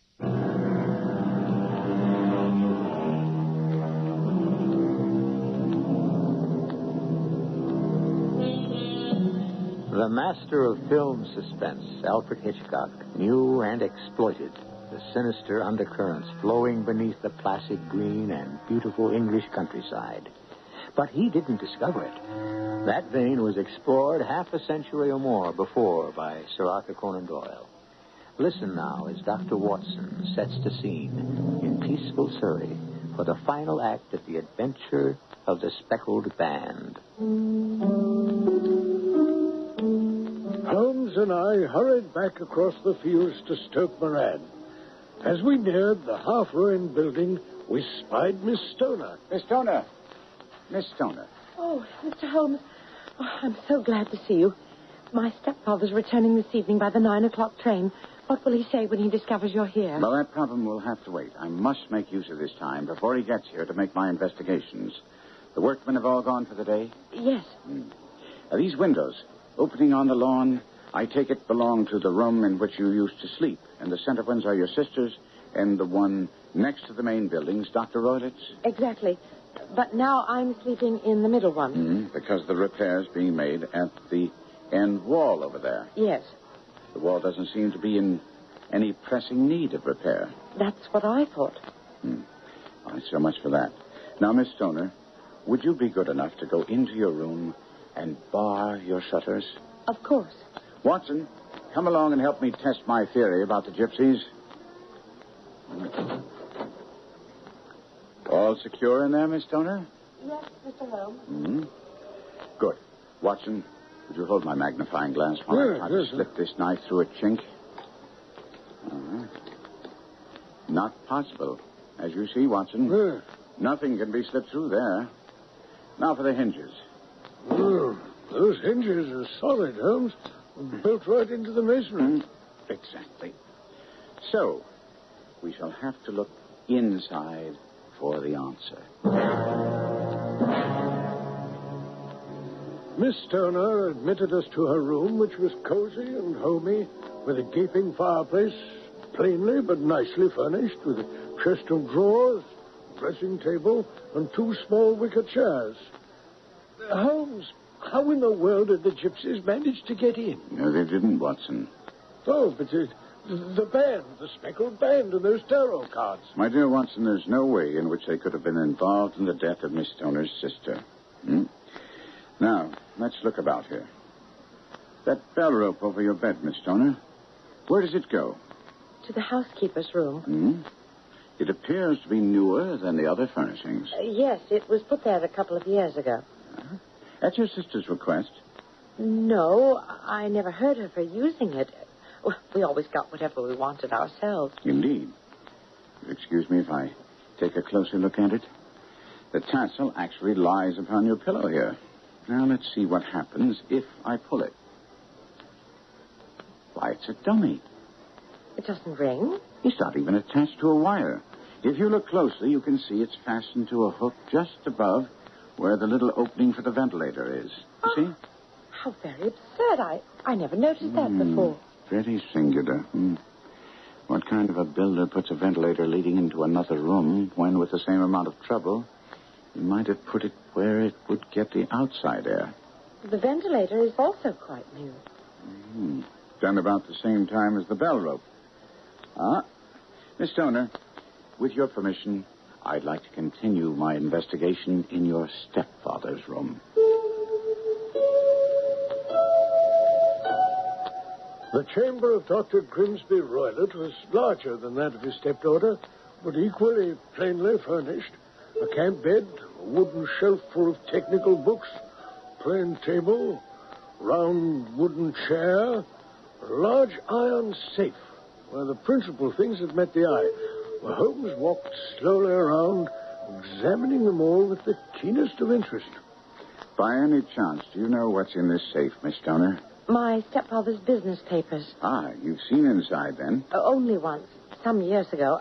I remember that it was full of papers. There isn't a cat in it, for example? Oh, what a strange idea. What makes you ask that? This saucer of milk standing on top of it. Oh, I can't explain that. We don't have a cat. But there is a cheetah and a baboon. So you informed me, and a cheetah is just a big cat, and yet a saucer of milk wouldn't go very far in satisfying its appetite. Now, I should like to examine the seat of this chair for just a moment. Aha. Just as I thought. Well, common small dog leash. And I don't know why it should be curled upon itself and tied so as to make a small loop, if that's what you're asking. That is uncommon, Watson, isn't it? Oh, me. It's a wicked world. I think I've finished in here, Miss Stoner, and it would be wise for us to leave. Miss Stoner, your life depends on doing exactly as I say. Very well, Mr. Holmes. I place myself completely in your hands. In the first place, both my friend and I must spend the night in your room. What? It must be so. Now, let me explain. First, am I correct in assuming that I can see the village inn from here? Yes, that's the Crown. Excellent. And your windows are visible from there? If you have a room on the side facing the manor, yes. Trust us to arrange that. Now, when your stepfather comes back, I fear that we cannot keep our visit a secret from him, so inform him. Oh, but he's sure to ask what you were doing here. Well, you will plead a migraine headache and confine yourself to your room. And then, when you hear him retire for the night, open the shutters of your window, undo the hasp, and put your lamp there as a signal to us. And then, very quietly, very, very quietly, take everything you may need and go to the bedroom you formerly occupied. Can you manage there for one night? Oh, yes, easily. But what will you do? We shall spend the night in your room, and we shall investigate the noise which disturbed you. Holmes and I had no difficulty engaging a bedroom and sitting room on the upper floor of the Crown Inn, commanding a fine view of the manor and of Miss Stoner's bedroom window. You know, Watson, I really have some scruples about taking you tonight. There's a distinct element of real danger. Well, can't I be of assistance? Well, your presence might be invaluable. Well, then I shall certainly come. You evidently saw more in those rooms than was visible to me. No, you saw everything I did. I just deduced a little more. I saw nothing out of the ordinary, except the bow rope, and what purpose that could serve is more than I can imagine. You also saw the ventilator. Well, it's not unusual to have a small opening between two rooms. It was so small that a rat could hardly pass through it. What harm can there be in that? But at least grant me a curious coincidence of dates. A ventilator is made, a cord is hung, and a lady who sleeps in the bed dies. Doesn't that strike you? I can't see any connection. Did you observe anything very peculiar about the bed? I can't say I did, no. It was clamped to the floor. Did you ever see a bed fastened like that before? No, can't say I have. What purpose does that serve? The purpose for which it was intended. The lady could not move her bed.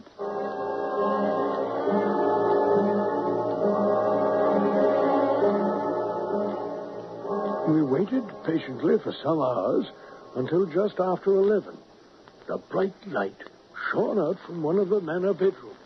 Holmes sprang to his feet. That's our signal, Watson. It comes from the middle window. As we were crossing the lawn as silently as we could, a hideous and distorted figure darted out of a clump of laurel bushes and ran swiftly across the lawn. I froze instinctively and turned to Holmes. Good Lord, did you see it, Holmes? That's the baboon, Watson. No harm there, although they can be savage if they feel endangered.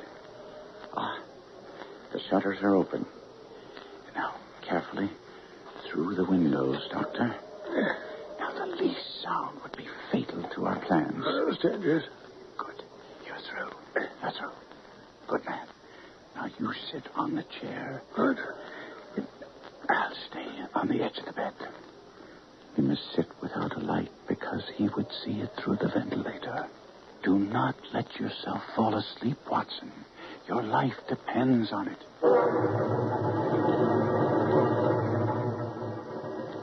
We heard 12 strike from the church steeple, and then 1, 2, and 3, as we waited out our dreadful vigil. Suddenly, there was a momentary gleam of light in the direction of the ventilator.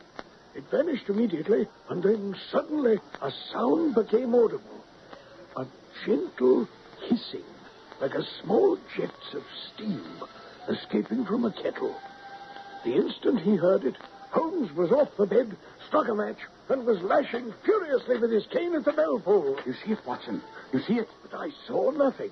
At the moment when Holmes had struck a light, I'd heard a low, clear whistle. Holmes had ceased to strike and was looking up at the ventilator when... I say, what can that mean, Holmes? It means that it's all over. And perhaps for the best. Take your pistol and come with me to Dr. Roylett's room.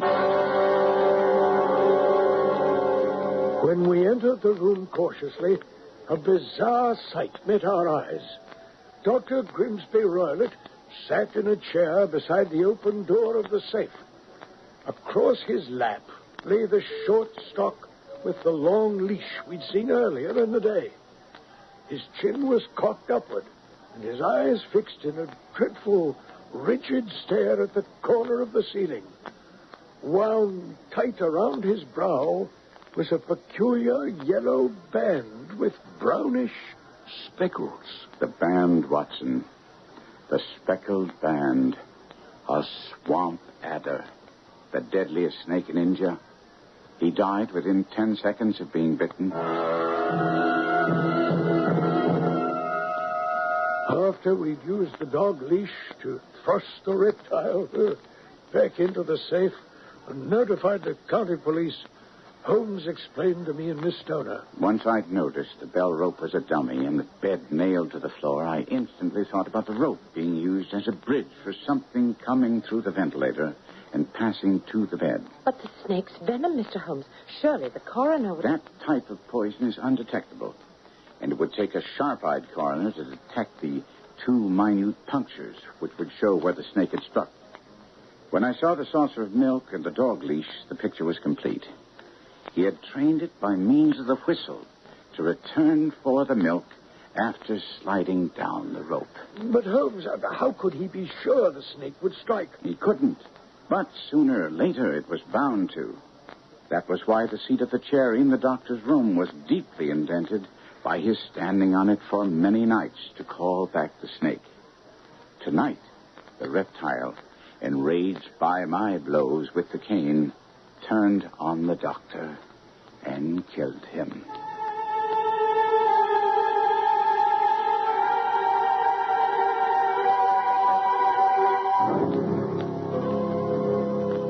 As I reread Sir Arthur Conan Doyle's stories about Sherlock Holmes and Dr. Watson, I begin to think that part of their never-ending appeal is they create a world where injustice is served. Violence recoils upon the violent, and criminals are brought to book by the brilliant deductions of a gallant detective rather than through the impersonal use of computers. All in all, there's a lot to be said for such a world. I'll be back shortly.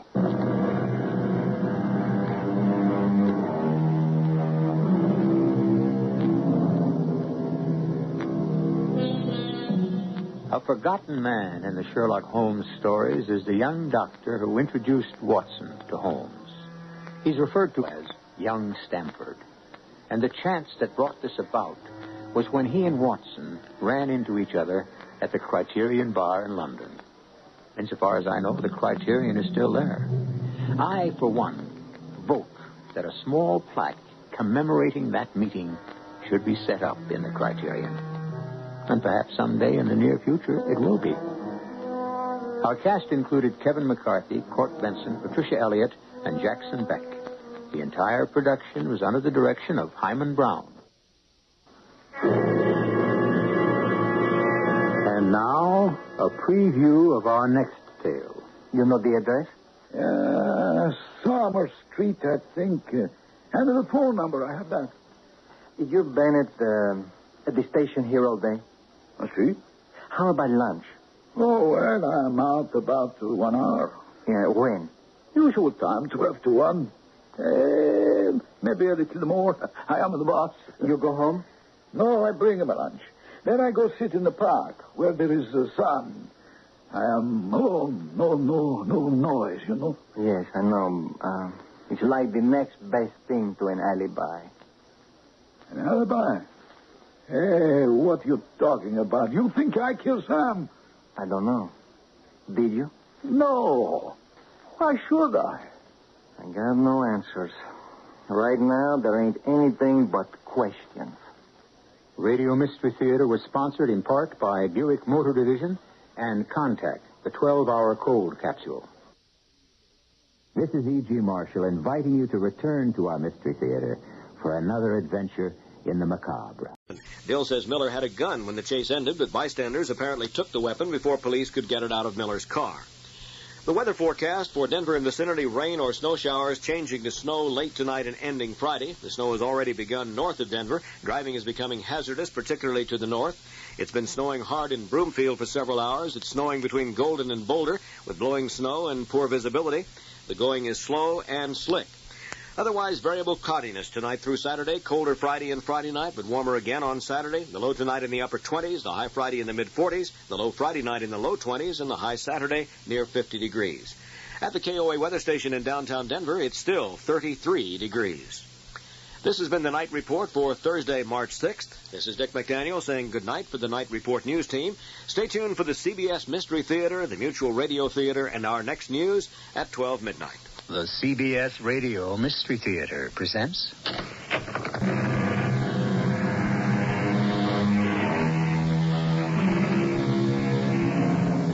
Come in. Welcome. I'm E.G. Marshall. Do you, like most people, resent and even fear the computer? Then this is a story for you. Because we must all learn to realize that no matter how much its cold objectivity turns us off, it is just as human as you or I, and as open to error. Whatever its output, it is only the result of what some fallible human being fed into it. A case in point is this story. Don't you worry about Sally, J.M. She may look like a reincarnation of Marilyn Monroe, but she's all tiger. Well, Josh, if you're sure... Oh, I'm sure. What do you mean, about another way? I'll tell you that as we go along. If we're going to do it, there's no time to lose.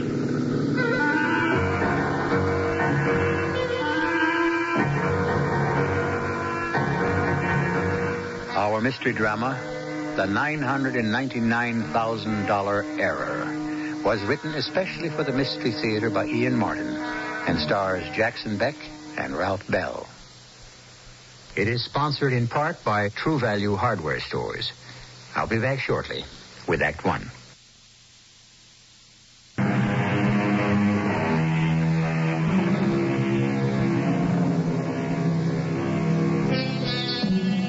Today, it's a small world, isn't it? Everyone is in everyone else's backyard, right? Well, yes and no. Manila, for example, is still a day's travel by air from New York, and it's the other side of the world. That makes us virtually neighbors compared to how far removed a little town like Alaminos is from Manila. Even if it is less than 150 miles from Manila. All of this is only to explain how a thing like this could happen. On off my way, foolish chickens. Go sit on eggs. Jarang Magpari. Who is calling? It's Narciso Esmilla. You sent for me? Excuse me, lawyer Esmillo. I have been waiting for you. You will forgive me, but I'm a busy man. How can I help you? There has come to me a letter. Do you see? By the post. How else? Oh, it's from the United States. How can you tell? The stamp. And there's a return address. You see? Charles Nadler and Braganza, lawyers. He's Filipino, the last one. From the United States? You can see. Why should an American firm be writing you, Jarang Magpari? Does it not tell you in the letter? I don't understand English. I cannot read even Tagalog. You wish me to translate for you? Yes, please. My time is valuable, Jarang. They will be expired. Oh, I am poor woman. I am a lawyer in a poor town. There must be a fee. How much? That will depend on what the letter contains. Shall we say 20 pesos? I have only 10. You can owe me the other 10. Give me. Here. You have a sister Elenia in the United States. Yes, Elenia. 7 years since I have heard from her. Oh, sadly, she has died. Poor Elenia. But she is older than me. How did she die? It does not say. But what it does say is that she has left you some money. How much? 1,000 American dollars. Oh, how much is that in pesos? Well, at today's exchange, about 7,200. 7,200. Oh, a fortune. When may I get it? He says that a bank draft has been sent to the Amarpili Bank in Manila, and you may get it anytime. Manila? Oh, but that is so far away. Now, I cannot speak English. You must help me get it. I will be glad to assist. But there will be expenses. What? How much? Perhaps 300? Oh, for the wife of an old friend, 250. 200. That leaves you 7,000. I will sign the papers, and you will go to Manila and bring me back my fortune.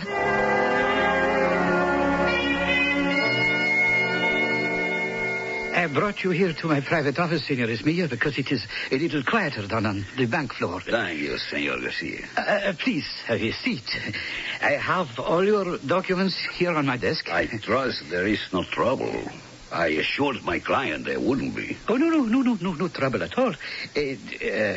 But I hope you don't plan to draw out the entire amount. Why not?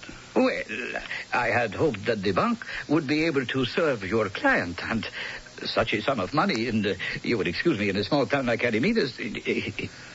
Besides, on such short notice, even a commercial bank of this size would be hard put, without at least 24 hours' notice, to be able to pay out 1 million American dollars in cash. Excuse me, I hope I'm not catching a fever. $1 million? Yes, of course. That is what the bank draft that was sent to us from America is for. Oh, of course. That is as it should be. Let me ask you something, Senor Garcia. Oh, by all means. I hope I can help. I hope you can. My client, the Senora McPally, is in the midst of some difficult and delicate negotiations. She is contracting to build a huge resort hotel at Dagupan. This money is the basis of the financing. If she needs further financing, I'm sure the bank would extend loans at the prime rate. That was a matter that I had planned to take up with you once we have secured the property. That is what this $1 million is for. I will try to rush the disbursement through, but as I said... How much could I withdraw for my client today? Well, I'm sure we could manage maybe 300,000. Would you want it in pesos or dollars? We are dealing with Americans. Dollars. Now, how quickly do you suppose we can get the rest of this cash? Well, I could promise you another 400,000 in cash by Wednesday, and the rest of it by the end of the week. Splendid. It's a pleasure to do business with you. Yes. I will arrange for your 300,000 immediately. Do you care what denominations the bills are? Oh, not really, although why not keep it to hundreds or below? Just one more thing, Mr. Garcia. Si, Senor Esmilla. Get me $1,000 in pesos, will you please?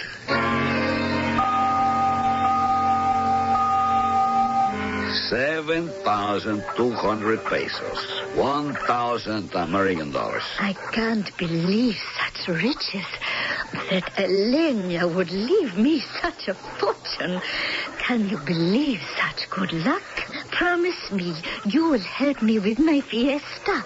I want to have a big dinner for all my friends in Aluminios. When? It will take me 2 weeks to prepare. 2 weeks from this Saturday. I will try to be there, Charang, but I may have to be out of town.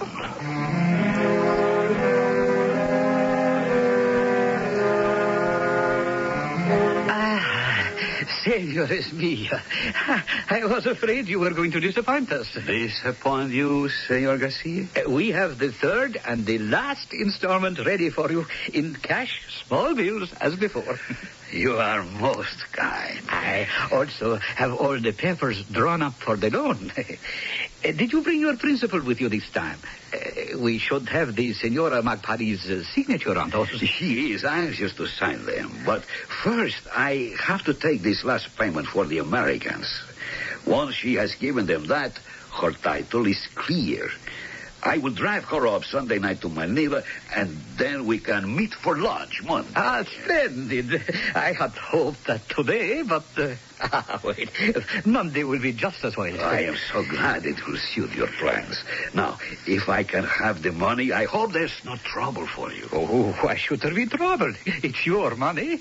Or rather, I should say the Senora's. And it comes from the American bank. So, as the Americans would say, it is no skin off my nose.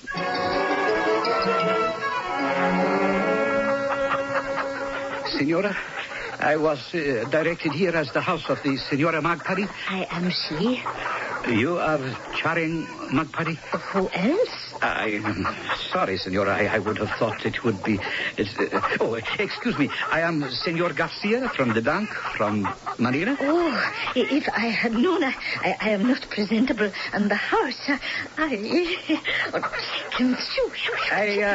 I was actually looking for your lawyer, Senor Esmia, but I am told he is away. Is this true? Oh, yes. He has been gone since 1, 2, 5 days now, since Saturday. He had an appointment to see me on Monday. Do you know where he went? No, he said only it was for his health. Surely he needs to be here for your affairs. Don't you need to have the loan arranged for? Loan? What loan? I do not need money. Thanks to you, I am rich. Rich, thanks to me? And my poor sister. You helped me to get the $1,000. She left me so easily. What? $1,000? Yes. See, here, it is all here in the letter from America. Here, see, you can read English. I hope so. I wouldn't be much good at the bank if you... Oh, what is it, Senor Garcia? You don't look well. I don't feel well. Oh, you want some water? No water. Tell me, the lawyer, Senor Esmia, he gave you only $1,000? Yes. Is that not what it says here in the letter? Oh, yes, that's what it says in the letter. But I should... This Senor Esmia, does he have a family? No, he is alone, poor man. Not poor, Senora, not anymore. Is there anyone who would know where he has gone? Sorry if I've kept you waiting, Senor Garcia. Oh, please don't worry.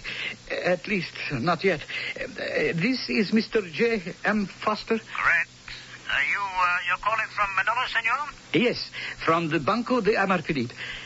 We have been in receipt of a bank draft 10 days ago from your bank, which we honored in the amount of $1 million to be credited to the account of a Senora Charing Magpiro. Oh, yes. When you placed your call, my secretary looked up the transaction and... Yes, sir. And? We sent you a draft in Senor Magpiro's name, all right, but... Well, there's a slight discrepancy in the amount. The draft was for $1,000. Oh, I was afraid of this.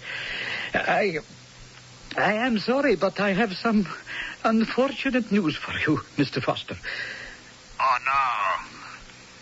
No, don't tell me what I'm afraid you're going to. I have to, sir. When you transmitted the draft, someone on your side made a computer error. And added 3 digits, upping it to 1 million? That is correct.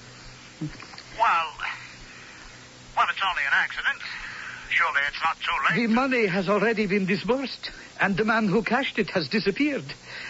It is my sad but inescapable duty to inform you that I am very much afraid that your bank has taken a loss of $999,000 American dollars.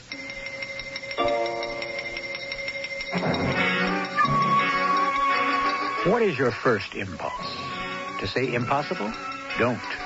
Because 2 years ago it happened in Manila, in the Philippines. Truth again, stranger than fiction. Was the embezzler, or whatever you may choose to call him, caught? That is still a matter for the courts. We leave that to truth. And now go on to fiction, to imagine if perhaps he might have been caught, and how, which we will leave for Act 2, when I return shortly.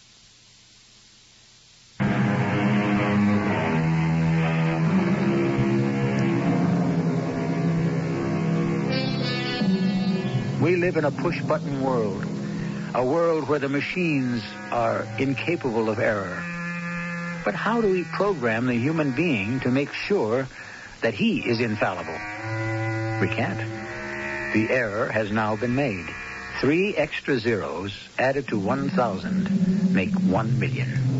And an astute gentleman named Narciso Esmilla has siphoned off the difference to become an instant millionaire. Will he get away with it? Excuse me, you are Mr. J.M. Foster? That's my name. Allow me to introduce myself. I am Pedro Garcia. From the bank? Yes, a pleasure to meet you, sir. I hope you had a good flight. 19 hours in the air. Where can we talk? I have booked you into the Continental at Macabre. I have a car waiting, and we can talk on the way. Then let's get on with it.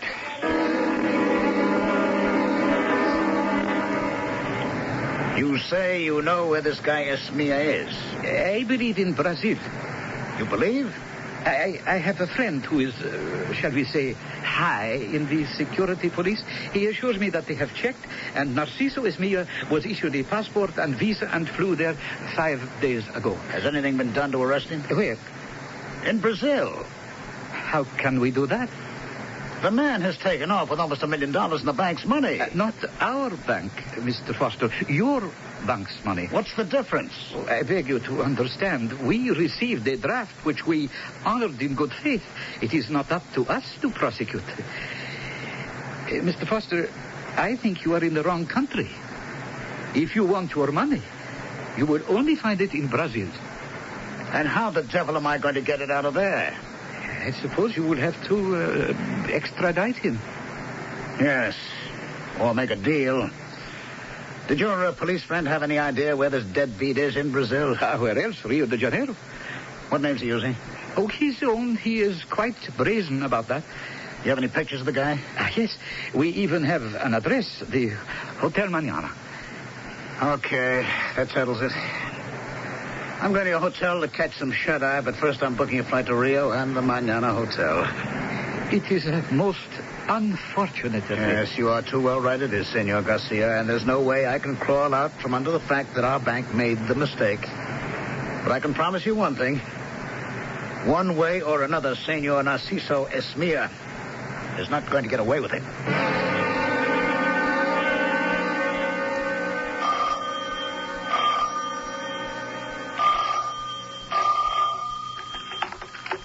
Si? Senor Esmilla? Si? Let's speak in English. It's your language just as much as mine.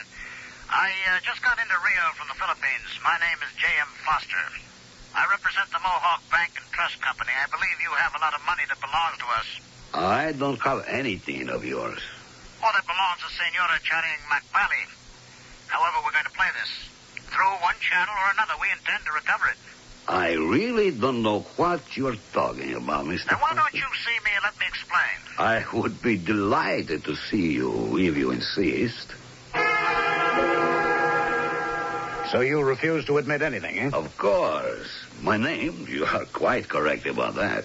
And that you are a fugitive from the Philippines? Not a fugitive. I came here for my health, and I find I respond marvelously to the climate in Rio. You came here with $1 million you stole. Now, I really must correct you about that. First of all, I deny I have the money you accuse me of taking.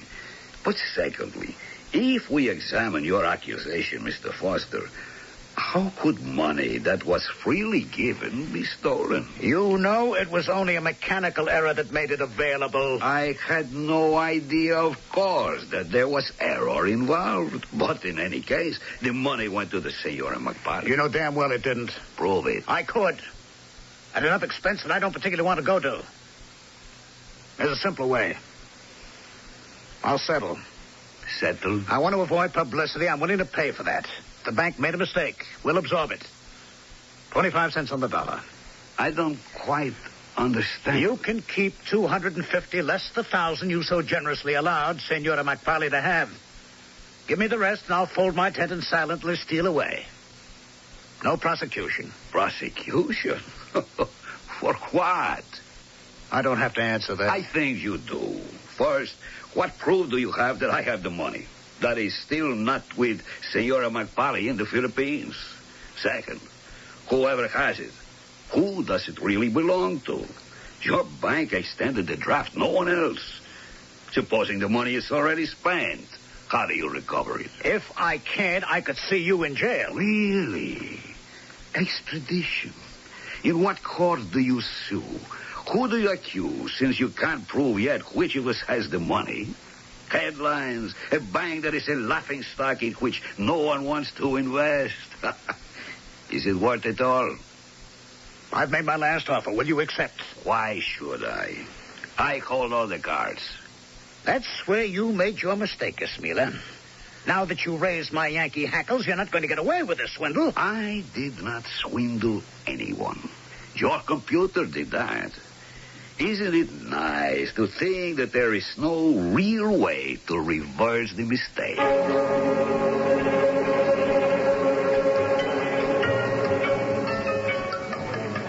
Thank you, bartender. Keep the change, all right. Oh, I'm sorry, excuse me. De nada. Hey, Jimmy. Jimmy Foster. Yes, that's right. Well, take a good long look. Hey, Josh. Josh, slow come. You old son of a gun. I haven't seen you since that Concomitant reunion Captain Simons dreamed of. What was it, 6, 7, 8 years ago? I shouldn't even have showed up there. Yeah, well, how come? Oh, you know, occupational no-no. Keep a low profile at all times. Hey, you're out of all that by now, Josh, aren't you? Standard answer, no comment. You son of a gun. You kept on with it, huh? No comment. What the heck are you doing in Rio? Is Helen with you? No. I'm here in business. Monkey business or legitimate? Well, how can you ask old Straight Arrow that? I'm still the same old cube, you know. You took a bullet from me at Remagen so I could be first across the bridge? When do you call me in and ask me to pay up? Oh, come on, will you? It's all of 35 years ago, Josh. Why dredge it up? Because I still owe you one. I want to repay, if only I could figure out how. Well, maybe you could, Josh. Hey, you still with the organization? No comment. Which means you are. Watch it. Yeah, all right, I will. I could use your help, Josh. Where can we talk? Okay, I'm going fishing tomorrow with a fascinating crew. You want to join us? I think I just might like to do that. You got yourself a date, old buddy. We'll save all the talk until then.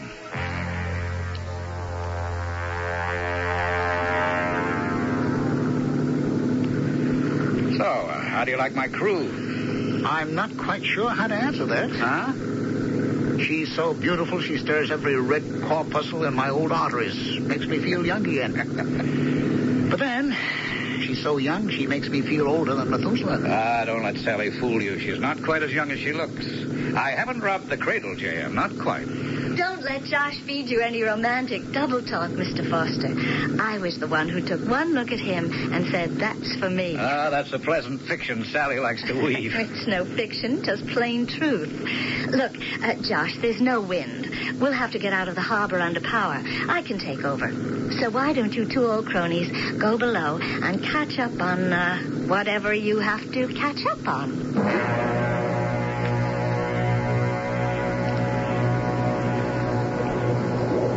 So you're left holding the bag, old buddy. The way it goes. We made the mistake originally. But I am not going to let him get away with it. Yeah. Maybe there is another way. I wish you'd tell me. You know us cloak and dagger boys. We tell as little as we can. What do you mean, about another way? I'll lay it out for you right now. If we're going to do it, there's no time to lose.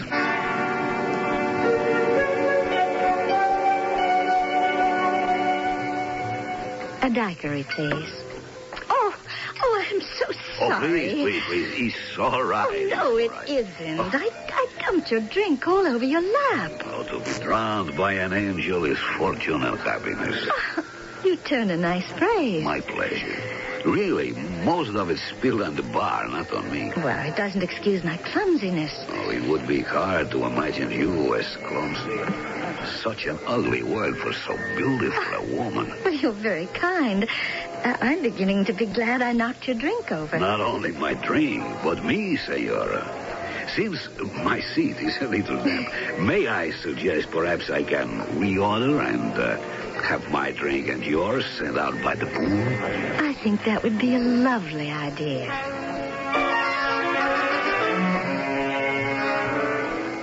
This was a most pleasant accident, Senora. Wasn't it? But I think you are not alone here at the hotel? Oh, my husband, he has his own interests. Pardon? I love all you Latin people so much. You couldn't possibly understand what drives us Norte-Americanos, particularly someone like my husband. I don't know if I follow you. I hope you will, senor. Oh, I am so sorry. My name is Narciso Esmilla, but they call me Pepe. I like that. Pepe. My name is Sally, and what I do is my business. What my husband does is his. It bores me. Why? His only interest is money. How does he make it? He's a finder. A what? A finder. He's a geologist and a miner. He goes all over the world finding precious ores and oil, I don't know what. I suppose he's very good at it. We're rich enough in money, but not much else. How can anyone be in a town like Rio de Janeiro and not long for romance? I'd like to bring you some. I'm sure you can. I knew it the moment I saw you. Oh, but not now. I see my husband coming. You better leave. How soon can I see you again? Trust me to arrange it. Now go. Hey, what are you doing out here, Sal? I thought you said you'd meet me in the bar. Oh, well, I just wanted to get some air. I just hooked your fish, darling.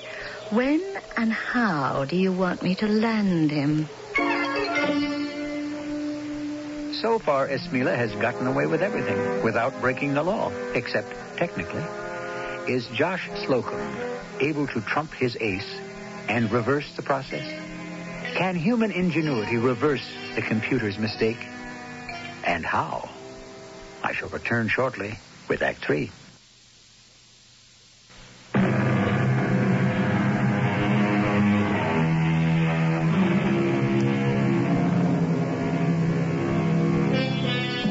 The poison of greed is the most insidious in the world. Once you succumb to it, it is a fever that can't be halted. Narciso Esmilla has been bitten by this fatal disease and all of the symptoms that go with it. Desire is blind, they say, and our friend Esmilla sees nothing anymore but what he desires. Pepe? Yes, Sally. Come here, my darling. Only your calling me Pepe instead of Narciso would have given me the strength to move. Look. At what?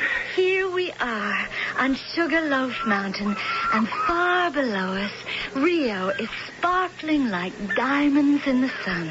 Did you ever see anything more beautiful? Yes. What? You. Only you could have got me up those incredible roads by bicycle. I must be mad.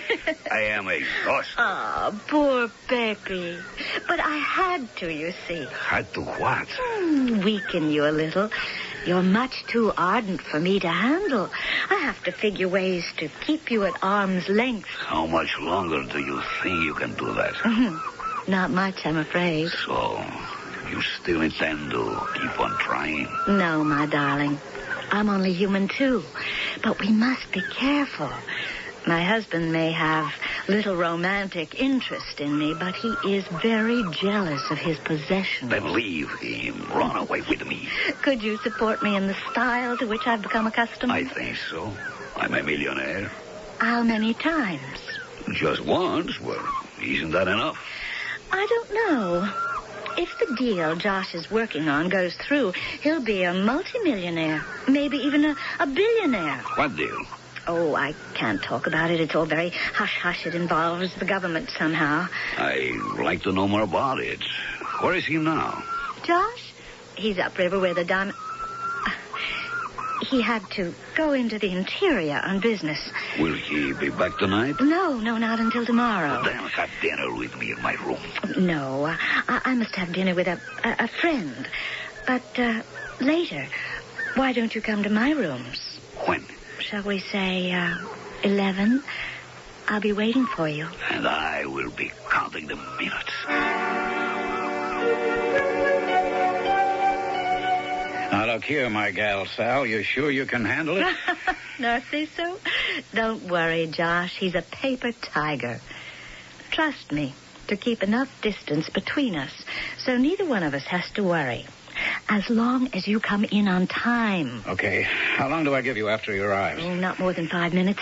Just as soon as we get into the bedroom. Well, I'll be hiding out on the terrace. The moment I see you go inside, I'll slip in and out the front door of the suite.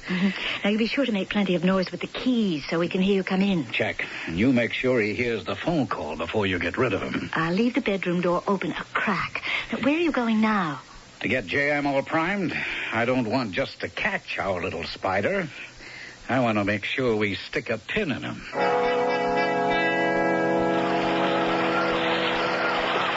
Josh. Ahoy, Josh. Come on aboard, Jim. Let's go below out of the rain. Oh, brother, I'm soaked. Why did I have to drag all the way down to the boat to meet you? We're in the same hotel. I couldn't take any chances of our being seen together, not now. Why? I don't want our little pigeon, little Peppy, to fly the coop till we get the door slammed tight on him. Tonight, we're going to dangle that extra carrot in front of him. And by tomorrow, we ought to be ready to lower the boom. You got everything set up through a bank? Yes, I'm all set. They going to sit still for our jiggery pokery? Well, this one will. They don't use our name, but it's an affiliate of ours. What's it called? Banco Fidedigno. It's just 2 blocks down from the hotel. Okay, we'll find it. All right, old buddy, we better scram. I've got a date with an angel.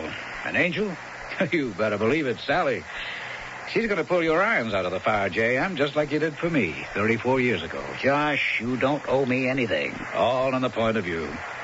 Anyway, by the time we're finished with this little caper, the board is going to be clean.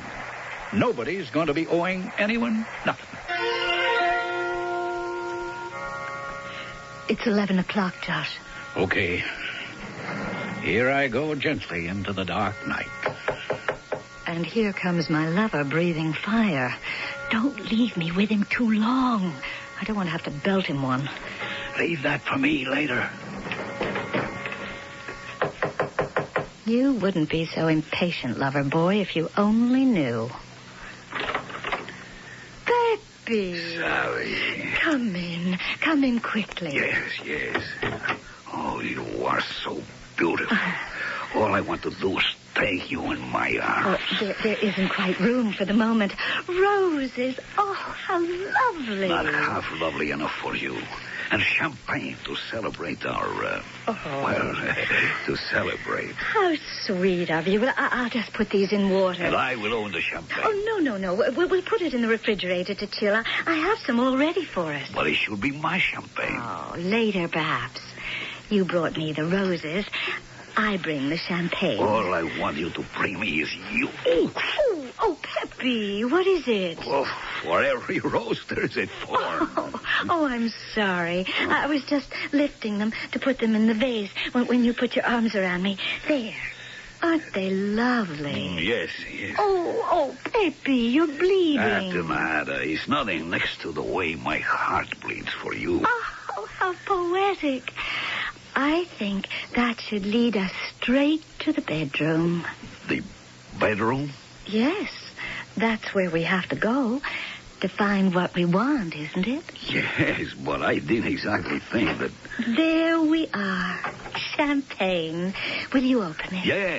Yes, of course. Now, I think I'll just turn down the lights and make it more romantic. There.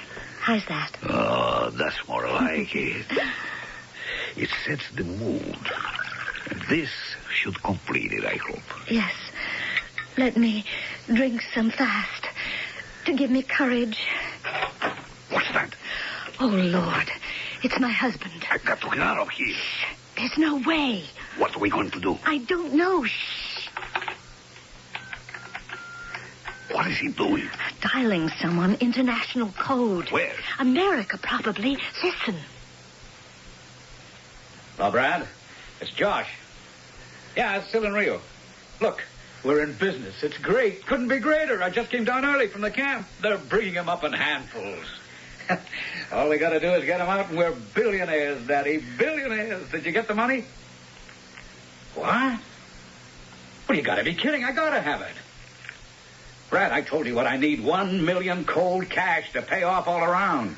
Will the divers, the government here, buy a helicopter to get to the boat, another boat to get us to the Florida Keys? But you promised. I know it doesn't grow on trees, but this is the biggest thing I ever ran across. For 1 lousy million, the money guy could come out clean, no taxes, 1,000%. Yeah. All right, keep in touch. But I tell you, and I kid you not, if we don't make it by tomorrow, this boat will never come in. It'll be long gone. He's coming in here. What am I going to do? Is he armed? Yes. He always carries a gun. Dios. Now, let me get the light. And if you value your life, stay right here in the bedroom. Hello, Josh, darling. I didn't expect you home. Well, I didn't expect to be back so soon.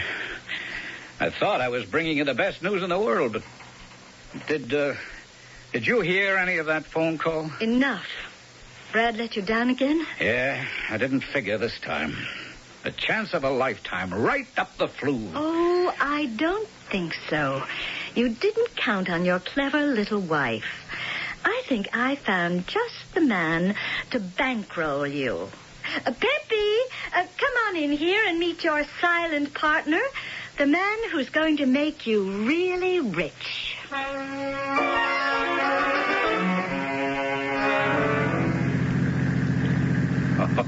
You don't know how lucky we both are, Senor Esmilla. I hope so. I'm very nervous about committing so much cash in a venture I know so little about. Oh, but you're not committing it. You're just depositing it in a bank this morning as evidence of good faith. In your own name, your account. Then I'll take you to see what you're investing in and establish my good faith. Are the profits really so fabulous? Oh, just let us get the diamonds out of Brazil and the sky is the limit. If the government ever dreamed of the bonanza I uncovered, they'd move in and stop us dead. Oh, look at the quality of these diamonds. Just let me spill them out inside the lid. There. And that was brought up by just one diver. Diver? See, we mine these from the river bottom. A diver goes down with an air hose and blows a pit in the river bottom. In the clay deposits, we find diamonds.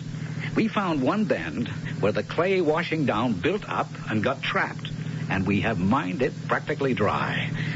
But what we took out will make you and me rich for the rest of our lives. Thanks to my little wife. Yes, she is an excellent businesswoman. Oh, don't I know it. I mean, another guy might have put the wrong interpretation of you and she being together last night. Only I know Sally too well to doubt her. Hey, wasn't it lucky for both of us she found you to come up with the cash we need to swing this? I guess I ought to thank my lucky stars. I guess you better.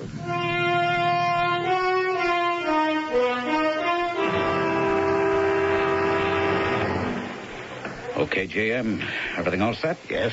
Papers all in order? Right. Then I guess I'll go break the news to old Narciso. Want to be in at the death. I think I'll wait till you spring the bad news. Then I'll come in and bask in the good. Okay. Here goes. Mr. Esmilla. Mr. Slocum, are we all ready to go up and have a look at the diamond mine, if that's what you call it? Well, I'm afraid not. I've got bad news for you. We've been closed out on that deal. What? But what about my money? Oh, don't worry. That's being returned to you in full. This is your receipt, of which you have a copy. Thank you. But wait a minute. This is only for $1,000. I put in $1 million. Is that so?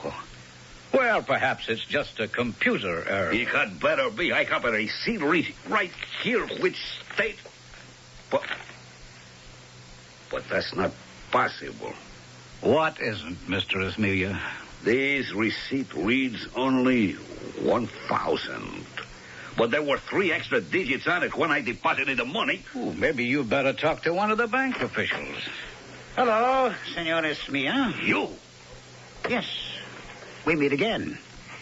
Is there some way I can help you? I deposited $1 million in this bank this morning. I realize now it was a mistake. I want it back. You know, our bank once deposited $1 million by mistake, and we wanted it back. I sympathize with you. It seems we have both been the victims of computer errors. But I had a receipt for my deposit. The receipt reads 1,000. But I watched it being written by the bank official for $1 million. Do you remember that he changed pens? I lent him mine for the last 3 digits. What I didn't tell him was that it was a trick pen my grandson gave me for Christmas, with an ink that fades to invisibility. You crook! I'll sue your bank. By all means. Which will bring you to America, where we can enter a countersuit. Do you want to spend the rest of your life tied up in courts with only $1,000 to pay lawyers? Or do you just grin and bear it? And figure if you didn't win, at least you didn't lose.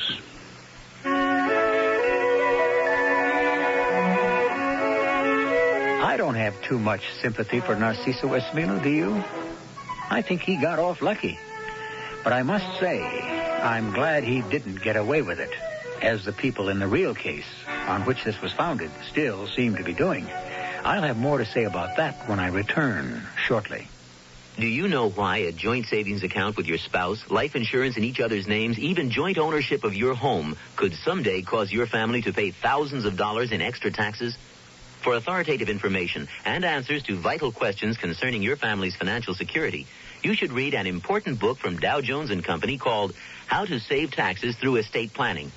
In easy-to-understand, everyday language, it explains how to make sure your hard-earned assets are protected from unnecessary and crippling taxes. Vital information that every family should know. You can order this valuable book now and have it charged to your Visa, MasterCharge, or American Express card by calling toll-free 800-228-5000. How to Save Taxes Through Estate Planning is only $8.95 plus $1 postage and handling. And if you call now, you'll also get free a 24-page companion financial planning workbook. So call now, 800-228-5000. Toll-free, 800-228-5000.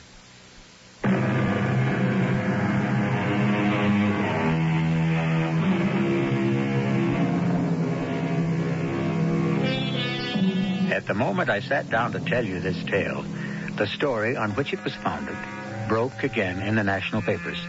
The $999,000 error. In real life, it is still tied up after over 2 years in legal spaghetti.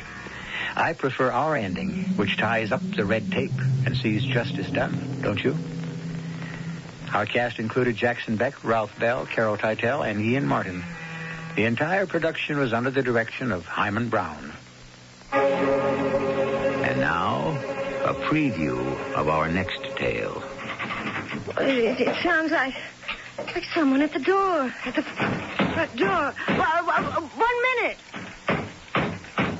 All right, I'm coming. I can just find my slippers. Who is it? Oh, my God, who's out there? Who is it? Who's out there? Go away! Go away, whoever you are, go away! Oh, the door, the lock is broken. It's coming in here! Oh, God, it's coming in! Ah! Oh, dear Lord, help me! Help me, somebody! Ah! This is E.G. Marshall inviting you to return to our Mystery Theater for another adventure in the macabre. Until next time...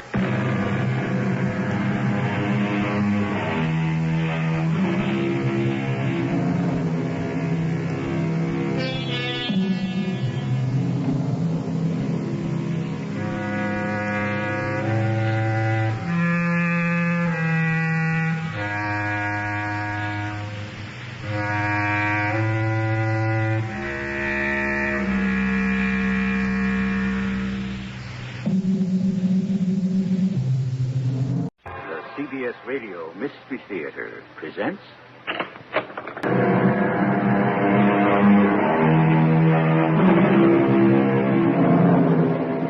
Come in.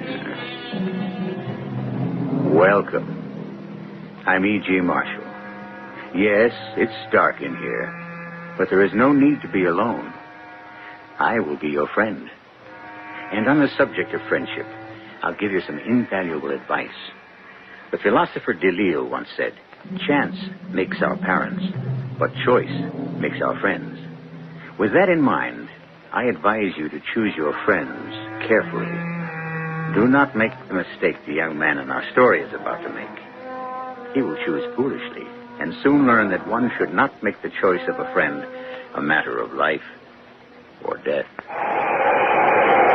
You can't keep us chained below decks forever. I'll pay you back for every lash of the whip. I swear I will. Guards, they'll hear you. Who are you? My name's Armitage. James Armitage. Ah, you're just a boy.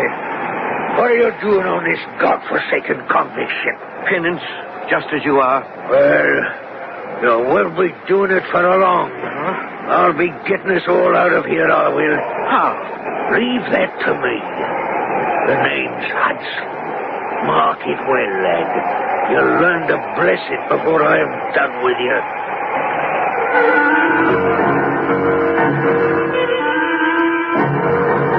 Our mystery drama, The Glorious Scott, was adapted from the Sherlock Holmes classic by Ralph Goodman, especially for the Radio Mystery Theater, and stars Kevin McCarthy.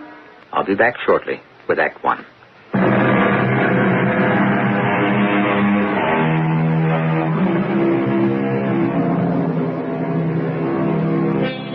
Sherlock Holmes looked upon the sea as a vast, open expanse of hypnotic tranquility, a contrast to the wheels within wheels that turn the deductive turbine of his analytical mind. But the sea is not always tranquil. There are times of violence, and when the churning ceases, the open expanse buries its secrets, shrouding them from the eyes of man. It was a time such as this of which Sherlock Holmes' creator, A. Conan Doyle, speaks in this story, faithfully and fully depicted by the admirable Watson. Early in the winter of 1886, I was returning from a medical symposium, eager to see my good friend and companion, Sherlock Holmes. I soon found myself at the familiar door on Baker Street. My friend was obviously in the study, playing on his violin. Holmes was a man of many talents. I decided not to disturb him and started upstairs to my room, only to find my way blocked by the very friend I didn't wish to disturb. Watson, this is a surprise. No greater than mine at seeing you coming down the stairs, Holmes. Well, your violin. Ah, coming from the den, of course. But I don't understand. How is it possible? For me to be here on the stairs and in the den at the same time. Yes. No, all very simply explained. If you will follow me, Watson. Now, take a look in the den. Well, it's empty. On the table, in the far corner. Oh, what a strange-looking contraption. Newly arrived from America, Watson. A gift of a dear friend. You remember Miss Adler? Irene Adler, yes, of course. On a world tour with her new production, The Grand Deception. And as a token of her friendship, and perhaps to symbolize the play, she has sent me a working model of Mr. Edson's experimental voice recorder. Well, I merely substituted the violin for the voice. Gosh, you mean that music is coming from that little gadget? Yes, Watson. I went up the stairs to see how far the sound would travel, and I was just descending as you came in. Here, let me turn this off. Well, I say I am glad to be back. By the way, I stopped off to pick up the post. There's a package here somewhere for you. Yes, so I see, Watson. It's the small one. Some circulars, advertisements. My medical journal. The small one, Watson. Oh, why, yes, so it is. Now, how did you know that? The small one has been sent by registered mail. The one I've been expecting was to be sent by registered mail elementary, my dear Watson. You've been expecting this parcel? Yes, Watson.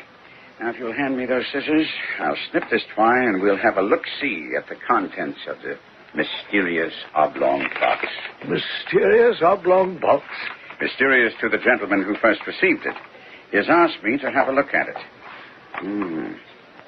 Interesting.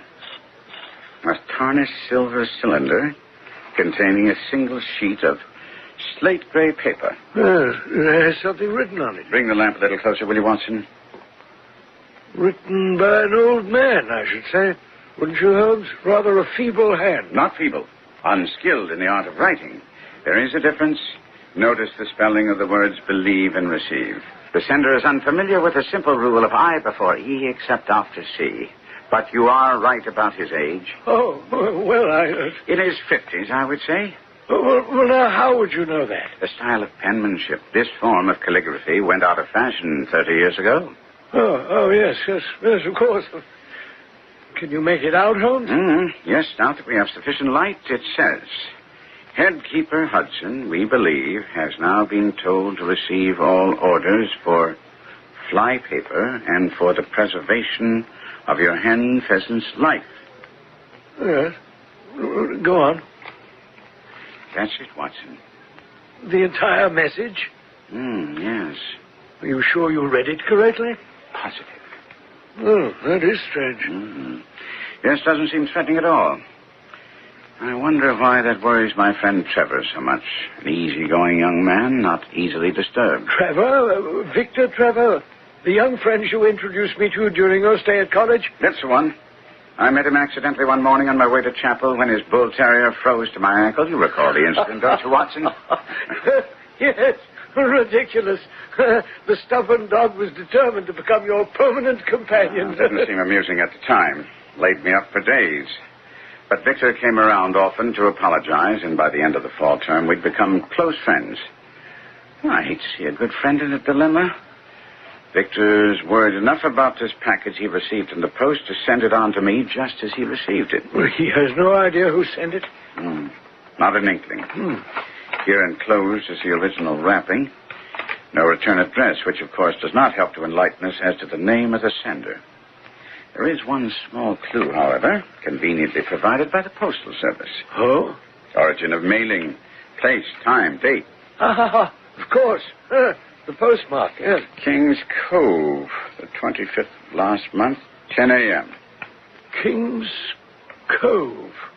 I don't believe I've ever heard of it. Nor I. Perhaps it'll mean something to Victor Trevor. I think it best I pay that young man a visit. You're right, Holmes, yes.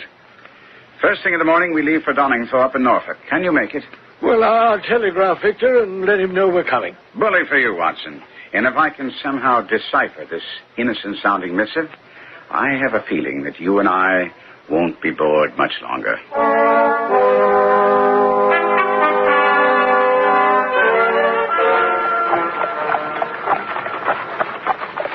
We should reach our destination shortly, Watson.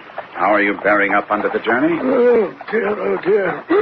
As well as can be expected, Holmes. I do wish we'd waited for another carriage. I dare say this one's seen better days, I tell you, Holmes. It wasn't for my curiosity over the contents of that tarnished cylinder. Oh, I say, you did bring the cylinder and the message? Oh, yes, of course. Have you made anything at all of all that gibberish? Working on it, Watson, working on it. Excellent. There up ahead. We're being welcomed. See there? Beyond those manicured gardens, the Trevor estate. I say, I had no idea young Trevor had such wealth. Family wealth. Victor's father, Sir James Trevor, is the lord of this manor. Victor lives with his father. Just the two of them in that spacious mansion? 3 quarreling servants, as I recall. This is getting more intriguing every moment. Hurry the driver along, will you, Holmes? Both my back and my curiosity can take it no longer. We were soon at the imposing entrance to Trevor Manor. Holmes and I stepped down from the carriage and moved toward the massive entrance door. It was made of solid oak, ornately carved to a depth of at least 2 or 8 inches, inlaid with sections of highly polished, impenetrable ironwood. obviously chosen with great care. And yet, I couldn't help wondering why a simple manor house had the appearance of a veritable fortress. Charles, how good to see you. Would you tell Mr. Victor that his guests have arrived? Holmes, how good of you to come. Oh, you don't know how pleased I am to see you. And I, too, Victor, to see you. That's all right, Charles. I'll welcome them. You may prepare their rooms. Yes, sir. And there's no need to disturb Father. I'll inform him of our guests' arrival after they're settled. As you wish, Mr. Victor. Come in. This is my good friend and companion, Dr. Watson. I believe you two have met. We have? Briefly, when Watson came to examine my injury at college. Oh, yes, that unfortunate incident. Yes. Oh, dear. When your bull terrier froze to Holmes's ankle on the way to chapel. Ridiculous situation. Yes, those were happy days, weren't they, Holmes? Happy for your bull terrier, I wager. At any rate, it's good to see you smiling. You looked so grim when we first entered. Did I? Well, as you know, I have been concerned about the package. It was sent to Father, actually, and I intercepted it. He hasn't been well. Victor? Whom are you conversing with? Do we have guests? Yes, Father. Distinguished guests. Mr. Sherlock Holmes is here with his friend, Dr. Watson. Sherlock Holmes. The Sherlock Holmes, the celebrated detective about whom one hears so much these days? You are much too kind, Sir James. Oh, yes. Sir James. You've heard about the recent honor bestowed upon me by the Crown. And deservedly so. You have been one of His Majesty's most distinguished jurists. Yes, indeed. Oh, allow me to introduce my good friend, Dr. Watson. An honor, sir. I do hope our untimely arrival has not disturbed your rest. Untimely? Unexpected is more like it. Oh, I say. You did receive our wire, Victor? Yes, I'm sorry. I neglected to inform Father. No matter. You are here, and I'll have Charles prepare your room. That's all taken care of, Father. I see. You can't wait to take charge here, can you, Victor? Father! Well, I'm not dead and gone yet. Seat your guests. I have an important matter to attend to. If you will forgive me, gentlemen, I'll see you at dinner. Let me help you to your room, Father. Leave me alone, Victor. I'll manage to stay alive without your help. Oh, dear. Feisty old gentleman, isn't he? Quite changed since I saw him last. I wonder what he's afraid of. He did have a strange look. Did you notice his walking stick, Watson? Walking stick? Yes, had a rather unusual brass club head. Oh, there's nothing unusual about that, Holmes.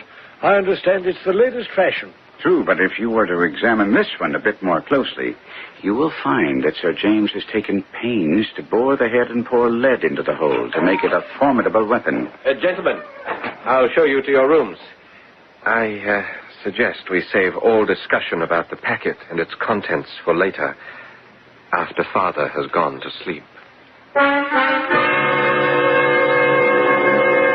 Well, it seems Sherlock Holmes is not unfamiliar with the face of fear, having unmasked it on many a previous occasion. What will he find beneath the mask this time? We'll learn shortly when I return with Act 2.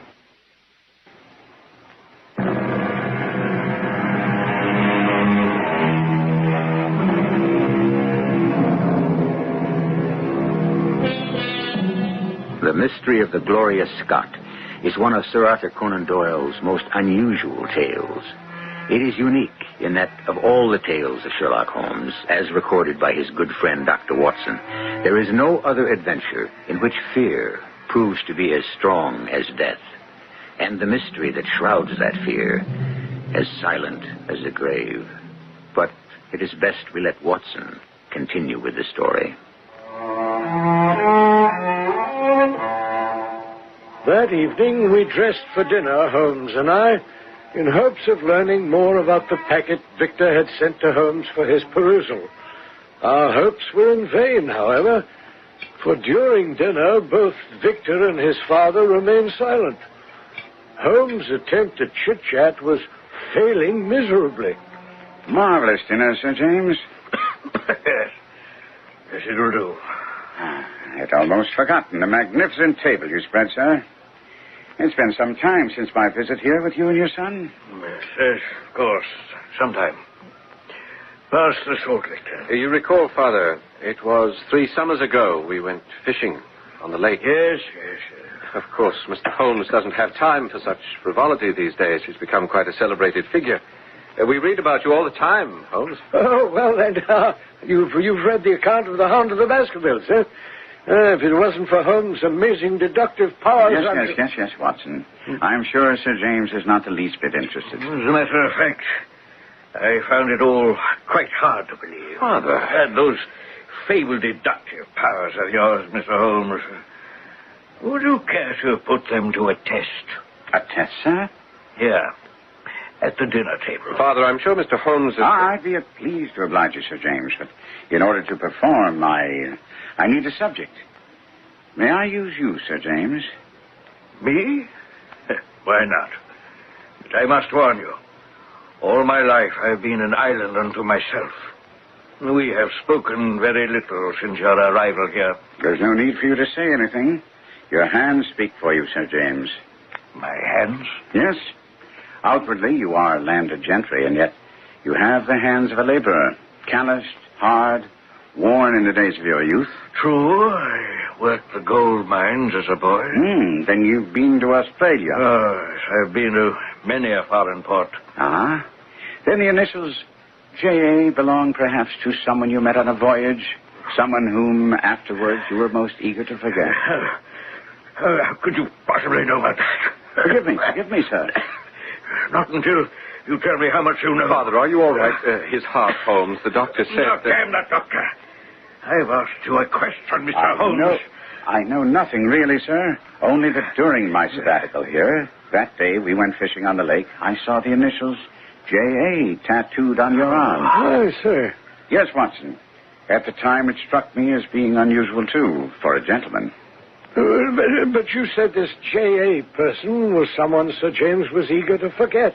On what did you base that conclusion? The staining of the skin around the letters, Watson.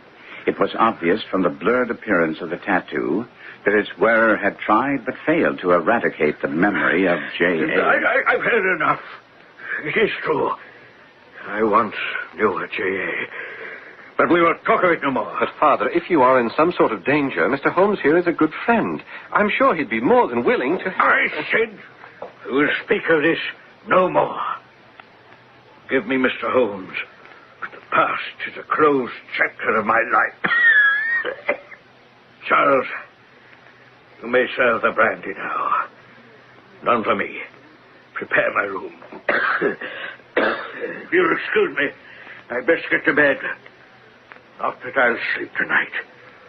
Of all the ghosts of the past, the ghosts of the sea are the worst.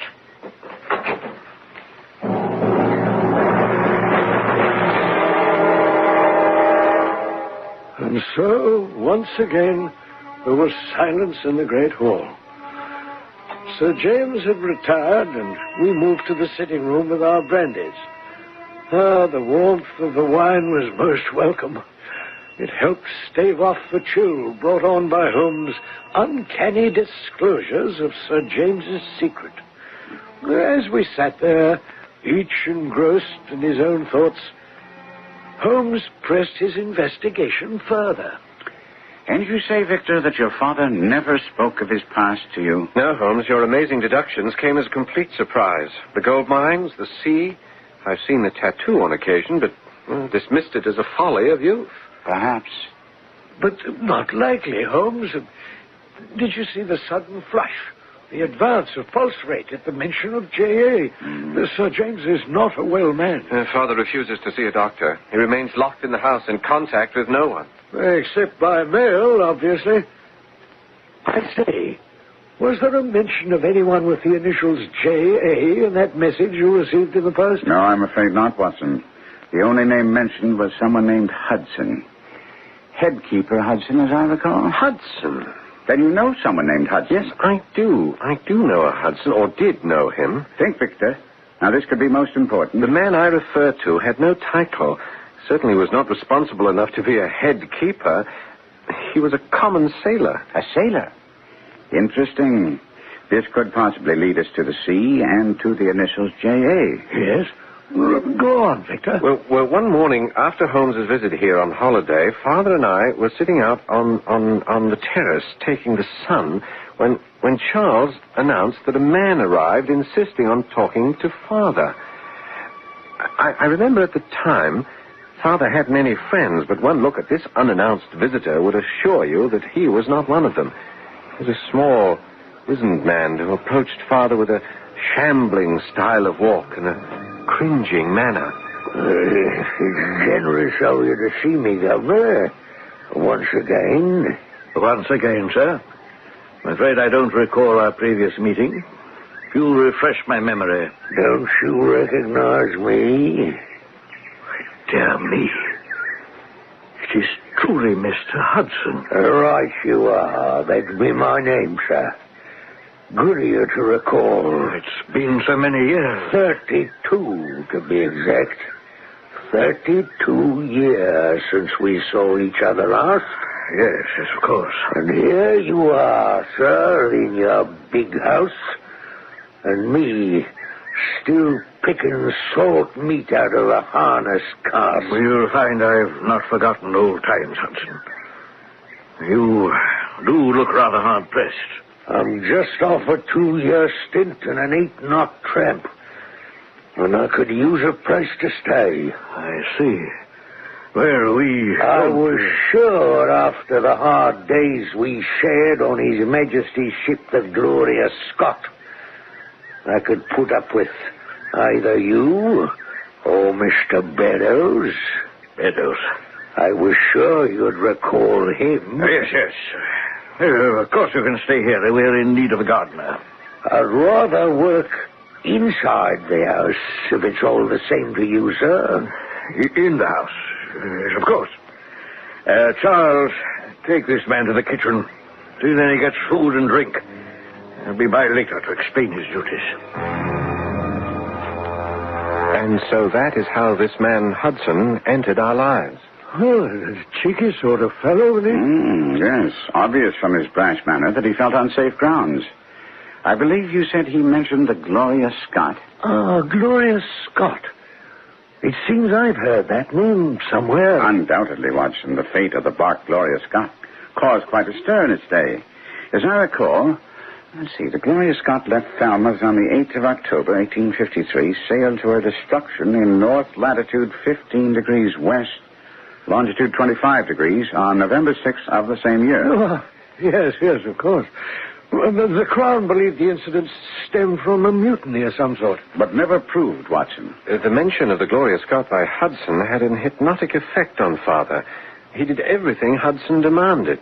He soon elevated Hudson to the position of butler, replacing Charles in authority over the household. Oh, I see. Yes, and the man was drunk most of the time, difficult to deal with, lording it over the servants and insulting Father's guests. And Sir James put up with his boorish behavior. Well, not for long.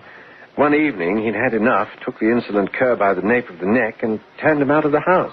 Good for him. We never heard from him again. Until the mention of his name in the message you intercepted. Yes. Now, why would the words headkeeper precede the name Hudson? Why, yes, of course. You have something, Holmes? I believe so, Watson. It is a code of some sort. I must admit, on first examination, I was quite baffled. Oh, understandably, Holmes. Silliest message I've ever heard.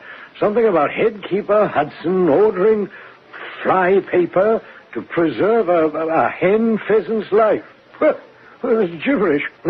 Simply gibberish. Well, of course, if the message was meant to convey that thought.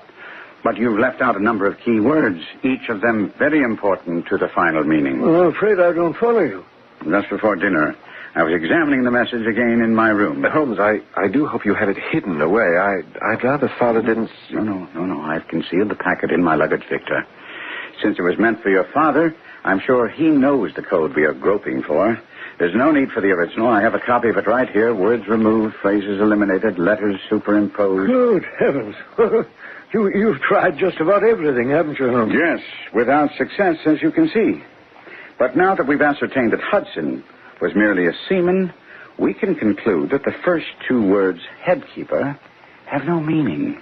Possibly. Therefore, we merely underline every third word of the message, beginning with the word Hudson, thusly, and there we have it.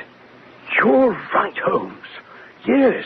It now makes sense. Yes, Watson. This message was obviously meant for Sir James. Only he would know the dark meaning behind this cryptic warning, which now reads, Hudson has told all. Fly for your life. He came from upstairs. My room, I believe. Quick, Watson, follow me. If the cause of that gunshot is what I think it is, I'm afraid we are already too late.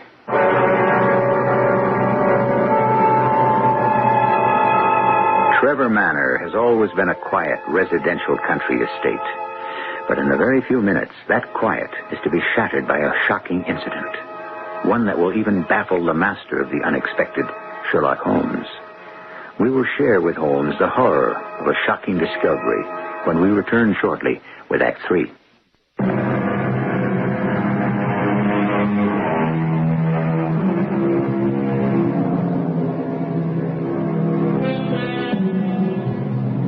Monuments.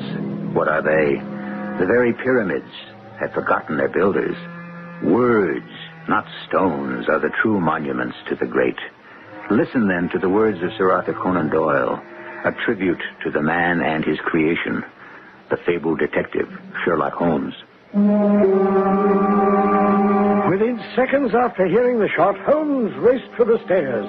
Victor, Trevor, and I were not far behind. As we reached the head of the stairs, we could see Mrs. Henshaw, the Trevor housekeeper. It was she who had screamed at the sight of something in Holmes's room.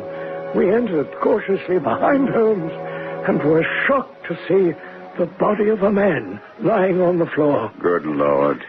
It's Sir James. Father. Your father is dead, Victor? By his own hand, I'm afraid. Oh, Shot through the temple. Telltale powder burns, gun still clutched in his right hand, and here, crumpled in his left hand. The slate gray paper.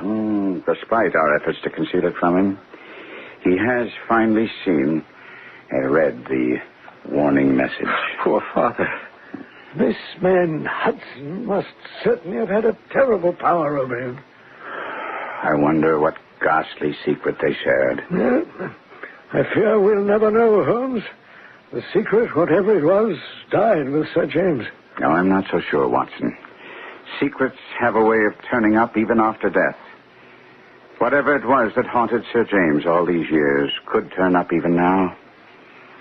Tell me, Victor, do the words Chambeau Deuce mean anything to you? Chambeau Deuce? Here, scrawled on the bottom of this page, I found in your father's clenched hand. There are two words, Chambeau and Deuce. I assume they go together and have some meaning. Yes, they do. Chambeau Deuce is a rare vintage wine, a favorite of my father's.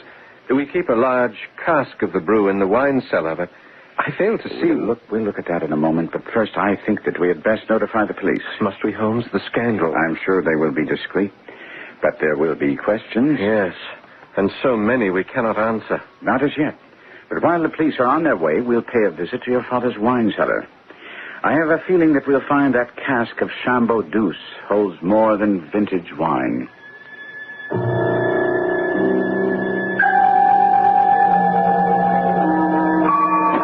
Steady with that candle, Watson.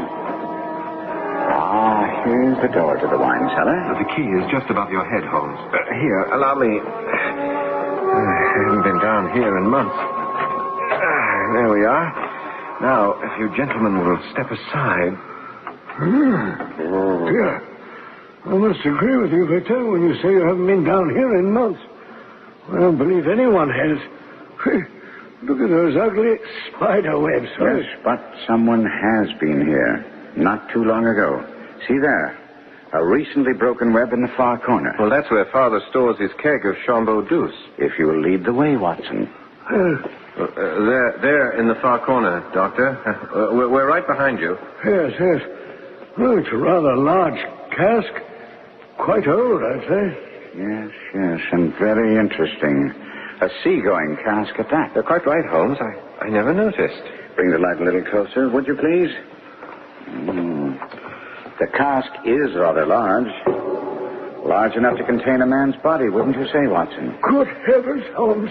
You're not suggesting... No, of course not, Watson. Merely making a passing observation. Oh, well, I suppose anything is possible, Holmes, but I fail to see how one is able to stuff a man's body through a 3-inch bunghole.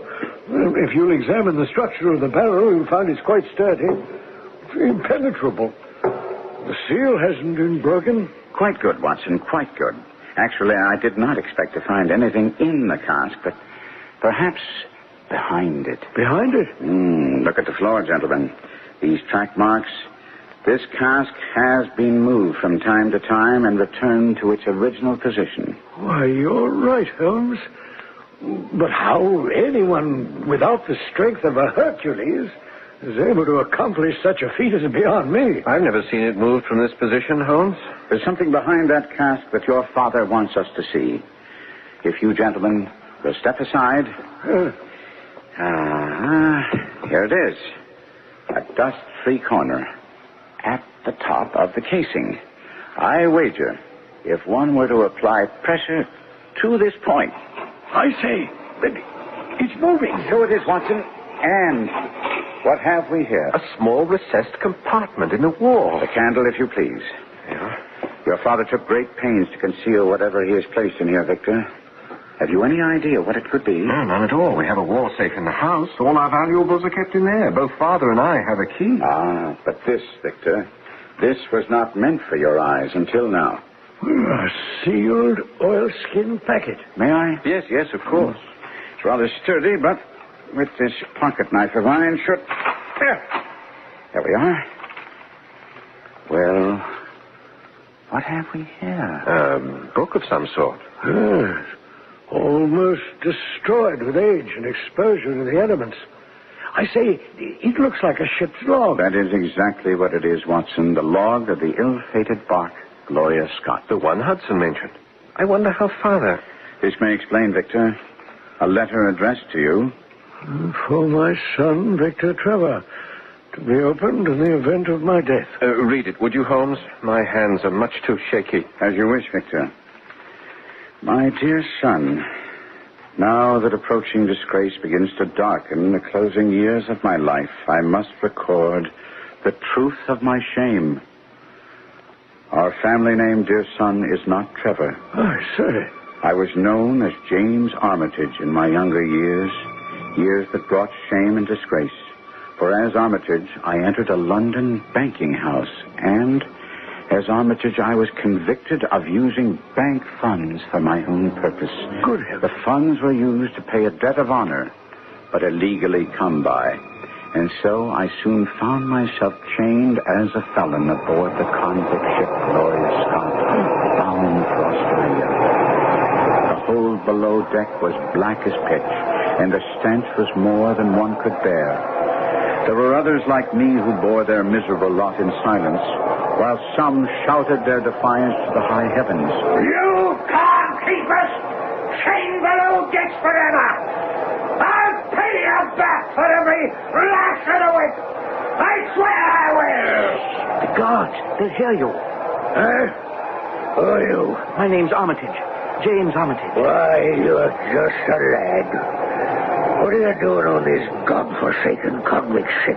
Penance, just as you are. Well, you won't be doing it for long.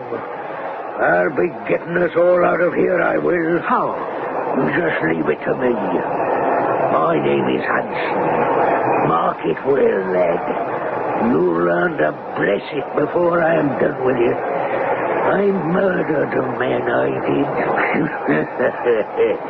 Even in this blackness, I can see you remember my case. My partner and I got away with over $1 million in cold, hard cash. Yes, I've heard. The money was never found. And where do you suppose it is, lad, I'm sure I don't know, sir. My partner, he's holding it for me. And where do you think he is? Right here on this ship.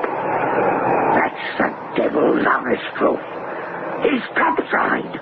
Respectable, right? He's the ship's chaplain, no less. Satan himself, dressed as a man of God. But why, sir, would he... We worked it all out, lad. A way for him to come aboard with enough money to buy the crew. By now, this floating coffin is ours from keel to main truck.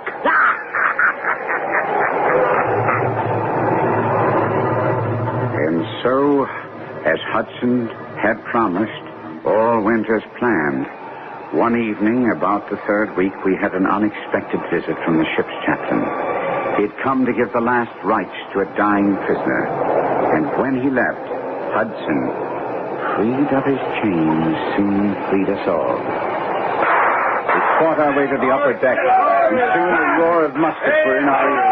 Hudson and the Sam captain led the bloody mutiny. We've not one pound away! Not one pound away! Believe me, my son, when I say there was never a slaughterhouse like that ship. The chaplain was killed in the fight. Others were falling all around. Only 3 of us escaped the Holocaust. Hudson, myself, and a young seaman named Beddoes. Beddoes? I say, Holmes, wasn't that the man who... Yes, the one mentioned by Hudson the day he came to see Sir James. Go on, Holmes. Perhaps we'll learn more of Beddoes and this devil Hudson. As we pulled away from the Gloria Scott, Hudson, Beddoes, and I could hear the sounds of mutiny fade away. We could still see the faint outlines of the ship when suddenly, without warning, a cloud of black smoke shot up from her bow. And within moments, a great explosion blew her apart from stem to stern. Hudson, Beddoes, and I pulled for safety with all our strength, and as later recorded in maritime records, all hands were lost. Such, in a few words, my dear lad, is the history of the terrible business in which I was involved as a youth. I am sure you can now understand the reason I had for changing my identity. As you know, I have since led a respectable life. Imagine then my feelings when, in the seaman who came to see us, I recognized instantly Convict Hudson, the man who led the mutiny. Oh, dear. Chilling tale, indeed. Young Beddoes was a hired hand aboard ship and completely innocent of wrongdoing. Beddoes and I have been in touch with each other from time to time. I pray this confession will keep him safe. I say, of course. It was Beddoes who sent the warning to Sir James. Yes, Watson. Yes. I do hope this man Beddoes is safe and well. Fortunately, no one knows his identity. One man still does, Watson. A man I'm sure we have not heard the last of. A scoundrel named Hudson. As it turned out, Holmes was right. After a police investigation of Sir James's suicide, we returned to London. Holmes delivered the log of the Gloria Scott and the letter written by Sir James in hopes of clearing the seaman Beddoes of any charges. After reading the evidence, the court agreed to record Beddoes' innocence and seal all records against the possibility of public scandal. Well, some months went by, and Holmes had forgotten all about it when a reminder turned up in the post. I've just received a letter from Victor Trevor. Would you believe, Watson, he's in India. India? Mm-hmm. Oh, really? Yes. Says he sold the Trevor estate and is trying his hand at tea planting, of all things. Doing rather well at it. Good for him. Strange case, the Gloria Scott. Yes. You know, I checked with the local police. No word on Hudson, and they haven't had any success in locating this man Beddoes. Both men seem to have vanished into thin air. Unusual, to say the least. I think it most probable that Beddoes, having heard of Sir James' demise, revenged himself upon Hudson and fled the country with as much money as he could lay his hands on. But Beddoes was a poor seaman, as was Hudson. Where would he get the money? From the sale of the Trevor estate. You mean he was given the money by Victor Trevor? Yes, Watson. A sympathetic ally whom he knew would say nothing, not even to his closest friends. And what better choice could Beddoes make than Victor Trevor? A young man who learned firsthand what it means to be haunted by the past.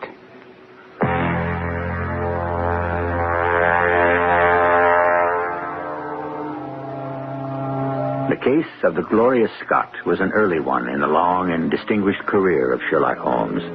His creator, Sir Arthur Conan Doyle, dates the adventure for us, but the late H.W. Bell suggests it took place close on the heels of another fascinating adventure, the Musgrave Ritual. The writer of these unusual mysteries was quite prolific and had his favorite characters. One of them was the seaman Hudson, of whom we shall hear more when I return shortly.